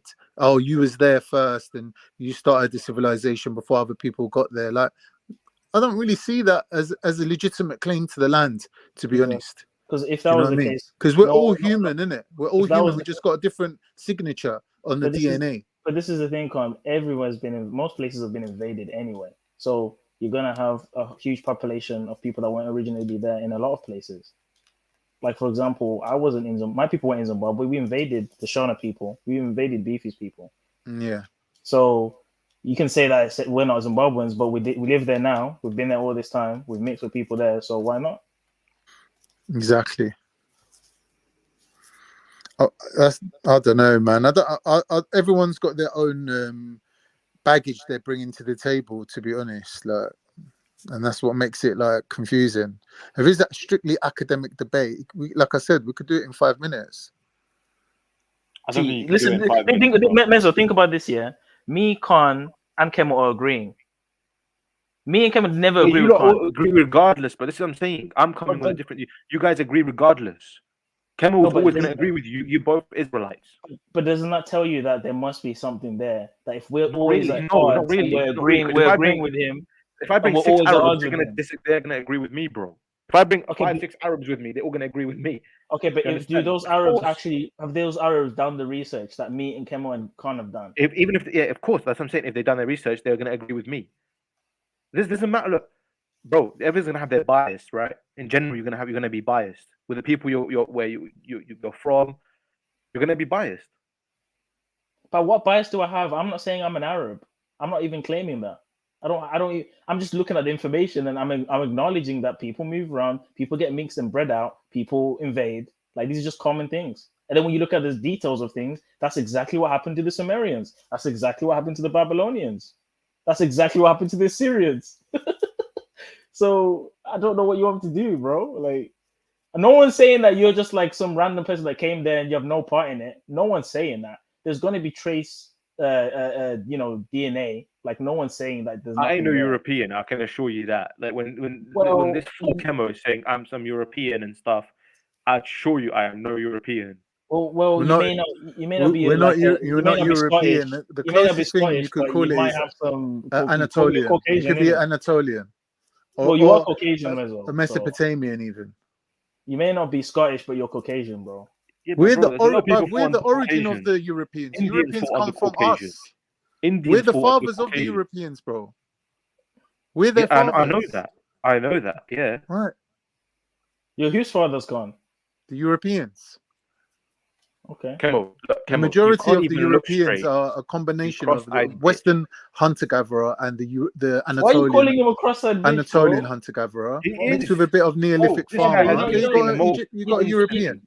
You don't need to hurl insults, bro. Listen, this guy insults me day in, day out. He's obsessed with me in the chat 24/7.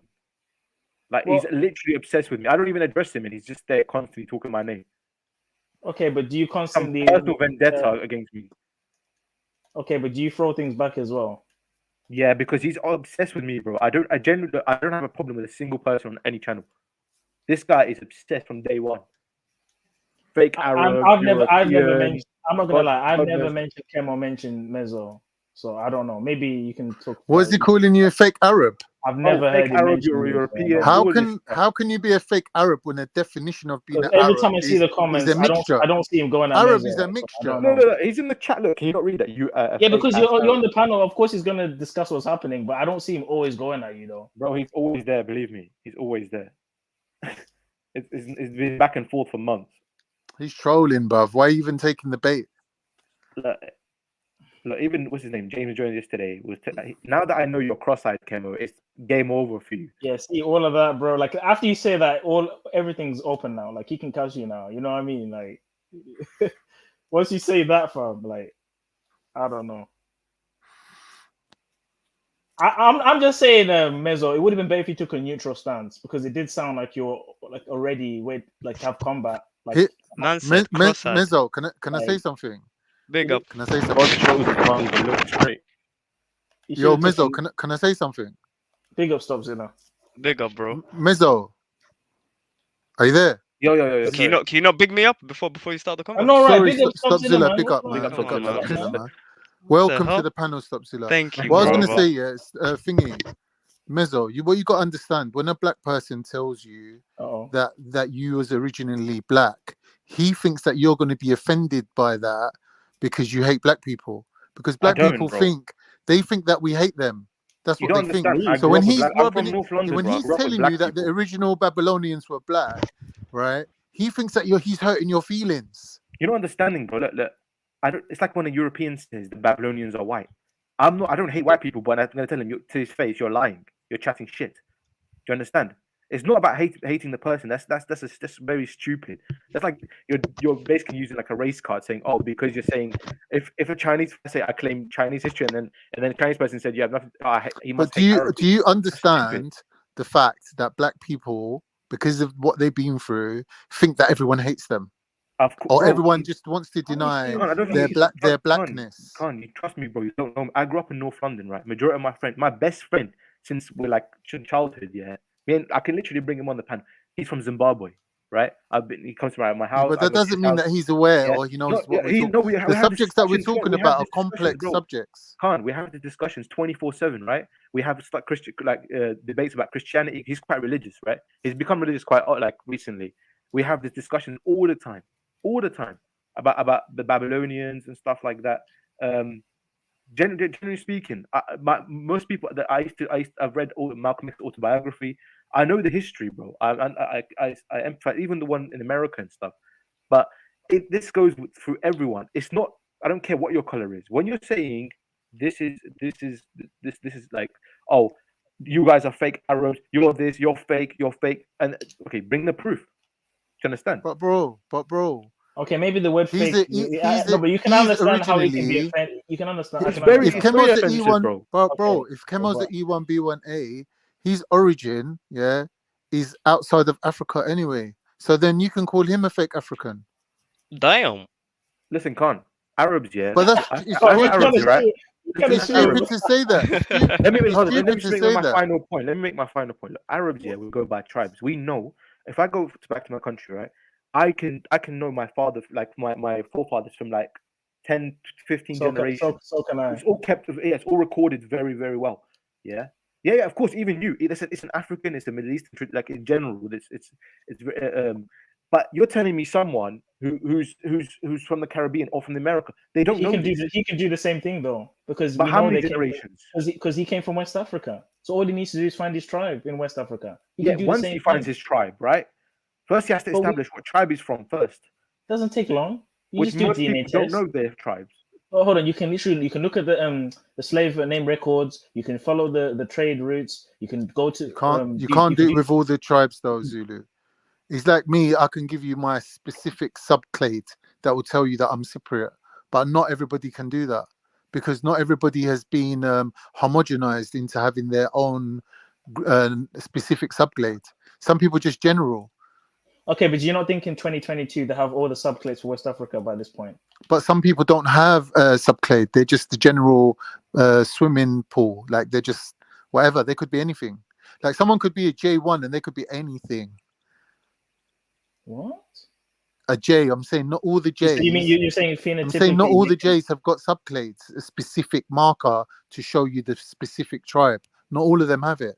Some of them are just because they general. haven't fully mapped out the genome or something? Or No, it's just they don't have a specific mutation you can use as a marker. So maybe would you say that they're more archaic because they have less? They'd be more central rather than the peripheries. Don't you hate it, right? When you're constantly being attacked for like stuff that you're not responsible for, like even all this whole thing, or Ottomans, you guys butchered the Armenians and stuff, and you should apologize to. What do you mean? The Armenians? That's how white people feel. The E ones. It was the Armenians that pushed them back into Africa. I don't know why they're so eager to stick up for Armenians. Hold on. Armenians run through them. This guy, he says Messer's ancestor was kidnapping Jerez. Yeah. It's just shit like trolling, bro. Hold on. Just playing. Wait, hold on. As much as it's a joke, was done on Arab slave trade though. So is that incorrect? Is that historically incorrect? What you just said? Zulu, I'm not accountable for that. What do you mean? think if it was happening today, I'll be the first one to call it out? When you're gonna say Libya, yeah. I'm saying if it was happening in front of my eyes, right, and I was there, I'll be the first one to oppose it. That's commendable, but I mean, it's happened. Back in the day, but you'll probably be killed for that. But what could you do about it now? It's already happened. That's what I'm saying. Exactly. Thank you very much. You just hit the nail. No. What can I do now? When he's saying his ancestors was kidnapped, and then as if I should be condoned for it today. What can I do now? Your ancestors probably did something horrible. You shouldn't have said he was cockeyed because you kind of opened the floodgates to cussing now. This is not Kemo though. It's not him. It's someone else. It was King Zamunida, whatever his name is. Zamunda. Yeah, man. Identity is definitely a big deal, man. I mean, I don't care about it because I'm more into the spiritual stuff. I believe in God. I believe in the Most High. So none of this. Exactly. Same here, man. As Muslims, we shouldn't really care about none of this shit. Yeah, but I don't really care personally. It's just like a fun little hobby that I've got that I read up on sometimes. It don't really matter to me. If I was bothered about it that much, I wouldn't be having kids with an English woman. Do you know what I mean? But do you think this was part of the Tower of Babel? Not just the confusion of languages, but maybe the confusion of faces? I think in the Bible where it says Jay will share the tents of Shem, right? Japhet will share this tents of Shem. I think it refers to this, that in certain places you can't tell the difference between the Semitic people and the J people. They're that closely intertwined with each other. And I think that's what it alludes to. But other people said, well, no, because the English are J as well, like the Yamnaya and whatever, and then they went around the world dominating people. That is not a positive. But do you know? I think that passage meant, Khan. I think it means the migration or the settling of Jays in Palestine, and even in present day, a lot of these Ashkenazi Jews and a lot of these Syrians. Yeah, they're all J. They're all J, right? They came into that region now. That's why when you walk around, you don't see dark-skinned Arabs or black people or whatever, or Canaanites. You just see a bunch of white people. So I think that's what that was talking about. Yeah, that's what I'm saying. There's two ways of looking at it: a positive way or a negative way. If you're looking at it from the negative way, then you're saying you're talking about the invasion and people taking over and running other people out and pushing them back into Africa. But here's the thing: everything happens for a reason, right? God has a plan. When people are pushed back into Africa, right, well, what we call today Africa, they took farming culture with them. These people then spread all throughout Africa. Do you get me? So everything happens by God's plan. We can't be taking credit for everything. That's what a lot of humans do. Oh, we English people or Europeans, we put a man on the moon. They give themselves the credit for that. Oh, we're the advanced people. No, everything happens by God's plan. Now, if you're humble and you accept that, you're not going to start claiming all sorts of nonsense things. But that's what people are doing now. It's in my mind, it's like they're playing top trumps. You know that game Top Trumps, where it's who's better, my race or your race? It's just stupid. We're all one race, really. The race is a man-made construct anyway. Yeah, there's this weird idea that because I descend from a certain group of people, I'm better than everyone else. And supremacy. It says form of supremacy. Yes, it is a form of supremacy. But I do think though there is importance though in making it known that yes, you do come from a great people, because if Yeah, it's you're good told, to know. Yeah, yeah, of course. if you're told you're a slave and all this stuff, I'm sure you can understand how that can be very detrimental in terms of like, you know, Bruv Zulu, I've already told you that I have East African ancestry, right? And I don't appreciate like people like using these like N words and things like that, because that hurts my feelings, because I don't want to think that my ancestors were looked at in that way. Yeah, they were servants. Yeah, they were taken from Africa by the Romans and brought to Cyprus. And when the Ottomans got there, these Africans, they were already there, and they just got married into. But because, like, I'm not saying Ottomans are racist. They're not racist. But what it is that they put this pressure on people to assimilate, and everyone just denying their African ancestry, because half of Cyprus were African, right? But they're denying it. They're like, nah, we ain't got no African in us, Right, half right? though? That's a lot. So when people like Kemo are saying, oh, you know, you got African ancestry, and people are like, no, we ain't. Like, it's like you can't blame people for thinking like, why are you denying us? Why are we bad or something? Are we lepers? You don't want to be related to us? Like, it's to me, it's just like no, I do you know what said. it is, Con? I'll be honest with you. Do you know with the Anatolian thing? When I say you're not Anatolian, I'm trolling. Like, Obviously, you know, I'm trying to piss you off, right? I don't of think, course, I don't think you're not Anatolian, or I don't think you're not Japhet. I do think you're Japhet. yeah. I think that's a very true statement. So I'm just trolling you when I say you're not Japhet. No, it's cool, man. Don't worry, man. It's like I just Yeah. don't think people should bring baggage to the table. We're looking at science, we should look at it scientifically. If we're looking at religion, we need to look at it according to scripture. If we're looking at whatever it is, you need to go by the criteria of that thing, right? So you can't be bringing emotions to the table, or politics to the table, or supremacy. Like these things, it's just like, yeah, it's all fun and games, like cussing each other. But sometimes I think let's put the cussing to one side and let's talk seriously. And when I'm trying to talk seriously and people are messing about, that's what irritates me. Do you get me? Like, but when I it's never like, debate religion. I'll be honest with you. I'm not, because the reason why, look, my knowledge on Islam or other religions, right, is minimal. So I'm not gonna start talking unless I know something. Yeah, and I don't want to make Islam look bad because if I don't know something, do you understand? I'd rather someone well versed about Islam, like a sheikh or something, comes to and speaks better. You know what I mean? You can provide the references for that. Because there's a lot of people that just come, they just be waffling about Islam and stuff like that, where they don't really know. Do you understand? I had the argument with someone about Islam the other day. I probably know less than you, but the thing is, if you know something and you know that you know it, yeah, you can speak on it. So, for example, give an example, Meso. There's these numerical patterns that pop up in the Quran, right?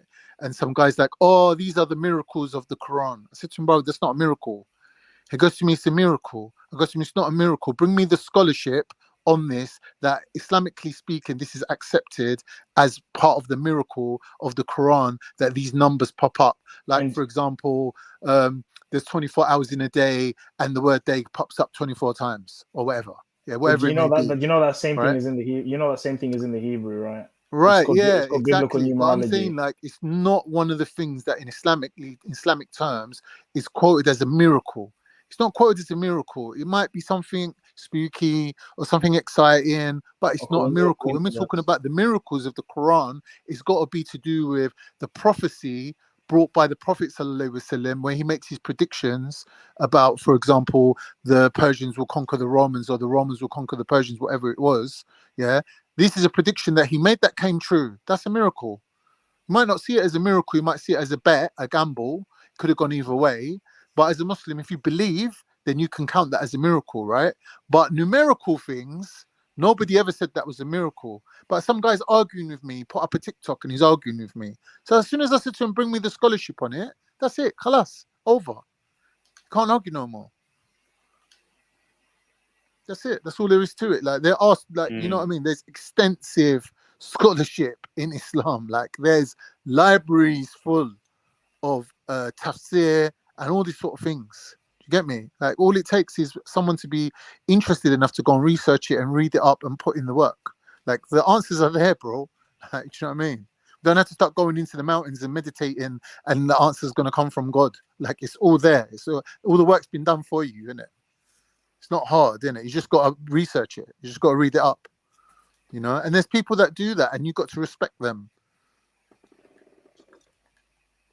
That's all it is, bro. Rant over, by the way. I'm just kind of little rant. Everyone's just letting me have a little rant now. I do think it's important to have religious debates. The only part where I might be cautious is to debate someone of the same faith in public. And I think because to show division It's a sign of weakness. and not only that, because they may not perceive like, oh, we just have a little minor difference. They may think, oh, look at these two religious people of this worshiping the same God. They don't even agree on the same thing. Oh, why would I join this? Da-da-da. So I don't want to give them that ammunition. And if it's an in-house thing, because we're part of a body, a part of a belief, I'd rather do it privately. You know what I mean? Yeah, and atheists will love it as well because they're like, oh, look, this is what product of religion. It's just exactly. Yeah. It's true, yeah. So like even when Vin came on that day and was doing all that shit about Old Testament only, I was kind of cringing because like, bro, like you're making us look so bad right now. Like he's really knowledgeable, but the problem is arrogance as well. When you're arrogant, when you're too arrogant, it's a problem. Understand? He's not even willing to like Mac, who was talking, really calm to him, and then he was being very, very arrogant when I was listening in. Middle of the debate, you're calling people low IQ and stupid. Like, there's no point. It's just ego, man. Who are we talking about now? Who said who's low IQ? It's Vin, man. Yeah, he didn't like being questioned, right? He likes to have like a monologue, go on like basically preach for like an hour. But the moment you question it, like it's like an insult to him. You know what I mean? Yeah. That should be normal. You know what I mean? Like professors get questioned. But this is another thing, yeah. I don't know if it's the same in Islam, but with Christianity, when there's a lot of non-denominational, by non-denominational I mean I roll on my own and I just read it how I understand it, not repeating to scholars or whatever. The problem with that is you tend to sensationalize your theories. So you might come up with a theory upon reading a text, and because you've got no brethren or no one to guide you or to bounce off any ideas, you just flow with it and you start to just sensationalize your theories. You know what I mean? Whereas if you was part of a church or part of a community, you could speak to an elder or a preacher or a pastor or whoever it is to receive correction, to actually look at it in a different way. Mm-hmm. That's the problem with the non-denominational. I don't know if you guys have that same thing, like people that just Quranist only or just do their own thing. They don't speak to imams or whatever. Like, do you have that same problem? Or yeah, of course, man. I mean, I don't really like when I see like Sunnis and Shia at the speaker's corner just screaming at each other. It just looks so stupid. So stupid. Yeah. No, 100%. That should be in-house, isn't it? Right, exactly. Yeah. They're just never gonna agree. Look, it's a 1,400-year-old beef between them. Like they're just never gonna agree. It's not like in speaker's corner they're gonna agree. It's been going on for centuries. But they find it entertaining to see religious people argue, though. Yeah, I don't know why. Exactly. Yeah. I mean, look, I was never really religious. Like 3-4 years ago, I was very, very like secular and stuff. But even then, I used to laugh at like religious people arguing because then I'd be like, okay, yeah, that proves my point. Then only afterwards, like it's like the more wiser you get, the more you understand that the need for a creator. You know what I mean? Saying something comes out of nothing is just stupid. And a lot of like atheists are just arrogant. They're just not willing. They're just really closed-minded. Like, oh yeah, that's.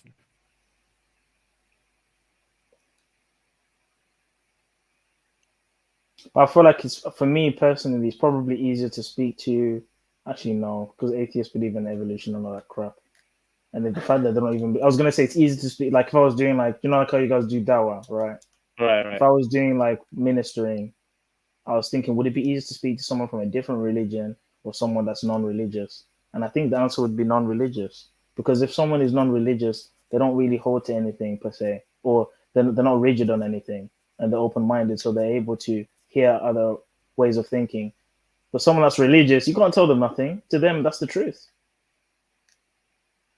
Right. You know what I mean? Yeah.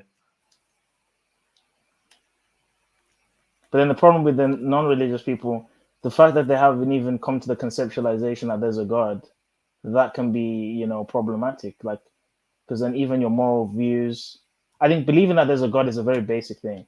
That's the first step. Just believe that there's a creator. Mm-hmm. Very basic. Even animals, I believe anyway, animals know there's a creator. So I think signs of of high intellect and civilization would be to believe that there's some sort of higher power. If you're atheist or you think there's nothing, I think that's a very primitive or backwards way of thinking. So that's the first step. The next step would obviously be, what is the will of the creator for humanity? What must we do while we're here? And that's the part where people just, because then now you have to appeal to a book, right? Mm-hmm. Yeah. That's the problem. Because then that book is also in the hands of man to some degree. So it's rational. Of course, from their perspective, it's rational to be like, well, you're just basing your opinions off a book. In their perspective, that's what it's like. Exactly. Yeah. But even if you're an agnostic, right? Like, you don't have to believe in religion, but you believe in a creator. Even then, I think that's good enough, to be honest. Better than just being a full-blown atheist, like saying, we just appeared out of nowhere. But don't you think that whole deist idea or agnostic idea is similar to like a deadbeat dad? Like you acknowledge that you came You're from on the a fence. dad. Yeah. You came from a dad, but either you can't be bothered to know who he is, or it's just like, it is what it is, isn't it? Like, he does his thing over there. They're a bit more open-minded, though. They're more willing to learn, like, about. Do you know what I mean? Like, when it comes to, like, if you're giving them dawah or anything, right? They're more open to understanding, right? When you have them hardcore atheists, they're just literally not open. They just throw a million insults and sky daddy this, and you know what I mean? Like, that's true. But a lot of those atheists, you find that they were religious before they became atheists, and a lot of them, maybe the God didn't answer a prayer or didn't save someone or whatever, and then they just through emotion, because most of their stances is emotive. I'm yet to find an atheist that logically declines from the Abrahamic. It's mostly emotive. Of course, there's people that make comments on logical errors, like problem of evil. They try and critique the idea of God, right, from a logical standpoint. But the majority of them that I've spoken to are very emotive. Why did God allow this, for example? Or why is there evil in the world? Like, those are the basic questions that you get from like the average atheist. Yeah, no, of course. Yeah. The problem is they want answers to everything. We can't have answers to everything. You know what I'm saying? There's a lot of stuff we just would not know. Like, I'm content with not knowing things. That's the thing. I used to be like that. I used to be like 5 years ago. I used to be proper anti-religion, right? And I used to like think like I need answers for every single thing. Some things as you grow up you start understanding, like in general. Like when you were young, I used to question everything. Like I have to who wrote this and who wrote this and why is this existence? Like you want 1,000,010 questions to be answered when it's realistically it's just some stuff we just can't answer. Yeah. I remember when I was young, the first question was, well, Moses split the Red Sea. How come we're not seeing that now? Because in my mind, I didn't believe it was fantastical or like supernatural. I thought like these things could happen. Like, so when I was asking my parents, okay, so the prophets did all these things, why can't we do them now? Why can't I see these things happening now? They were like, well, God will choose when things happen. It's not for us. God is not like a lab rat. He doesn't just do things at our will. He does what he pleases. He doesn't need us to do what he wants. So something similar to that. I had a similar question. Mine was if he could drop, what was it, manna from the sky and feed hungry people, why have we got starving people now? That is a good question. Well, I mean, I know the answer to that, but that is definitely like a reasonable question to ask. I'm not gonna lie. But then I guess you would have to kind of take the stance that the God that we're speaking of allows things to happen. But then someone would say, well, if your God is supposed to be good, why would he allow bad things to happen? So then we've got to put it down to a test in some kind of way, I suppose, isn't it? Yeah, or more or less like, well, if he intervened all the time, then no one would be accountable. Right, that too. So you kind of have to let nature take its course, kind of thing as well.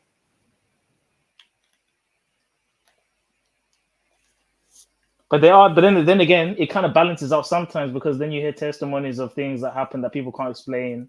Obviously, some of them are, what's the word? Some of them are like they add a bit of like things to the story. You know what I mean?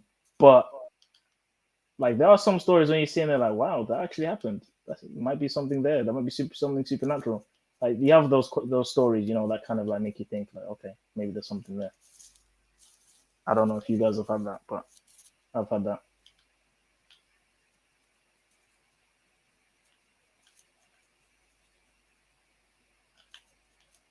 Yeah, by the way, those wings were shit, man. Oh, what, the wings you had last night? Yeah. Oh. Do you know what the problem was? I didn't let them defrost like properly. I just took them out of the freezer and put them in the oven. Oh shit. And then it was just flopped. Like it was kind of raw still, even after cooking it for like 30 minutes. Oh shit. Yeah. Maybe And then right? It was like it was rubbery, kind of.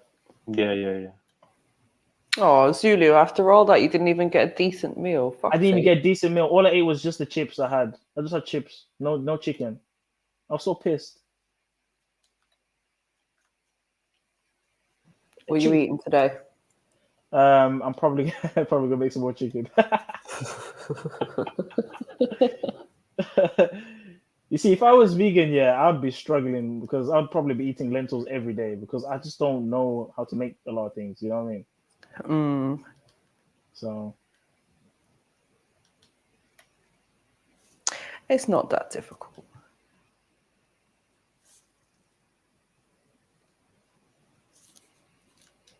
Where's everyone? Everyone just. Khan was trying to say earlier on that we can survive on salad and veg over here, you know. Yeah, I don't know about that still. I don't think I'm gonna take nutritional advice for no, never mind. Let me just leave it. Yeah, moving on. One minute. Oh shit, he's back. Oh shit. You're not taking nutritional advice from who? Oh, not from Yukon. We're talking about someone else, bro. Chill out, man. Nah, never that. You know I rate you, man. Come on, man. Huh.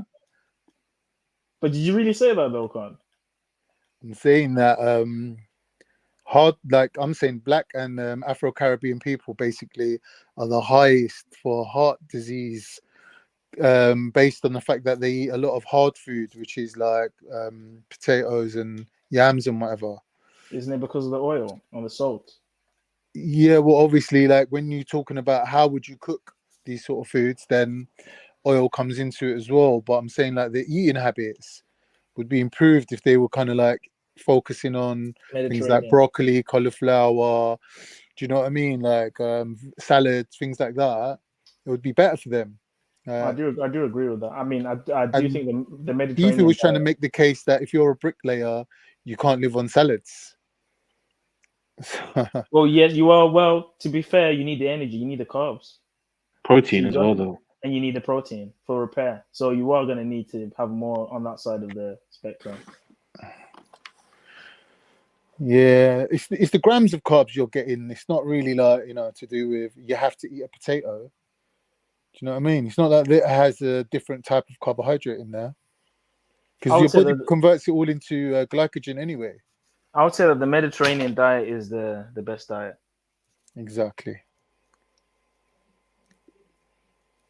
And when you say hard food, if you're talking about fast food, I think that's universal because it's not just black people that eat fast food. Because when I look at African cuisine, there's a lot of like, you know, stews and vegetables mixed into stews, and I wouldn't say that it's all hard food. There's definitely some carbs on the side. There might be a yam or like a potato or like a corn or whatever it is, but it is quite varied. You know what I mean? And especially because of the land, in some places the produce, you're gonna just have a lot of vegetables. I was watching a video of someone doing a food tour in Tanzania, and in the morning they literally ate like corn, cassava, you know, cucumbers, avocados, like proper just vegan, just plants. So I don't know. I wouldn't say it's all black people, but see, I think what contributes to a lot of the health problems that Khan is talking about is when you've got lots of oils and stuff like that, fats. That's exactly why I diet in it. Yeah, exactly. Because no one can deny the oil argument. Like I've been in a lot of places, and I'm like, bruh, like I have to drain the oil. Like literally, have to drain it. So, yeah, you get a lot of Indian food like that, isn't it? It's like literally like a layer of oil sitting on top. Yes. Yeah, I don't like that. Yeah, I think there's a misconception about Indian food being healthy. It's actually very oily and stuff. Yeah. But I do rate using animal fats over plant fats though, like using ghee and all that. And I think there might be some benefits to sticking to animal fats. I heard ghee is very bad though. I heard ghee is very bad for you. Supposedly, but this is the thing though. When you look at, for example, okay, if we're taking this back to like a hunter and gatherer kind of like, diet, you're not naturally going to consume almond oils or olive oil. Like you're going to consume it in its raw form. You're not going to process it down into a massive volume of oil, right? So, but on the other hand, when you're killing a deer or you're killing an animal, you may consume some of the fat while you're eating the flesh. So, in terms of like consumption of fats, animal fat seems to be more of a natural kind of consumption, just from a purely hunter and gatherer, like basic primitive kind of style. Obviously, when we come into the agricultural kind of way of living, yes, you can process plants and you can process nuts and to get oil and all this stuff, but that comes way later on. Yeah, you need to have a setup for that kind of stuff. Also, do you know how hard it is to make oil from a freaking nut? Yeah, I know, it's ridiculous. You know what I mean? Or seeds or anything like that. Yeah, it's difficult. Compare that to just sizzling down some deer fat. It's not even comparable. Don't forget, people are more active. You know what I mean? Like in other parts of the world, they're a bit more active. They're burning it off. Yeah. If you have like an office job and you're eating all this calories, like that's you know what I mean? Yeah, that's true. 100% gaining weight. Yeah.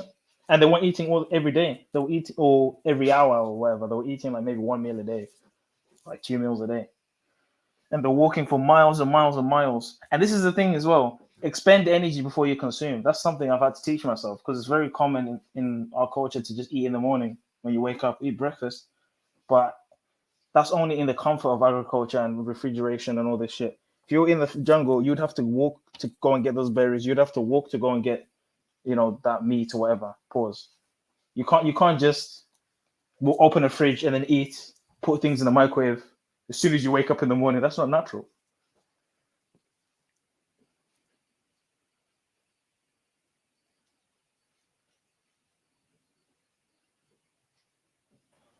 Yeah. Sorry. So now that we know that vegetable oils are not healthy, Mary, I think you know what I'm gonna say next, right? What are you gonna say? So if you can't eat meat, why can't you use animal fats?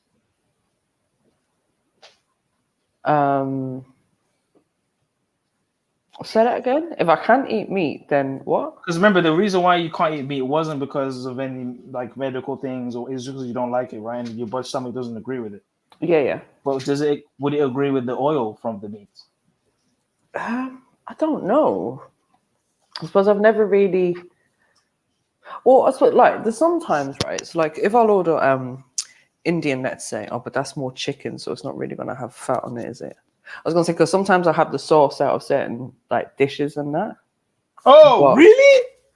Yeah, I don't mind that. Wow, you're not vegan. You're not vegan. Allow it. But I've said this earlier. I'm not a vegan. I just don't eat meat in it. I just don't eat meat. No. I'll only do it with chicken in it. If it's like beef, lamb, or anything like that, I wouldn't do it because I don't know. I don't really like the flavor of it. But Mary, you're stealing the taste. Like you're trying to steal the meat's taste. But not have the, no, it's just wrong, a bit of sauce. It's just a bit of sauce, right? And when I get Indian, if my son's at home, then I'll get chicken dansang, which is like chicken and lentils. So I'm basically taking like the lentils and the sauce in it, which is being cooked with the chicken. But I don't mind that.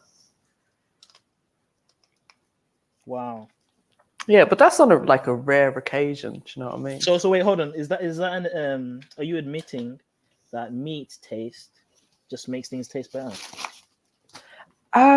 I wouldn't even say that it tastes better. It's just my way of it's just basically my cheapskate way of not ordering two different dishes. Oh, so you don't do it for taste? No, not for taste. Because if my son wasn't here, then I'd just get vegetable dansang anyway. Interesting. Yeah, it's just because when the dansang comes with so much sauce, which is basically made up of lentils, that it just makes sense for me to do it like that. Okay. Well, I'm not gonna lie. I've tried Indian food, man, and The problem with Indian food is I'm only gonna eat shit that I know because I tried things I didn't know and I was very disappointed. Mm. And I spent a lot. And those Indian restaurants are expensive, Yeah, very they are. expensive. You know, and then when it comes to like getting meat, they put such little meat as well. Like they put a lot of sauce and curry, and there's very little meat. I don't like that. Exactly. That's why I do what I do, isn't it? Because I'm not going to pay for 2 separate dishes when you've only put 6 pieces of chicken in the chicken danseng anyways, and the rest of it is sauce. You see what I mean? Like, what kind of shit is that, man? And they're trying to make the chicken chunks big enough to where it's like, well, that's a big chicken chunk.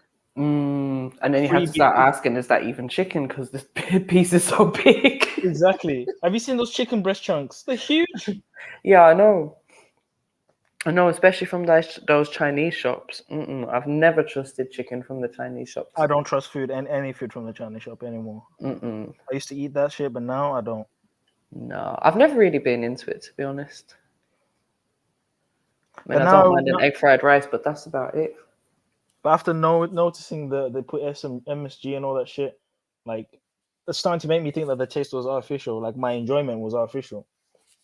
Like, did I genuinely enjoy it? Was 90% of it just MSG that was making me enjoy it? Yeah, that's the problem with a lot of food that we eat now, isn't it? Yeah, because even Mackey's, they put all these additives to make you like the taste of things. Because have you ever noticed when people try and replicate these fast foods at home? Yes, It never tastes the They same. never taste the same because there's something in the ones you get from the fast food that make you really want to buy it again and whatever. Exactly. Because I've tried, there's people that have tried to make Coca-Cola recipes, all sorts of things. It's never the same. You can always tell it's some trying homemade shit. You can always tell. Yeah, you can never replicate it 100%. But sometimes you can make it taste better, I think, as well. Because you can add your own kind of flavors and seasoning to it to make it your own. So, yeah. I don't know. I feel like most of that takeaway food is just bland anyways. Yeah. I will say, though, like homemade pizza, homemade pastas, oh my gosh, it's amazing. 100%.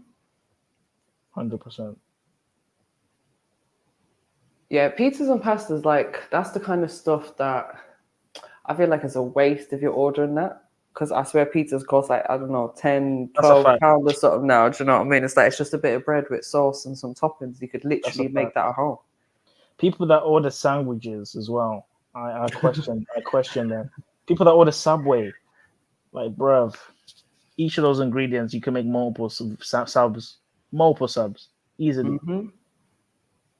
And I don't do sandwiches anyways because, well, I don't do like sandwiches from shops and that because I had a job in a sandwich factory. So I've seen how that shit is produced and I've seen the nastiness that goes down in them factories as well. Nastiness? Bro. Right, so I heard a story. This wasn't when I was there because obviously this shit wouldn't be going down.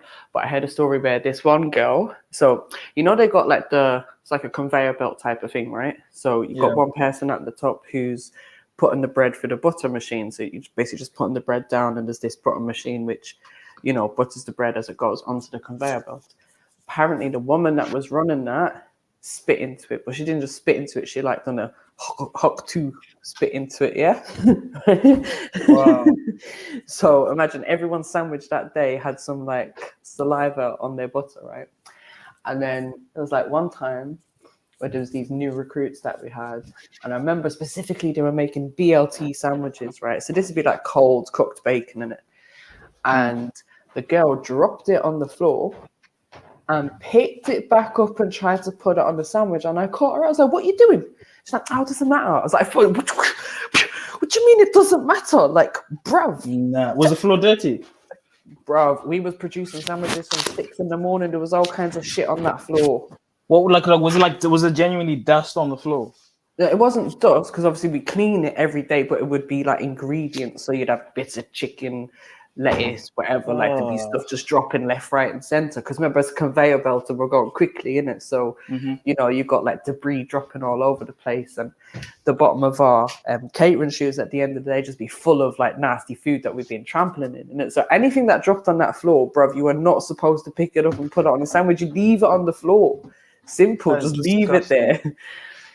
So yeah, seeing things like that. couple of other incidents as well that I've seen. And you know, when people just think like, oh, who cares? Who cares? It's just like, no, that's not right. And when I moved over here, because we used to make the sandwiches for Ryanair. So when I was moving over here and I just left my job and whatever, and then the woman came up to me, she's like, oh, would you like a sandwich? I was like, nah, fuck off. I know where those sandwiches have come from. Hell no.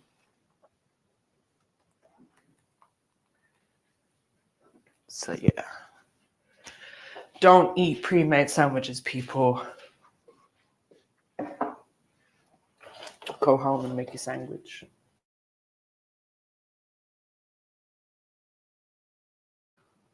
I wonder where Maku is. The whole panel's on mute. All right. So who's jumping on? Who's got a next topic for us? Video or something?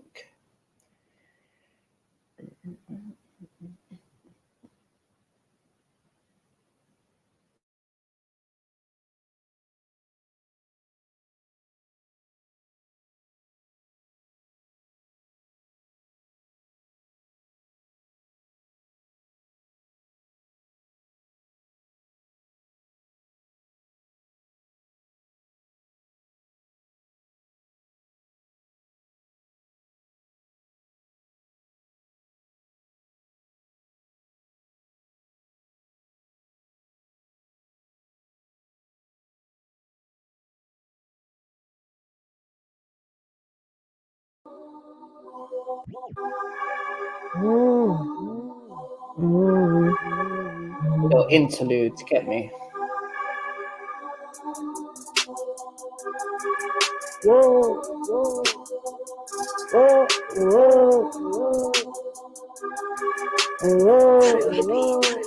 I ain't done a freestyle in a minute, it's been a while. Acted again, got me moving like Charles. Raising my eyes, the sun's off the charts. Can't leave the house without wearing a mask. Rolling stuff, she don't care about class. That's what they say and expect us to pay. Pay for a vaccine, one for three. Melanated people, they want separate car. We come first, I'ma try violate. Black lives taken, they can't stop the hate. Taking us out, cameras all in our face. Rest in peace to the ones that are gone. Never forgotten, cause we not stop the run. Racists coming out the woodworks, coming like set them the one for trying, cause some of them are even the nuns. Teachers, leaders, all of them are.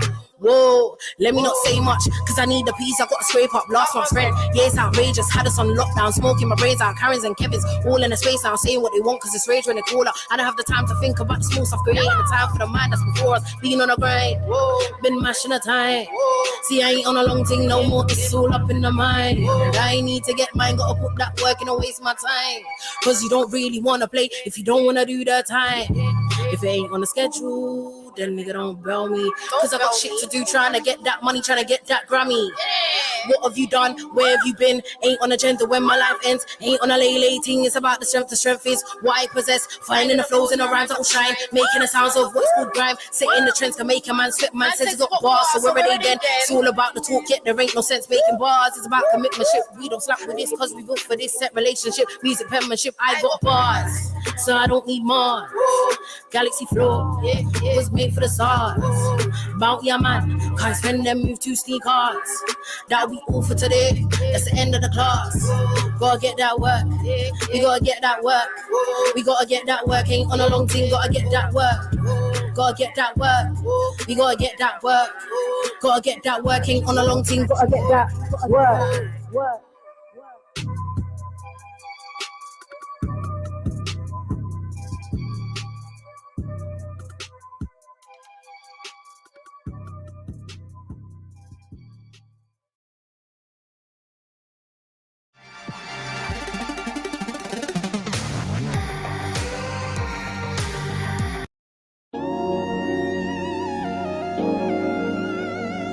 Cupid shut me up. Oh, Cupid shut me up.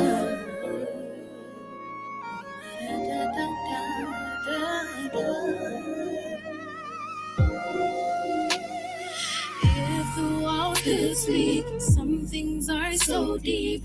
Tell you my truth and then tell you all my dreams. Go around in circles while I'm scrolling through my phone, thinking to myself, where did I go wrong? Comfortable in my space, it's fine. Walked into my life and made it better, I don't know. Flutters every time you come around me, they be warm. Feel like Cupid shot me in my bag, it was unworn. 1, 2, 3, Cupid shot me up his peak, and I don't really know where it came from, who it could be, and I don't think about it, no. Time takes its course. I don't know what I'm gonna do. About 1, 2, 3, Cupid shot me up his peak, and I don't really know where it came from, who it could be, and I don't think about it, no. Time takes its course. See, I don't know what I'm gonna do about you. You waited for me, and I so hated, faded, 'cause I'm so confused about you. Where do I stand? Hold on, why am I thinking like this? Well, maybe I've caught some feelings lately, and it's like I can't seem to tell, where is my shell? Let me hide a little bit to feel the feels I feel. You got me feeling chill. 3, Cupid shot me up his peak, and I don't really know where it came from, who it could be, and I don't think about it, no. Time takes its course. I don't know what I'm gonna do about you. Cupid shot me up his peak, and I don't really know where it came from, who it could be, and I don't think about it, no. Time takes its course. See, I don't know what I'm gonna do about you. Cupid shot me up, yeah. Cupid shot me up, yeah. Cupid shot me up, yeah. Cupid shot me up, yeah. Think about it, no. Cupid shot me up.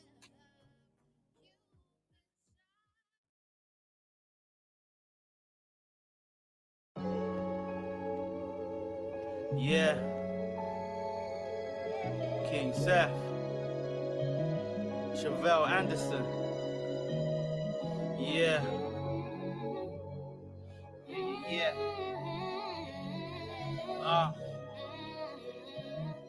Look. Yeah. Stay to myself, mindset like a soldier. Maintain life with your tears on my shoulder. Do a little yoga till the stress turns sober. On the main line with the kings moving kosher. Stay within the spirit, make time for the culture. Ever changing with the stars, yeah, supernova. Climb with the best, we divine, God's chosen. Stay on the left, in my prime felt golden. Cause with effect, so my mind stayed open. Graduate time, make way for the throne. Educate myself, put the sword from the stone. Live a life of fear, but the money makes you grown. Smelling like Savage, wine in my glass. Pouring out the liquor on the run from the past. Main line tested with the snakes in the grass. Yeah, I took a chance. More life, so it's fun. Gotta live your life. Gotta get it right. Can't seem to fold, cause you got breath, so time don't wait for no one, it ain't always go. Live your life. Gotta get it right. Can't seem to fold, cause you got breath, so time don't wait for no one, it ain't always go. Look. Have you blown, life shown? I stay fully clothed. Cross time, made my path, case you didn't know. Ultra being, all seeing on the dark road. Third eye, multiply deep from the soul. All in my space, complete the hidden goals. Full of fancy clothes with the swag, Holy Ghost. Head to watch me grow, taking life fully slow. Stressed with the work, but we try to stick together. Tough times ahead, rough like Egyptian leather. Free your mind, take the time to release the pressure. Hidden gems, that's the jewel, never follow rules. Complicate the mission, on site with the tools. Mind vast, taught, never shed a tear. When the clouds clears, find me by the open stairs. Writing code with a message just to beat my fears. Stay your ears, listen as the birds sing. Gotta get it right. Can't seem to fold, cause you got breath, so time don't wait for no one, it ain't always go. Live your life. Gotta get it right. Can't seem to fold, cause you got breath, so time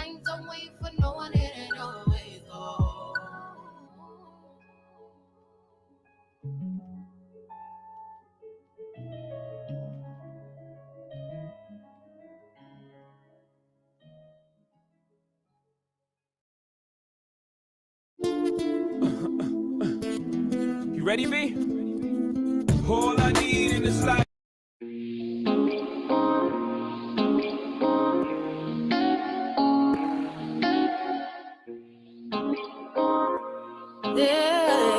Wave junkies, wave junkies, if you've ever been in these streets, you would know they're so hard to leave. Hard to leave. If you're ever in need of peace, you should know you can come to me.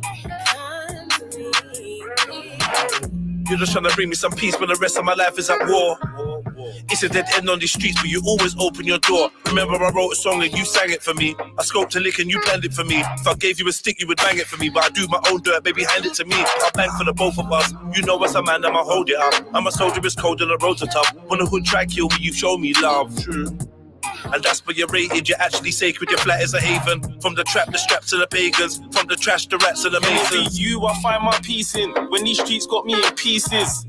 Cause these streets got me in pieces. These blood-sucking bad mind at man like some leeches. Fake ones keeping secrets, but that's just how the streets is. Doggy, if you've ever been through what man's weathered, then you'll know that you can lose your soul to these streets. Enough times I have to sit and bun a tree and think about why these streets are so hard to leave. If you've ever been in these streets, you would know they're so hard to leave. Hard to leave. If you're ever in need of peace, you should know you can come to me.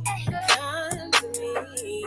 If you're ever in need, I got the shoot to shelter you from all you know. Catch you when you fall, turn the house into a home. And when you need, so don't you ever feel all alone. Keep your head up, just know I'm here when you wanna talk. Shoulder to carry on. Don't think about it, cause you know the energy's pure. Welcome to the comforts of what is yours. I can say it won't be hard.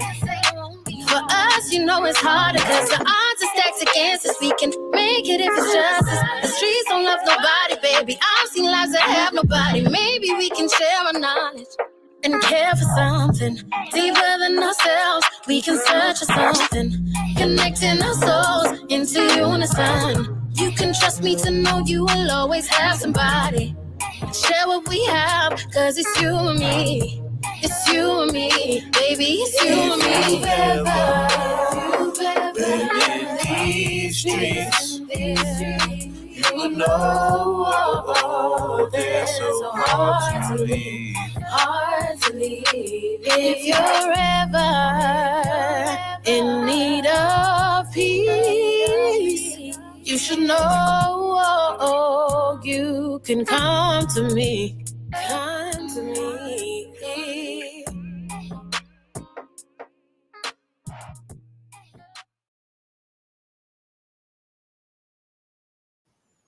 So you all just ran off and left me? Yeah, big up. Kemal, I don't know anything about these trees that you're talking about, bro. All I know is I live near a forest, so there's plenty of trees where I am. UK going back under COVID restrictions. Possibly because non-stop since like Christmas, New Year, whenever it sort of slowed down, they've been like there's always news articles, whatever, about the rates, and they're saying that, oh, there's this many people in hospital, and oh, the figures are the same as they were in 2020. And so I think there's always been a chance that they will put us back into restrictions if they feel it's necessary. I'll have a look for it now, Kemal. But yeah, until people join me, I'm just going to run some more tunes.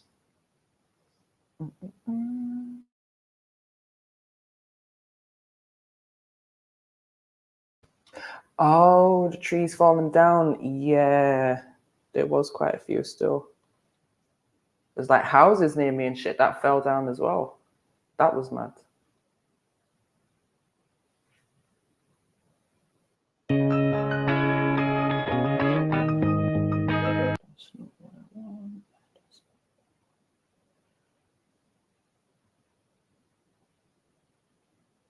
You know.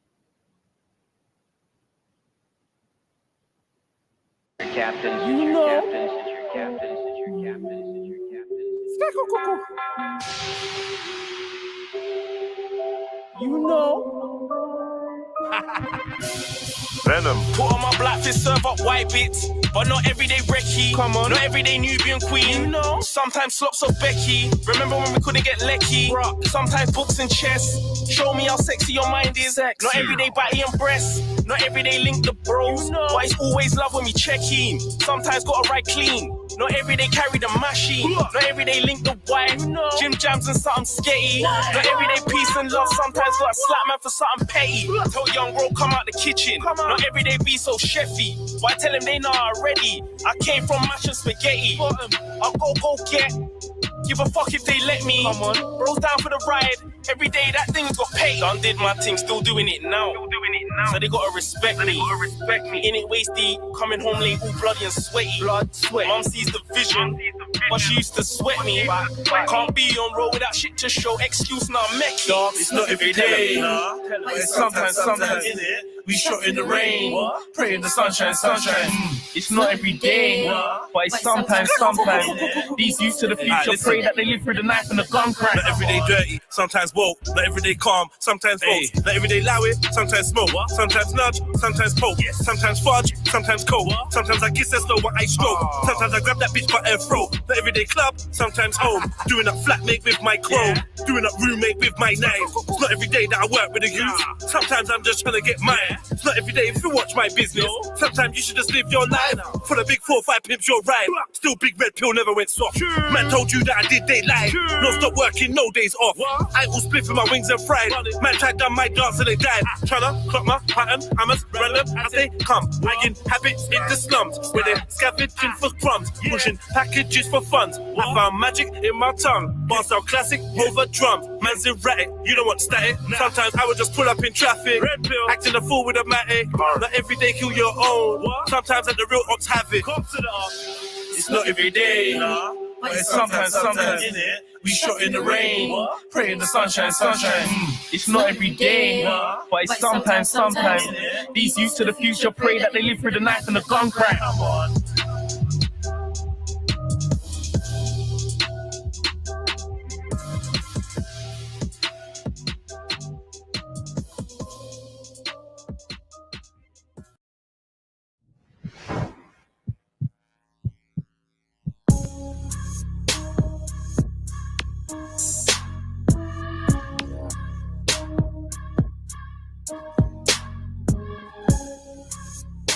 Need to play this with some big bass speakers.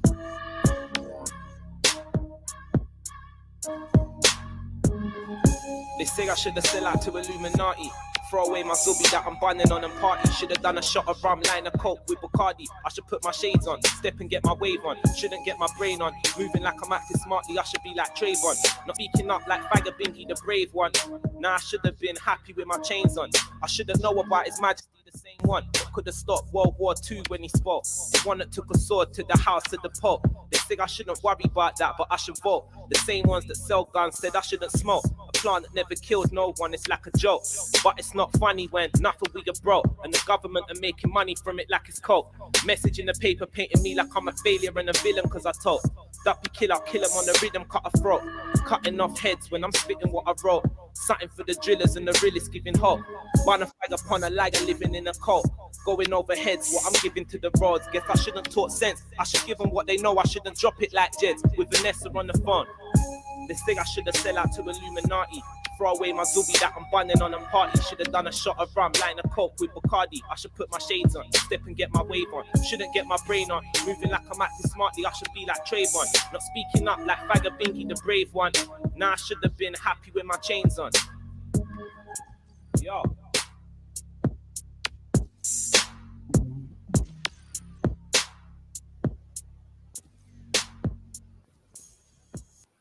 I had to get a bit of magical in there. Big up, sis. Hey, MJ. Thank you for coming back and joining me. I appreciate you. In it. I'm going to try and hold it up until someone else jumps on. But I'm going out in a bit still, but yeah, I'm here. Oh, okay. I swear Mackie said, yeah, I should be home about 1 o'clock. Now at nearly 8 o'clock, can't see man. He must have fell asleep somewhere. Oh dear. Bless him. All right. So I pulled up this article about what they say? More than 8 million trees have been brought down, and many are now threatened by another 2 storms bearing down on Britain. Oh my God. Oh, this is a few weeks old still. Okay. So we've had those storms.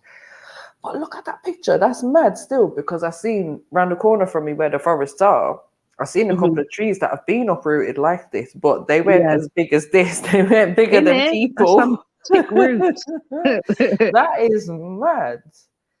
All right, let me read a bit of this. All right, more than 8 million trees have been brought down.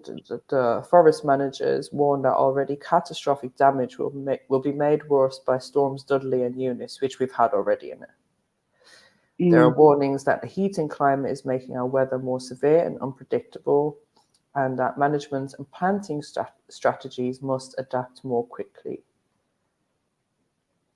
Okay.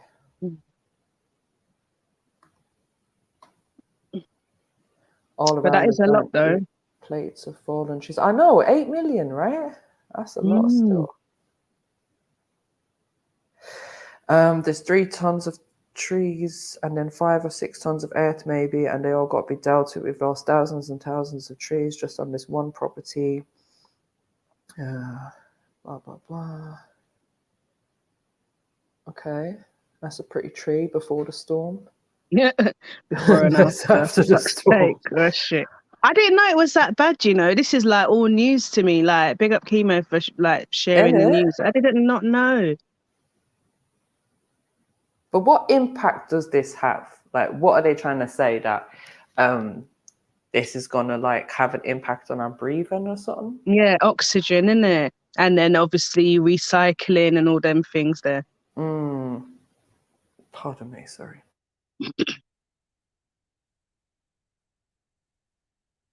MJ, you're on mute. Yeah, sorry. I had to cough. Right, so we head south to the other end of Windermere and Great Knotwood in November 2021.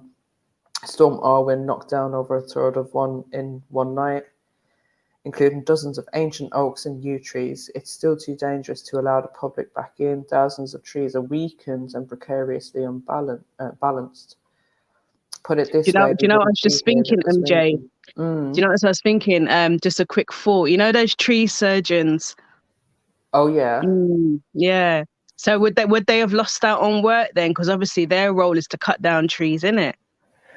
I mean, potentially, but then it might actually give them extra work, because if, as they're saying, there's trees that are damaged and not balanced, then it might be that they need to come down anyway. So then those surgeons would have to, they'd be the ones to do it, because they know how to do it safely, innit?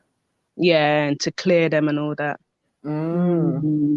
But just thinking it could be quite a danger, because yeah, even where I go walking, like that's some forest kind of place, and as I said, there was some trees that had blown down, but I didn't think about the fact that, oh, what if there's one that's a bit unstable? I might walk past it and it just hits me on the head, innit? Yeah, mash up people's homes and cars.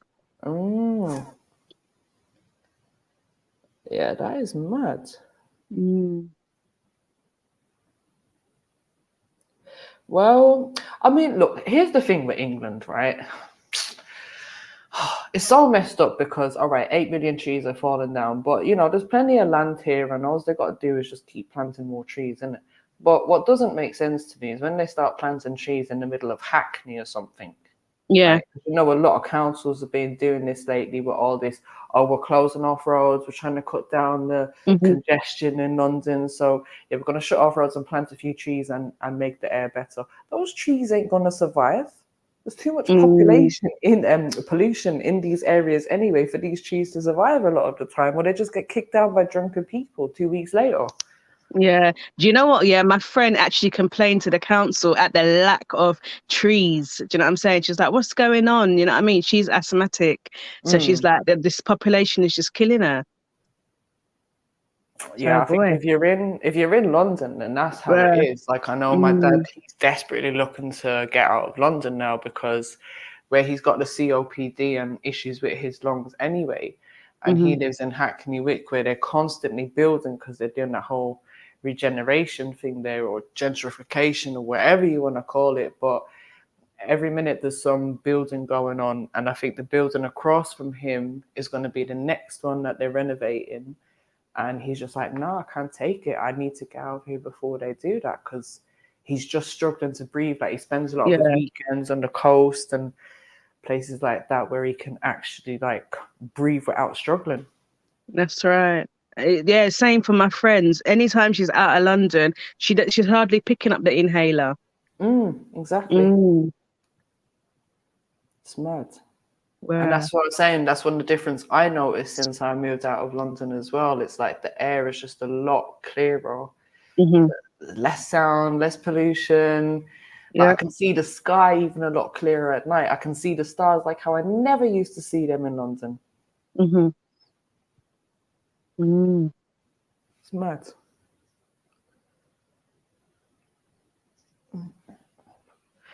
One sec.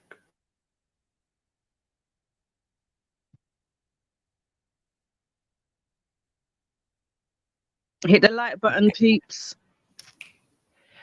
Yeah, man, we're doing all right with the likes today. Good. We just need some family to jump on and, you know, start off a conversation.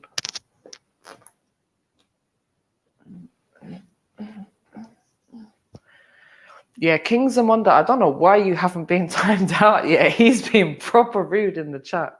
I know, right? Wonder what that's about. No, Miss Sarah did time him out, but he's back again with the same rhetoric. Okay. He funny. He must be bored. Looking at attention. Had a few drinks, getting brave and that, yeah?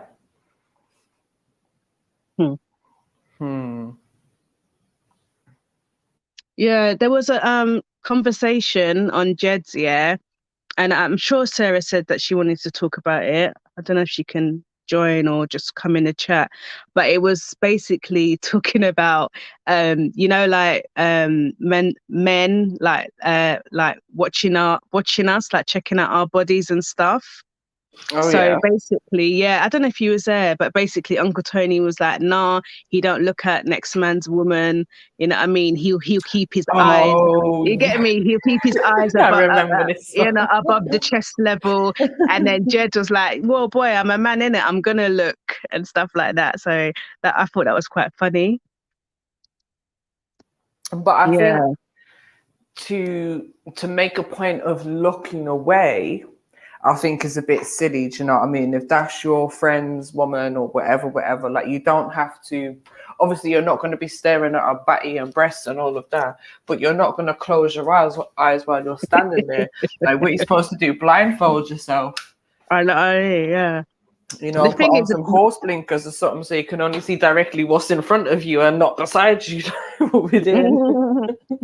The thing is, men are gonna look. It's just don't make the girl feel uncomfortable and be staring. But men are gonna look. Simple as. Do you remember the looking? That means that you look good, isn't it?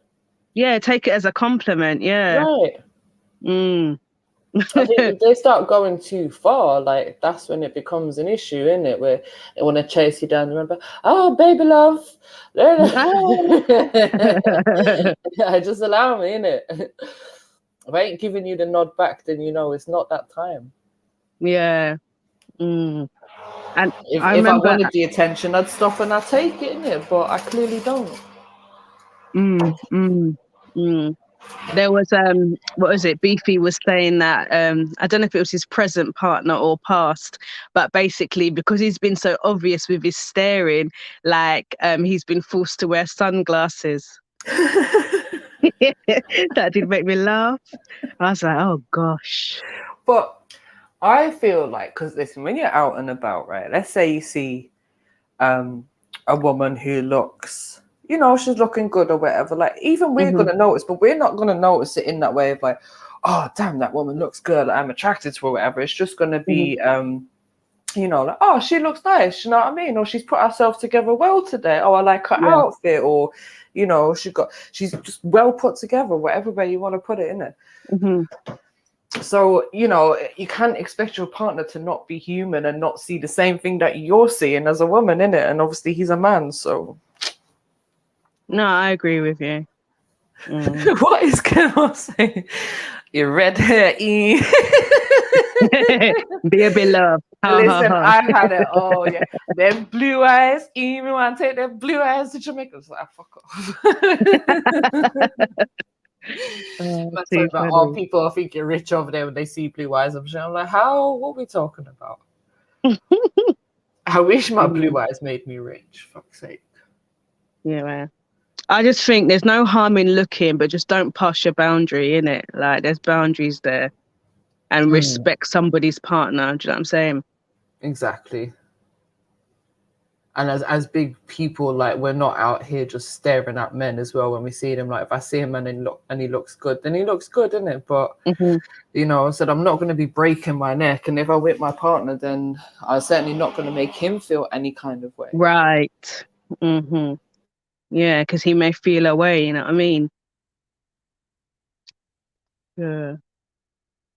And then that's where the insecurity starts creeping in, and you know what I mean? Exactly.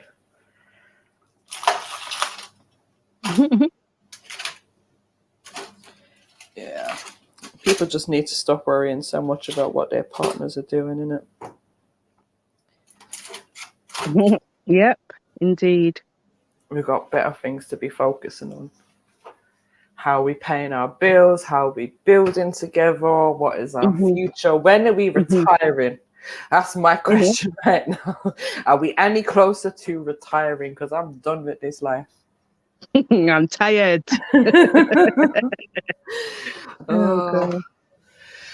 Yeah, a few more years, few more bills.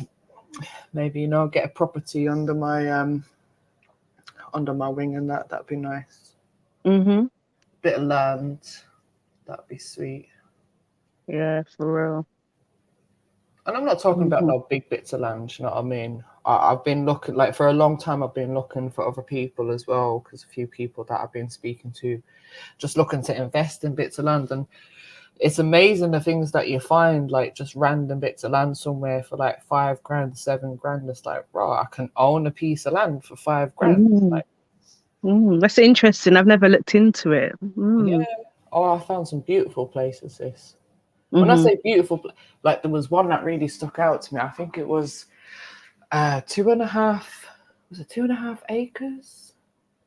Something like that. I think it was 2.5 acres of land, but it was all like forestry and had like a lake in it and everything. I was like, oh my God, that'd be a beautiful spot just to go to just get away from everything. And nobody can tell me I can't be there. I can camp there. I can bring a caravan there. I can barbecue there. I can do what I want. You know what I mean? Who's going to tell me shit when it's my land? Yeah. And where was that? I think that was somewhere down south of England. Okay. If I had land, I would be doing bare grounding. Right. Do you know? Well, I've got my what back that is? garden, so yeah, when your feet is touching the ground, basically, isn't it? Yeah, man. Yeah. I've been doing that in my back garden. Is it? I don't have a garden. Listen, it's been a good 15 years probably since I had a garden. So no, actually, I did have a garden before, but it was a little shitty concrete thing. Do you know what I mean? But now where I've got the proper garden, in the mornings I make a point of going out bare feet, just chill out there with my water and that before I've done anything. And I'm telling you, it's making a big difference to me. It really is. Yeah, when I watched a documentary about it, because it was Badmash that introduced me to that documentary, I was like, wow. Do you know what I mean? I felt like, oh, maybe I'm like a bit of a hippie, because I always love to walk barefoot on grass and sand. Do you know what I mean? But it's actual real benefits to it, like psychologically, your health improves. It's just brilliant. Yeah, and you can even lose weight. It helps with your metabolism. Yeah, I was like, Oh, wow. that's interesting. I haven't heard that one before. But think Yeah. about this: we're not supposed to be wearing shoes and all of this artificial stuff on our feet. This is why it feels so good when we do natural stuff. Do you know what I mean? Yeah. That's why I don't get them people like they're in their yard and they've got their shoes on. Soon as I get in, them shoes are coming off. I'm gonna spread out my toes and everything. Well, but then do you put slippers on? Do you know what? Yeah, sometimes, not all the time. I don't know. I think it's only recently I got this weird thing about walking on hard floors, isn't it? I don't like my bare foot on a hard floor. Like, I'm getting better at something that I realized I had an issue with. So I was like, okay, let me try. And so as I said that to you now, I've put my slippers off and I'm standing on the bare floor just to make a point of doing it, right? But beforehand, I would never do it. Like, I don't know why. It's like some psychological thing I had about not putting my feet on a bare floor, but I'd put my feet on carpet. Do you know what I mean? Okay. Oh, yeah, I was thinking, have you got some kind of sensory issue? I don't think so. I think something I just developed over the years, maybe. I was always told, go put slippers on, you're going to get cold in your room. Right, my grandma would say. I'm like, all right, grandma. Yeah, we were always told that stuff as well. Like, hey, you can't have bare feet. You're going to catch your death. All of that madness. But yeah, no, the grounding thing is good. And that's what I'm saying. I'm trying to like make the most of having a garden because it's been so many years of not having one. So now I've got this piece of grass out my back. I don't need to wait to go to a park, take off my shoes, do all of that. As I said, I can literally get up in the morning, go out there for 5 minutes. And like, I need the sun to come out a bit more because I actually want to go out there and just catch some sun. Yeah, of course. In the daytime as well, you know what I mean? You know, get that vitamin D. Yeah, get rid of my milk bottle legs and milk bottle legs. When I tell you my legs are white, yeah. Yeah, My you legs did are so you did look kind of pale when I saw you. But I am pale, innit? Yeah. And obviously, you know, when the sun comes out, then I catch a bit of color, whatever, and I don't look so pale, you know, like sicky kind of pale, innit? But I've learned to just embrace it, sis, because, you know, there's so many girls out there that will be doing fake tan and this and that and rare tattoo. And if I start going down that route, I'll never stop. I know. And, you know, you think, oh yeah, my skin looks, look, it's glowing and all of that. But I know, right? right? I love my skin, my white, freckly skin. Yeah, like, love yourself, and man. I'm not going to deny who I am or try and cover that up or change myself in any way. Do you know what I mean? So yeah, I fully learned to embrace it. Whereas my sister, she's the opposite. Like, I never see that girl without a fake tan or a patchy tan or you know, some kind of madness going on. Exactly. Or caking themselves in baby oil so they can brown off. Yeah, my stepmom used to do that, bless her. But she did have like a slight tan anyways, because I think her mum was Spanish. So yeah, she had like she already had a bit of a tan, yeah, she went pale like me, put it that way. Yeah. And actually my sister got her mum's colouring, so she hasn't got the pale skin that me and my dad has. She's got a slight sort of tan, or not even a tan, but you know what I mean, it's just not so white. So she does catch a nice colour in the sun, but yeah, I don't know about all this fake tan and shit that she'd be doing. She's gone to the point now where she's doing like Botox and all that shit in her lips. I'm just like, oh, sis, what are you doing to yourself? One extreme to the other, innit? Yeah, it is. But she's always complaining because she does have a thin upper lip because when she was born, she had a cleft palate. But they repaired it really well, so you wouldn't even know that she had. You know the way most people you can spot if they've had a cleft they palate? have that line. Yeah. So she doesn't have that, so it just looks like she's got thin lips. So I get that she's a bit, you know, about her lips, but still, like doing lip fillers and Botox and all of that shit, like you don't need to. Just embrace yourself, innit? Yeah, but some people haven't got that confidence, you know. It's mad, but when does it stop? Yeah, that's what I'm saying. Yeah, one extreme to the other. Yeah, you just get obsessed, man. You get obsessed. Right. Sorry, pardon me. I've got no Yeah. wind today. It's like one of my sisters, like, she did the, what is it, BBL? And I was like, there was no need, man. Are you mad? Yeah, she did that. Then she wants to bloody lift up her breasts. I'm like, geez. Then she wants to do a hair transplant because her sides are eating out a bit. And I'm like, this girl's mad, just wasting bare money. Hair transplant, you know. I'm putting herself at risk, you know what I mean? People die on the operating table. I'm like, what's wrong with you? Exactly. And all for what? Vanity. And you're going to lose it all eventually. Like, we're all going to grow old, you know what I mean? So I'd rather grow old naturally than be growing old and my body don't know what's going on. That's right. Putting all this shit in you.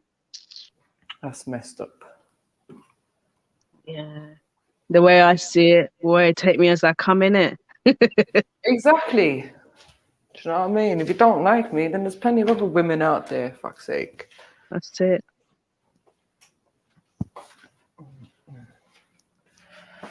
Mad things.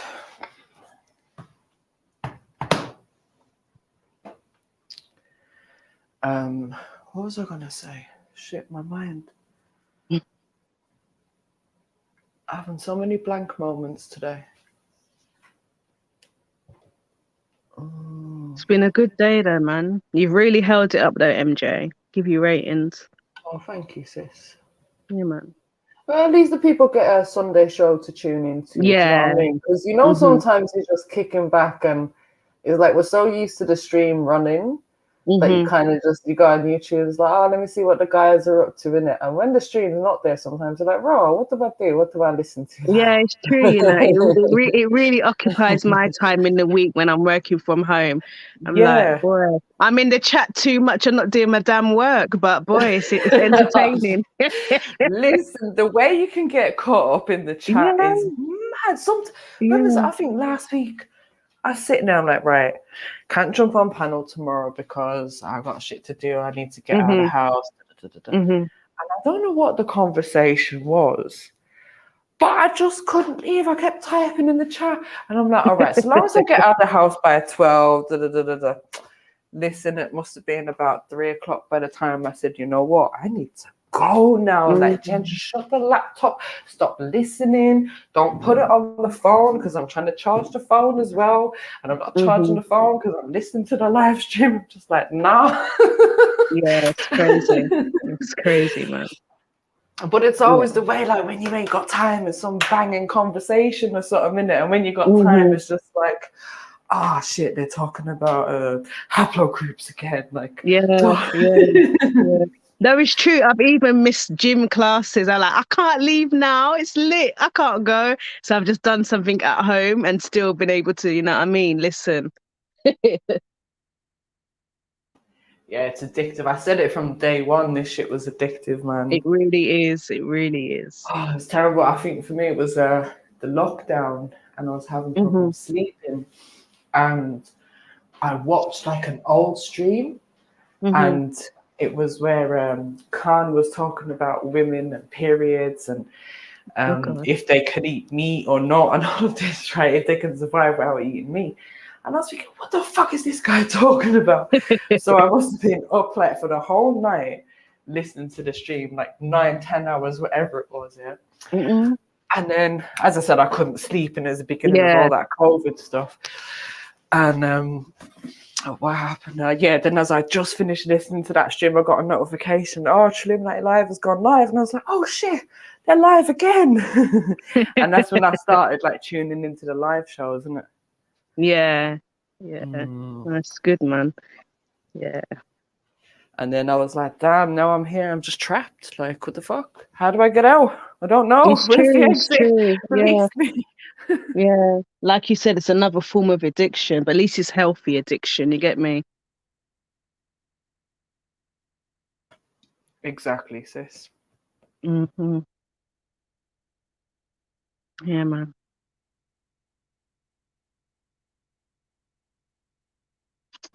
And the only thing I was sort of not even upset about, it's my own fault, obviously, but I kind of have fallen back a lot from Instagram in the last year. And I used to do my own lives and stuff on Instagram, innit? Really? Yeah, and then there was just a few people who was just acting weird on there, so I kind of fell back for a while. You know, when basically, I don't know, how do I say this? There was a situation. Oh, fuck it, I may as well just say it, innit? So, and there was a girl that I was talking to on Instagram. You know, when you just like become Instagram friends or whatever with people, innit?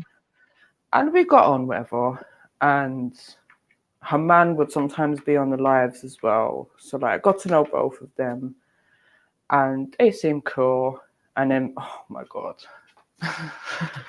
Sorry, I'm just thinking of the best way to say this without... What, he moved to you? No. Nothing like that. I never actually met him in person. I got a message one morning when I woke up. I got a message like, oh, do you know what happened to that girl? Da, da, da, da, da. And I'm like, no. And basically, she'd gone live the night before. And apparently her face was full of bruises and shit. Oh, shit. Yeah. So people were like, because people knew that like we spoke, whatever, they was messaging me like, oh, do you know if she's okay? She's not replying to messages. She's not picking up. Da, da, da, da, da. And I'm like, bro, I don't know. I don't know where I don't know her like that. Do you know what I mean? It's literally just an Instagram person. Like, if anything, I might have a WhatsApp or something, but like we're not that deep. Do you know what I mean? Where I can just go and knock on her door or something to make sure she's okay. Eventually, I did get in touch with her, and basically, long story short, she's been abused by the guy, innit? Yeah. But she's at that stage in that relationship where she doesn't see a way out. No. She doesn't believe that anyone's going to help her. Obviously, she don't want to call police for other reasons and whatever, you know. But I'm like, listen, you got family, innit? Like, go tell your family or something. So getting caught up in all that kind of drama is kind of what made me fall back a little bit from Instagram. It's just like, no, I don't want to be... Yeah, I don't want to be mixed up in people's domestics, you know what I mean? And then I'm feeling some type of way because I can see someone's in a predicament and they shouldn't be in that predicament. And yeah, it's just a madness. It's a lot. I still check in with her now and then, so I know that she's alive, but she's still with the guy in it, so it's a little bit awkward. Oh dear. So she never sent you any messages to kind of like let you know what was happening or seek any advice?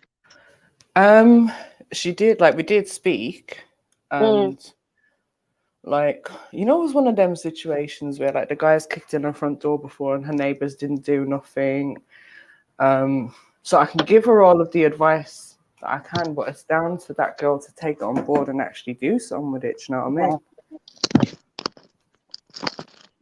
Wow. Yeah. Yeah. That's the thing. And so much people on the internet, but you don't know their story. You don't know what they're going through. Yeah, it's crazy.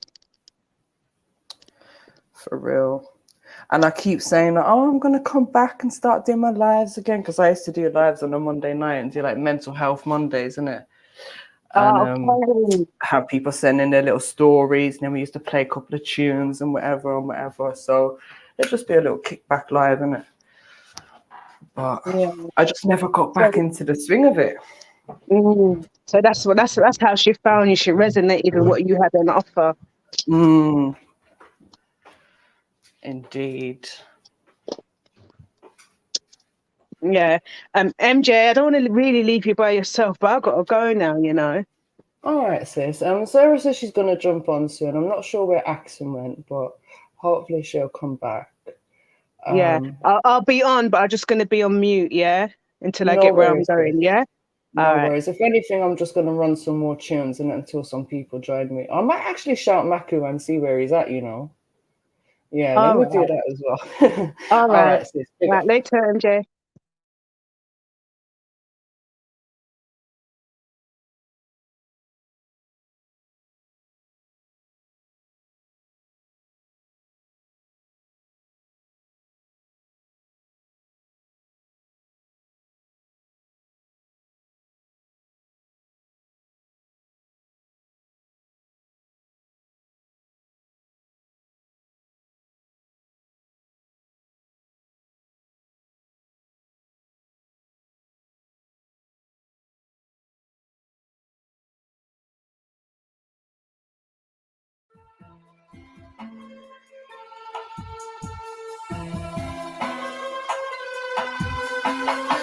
All of these MCs, them are shook.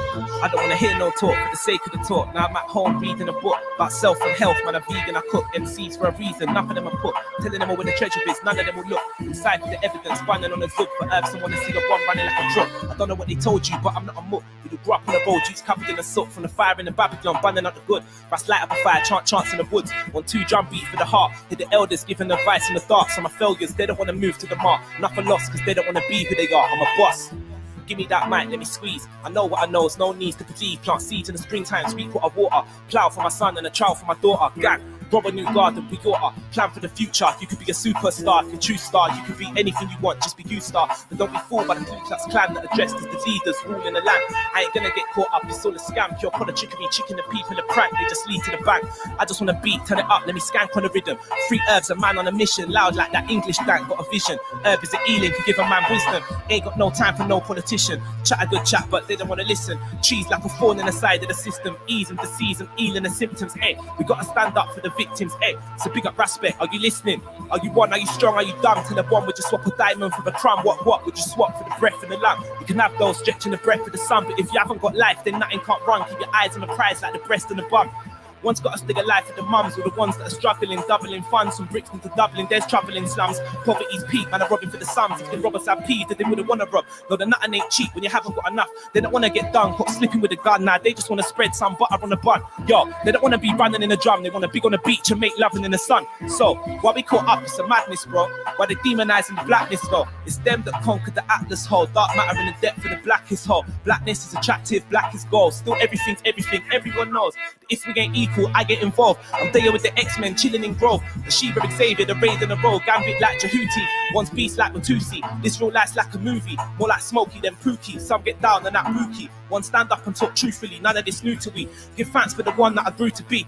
No fake Gucci's, no jewelleries, balancing beads on my neck, no fooleries. Family, give me that mic, let me Schoology. Stars Pinos, Malcolm's a cooler G. Highly guys set rules that can rule a G. Won't be ruled by the ones that are fooling me. Reverence, mum's reading a eulogy. Remembrance, friend brother like senses. Lying for his show, brother, what strength is. I can't mourn cause I know you transcended. No, I'll do more than before I extended. Rasta don't die, energy never ended. Gotta pay heed to the wisdom you mentioned. Rebel in the dagger heart, powers like a fire spark. Light in the dark up, I gotta make amends. Right in the wrongs, I don't wanna get left with. Fire when I wake up, gotta stay strengthened. Gotta eat well, wanna see my days lengthened. Dirty babby wrong, wanna see a one section. Just for talking the truth sometime. They'll make out it's you that's losing your mind. They'll print propaganda, fool in the blind. Kept telling me I gotta be cruel to be kind. And it didn't make sense, so I knew they were lying. Terrell got beat black and blue by the swine. The news doesn't care, they just move it aside. To be making aware, bring a mood to the mic. Bring a truth to the booth and the youths them I like. Confident that we ain't losing a fight like Floyd. I'm annoyed by the usual hype. Say what I want, when I want, rude like Mike. Bring a one-man show to the stage, set it light. I ain't one man though, are you one? Get it right. Moonshine music in the depth of the night. Old Tito, boom back, building up a vibes. More time in the oneness room with the tribe. Resurrecting, keeping the music alive. It's more than music, it's a movement of life. Nowadays the rap's all confusion, I lie why. Who are the sponsors using the limelight? For their benefit, truth wouldn't shine bright. From when the nonsense went away, bye-bye. Because I've got sense deep in my mind's eye. I take a one step towards my goal, then the next step, then the next step. So I grow through the good times and the bad times. I would go through it all, gotta be like water, gotta flow so. I'm not trapped in their box, I'm a yo-yo. Up and down on the road like a pogo stick. Man, I flow so sick like a hobo that drunk too much drink from the local shop. And now he's all messed up like a bozo. But I still can't buy herb, man, it's local. Italist, man, I'm in love with the cocoa. Cacao, coconut, avocado. Out here, gotta get bread like it's hard though. But it's so hard though, gotta stay clean. Still money so dirty, don't know where it been. Chant, I make the world wake up from a dream.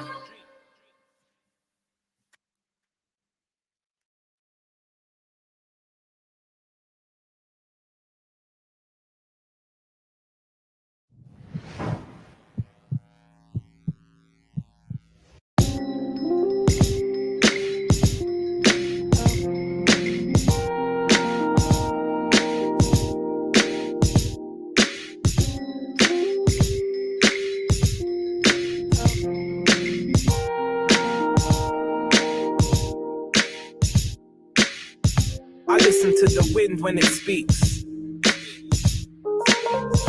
I whistle when I sing to the streets. Not because they're listening to me. Nah, just because I'm thinking of a beat in my head while I'm walking from the beach. Feeling good, much better than I've been. More grounded, more time for the betterment of dreams. Tailoring my life, sewing up the seams. Raising like a tide, flowing like a stream. I can feel the vibe resonating in the air like steam. It's alive, gotta focus on the green. Cause nothing ain't free but a kiss from a queen. Or the little wisdom that she whispers to me. I give thanks cause not everyone's gifted to see what is hidden inside. I'm reciting this rhythm of life on the mic, so you live it with me. Some spreading their lies so ridiculously. I can't stomach it, so I eat Leviticusly. I'm sitting with the apple bunning underneath a sycamore tree. Not a building in sight, disconnected from the city and spite. It's alright, come and sit and you'll see. Some caught up in the cycle that live miserably. And this peak, cause most stresses aren't visible to see. And what's hurting someone else is just minimal to me. That's just the way it is, not a care for another man's kids, it's a trip. I listen to the wind when it speaks. I whistle and I sing to the streets. Not because they're listening to me. Nah, just because I'm walking on my own. I'm doing that instead of talking on the phone or staring at it like a drone. I'm just free and being in my zone. Just a being called a human, not a clone. Just real, clean clothes, no comb. Got a tablet and a couple smartphones in the backpack for the Instagram and the Snapchat.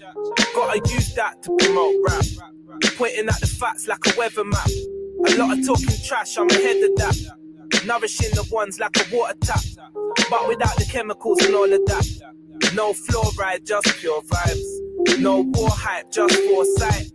No more lies, just raw rhymes. Talk more sense in 4 lines than what a lot of them said for the whole night. A lot can't see the real like there's no light. We're giving them sight, tell them hold tight.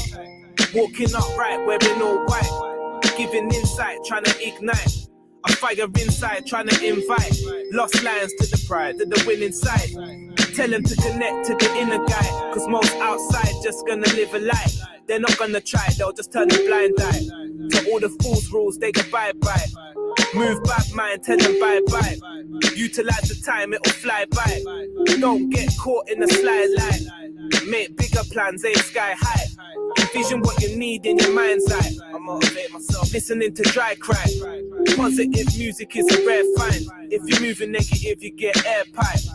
Knowledge is receding like a headline. It's deep cause the DJs give it airtime. Even though it's weak, I spit peace on a strong beat. Harder than your favorite. Said he's hard but he's in the vid wearing makeup. Don't follow these fools, live, get your cake up. They are helping you to bake bread like a baker. Just giving you a lesson in how to be a faker. Trust nothing that you hear and only half you see, beloved. Then you'll get somewhere near the truth. Truth's a deeper subject than what they be showing on the news to mislead the public.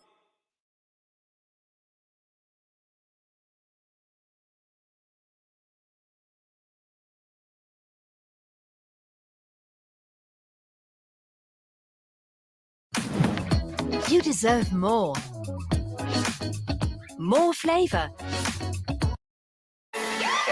Venom and Carnage are still on the loose, disregarding calls for them to hand themselves in and surrender. Police are no closer to apprehending the most notorious wordsmiths to ever grace the multiverse. Scientists have now confirmed a link between the high frequencies being emitted by both Venom and Carnage, with a surge in the unrest of a youth awakening that is being dubbed dirty woke. A spokesman of the Alliance of Defiance has gone on record to say salute mine, fuck yours. Bit 2 bars now, they won't quote me. Hot gal said they won't choke me. I know the boy, they won't pull me over.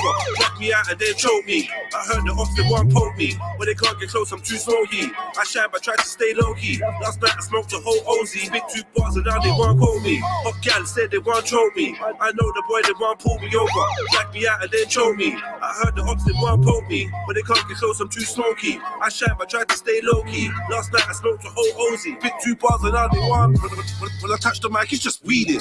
I live the life that a G lives. Hot girl a scheme on my penis. She never went college, but she wanna give me knowledge like a mastermind of a genius.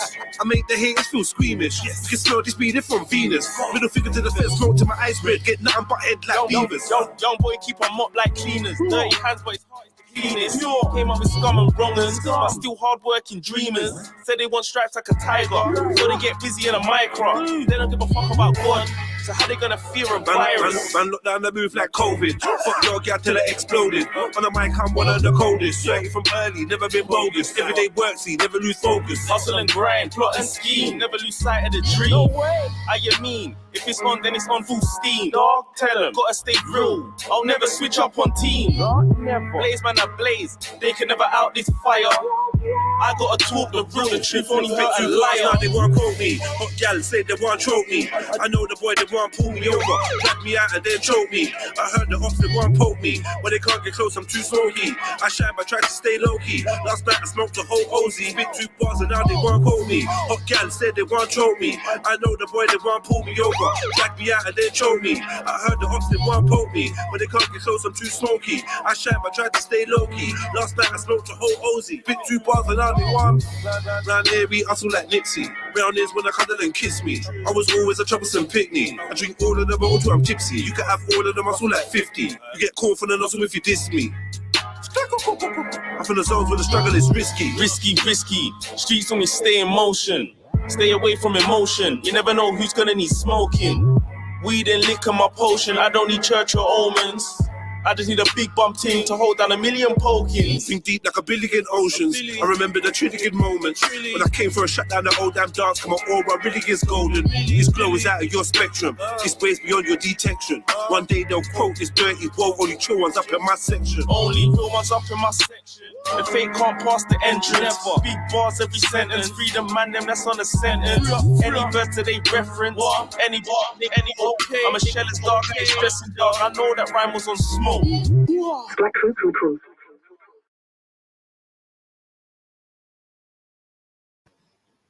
Maku. Big up, MJ. Big up, bro. You good? I really appreciate you, man. Blood clot a whole day, you know. I know it must have been a wicked stream and all sorts. I'm just about to shout you, and say, where you at, bro? No, man. I'm just on my way home.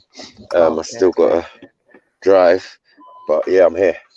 All right. Cool. Anyone else jumping on? Where they there? I was enjoying the music still. I ain't even gonna lie to you.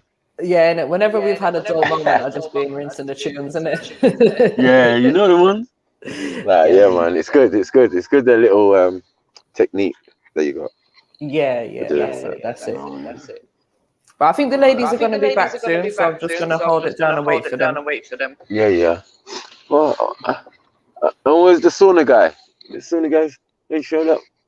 He's been in the chat, but he ain't even been in the chat. The sauna youth, man, he's enjoying, man. That's why. A rich life. Listen, he's wrinkled up like a prune by now. And that nigga's had bath salts, everything.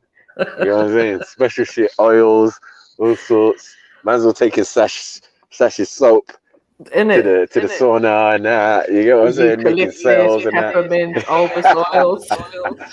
Yeah, Liberty. You know what I'm saying? The mad. Yes. So yeah, we are. Yes. Right. So I'm gonna be. How long is it gonna take me? It says 1 hour to get fucking home. But yeah, it was my last game of the season and all that. Did you win? But no, hell no. But it was actually a quite decent score where it was like we never conceded too many.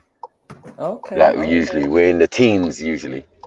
Yeah, and before we was in the 20s, early days. So we've definitely knocked it all down. Yeah, but it's just getting a consistent amount of people to come, and then it keeps chopping and changing. I'm bringing new people. You know what I mean? And it's just like it's a commitment thing. Because where we go, it's full. Okay. It's totally full. There's everybody of every age group, parents there with their children. So like the interest in sport is definitely there. You know what I mean? I'm just like, right, okay. No problem. I think it's just that thing, as you said, it's getting people to commit, isn't it? Yeah. And we're talking young and old. So, you know, and I like some of the players we had play on Saturday and also play on Sunday. So, or do their academy thing or whatever they're doing. Yeah. So, just one of those things, but it really shows your character. We've had man walk off the pitch halfway through a game, like real emotional stuff. Really. Do you know? Yeah. So who we had on? I've never been a football player at all, innit? I've never been a football player. But in my old job, I Right, played right. for charity once or twice. But in my old job, I played for charity once or twice. Oh yeah. Little skills in that. Yeah. I should see if Oh, I the can find the women picture. bloopers are crazy. I'll see if I can Yeah. find a picture of me in my football kit. No, I want to see that. Yeah. No playing, you know.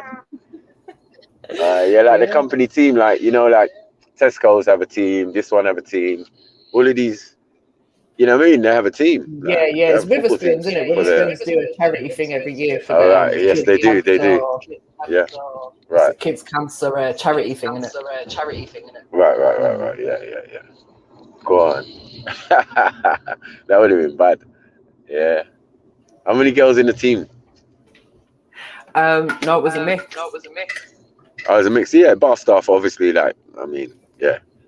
Yeah, mixed. Especially if it's the oh yeah, you was in East, so I don't even know anything about that one. But that Edmonton one, what was that one called? What was it called again? Gilpin's Bell.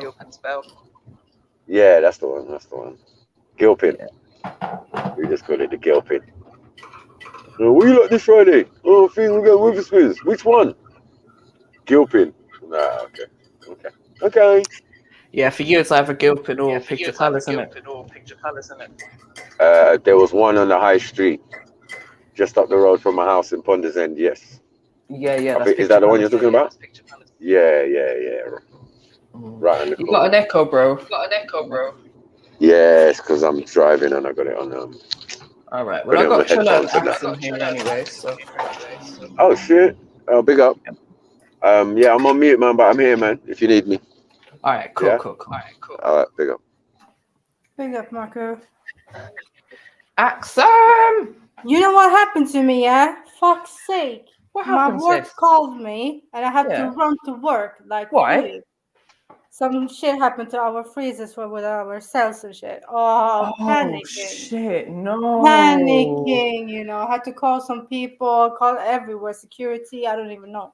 Oh, Run to work. shit. Yeah, I just came home. Someone dropped me off. Like, wow. What was it, like an electrical problem or something? Yeah. I think so. Like, I don't even know, man. I'm pissed. You think I'm in a fully place pissed. like when it's somewhere like that, you should have like a backup system or something, right? Trust me, sis. It's an ongoing issue going on at work about this one because the whole hospital don't have it. Oh, I'm so pissed. Oh man. So what, do you have to wait until tomorrow then to find out if everything's okay or if things No, are being I just destroyed? moved it to some other like minus 150, minus 80 degrees. Some stuff, yeah. But yeah, madness. Like I had to run. It's like all the research samples, I get panic. Yeah. Like, fully panic. Yeah, anyways, that's why I ducked out. So I was wondering what happens to you still. Yeah, I had to just like bare phone calls. Yeah. Bless you. Well, there's not much you can do. It's not your fault. So, I'm just going to have to try and pick up the pieces of whatever's gone wrong, innit? Yeah. But yeah, I don't even know what to start. So tomorrow will be interesting. So. I know. Yeah. We saying, Chula? Hold up, just making a cup of tea. One second. All right, mate. You have your cup of Rosie Lee, innit? What have you guys done? Well, everyone sort of jumped off and left me, so I've just been playing 2 tunes, innit? Oh yeah. Yeah. So did they come to a resolution, Zulu and Khan and Mezo? Oh no! They slowly just disappeared one by one. What is it? But I think basically Mezo and Khan agreed that they will have a debate. We just have to wait a couple of weeks in it, so yeah, we'll find out in a couple of weeks if they're still up for it or not. That's mad. They're gonna have a debate, yeah. Yeah, I think it'd be better if it was Mezo and Zulu. It'd be much better. Defo. Not Khan. Khan's a failure. You know, you've already been set up debates and you never turned up. He won't even show up. Yeah, so it's not even worth it. And he doesn't bring evidence. So, regardless. Yeah? He'll tell you to Google. Do you get what I'm saying? In the middle of it. Just look it up, innit? Well, Like, basically, what Mezzo's saying is no YouTube videos, nothing like that. Has to be all like academic references. That's dead food. Who wants to watch that? Now, be honest. Who wants to watch peer-reviewed paperwork on the screen? Nobody. Yeah? Video evidence is admissible in court as evidence. Yeah? It depends, though. And then what's upsetting is these might be by the scholars or the prominent person who's bringing forth this information. So that makes no sense because I only use like scholars. So when you see them and you see Ashwa Kwesi, it's because he went to Egypt, he's standing right next to the wall and he's translating the language. You can't get better than that. And then when the YouTube videos, they will quote sources. So I don't understand. You know what I mean? It's quite clear. Depends yeah, on the when it's video, Diodorus. No, when it plays on Diodorus and it names individual characters on their perspective and what they wrote at a particular time. I mean, how does it not work like that? So when he says YouTube videos, you better know what he's talking about. Yeah, because it's a mixture. This is how we do debating out here, unfortunately. Do you get what I'm saying? It's a mixture because nobody's sitting down reading pure peer-reviewed works. Yeah? Because I know that is going to be a first time even for the person debating. I suppose You know it what I mean? If depends they're on how honest. they present the information. Yeah, that's shit, man. Like, no one's ever done that. What debates have you watched where they done that? Never seen that. Do you get what I'm saying? You can quote a works or pull a source, but that's all that is a source. And that's one person's interpretation of an interpretation of an interpretation of an interpretation. Yeah? And the peer review is just by your peers. Yeah? In whatever discipline you claim to be in, or, you know? It means absolutely nothing. Because you can know history and not know archaeology. You understand? That's true. It'd be nice to get a debate out of them, though. Yeah. But as I So said, long as they agree on the structure, that's the main thing, isn't it? Yeah. I'm just saying don't dismiss video evidence because, you know, it might not be perfect on CCTV, but it's still evidence. It might not be perfect on YouTube or whatever you think, but it's admissible in court. I've made powerful documents with just YouTube screenshots as my evidence. You know what I'm saying? I was going to say, MJ, Rather than watching the whole thing, you can just put a clip of the Queen's coronation. You know what I mean? That type of thing. So when I'm bringing my evidence in paper and making powerful documents, I still have to use some of these video as sources. Or say, on the Tom Joyner show, Barack Obama said, black has no standing at law. Do you get it? So, and the Tom Joyner is like a breakfast show or something like that he was on a couple of years ago. So if I'm going to do the thing right, I have to quote him right.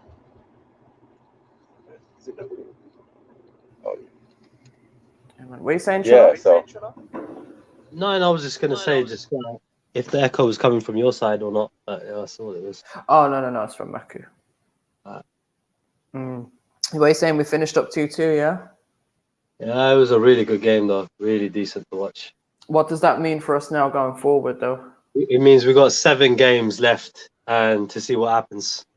That's what it means. So we're still a point behind. And, yeah, it's Man City's to lose. Oh, so it wasn't actually a title decider today, then? It was just to get ahead of them. The thing is, like I said, isn't it? It's still, we needed to really and truly beat them, innit, to get the lead. So now, because, you know what I mean, at the end of the day, we were the ones that could do that. So, yeah, we'll see, man. At least we got a draw. It was a good enough result. Yeah, at least it wasn't a loss, innit? Yeah, and I'm telling you, we could have lost. So, Oh, man. It was a good game though, man. So I'm not disappointed, but it is what it is. You know, it's all right. Yeah. Good time, good game, good day. And it's where you're saying your parents are back now and that, yeah, you ain't got your freedom no more. Yeah, nah. I've also, I've quit everything, innit? Like, what you mean?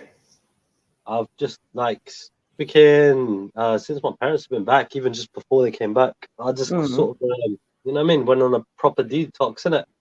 Go on, Trilla. I felt ill as well at the same time. It's kind of like, I think it was, I got a bit ill fucking exerting too much energy on that prick the other day on freaking, was it Jed's show, innit? Oh, yeah. The Shine guy. I was like, I understand now why everybody likes to fucking give him, you know what I mean, likes to slap him up in that when they see him, innit? I understand. Because the guy just chats shit for no reason. I'm like, fucking hell. And I guess it was just my turn. Since? No. He's a fucking weirdo, man. He's a class A fucking weirdo. But what you call it, end of the day, is what it is, isn't it? Like, but I got a bit ill, innit? The next day, with the same kind of day, I was feeling a bit ill. So like, I remember you saying. After that, I just kind of fucking, I just packed it all in, smoking, drinking, vaping, everything, nicotine, cut it all out, weed. That's it. What, just stopped everything just like that? Just like that. And it's day 3 now, and I am freaking, like, I'm feeling a little bit better because I was quite ill. Like, people was, saying that you might have COVID and shit, and I was like, maybe, I don't know. I just think it's just a bit of just me quitting everything and me falling a little ill, like at the same time. But yeah, I see what it is. I'm feeling a little bit better, a bit more energy. But yeah, just trying to like just kill time and not freaking smoke. That's the main thing. Because 22 years with nicotine in my life, you get me? It's mad. Boy. You know what I mean? So I've always had nicotine, innit? I can't remember, like, probably been a few times as well where I haven't smoked, like probably, like, I don't know, I'm trying to think, like times where I got ill or went to hospital and shit like that, where I probably didn't smoke for a few days. But yeah, but this time I feel good about it, man. I don't feel like I want to smoke now much. Yeah, just try and stick to it, innit? Because the fact that you've done it for like 3 days, you know what I mean, that in itself is good. So every day you just got to see it as a win. And I think they say once you get to 11 days or something, then you've broken the habit. Yeah. So I'm just going to take the opportunity, just kick back at the yard and just isolate, man. You know what I mean? And just get it out of my system, innit? And just do some other shit. So, yeah. So my dad, he gave up smoking again early this year or late last year. I can't remember. My dad has tried to give up smoking so many times, but he always ends up going back to it. It could be like 2 weeks, 2 months, whatever. Even when he was in hospital, he's in hospital for 2 months. And when he was in the hospital, he was making me roll in spliffs and shit. It was just mad.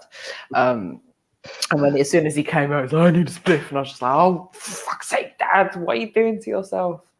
Considering that his whole lungs and everything collapsed, you know what I mean? Smoking obviously wasn't a good idea. He gave up again. Then I think he gave up for about 4 months. And then one day he just decided to start again. And then when he was basically told that he's on his last legs and he's got end stage COPD, he was like, no, I have to stop now. So he fully stopped smoking. It's been about 4 or 5 months now or something. And recently my brother gave up drinking as well, and he's been a big drinker. He's like 41 now, I think.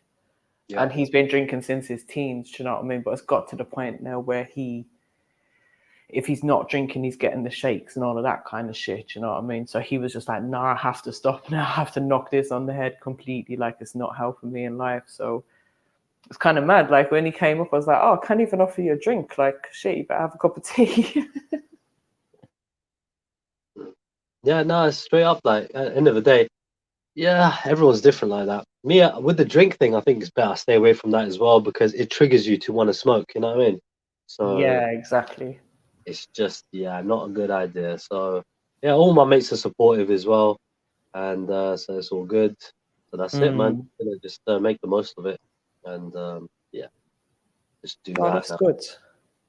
Shit, Yeah. so we're not going to have no more drunken Triller on the panel. No, I just might have a little bit more clarity on the panel. Just Boy. Just a little bit. Because I get my brain funds back, innit? I'm not so stupid, you know? Well, it was nice knowing drunken Triller for a while. So, yeah. Most important thing is just to just keep it up now, and that's it. Yeah. No, good luck with that, bro. A smoking thing I've been thinking about in myself recently. Like, I was thinking this the other day, actually. Is it just me, or is it men find it easier to have discipline when it comes to giving up smoking, drinking, and stuff like that? Don't know. I don't think, not for me, it's not easy. I think women find it easier. So when I was ill, one chick goes to me, you know, you men are such babies. I'm like, fucking hell. You would say that, innit? You freaking joke. I can understand, innit? Women go through like pain all the time, kind of thing, innit? Like, you know, with the periods and this and that, whatever, innit? Like, so Well, not necessarily. I mean, some women do, but not all women have painful periods. So, no, I mean, I might get the odd slight cramp, like, you know, just before my period starts or whatever, but it's nothing that's going to debilitate me or make me feel, do you know what I mean? Like, it's nothing. It's just nothing. It's like having a bellyache, like, oh, I need a poo.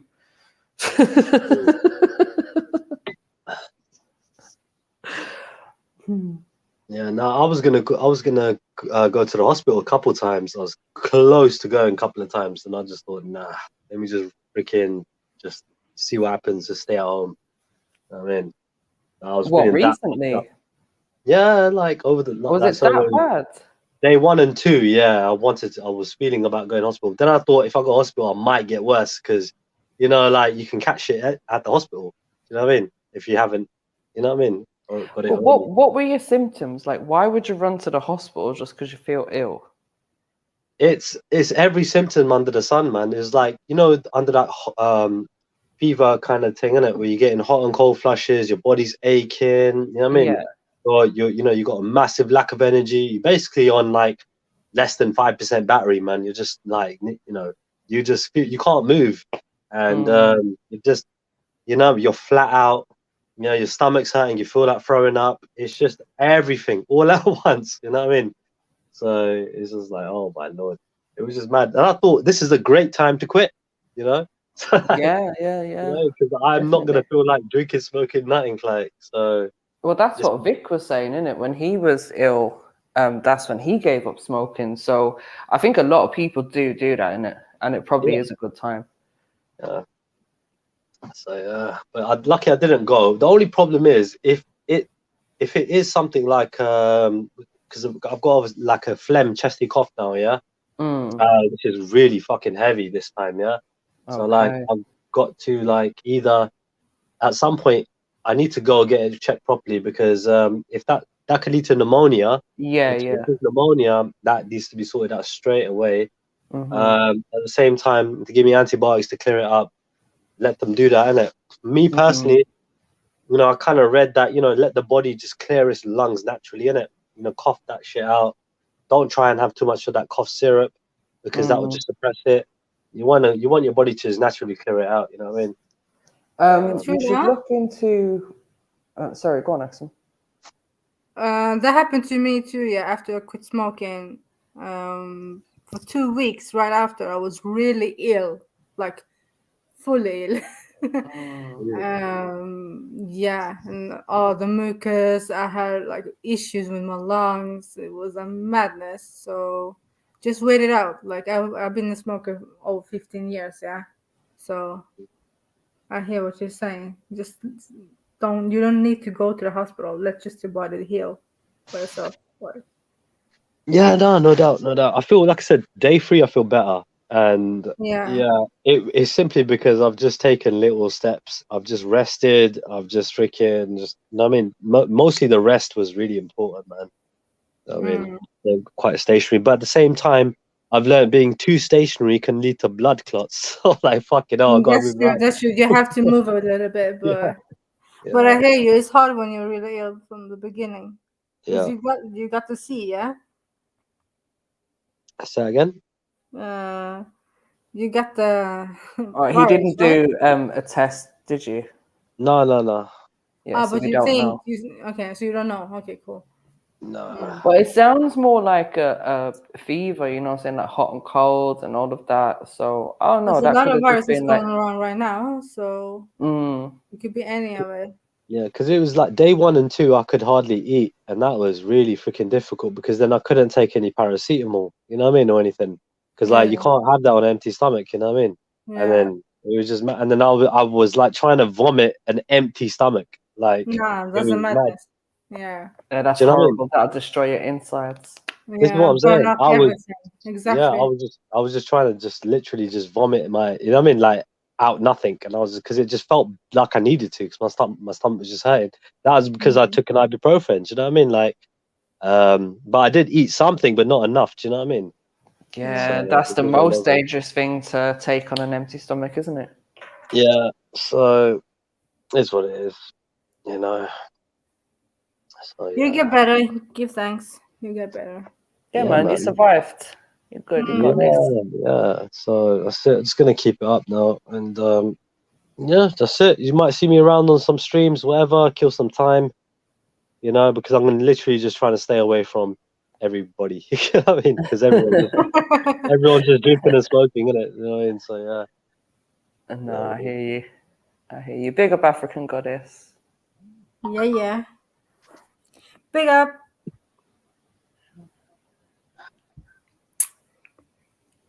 So yeah, we got a new Triller. Yeah. A reformed Triller. Reformed, yeah. Yeah. Yeah, it's always part of the program. It's always gonna happen. I do remember you saying when you're ready, you'll stop, innit? In terms of the drink. So. Yeah, I like that Triller, man. This Triller, this sober Triller is the best Triller on road. Definitely. Nah, I'm being honest. Like sober Triller is a perfect conversationalist. He speaks in a mellow tone.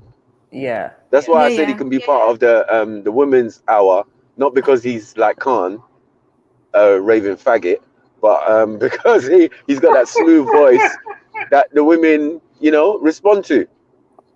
You get me? So big up yourself, Triller, man. You know what I mean? I see you making leaps and strides in that. So yeah, man. My little 2 pence. Man's a faggot, you know, I'm dead. Come on. That's some raving homosexual, you know. Mad. Told you, man. He looks like he's knitting while he's talking to us. We're trying to have this conversation. The man's knitting. Like, what are you doing, Khan? Nothing, innit? I'm just sorting out some things. Yeah. Oh no, Matthew, today he told us he's a painter and decorator, right? Oh my God. Security, nutritionist, painter and decorator. Is this what we're doing now? So I questioned him. He's not done painting and decorating since 2014. He got multiple jobs though. Yeah, the chat were going in. They were like, "What? You're a bricklayer as well? Fucking this and that." No, that was too much. The way he was trying to defend himself as well. What are you talking about? You can't tell me what I do. I'm a painter and decorator. All right. So when's the last time you was a painter and decorator besides painting your girlfriend's bathroom? But 2014. That's 8 years ago, bro. It's 8 years ago. Oh man, he's funny. Just give me a bit of Kerrygold and some sausages, innit? Oh shit.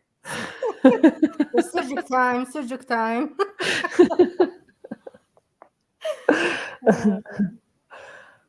No, when he starts to talk about the ghost population, I always faint out. Like I'm just okay. Here we go again. I just can't keep up with him anymore. Oh, can I just say, yeah, big up Amazon for sending me more stuff than they were supposed to.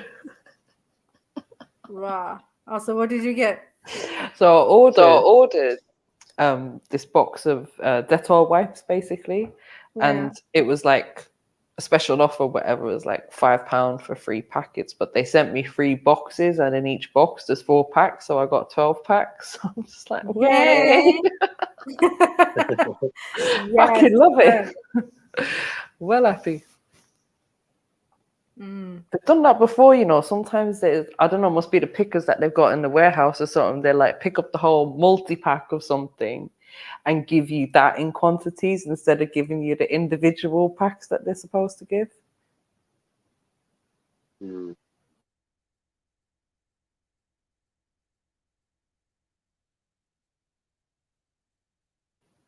So Trilla, you got me an accident. Yeah, I was gonna say, Trilla, you're not quitting smoking though.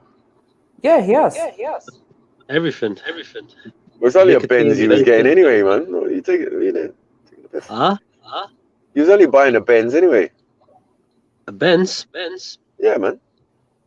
It don't matter what how much I'm using, bro. I'm using it every day. I'm using it.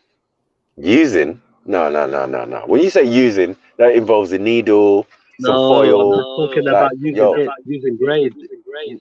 What? Bro, you can't be too bait, man. Using what? If I'm blazing, bunning. Yeah, that's herbs. Yes. It's called herbs. Ganja. Yes, I know. Sensimania. Why does it matter if I need to blaze like a Q or an 8 or a Benz? What's the difference? You think it's something big. I'm just saying it's a fucking plant. Yeah. A bud. Yeah, no, but smoke the bud and shut your mouth. Yeah. It's better than drinking alcohol and doing any other thing you're doing. Yeah, but don't talk of it in the terms of, you know, like making it sound like a proper drug. Nah, I think it's okay, but if you vape it, like put it on those little vaporizer things, and it steams up the jar and you inhale that. That's the best way to like take that in. That's the cleanest way, in my opinion. But I don't know. I don't like the whole Rizla tobacco mix. You know what I mean, with the thing and then spark it. I think that's just the same thing as a cigarette, nearly. No, from herbs to shatter. 1 second. From herbs to shatter, yeah, and you know that shatter and all that honey oil. That's class A.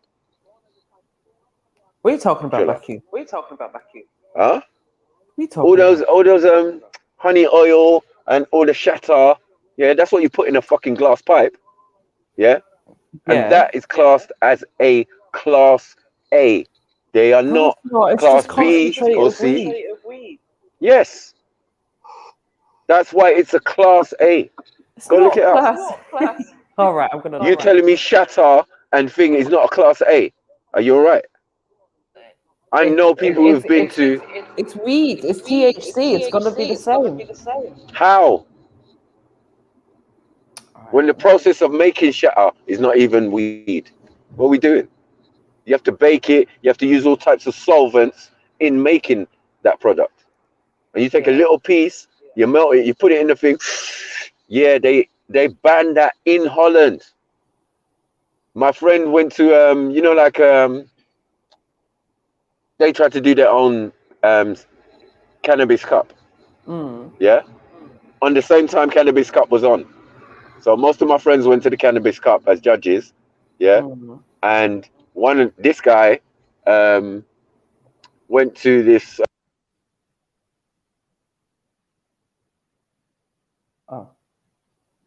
Can't hear you, Maki. Probably a tunnel. I'm just trying to find out now. I found a thread that's basically someone's asking that question in it of, is it class A? So I'll see what I can find out from this. All right, our cannabis concentrates class A in the UK. Yeah, you get catch with that shit, bruv. I know bare people who make shatter and all of these types of things there. Yeah. I mean, I've had it before, but I've never heard of it being class A. Oh yeah, most def. Yeah, they're not playing with nothing, not playing with no one, no guy on it. I was like, Ross. It did seem a bit strange, but obviously, I thought anything in a glass that needs a glass implement, or you know what I mean, is always barking up the wrong tree for me. You know what I'm saying? So when Trilla's saying, yeah, I'll just vape it and you know, you put a little piece in, yeah, that's shatter. You know No, but what you that can is? vape the bud anyways. You don't have to have shatter to vape. Yeah, vaping bud is kind of dead food, man. Who wants to do No, that? it's not. You're getting everything you need without the nicotine. Vaping the bud. So what about if you most people are vaping are not vaping the bud, MJ. They're mostly on the oil. Depends, Matthew. It depends though, because the water-based. shatter and all of that is dabbing. That's not vaping. Yes. Yeah, that's dabbing. Yeah. Vaping is where you're smoking the dry hair by itself. I don't know about all that. I've never seen that. It's the same thing as You say like a pipe? Chillum and pipe, yeah.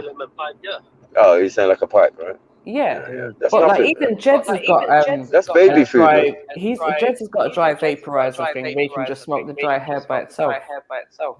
Yeah, I get what you're saying. Big up, Mezzo. That's good, everybody. Sorry, I had to leave earlier. I had a phone call. But I do think, like, if you want to avoid smoking, then vaping, dabbing, and even edibles, these are all great alternatives if you still want to consume weed. Yeah. As I said, bruv, even the normal weed in Holland is regulated, isn't it?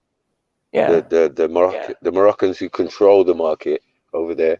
Yeah. Bro, my friend went over there a regulation. few weeks ago. He said the weed over there is shit now. It is shit because it's not as strong, because there's no sense in that. When you think about it, they make it just enough so you can taste the flavor and you can get a little tiny buzz on it, but that's not going to keep you coming back if one zoot can mash you up. Yeah, and they have a level of what they say it must be. So I was like, oh, okay, because my friend's got a coffee shop and all that, you know. He used to live here and he's permanently out there, and that's his 9 to 5. It's like, this guy. Who's this? Who's that? The plug guy? What's that? The guy that owns the plug. Oh, no, that's a different one. That's another guy I know, yeah, but it's my customer. He's more a customer that used to trim. Yeah. And the other guy in the video who I'm trimming with black, he went to live in Holland, and that was his first job while he was out there working at the plug. Okay. It was like security outside. This is the laziest security I've ever seen. You know what I'm saying? Man's got a little bench, 1 foot cocked out, and all of that, and that's it. I was like, yeah, they don't really need security. I think it's just part of their licensing or something that they need to have security there, isn't it? But it's not like a lot kicks off. It's mainly just checking IDs and stuff like that of people that look underage. What's that, events? No, in coffee shops in Amsterdam. Oh, mine. Have you been? Yeah, it's like they just used to tell you just don't like make it bait when you're putting tobacco in your freaking in your zoots, innit? Because it's not allowed out there or something, innit? Yeah, but I remember back in the day when it was allowed out there and nobody was telling you not to put tobacco in your spliff. But then when the whole European nicotine ban came in, that's when obviously they changed it up, and then they're trying to give people that shitty alternative instead of putting a cigarette in there. Yeah, some of these caps used to get on stupid. I remember like freaking one guy, he tried to like they just showed him the bud, didn't it, out of a jar, right? Whatever. Kind of like open the jar. The guy was kind of like putting his hand towards the jar like a kid to a cookie jar, innit? Yeah, like he's gonna grab a cookie. The guy freaking holding the jar slapped his hand and then freaking pulled the jar back, like to say, you can't fucking touch that. No, but you can't, because you can contaminate the weed, innit? I know, I get it, but he didn't know that, innit? Because he's never been to a like coffee shop before. Okay. I was laughing my head off. I was like, yeah, you can smell it, but as for touching look, but it don't now, touch. Yeah, look, but don't touch. you could have like a bacteria or something on your hands, and then if you don't take that bud now and put that back in, that bacteria is going to spread around the jar and infect the whole of the weed that's in there. Yeah. You know what I mean? So it's mad. But I got some fucking, I don't know, some mad chronic. I don't know what it was called. but it just knocked me the fuck out, and I was just like, yeah, this is good enough for me. This is years ago. Yeah, freaking. Apart from that, don't know, man. It was I should have done more. I think the people I went with was shit company. That was the biggest problem. Yeah. So yeah, I mean, I've been to Amsterdam more times than I should have been, to be honest. But I don't know, it became like almost a second home for me, somewhere that I would escape to a lot of the time when I just wanted to get away. I used to go on coach sometimes as well. So the time that I'd spend traveling on the coach would sort of be like my thinking time. You know, if I've got a lot of stuff I need to process and I need to kind of get away from the everyday to day, innit? Then I take a little coach ride over there and just chill there for the day and then take the coach back overnight. So it'd be like a 2-3 day trip, but I'm not having to book accommodation and all of that. You know what I mean? Yeah. That used to be sick. But I've been with friends. I've been with my ex. I've been with my sister. I've been by myself numerous times. So I think I've experienced all Amsterdam has to give me in that sense. But it's always a place that I'll go back to more for like memory's sake and somewhere that I'm familiar with in that sense. But in terms of the weed, I feel like years ago when we were getting great weed over here, then Amsterdam was great. And it's like, oh, I can get flavors, I can get this. There's a whole menu, you know. But nowadays, most of our dealers have got menus of their own anyway, do you know what I mean? So I can go online and order weed if you want to now. yeah, over here it's mad now. It's like you get all sorts out here now, man. Yeah. And my friend that went, what was it he got? Oh, what have we been smoking? I can't even remember. Gelato 41, that was it. Gelato 41. He had it out there, and then he got some Gelato 41 from Canada when he came back, and he said the Canadian one was better than what he was smoking in Dam. Yeah. That's the thing, you get the UK grown and you get the freaking one that you imported. So import's always gonna be better, but yeah. So make sure you're getting the right one.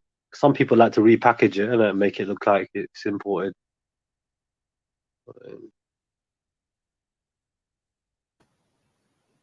Oscar Deep saying a friend of a friend of a friend of a friend was showing the coffee shops UK stuff and making them know.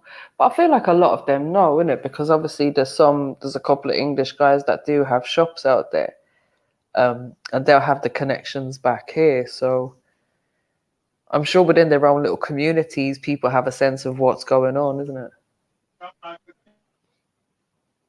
And then obviously they have cannabis cups and all sorts out there as well. So people that are in that kind of community, they know what's going on internationally as well. They know what genetics are coming next before we've even had a chance to smoke them or see them on the menu.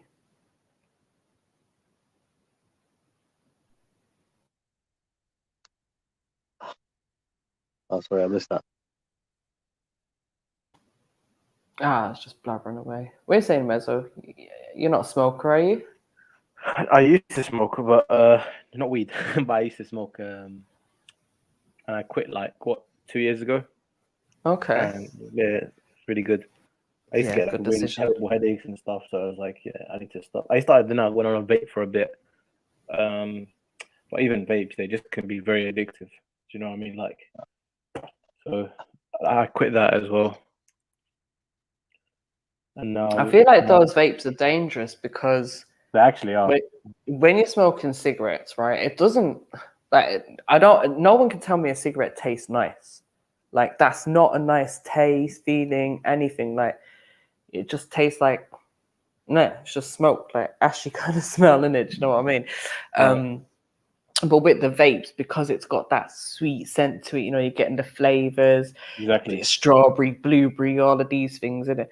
And I don't think I've ever tried. No, I think I've tried one. Or I've had like THC ones or whatever, do you know what I mean? But I haven't tried like the normal vapes that they sell in the shop. But you know when you're walking past someone and you can literally smell the fruitiness or whatever it is. Yeah. So I think what it's doing is it's giving people the illusion that because it doesn't taste like a traditional cigarette, etc., it's not as bad. And people just puff away on that thing all day long, not actually knowing how much nicotine they are putting into their body. A lot. It depends on how much nicotine you go for, like the vape use. If you get like really high or really low. But I think, do you know what? A lot of vapors won't even can't stand the cigarette as well. Some people who smoke for years, like my dad has been smoking for years. He can't stand the vape. Like generally, he really hates vapes. But it depends, right? I feel like the new generations, they really like them. Yeah. Everyone's using these like disposable ones as well now. Like I know, I noticed that. I swear it was only like the end of last year.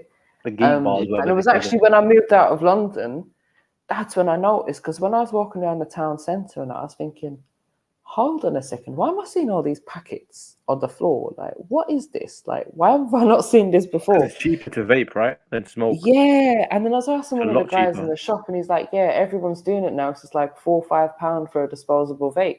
Yeah, the disposables they use something called it's called salt. So basically, like with salts, they got like they put in about it's about 20 freaking milligrams, I think, of nicotine, right? Which basically I would so like I would use something like so like what would I use? I would use 6 mg, so 6 milligrams, in you know what I mean, in my thing, That's basically, was it 6 or 3? Yeah, so something like that anyway, 6, no, it's 6. Yeah, 6. Yeah. So like, but yeah, one of those 3. And when it comes to 20, I'm like, that's like the maximum, you know what I mean? You're really allowed high. to have. That Yeah. will give you headaches straight away. That will give you like, I've tried the 20 and literally my head headache straight away after like 10 minutes. Yep. So if that's in the disposables and these youngsters are having that much nicotine in these disposables, I'm like, fucking hell, that's gonna fuck you up. Bro, it's destroy their bodies. Like energy drinks and vaping. Literally. This is how these people are surviving. And then again, it's not even the fact that there's still nicotine in it. It's like, what else is in there? What other toxins are you putting into your body when you're vaping? It's just, there's not really that much. It's this, the rest of it's okay. The thing is, because I've vaped for a few years, specifically just vaped, and I wouldn't smoke in anything else, right? I know it's a lot healthier because I was running quite a lot, playing a lot of football at that time. The cough. I didn't have any problems with the breathing, running. I felt fine. When I was smoking and playing football and doing all the same stuff, it is more difficult. You know what I mean? So yeah, it is much more beneficial. Very true, yeah. You know what I mean? But when it comes down to it, sorry, God. No, I was saying you could tell the difference when you're breathing. When you smoke cigarettes, right? Like I was smoking for maybe just under a year, so you can feel like your chest. At night you're coughing and stuff, but when you vape, it's different. But it's also very addictive. It's very, very addictive. Vaping. Yeah, and the biggest problem with vaping, dehydration. You know what I mean? So you gotta have a lot of water when you're vaping as well, bro. So and people neglect people that. vape indoors as well. Yeah. Do you know what I mean? Not many people smoke indoors, like because they know the smell and everything. But because vapes, they different, right? Like a vapor rather than like actual cigarette smoke. A lot of people just vape inside their homes, like they don't really care. So that's why when it gets like in winter and stuff, you see people don't realize how much they vape, but it's actually a lot. It's a lot. Yeah. You know, one of the reasons I quit as well is like my mum said to me before she went on holiday, she said, "Promise me, but when I come back, you'll quit." And I said, "All right." So like, I did leave it kind of to the last days, but okay. Better late than never. So yeah, just done that as well. You know what I mean? So I gotta keep it up. Bro, like our grandparents' generation, like it's mad because like I have my granddad, right, and my nan as well. My nan passed away at 96, and my granddad is like 88. They've been smoking since they were teenagers. I genuinely don't understand how they do it. It's mad, and they still live till the like 90s, 80s. Crazy. Yeah, same as my gran. I say my gran's 88 this year. She's been smoking for years, but my gran's always had a policy of she only smokes in the evening. So she'd wait until about 8 o'clock and then she'd go to bed, read a book and smoke a few fags. And she's always had that routine. But, you know, she's lived a great life. She's always been healthy. And to live to 88, I think that's a good age. And she's still going, do you know what I mean? For me, it was like a lot of people that, like when I was studying, right? A lot of people around me, everyone was smoking. Everyone. And they have these like little 5-minute breaks every minute. So you're forced to just like... Then they're like, oh, you just go outside with them and everyone's smoking, then you're like, oh, fuck it, if you try one, then that's how you get hooked onto it. Do you know what? It's so true, because when I had my kids, I gave up smoking. And then after my daughter was born, I was smoking, like I smoked weed in the evenings, like I just have a spliff in the evening. But I remember when I started my job, and my daughter was probably about a year old or something. And it was that thing of like, my colleagues would be going out for a break, innit? So like, oh, just come out the back and sit with me, whatever. And it's like fag break. And then I realized, oh, if I have a fag, I can have loads of breaks.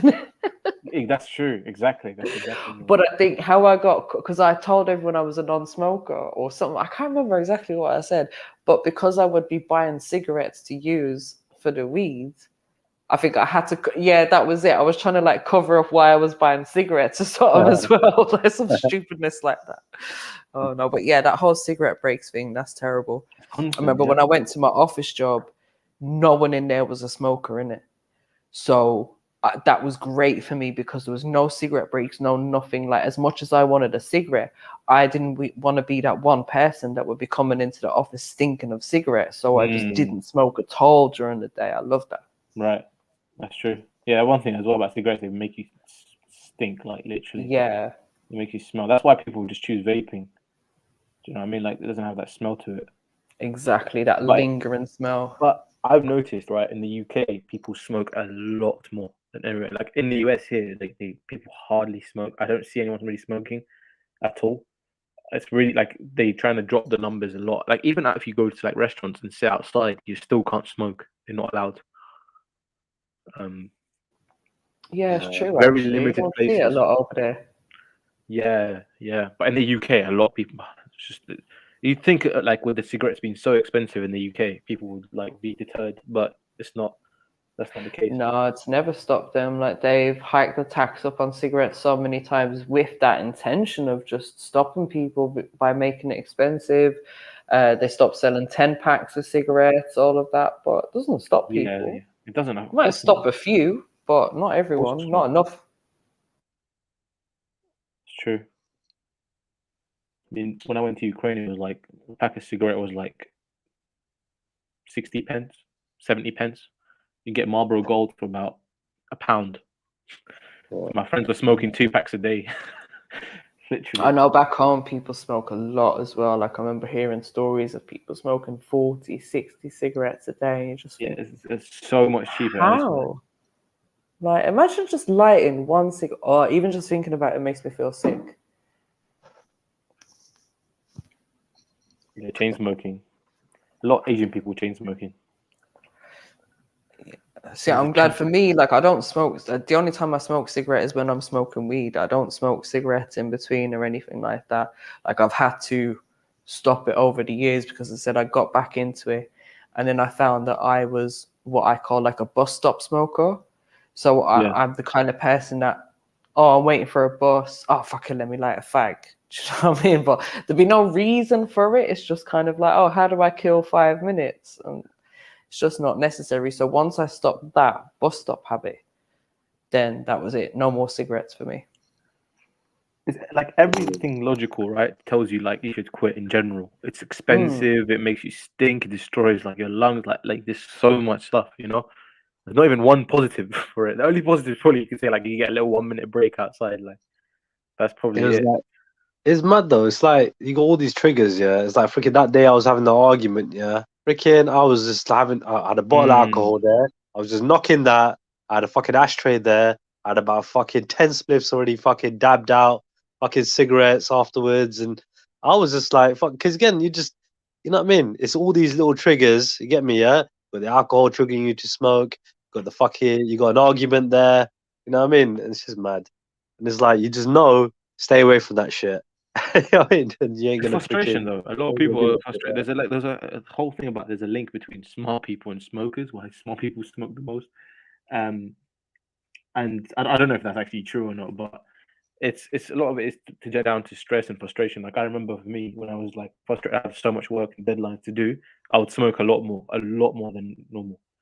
It'd be constant, like write a few thousand words and then go outside and just smoke. Like that's like constant. Yeah, but it's a catch-22 because the anxiety actually comes from the nicotine. You know what I mean? Right, exactly. So you just kind of You're going in You're circles. giving yourself more anxiety. Yeah, it's like when people like the next day, right? They have a hangover, and they said they drink more alcohol to try and get rid of the hangover, but then the next day they're even more hungover. It's like you're in a circle. Oh, hair of the dog and all that. Yeah, yeah. Oh, do you know? I was just gonna say. So, I think in general, any kind of combustion, as they call it, is not good for the lungs. But there is, and Just Blaze has just mentioned it as well about herbal alternatives that you can get to smoke as well. I use marshmallow leaves. I don't know if anyone's heard of that. It's just a dry herb, basically, or dry leaves, not even a herb. And there's also another thing called mullein, which actually has like cleansing effects on your lungs as well. So if you mix your spliff with that, then it's kind of, as much as it's not good to be combusting, like that will help to clean out your lungs and everything at the same time. So it's definitely like healthier alternatives to nicotine. And even like raspberry leaves as well. I knew people that smoke tea, so those people from like Fax, they're from Fax area, right? They're from like Margate, Dover sort of area, and I'm telling you that those areas are full on nitties. The amount of drugs in these areas is nuts, next level. Everyone that I knew from that area, like they done every single drug in their life, pretty much every single drug. But was that just like a small area or like a small pocket of an area? Like in general, because like Dover, those Margate and stuff, it's quite rundown areas, right? There's quite a lot of high rates of poverty there, and there's a lot of like drugs around that area. It's so easy to get access. Like I remember one of my friends used to go down to Dover and get all the weed and everything. You can get like also tobacco is really cheap. You can get tobacco for really cheap because obviously it's close to the European like borders. They used to get from Belgium and stuff like a 50G for about less than a tenner, rather than paying like 27 or something for it. So that was very common. But yeah, no, I personally I've always hated weed since always.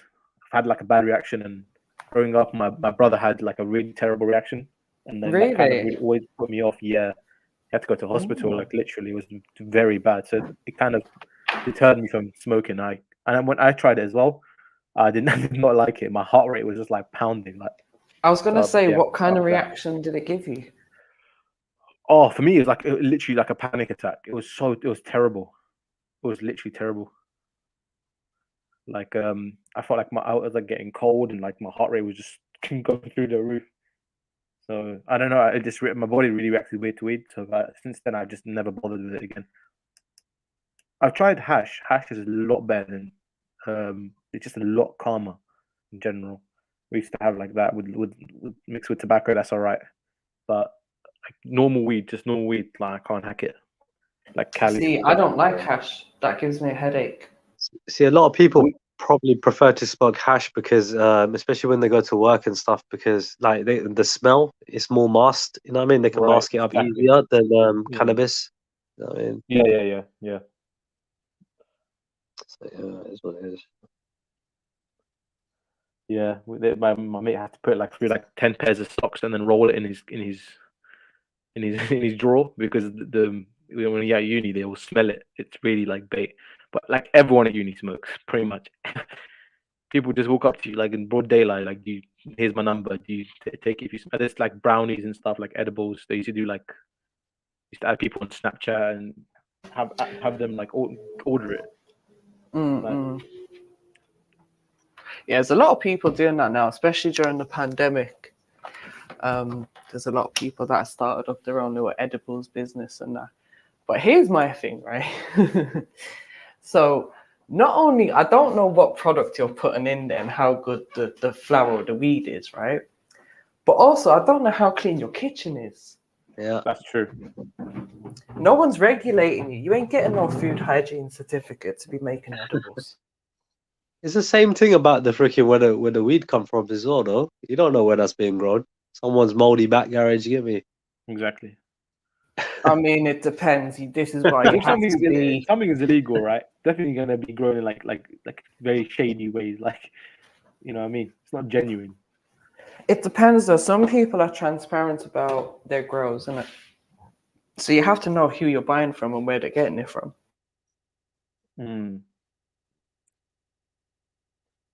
Yeah, no, I used to know a guy got caught for like he had a whole flat. The whole flat just like was worth something worth like £170,000 or something. He's quite a famous guy. He's been on Britain's Got Talent. Yeah, he got caught. He got raided, and now he's fucked. I think he's doing like 5 years or something. Yeah, he brought you off. Is what it is. 5 years for. Think about like how much he's probably gotten away with. A shit ton, bro. A shit ton. Like I'm talking about a whole flat just full up. Yeah, he's probably made a lot of money, bro. That's what I'm saying. Like 5 years, and he's probably like stashed away, unless he's unlucky enough to get caught like on the first. You know what I mean? Like he's rich, man. I remember when I lived in Tottenham, there was this. Basically, every time I was walking home, I could smell weed, right? And like a couple of times, you just think like, oh, someone around here is obviously smoking, but it'd be in the same place every single time, and I started to wonder like, where's this coming from? Where's the smell coming from? So I started clocking like the houses next door and whatever, and it's like, there's that one house there. I've never seen anyone go in and out, but the windows look like they're covered and da-da-da-da-da. I'm like, okay, that looks a bit dodgy, innit? So about 2 days later now, after I've like figured this out and had this discussion with myself, I see feds roll up outside and they're standing across the road and it's like they're looking at all the houses, isn't it? So basically, I think the same thing happened to them if they've smelt it and they're thinking, where's that coming from? And then they're literally standing across the road, like scanning all the houses, thinking, right, which one of them is it? 2 hours later now, the fucking bare feds there, vans, they're emptying out the house. There's all these weed plants coming out. And I'm just like, no. This whole time I had a factory 2 doors down. Well, they say they burn it, but we don't know how true that is. Like apparently, when they... bullshit. Imagine entering that room though. You're gonna be high like within 5 seconds. Listen, have you ever gone past a property room in a police station? No. Walking past the property room in the police station, I swear, it smells like you're in a trap house. Yeah. Because obviously they're taking weed off people left, right, and center, innit? I remember walking to the police station one time. I'm like, wait, what's that? Wait, how am I smelling weed in the police station? Like, what's going on? Yeah. See, I don't believe they destroy it. They say they do. That's bullshit. And even if they do destroy some of it, guaranteed, like some of that is disappearing before it gets to the fire, innit? Right. Especially when you're talking like it's worth like 100 grand or something. Like you're talking about like how many kgs? They're just worth like a lot of corruption. I don't know, man. That seems a bit dodgy. Like this day and age, UK getting caught doing something like that. I don't know, man. Risky, really risky. It is, yeah, definitely. Not in the evidence room anyway or anything like that, because that's probably like 1 million cameras and stuff. So yeah, it's just not going to be worth it. Right, back in the day, you probably could get away with that shit. I mean, true. Not anymore, I don't think. Highly doubtful. But yeah, I'll see now. Bag or two will just drop out of the back of the van on the way to the fire, and that's all. Well, you never know. Yeah, Stopzilla, they do. They get drug tested. But does it happen regularly? I think it does, yeah. They do, like, I don't know, every 6 months, a year, I don't know. Or probably just done at random. But I knew a mate, he's done like the whole training and stuff. So at the start, they definitely, like, you would not be qualified as an officer if you don't. Yeah. Do a drugs test. But yeah, I don't know how often they do it once you're actually like become an officer. I don't know. Yeah, because it's similar to TFL. Obviously, TFL say that they drug test all of their staff. One of my friends who's a tube driver, obviously had to be like customer service or whatever before he got the tube driver job. He's been there about 7 or 8 years now, and he's never been tested. But he doesn't smoke. He doesn't like do anything. Do you know what I mean? But he used to be a weed smoker, and he always says, "Oh, I'd love to just, have a spliff or an edible or whatever." But he's so paranoid that one time he does, that's when he's going to get tested, isn't it? Yeah, it's common when it comes to anything with transport. Like I think even pilots and stuff. Like pilots get drug tested regularly as well. Because to be honest, like it makes sense. Dublin sent me a video yesterday, right? And this was it 1970s or something in Dublin, right? There was all these riots because the government lowered the drink drive limit to 12 pints. So you were only allowed to drink 12 pints of beer before you weren't allowed to drive. My God, that's mad. Before that, the limit was 22 pints. To be fair, if you can drink 22 pints, I think you should be let off because that's impressive in itself. 22 pints. For real. That's insane. Yeah, so when they lowered it to 12, all the Irish people were kicking off like, "What do you mean we can't drink 12 pints and drive a car?" That's 12.5 liters. That's insane. Yeah, I don't know. Some of my mates used to be able to drink easy 12, 13 pints, and I'm like, in one night, I'm like, what? How? I'm like, I don't get it. Fuck it. Like me, I'm done on 3. I'm like, 3's enough. Definitely, I know there's plenty of Irish guys, plenty of travellers who'll knock back 12 pints, no problem. Yeah, I don't get it. I just don't get how they do it. I don't want to be like that either. Me and beer don't get along. I remember drinking a Budweiser when I was about 16. And I threw up all over my friend's bathroom. I was just like, yeah, beer's not for me. Yeah, I can only handle 2 or 3. That's as much as my body wants. You know what I mean? Doesn't want try living with Germans. I'm telling you, they are not. They're just crazy people. Like the fridge with my housemates. The fridge was half of it was bottles of beer, like Corona, like just cans of beer. You see the drawer, like the vegetable where you put the vegetables and stuff. Yeah. That was all beer. All of it. Yeah, but then man do like, what's that thing they have? Oktoberfest and all of that shit in it. Constantly celebrating beer. Yeah, no, German beer is lovely beer to drink. It really does taste nice. But frick it, man. Like just once in a while. Like wheat beers and stuff, isn't it? Yeah. It's really good for you. Like beer is good for you. It flushes out the system and stuff. But again, you only need 1 or 2. You don't need freaking like that much to do what it needs to do. 1 pint, everything in moderation, isn't it? Yeah, like 1 pint will just flush your system. That's enough.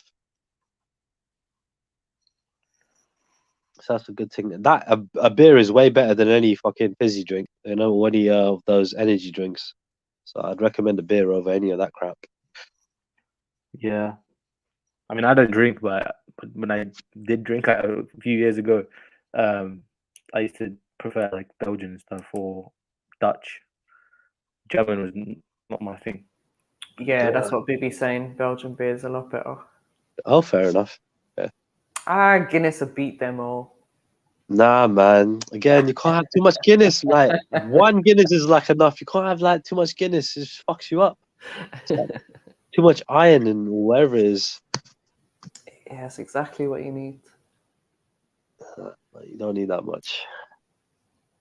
No, it was Heineken. That's the one. Heineken. Yeah, that's Dutch, isn't it? Yeah, I've been to the Heineken factory. Actually, I have drank Heineken, surprisingly, because when you go to Amsterdam, we've got them little cans, isn't it? Like a kind of Coke size can. Yeah. So yeah, I remember one time I was like, fuck it, I'm going to be like a proper Dutch person. I'm going to get a can of Heineken and sit by the canal and drink a can of Heineken. Can't say I enjoyed it, but just to be different every now and then. Stop Zilla's bun drink Red Bull instead. Red Bull? Bro, energy drinks are still terrible as well for you. Yeah, I'll give you a heart attack, man. No, fucking heart. I knew a guy that was working for a year full time, like proper cigarettes and Red Bull, and he lost all his hair. I came back, his guy was bald, like literally. Do you know, I've never liked Red Bull. I cannot stand the smell of Red Bull. Like if you're in the same room as me. Really? when you're drinking Red Bull, I will have to leave the room. It has a pungently sweet, sickening smell that I literally cannot stomach it. I like it. I like it as well. I like the smell. I like the like the one time I tasted it, it was by accident. I think I had must have been brandy with lemonade or something like that, and I think it was my dad who had vodka and Red Bull, and I've picked up the wrong glass because similar color, and I've tasted it. Like, what the fuck? Nasty, nasty. Never again. Yeah, no, I prefer the sugar-free Red Bull. Since I used to go to gym all the time and have that like 40 minutes. Dude, sugar-free doesn't mean anything. It just means it's got sweeteners, which is even worse than sugar. Exactly. Yeah. No. I prefer the taste though to the normal Red Bull. I know they're still terrible. Sugar-free stuff is still terrible for you, but I just generally prefer that over the normal one. Like Monster. Yeah, because most of that sugar-free stuff has got aspartame in it. Yeah, Monster was the one that's like I always hated. I hated Monster.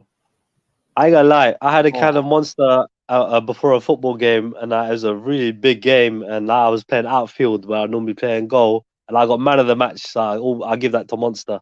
The first time I had a Monster. One of my friends used to drink Monster a lot, and then he realized that it was giving him bladder problems.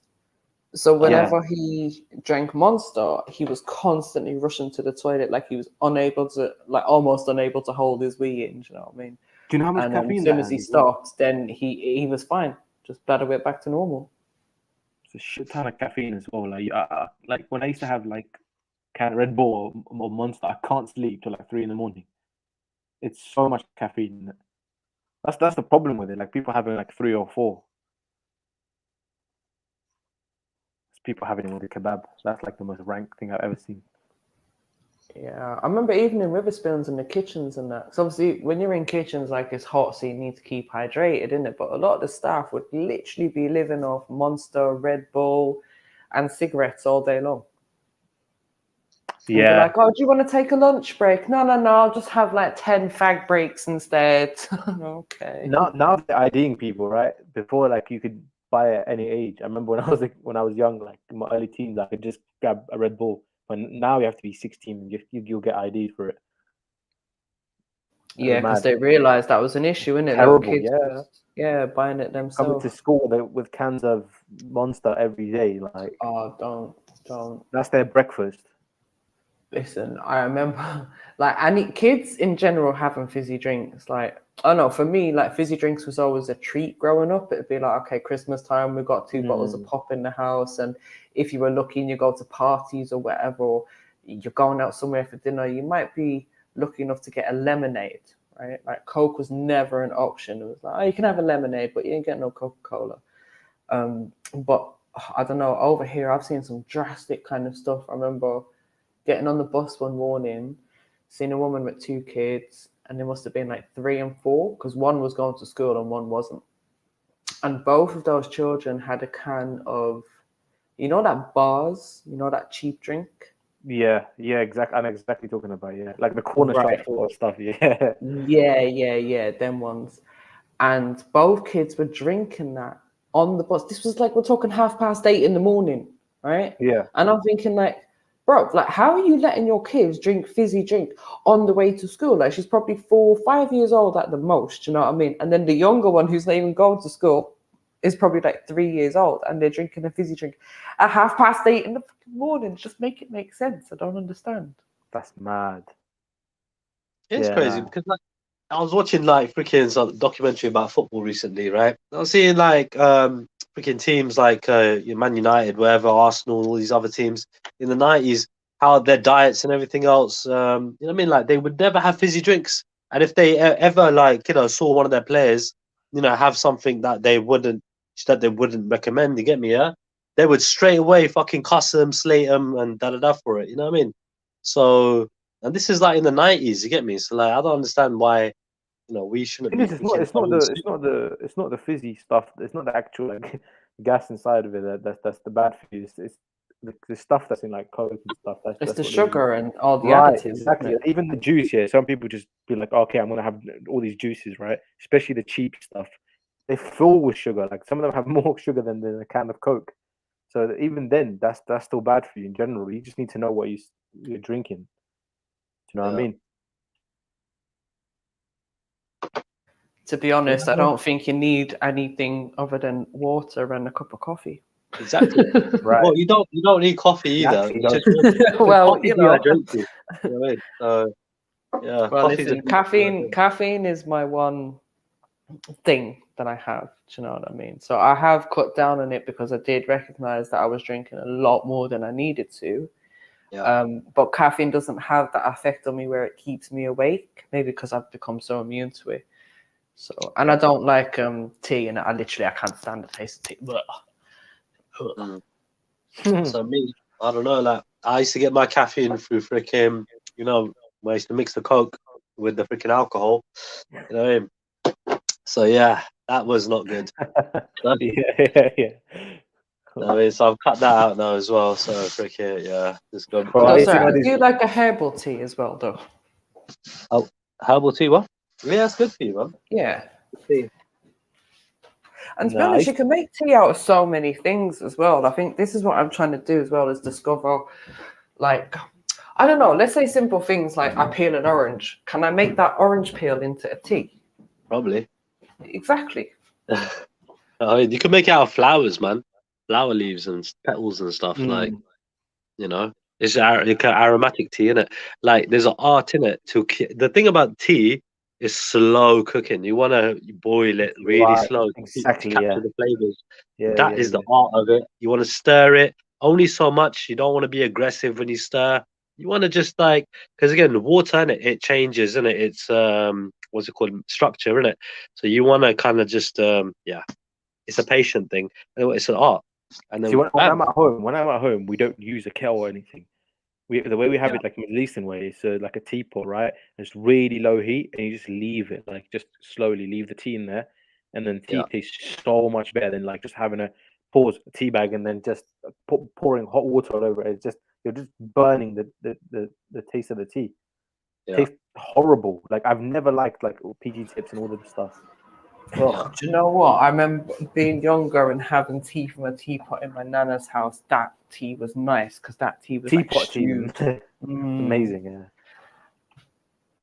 yeah. Just tastes so much different. Yeah, you can add stuff with loose tea, man. Like freaking, you know, ginger and all everything else. You know, just slice up cinnamon. It's just way easier to add stuff. Just let it slow cook. I don't like it though. I don't like anything else.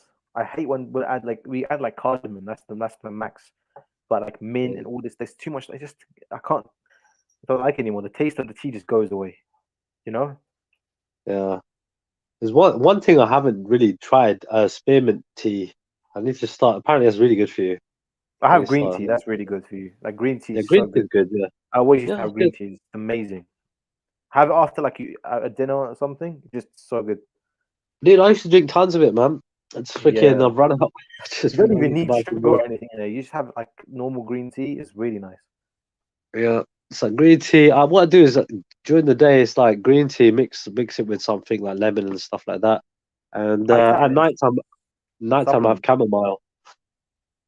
You know, and during the day I have nettle as well. Nettle tea. That's good for you. I just take it as supplements like green tea extract. Take one a day. That's like really good. If I didn't drink it, so I'll just take that. That's really good for you as well. Nah, baby, nah. Sorry, man. Moroccan mint tea, not for me. They always serve that at like shisha places. I can't stand it. It's not bad, but it's like it's too much mint. What's it taste like? It's like an after eight. It's just like your normal tea, right? And then just get a bit of mint and just throw it in there, right? That's what it tastes like. Oh, fair enough. Have you tried a Turkish coffee? Yeah, that's why I have. That's what you like that. You like it? Yeah, it's really nice. I drink the Lebanese one. There's a how do you drink that, bro? It's like a triple espresso, bro. Like it's yeah. It's like a. Well, I like it a bit sweet. So my parents like it. Like they just like it dark, like not much sugar in it. But they're used to it, right? Like the Arabic tea is like that as well. It's just really dark and stuff, but it's really good when it's done right. Anyway. We used to get it from Jordan, like literally buy it, and it's quite expensive. Like 2-3 kg was about like 40-50 quid. What? Yeah, we used to get it from Jordan. There's a famous brand in Jordan that they do it. It's really, really good. Yeah. I hear that. It is the proper thing, Bibi man. Real tea is normal tea, not mint with it. Come on. Adding mint just destroys it.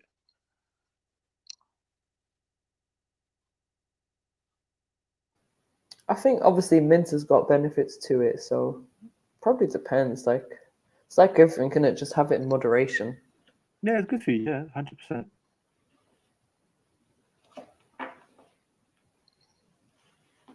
But yeah, less coffee, more tea. That's the way I need to go for real. I haven't had coffee in about 2 months. I used to have it every day, and when I stopped for like a week, like it took me forever to wake up and like headaches and stuff. Just stopping caffeine in general. Yeah, I know. When I never used to like coffee. You know, when I was younger and that, I didn't like coffee, and it tasted really bitter to me. I didn't understand why people would even drink it. And then someone made me a mocha, and I was like, oh, that's quite nice, because obviously it's got chocolatey, sweet kind of flavor to it. And then I left that job because I basically got into the habit of having a mocha every day when I was in my job. And then when I left, I started getting headaches. And I was like, why am I getting headaches all the time? And this went on for a couple of weeks, isn't it? And then one day I went back to meet a friend for lunch, had a coffee while I was there, and all of a sudden that headache disappeared. Nothing else could take that headache away. No paracetamol, no ibuprofen, nothing. As soon as I had the coffee, the headache was gone. I was like, nah, this is mad. This is mad. Yeah, but you see with mochas, right? I feel like, to me, they're just like a hot chocolate, basically a hot chocolate, but with a little bit of coffee. Yeah. Yeah, like I mean, it depends on how you make it, because some people just put the chocolate syrup in it, but then some people make it with chocolate milk and the coffee. And they put powder and stuff like chocolate. But for me, Yeah. it literally it's a hot chocolate with a slight taste of coffee. Like, it doesn't really wake me up. So I used to ask for like an extra shot of espresso in there, like just get an extra shot or two for it to actually work. But yeah, like Americano, if I really want to wake up, you got Americano. That's the one. But that tastes like shit. Oh. But that's basically just a black coffee, isn't it? Yeah, it's horrible. The Americano. Yeah, that's what I drink though. I don't have milk or anything in my coffee. It's just... That's all you need, isn't it? You just need like man, a latte. You can't have that. Latte's the best, yeah. Yeah, man. You don't want to have too much. You get me? Like I said, otherwise, you're just fucking always trying to get more and more in it in your body, man, to get the same effect. Stick with the latte, man. No, I'm good. I can't do milk, innit? So. You're intolerant. You're lactose. No. I'm a fussy vegetarian, innit? So. I have some dairy, but cow's milk, I don't do it. And I've tried all the other milks when it comes to coffees and that, and none of them taste the same. So I'm quite happy with a black coffee.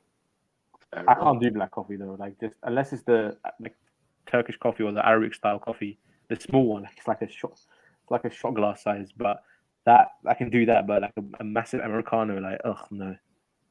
It's the same thing with tea. You're only supposed to dip your tea bag in for like a second or two, and then freaking. Yeah. Nah, get out of here. Nah, what are you having some weak tea? Nah, bro. This is how hold on. This is how the upper echelons, you get me, of people do shit. You get me, right? They basically just dip their tea bag in for a second or two, and then basically just like add one of those. When it comes to adding sugar, they add the cube. Just drop one of those little sugar cubes in there. Give it a little stir. And yeah, man. No milk. You get me? No milk ever. So yeah, that's how you drink tea properly. That's all that one from the Arsene Wenger thing. Like, I was like, all right. I mean, I don't know what he's talking about, but if you're gonna add a tea, it's got to be made properly. A lot of people say you shouldn't. It's a crime to add milk in tea. A lot of people say that. Yep, I agree. I totally agree. It's absolutely a crime. I used to add milk. Like, my parents used to add milk in tea, like when I'm ill. I don't know why, but so now every time I have like tea with milk, right, it just feels like I'm sick. Like, it's disgusting. I hate it. Oh, tea is just weird. I swear, it's proper weird. I don't know what it is about it, and I feel like the water over here as well. That slightly put me off tea because my brother's ex-girlfriend. Whenever I used to go to her flat and she'd make me a cup of tea, it would just taste weird. But then I realized it was the water in that area, like it was hard water area or whatever, or just it just didn't taste right at all. And I think that's what put me off as well.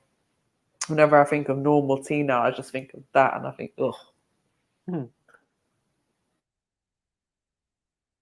Yeah, no, there is a difference though between like normal tea bags and like an actual teapot. There's massive difference.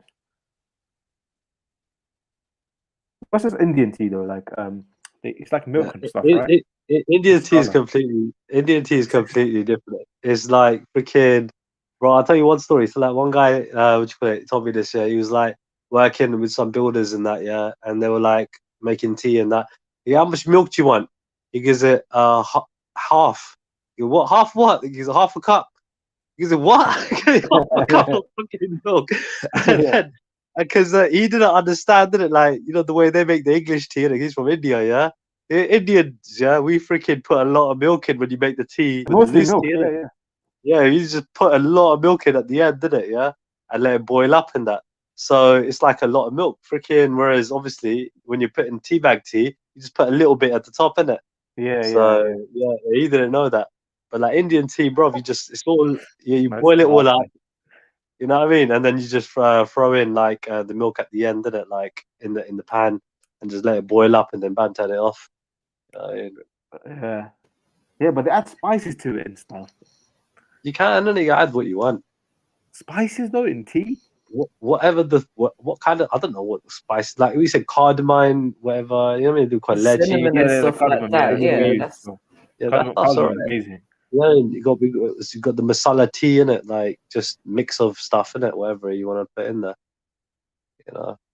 I want to try that thing. It's like a cold drink that they do in India, served in like some sort of like a clay sort of what is it called? I don't know what it's called. Let's see. I don't know. It seems like it might be that. Yeah, I think that's a cold drink. That's like it's like milk and water basically mix. You know what I mean? And a lot of people love it. Me personally, not for me. I rather one or the other. I don't like the mix. Do you know what I really want to try? What's it called again? Bang? Is that what it's called? Bang. It's like a milky kind of drink, like a cold drink, but it's got cannabis in it as well. Yeah, that one, yeah. We were talking about it last time. Yeah. It's supposed to be really good for people, like really healthy and whatever, and it loads of health benefits to it. Yeah, I know what you're talking about. Yeah, the one that Bangy missile or something like that. I don't know. I know a few guys that do it, but I don't know them, but you know, follow them or whatever in it. But yeah, I need to try that sometime. But I think for me, it's one of them things that I want to learn how to make it myself, isn't it? But I swear you said you had a friend that you get it from or something, or you tried it with a Sikh guy or something. No. I know Sikh guys. Well, as I say, I don't know them, but there's people that I know that are into that, if you know what I mean. Oh, okay. Yeah, but I've just never tried it from them.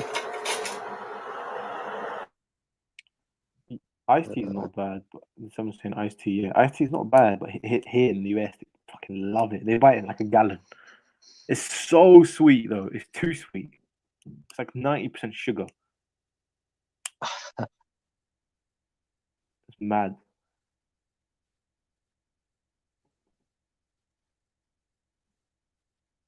No. In Italy, they serve you a coffee and a cigarette for breakfast. Now that's mad. Say that again? In Italy, they serve you like a cigarette and a coffee and a cigarette. Oh, it's like standard. Very standard. It's true though, actually. They do love their coffee and their cigarettes, isn't it? Mm-hmm.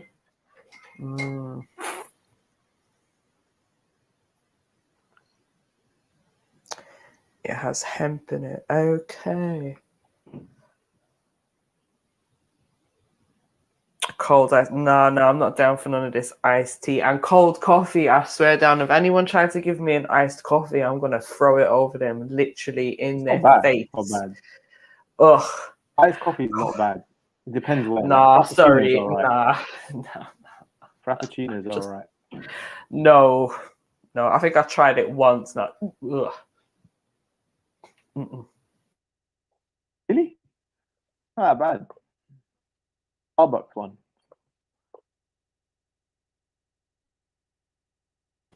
I don't know. I think for me, because I don't drink like a lot of juices and stuff, innit? So it's if I want a hot drink, I want a hot drink, and if I want a cold drink, I'll just drink water. Why am I having cold coffee? Yeah, no. If I'm going for a long drive, I'll get a frappuccino. That was the one.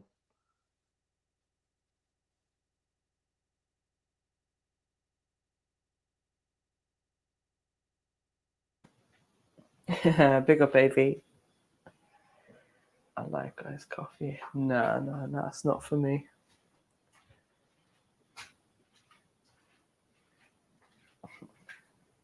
What's everyone saying today? Everyone's like really quiet today. I know.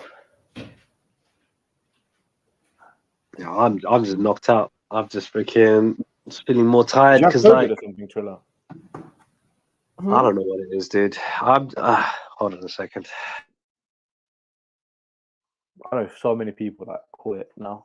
That literally spreading like crazy in the UK. Yeah, my brother got it. Yeah, speaking to one of my friends the other day, and she apparently got it as well. But my thing is, like, how do you know if that's what you have unless you've done a test? And then if you have done a test, how do you know that that test is actually correct? You have to do like multiple, innit?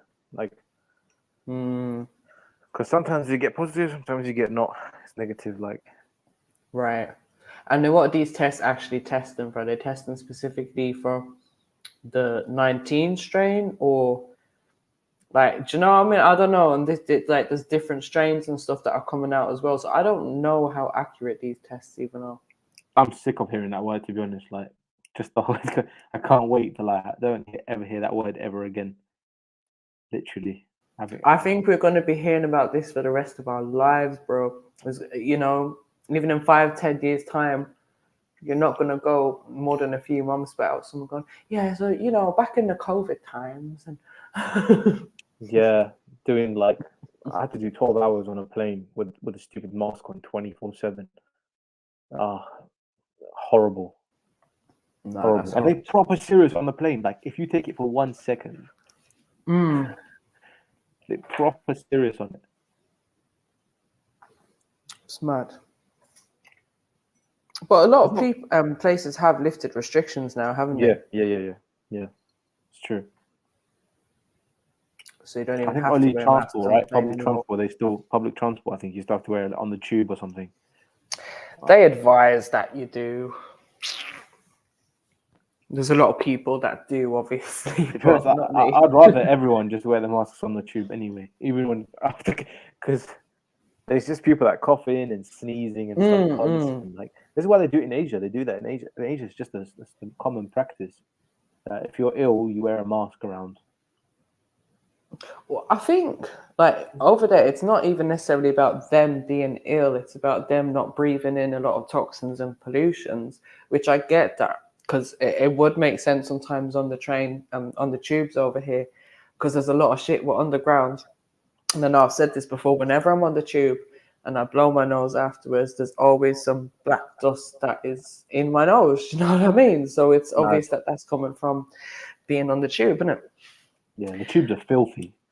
Absolutely filthy. In my house in London, like, I live like literally just like 2 seconds away from a tube station. So they are filthy, like, especially the Piccadilly line. They need to change that. Like, it's so old. It's so old. Yeah, but I think they're doing them all bit by bit, aren't they? Yeah. But like, if you look at it, right, around the world, London Tube is actually the most expensive. Oh, for real? I've used the tube everywhere around the world, and it's definitely the most expensive around to just go around London. And you think that for the price you paid, that there's better service and stuff. It's always strikes. There's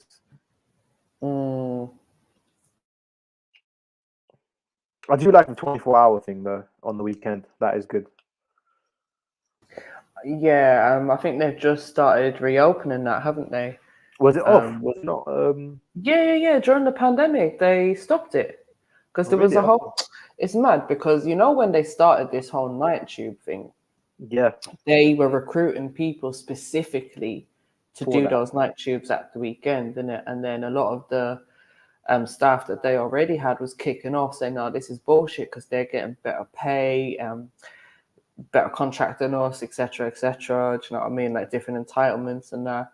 But they went ahead anyways. They had a recruitment drive for females. They had a recruitment drive for Black females specifically. You know, they're trying to do this whole inclusivity kind of thing. And then when the pandemic kicked in, all of those drivers got put on furlough, and some of them actually lost their job as well. And now, obviously, they're slowly introducing them. So I think it's only the Victoria and the Circle line that's running at the moment, but not the 4 or 5 that it originally was. But they're slowly introducing them again. Mm-hmm. Mad. But I'm surprised they haven't done that a long time ago. Do you know what I mean? Right? Night shift in general get paid more than the average people in general. Yeah. So they expect You have that for to them by to get law, paid innit? more. Yeah, exactly. Yeah, it wouldn't make sense for them to get paid less for them to do night shift, like in general. But yeah, it's too much. What's that? You know, Train it's a good job to have though, being a tube driver over here. It's decent money. Money's decent, but it's just boring as hell. Yeah, that's one thing about it. You're on your own. You're not allowed to be that's what my distracted. friend said. It's like you literally are just going through tunnels all day long. It's like you're going through dark tunnels and you're just seeing mice everywhere, like jumping out in front of you. Like, it's not. I don't know. But then in saying that, they only do 7-hour shifts. They only do 4 days a week, and then their 5th day they're just on call, innit? So they get to sit around in a games I can't room imagine and doing shit. 7 hours though on a tube. Like I've gone Even in from that all the way 7 hours, from, they have a break as well, innit? from North London, right, from like Oakwood, Cockfosters area, and then all the way to like Heathrow, and that's like an hour and a half. And even then, I literally can't sit still the whole hour and a half. Like it's that is long now, still. that Because I used to do that. I used to do Southgate to Hounslow West, innit? That is that in mad, itself is about an hour and 20 Mad. minutes or something. Yeah, That's long as hell. Getting to King's But that's Cross where you is get like used to, the isn't it? longest. You get like a book, or you bring a puzzle book, or obviously now we've got our phones, we can flip in, you can download It something and always watch it. stops in Arna's Grove as well. Always. Yeah, always. That used to annoy Standard. me so much. Every time it stops in Arna's Grove. I used to live in Oneness Grove, so that was handy for me. I didn't mind when it stopped there, innit? Yeah. But yeah, Piccadilly line. The worst one is the. I think it'll be the Central. Oh god, the Central's horrible. Oh, it's hot. Boiling in there. It's terribly hot. I can't stand Holborn, it. right? And it When you get up stinks. at Holborn. Oh. It's good though, because if you're not going on the Central line, everyone gets off around Holborn area. Literally Yeah, see, everyone I just used to jumps have off. to do Shepherd's Bush to Holborn, innit? So it was just a nightmare. Like by the time it gets to Shepherd's Bush, the train's already full. Yeah, I remember the trick though, like on those peak times when I used to go central, innit? Then when it used to be so packed out, you just had to go to instead of, you know what I mean? I'll go in the opposite direction, innit, and just get a train from one of the earlier stops. Do you know what I mean? Oh, you got time, bro. That's longer. Nah, man. How are you standing around waiting like 10 years to get a seat, man? That's long. I've got a long journey. I'm sitting down, man. Loudest. Trilla, have you seen how long the Piccadilly line is? If you're gonna go How to the long? opposite Yeah, end, I used to go, bro. When I used to travel on those trains, I used to go from end to end, literally. So like Hounslow all the way to Cockfosters, bro. You get me? That's like, mad. Yeah.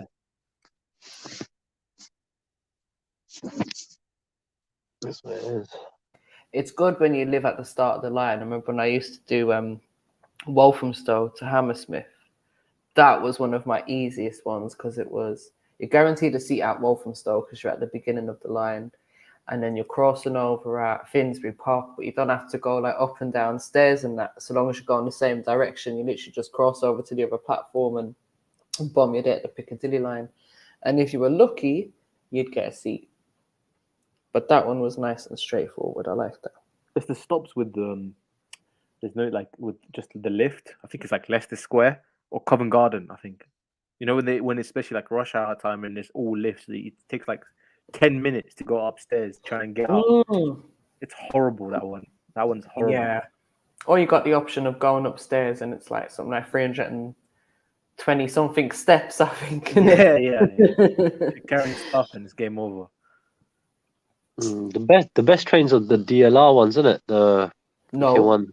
No, I like the Hammersmith City line and the Circle line. They're really good. Like aircon. No, man, those are whack. I swear the better trains are DLR. The old Hammersmith and City ones were shit, but the new ones are quite modern and that, and they're like the new Overground. But see that DLR to me is like a roller coaster. I feel like it's gonna fall off the track, bro. It doesn't feel safe to me, and there's no driver. Like, what we doing?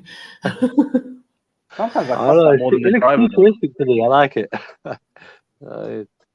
They got a new one, the Elizabeth line, right? It's not fully going yet, though, is it? I think it's almost there. Yeah. I think they're behind this year. Yeah, they're behind schedule. But I know when I was in South Hall or Ealing recently, I heard them making some announcements about it. So yeah, it's due to come soon. That's mad. I saw them put metal detectors in Southall Station. I was like, what is that all about? And they had police standing next to it. Yeah, they got metal detectors. Becoming a war zone, man. Oh, you mean them temporary ones that they have? Yeah, I don't know why they got it there, but that's probably just there for a deterrent. You know what I mean? And they got police there. At the end of the day, look how many Sikhs you got living in Southall. Like, you got, you mean, Gurdwara right next to the train station. How many of them carrying garbans? Come on. Metal all over. It's just weird having a metal detector. I don't get it.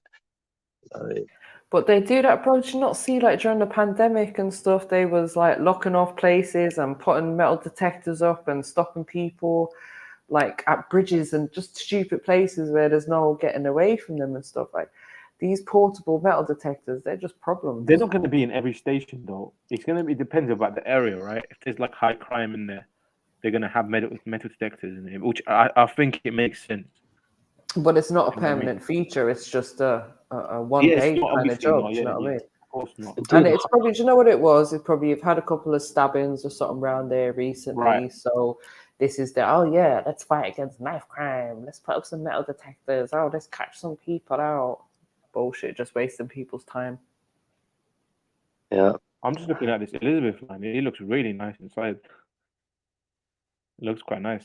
It's proper modern. You say stop my lies later.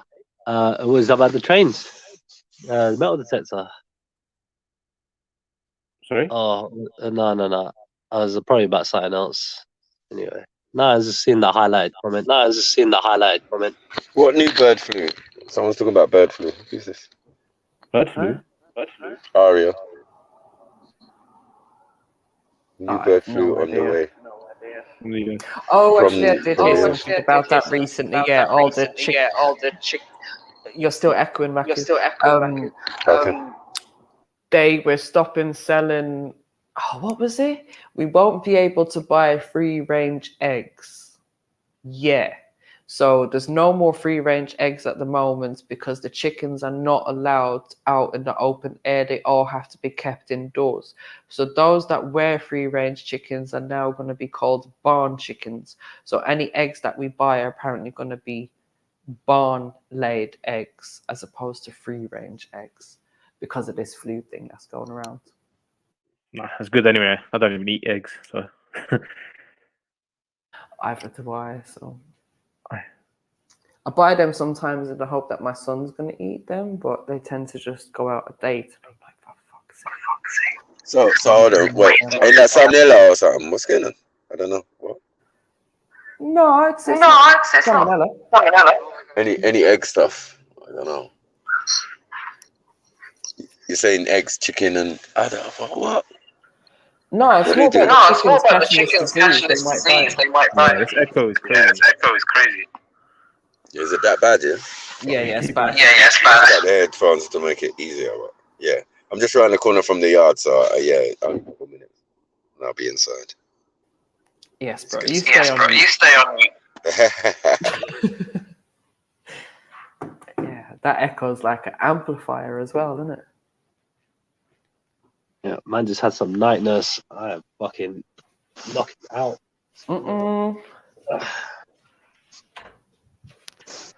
But that's probably what you need, isn't it? Just to knock out, sleep, sweat it all out of your system.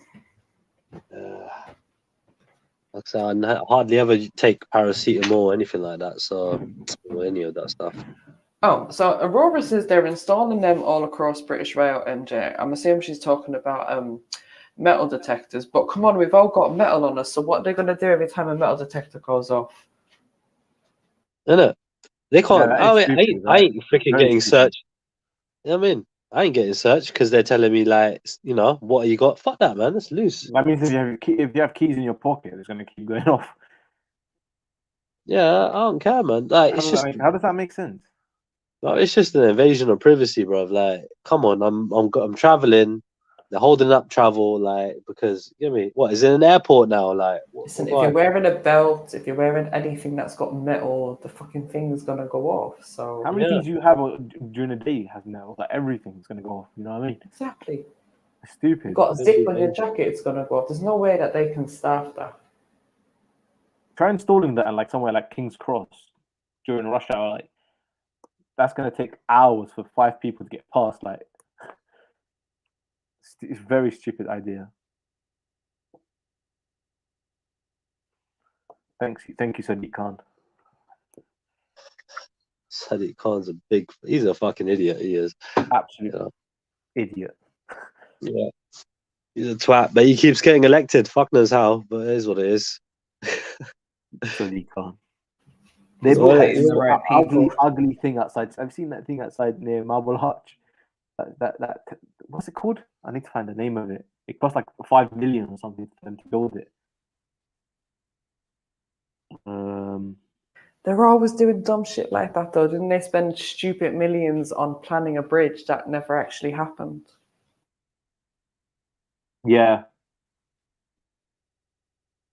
Some artificial thing, the artificial hill that they built outside. It's next to Speaker's Corner as well. It looks so ugly. Oh, what's it called?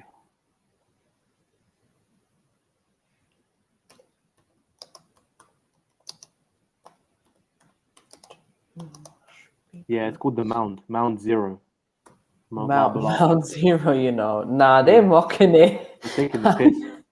Look how ugly this thing looks. It's horrible. It looks like a dump site. Like it cost them 5 million to build.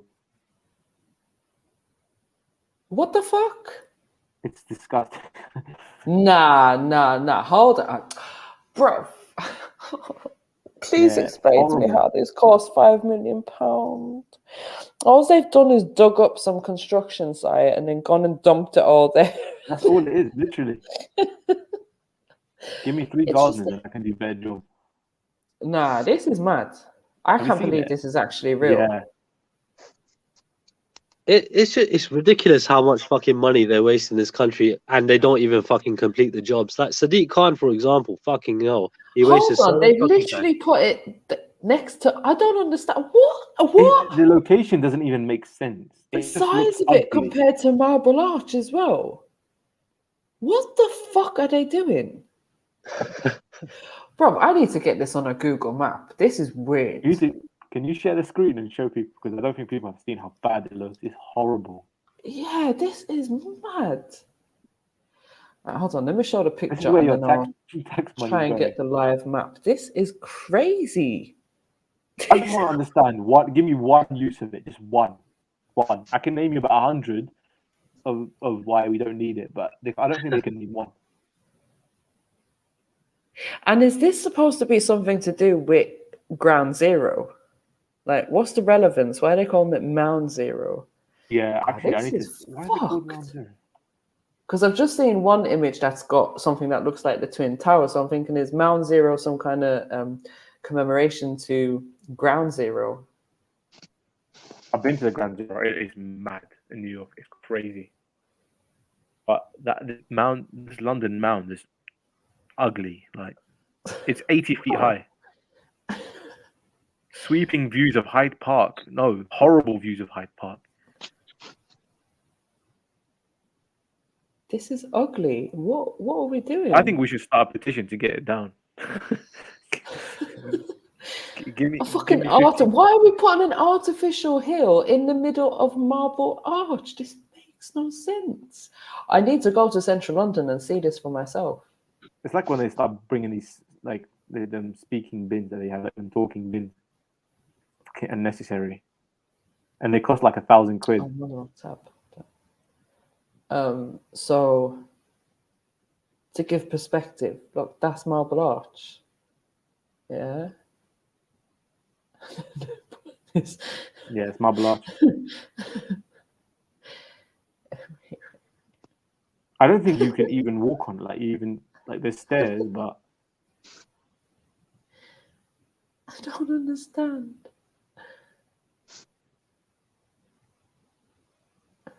What? There you go. Yeah, it's on screen.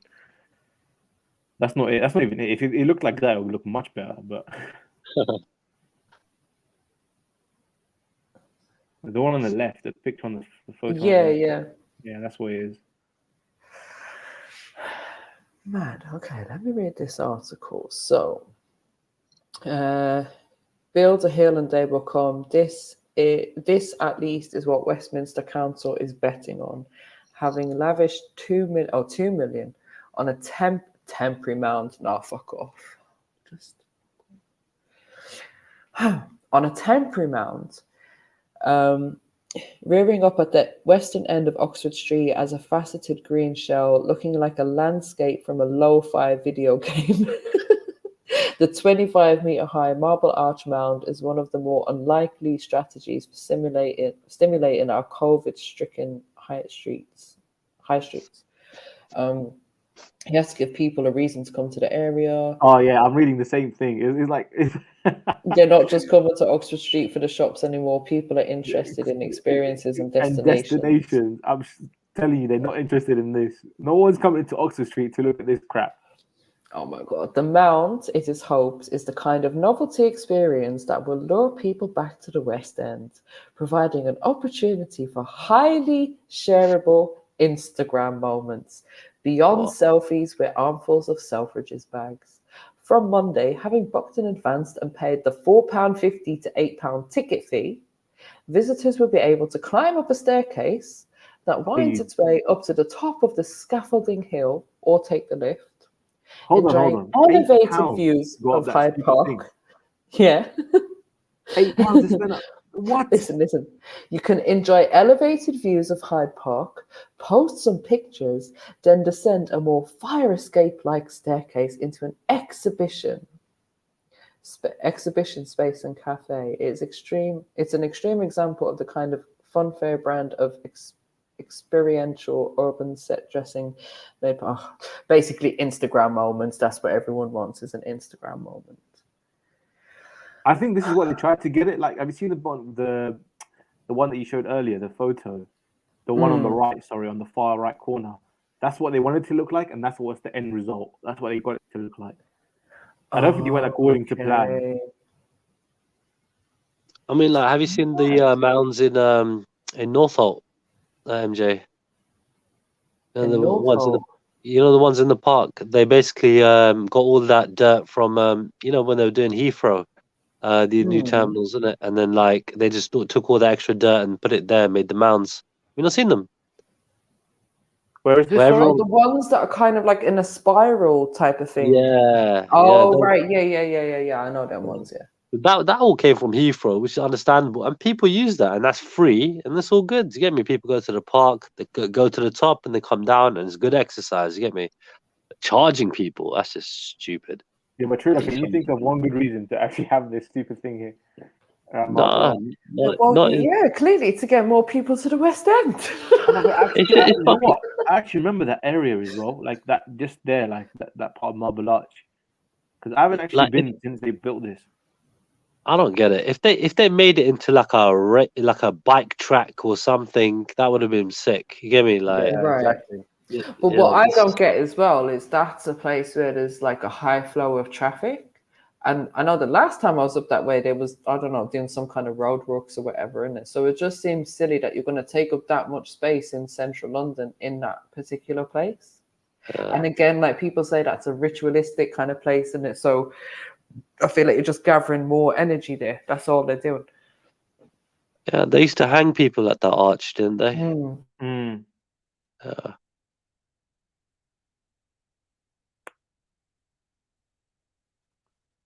Yeah, that's. I don't think they ever can take that down as well. Well, they said it's temporary, isn't it? So I think they will take it down. Yeah, it says it in the article. At least that's good news. Where is it? Why would you spend that much though on something On a temporary mound? Just Yeah. for a couple people to come take selfies that are going to spend what £4.50 or £8 to climb up somewhere. It's gonna be cool to start doing it, isn't it? These lot are making a killing right now with the extra freaking that ULEZ and all that shit, bro. You know what I mean? That got put into play. They're making tons of cash. Loads of people got charged, fined. Yeah, they got fined because without even knowing. You know what I mean? So like, you gotta appreciate how much extra money they got in their pockets right now. Bro, it's that. You know what annoyed me the most? That stupid Dartford crossing. The first time I went past it, I forgot to pay, and like I got given like what £60 to pay the next day. I was like, oh, because it's a deadline, right? By midnight you have to pay. Yeah. Then from then on, I put it on my reminder on my phone, like pay the Dartford crossing, like. Yeah. Yeah, I got, but because my ex was from Essex, innit? So I used to go there sometimes. I got caught out a couple of times. I ain't gonna lie. What, Dartford one? Yeah, Ricky, I just like forgot to pay in it, like literally. Yeah. But I swear you can do it now where you set it up automatically. So it's once you've done it once, innit? That's like if then you're they'll going there just often though. Yeah. Yeah, exactly. People are driving there often. I'm driving there like once every like 3-4 months. Exactly. Yeah. So I always think, yeah, I'm gonna pay it, and then I forget, and I'm like, damn. I mean, it is what it is. Reminds me, I got a fine to pay in Southampton. Fucking hell. We got to pay that one today still. Was it park and fine? Nah, I done some weird turn. I don't know what the fuck I did. I did a U-turn where I wasn't supposed to, I think. And they were like, I know exactly what you're talking about. Huh? They get you for everything, innit? There's some roads that you have to go round the roundabout and then you have to like take the exit, right? You can't just, you can't turn into the road. You have to go round the roundabout. There's one in Southgate like that as well. Yeah, I don't know what I did there. All I know is, bro, we were doing balloons before I fucking took that journey back home. And I was freaking, I don't care. Okay. Man. It's life. That's what I'm saying. The amount of money it costs to drive, this is why I've literally never been bothered to drive in London. Literally. Now that I've moved out, I am looking into it. Like the cost, just to compare the cost of what it would be, but I don't have congestion, don't have ULEZ, I don't have to worry about parking now, parking fines, any of them things. Whereas before in London, I was like, oh, am I going to get a permit? Is there even going to be space if I get a permit? It's the issue is, right, they want everyone to get electric cars. But, for like the common people, right, they can't afford. Electric cars are extremely expensive. And like they're telling everyone, oh, you get this whole government grant thing, like $5,000 off. But the car costs like 45 grand. Like someone is doing like low-skilled jobs, right? They can't afford that. They can't afford it. But Leslie, you know what's going to happen, right? Because they're making us go into this kind of smart city lifestyle, right, where everything's going to be quick and convenient. They're obviously trying to lower the pollution levels in London as well. So I think what's going to happen is you won't be buying these cars, you'll just be renting out these cars. Like you got them, what you call them? But renting cars costs a fortune, though. Like renting a car for like 3 days, it's like 200 quid. No. It's going to be, like they got, what's that service that they've got already where you can just, I can't remember the name of it. Like go and pick up the car. Like you got the app, whatever, you download it. Where's my nearest car? But I want to hire that out, and then you just pay per hour or something like that until you drop it back off. Do you know what I mean? That's what I think it's gonna be. Maybe. I'm glad that you brought up the whole electric car thing though, because I was watching a thing today about what you call it, exploitation about lithium, cobalt, right? So basically, the main distributor of cobalt, right, which is coming from making lithium batteries, right, is fucking Congo. Congo deliver 40% of what you call it, basically what they make lithium batteries out of, like to like fucking Tesla, the Guess Volkswagen, who's in Volvo, charge of that though? That's the maybe Chinese. Peugeot. The Chinese Yeah, are in yeah. charge of that. So China obviously gonna have you know what I mean, something to do with this as well. Don't get it twisted. But end of the day, right? These fucking massive companies, right, in the West, yeah, are fucking exploiting. They don't give a fuck about these kids. You get me? These are fucking kids that are less than 10 years old, going into mines, yeah, getting doing hours and hours of work for $1. They're only supposed to be in there for 12, where there's like less than 20 minutes of oxygen in those tunnels, yeah.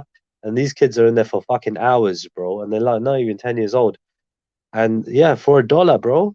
Yeah, this is the fucking shit that. And they're saying, right, that the demand is gonna double from what it is now between Of now course. and 10 Yeah. years. Yeah. If you keep Double, up with, easy. And if it's you all because of electric cars. So electric cars is basically causing, I mean, all this fucking madness going on right now. This is what they call it, blood batteries or something like that. I don't know now. They're calling it something It's like that. nothing new, is it? People being exploited for other people to make money and for us to live a convenient life here in the West while they still suffer back home. Well, we were looking at about it, right? We're looking at this conflicting about it, this whole Russia-Ukraine as well, and the EU wants to like reduce. They have like a quota to reduce their emissions. The problem is they're in a dilemma, right? Where if they want to get more electric cars to support this, they have to, because China controls majority of these minerals, like a lot of the stuff needed for like making electric cars and stuff.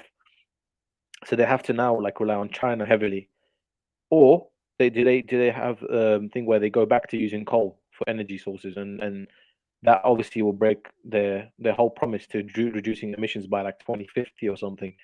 So that's the issue that they have right now, or they have to go back to relying on Russian gas and stuff and Russian oil.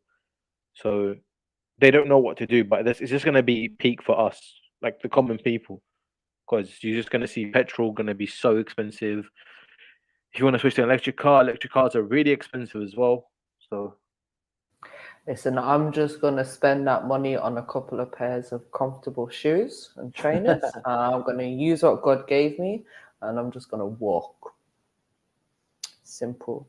Yeah, buy a mountain bike. Get an electric bike, a scooter. Do you know what I mean? There's so many things now that we can use. So I'm not like... I think there's enough transport here that I've lived this long without a car, so I can definitely be without a car. Do you know what I mean? It's not a priority for me. Oh, you need a car, man. Now, cars are important. I ain't gonna lie, they are very important. I don't think in London you need a car, honestly speaking. No. I genuinely don't think you need a car in London. Like it's a where you gonna like around like if you go anywhere near central, you can't bring a car anyway in general. Like so, as soon as I'm back, I'm thinking about doing my motorbike license. So I'm trying to get a bike. Yeah, but do you know what? As convenient as they are in London, I have this thing about they're just so dangerous in London specifically. You know, the amount of mopeds and shit that's on the streets as well. Now it's havoc going through the streets of London. What's more dangerous? What are you talking about? A motorbike in London. Yeah, my parents did the same thing. They're like, "Oh, you're not getting." I'm like, "Yeah, come on, I'm definitely getting one." Like. You're not going to be doing just be careful, bro, innit? Like, my dad had a serious accident driving a bike. Yeah. So, like, I nearly lost my dad.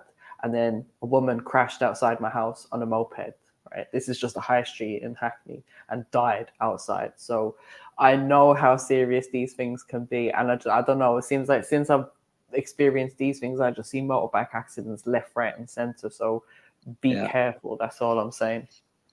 Yeah, everyone I know that's ridden a bike has had an accident. Like everyone. So yeah. Same. To be fair, like, is it less dangerous than being a cyclist? Really? I mean, obviously the speeds that you're doing are a lot more. Obviously, if you're responsible, then you should be okay. I don't know. I think even being a cyclist is mad. Like you're going through around buses and stuff, you know, like in London, where they can't even see you. Yeah, well, you know, but you kind of learn the roads, I guess. Get me? I don't know. And plus, we got a lot more lanes and shit. I don't know. I don't do central freaking London. You get me? Cycling like that. If anything, it's just local. If I'm gonna cycle, I you know what did I a mean? few times. It was scary as fuck. Yeah, it's nuts. Going down, what's that road? From King's Cross going down to like Euston and that. What's it? Marylebone Road, going down to Edgware Road and all that. Yeah, I've cycled down there. That was scary as fuck. Yeah, because you're in the bus lane, and innit? Santander bike. Yeah. There's always a nitty. I wouldn't recommend it. I wouldn't recommend it to people. Fuck that. So it's a dangerous one. Yeah. See, everyone says that though. like Like everyone I know says bikes are dangerous, right? But yeah, I've seen a lot of bikers. They're like in their 50s and 60s, and they're fine. They've never even had one accident. It's just about how you ride, to be honest. And Yeah, you got to be careful. When you see these idiots that are like weaving around traffic and stuff, that's when it causes a problem. Exactly, yeah. Meso, let me ask you like this: would you let your missus, freaking cycle to central London, around central London? Would you let her do that? She wants to, yeah. Why not? Yeah, I would never let her do that. I would say fuck that. Yeah, I'll say nope. I'll take you wherever you need to go. Fuck that. You ain't getting on a fucking bike around central London. You got a fucking death wish. You can't drive around central though, bro. Do you know what I I mean? don't give a fuck, bro. I will fucking put her on my shoulders, bro, and get her from A to B. She ain't going on no fucking bike, cycling up and down no fucking I'm talking about roads where motorbike. everyone's I'm not rushing talking around. about cycling. Huh? I'm talking about cycling, motorbike. innit? Like, Okay, you get me cycling? Nah, bro. Even more back. No, bro. What are you on? Like, it's ain't Well, India. You just got to keep yourself safe, Trilla, innit? Like, I've done it. And I'm not highly experienced bike rider or anything like that. I don't care. I care about just my make woman. sure I'm safe, innit? Yeah, but I care about my woman, yeah. So that's not gonna happen. So at the end of the day, fuck that. You get me? Like, I saw a movie in it, Oh, yeah. then you may as well say you can never go in a car again. You can never walk outside the house again. You can never cross the road again. You know, all of this shit. Because anything can happen at any point. It's how. Did you see that movie where that chick? In any situation. Did you see that movie where that chick got right at the end of the movie? She got run over by. She got run over by the garbage truck. Just bam, flat, done, killed. And I was like, bro, that's so fucking true in central London. Like, you get me? Yeah. I'm like, you know what? Fuck that. That's never gonna happen to me because I ain't gonna let that shit happen. Cycling or using a motorbike every day. Like, if you look at all these delivery drivers, right? They be doing their deliveries every day. Yeah. They're using their cycling or whatever mopeds and stuff every single day. Bro, do you know how many accidents they have every day? Right, where I just moved from in Hackney, there was one of those little delivery services right next door to me. Yeah, and I'm telling, because they used to like pull out on their mopeds. Right? I must have seen about at least a dozen accidents. Now, luckily, none of them were serious. Like, I've seen a few guys with maybe broken legs or something, but not life-threatening. Do you know what I mean? But I'd say maybe the year that they were there, or maybe less than a year they were there before I left, I'd definitely seen at least a dozen accidents. That's because around London, right, you're not going past 40 realistically. Like, even getting a big bike like a 1000 cc or something. Yeah, but you can still die. You're never going to reach that speed. Like, unless you're doing motorway speed, you're not doing past 50 max. There's anywhere, to be honest. Bro, I just told you that a woman died outside my house on that same road. That's a high street. I'm sure the speed limit there is probably not even 40. Do you know what I mean? It's like residential area type thing. So that's probably like, I don't know, what's it, 25 miles an hour or something speed limit. But the woman died outside. She, you know, crashed into a car, whatever, and whatever impact she took, then she just died on the spot. Mm-hmm. Yeah.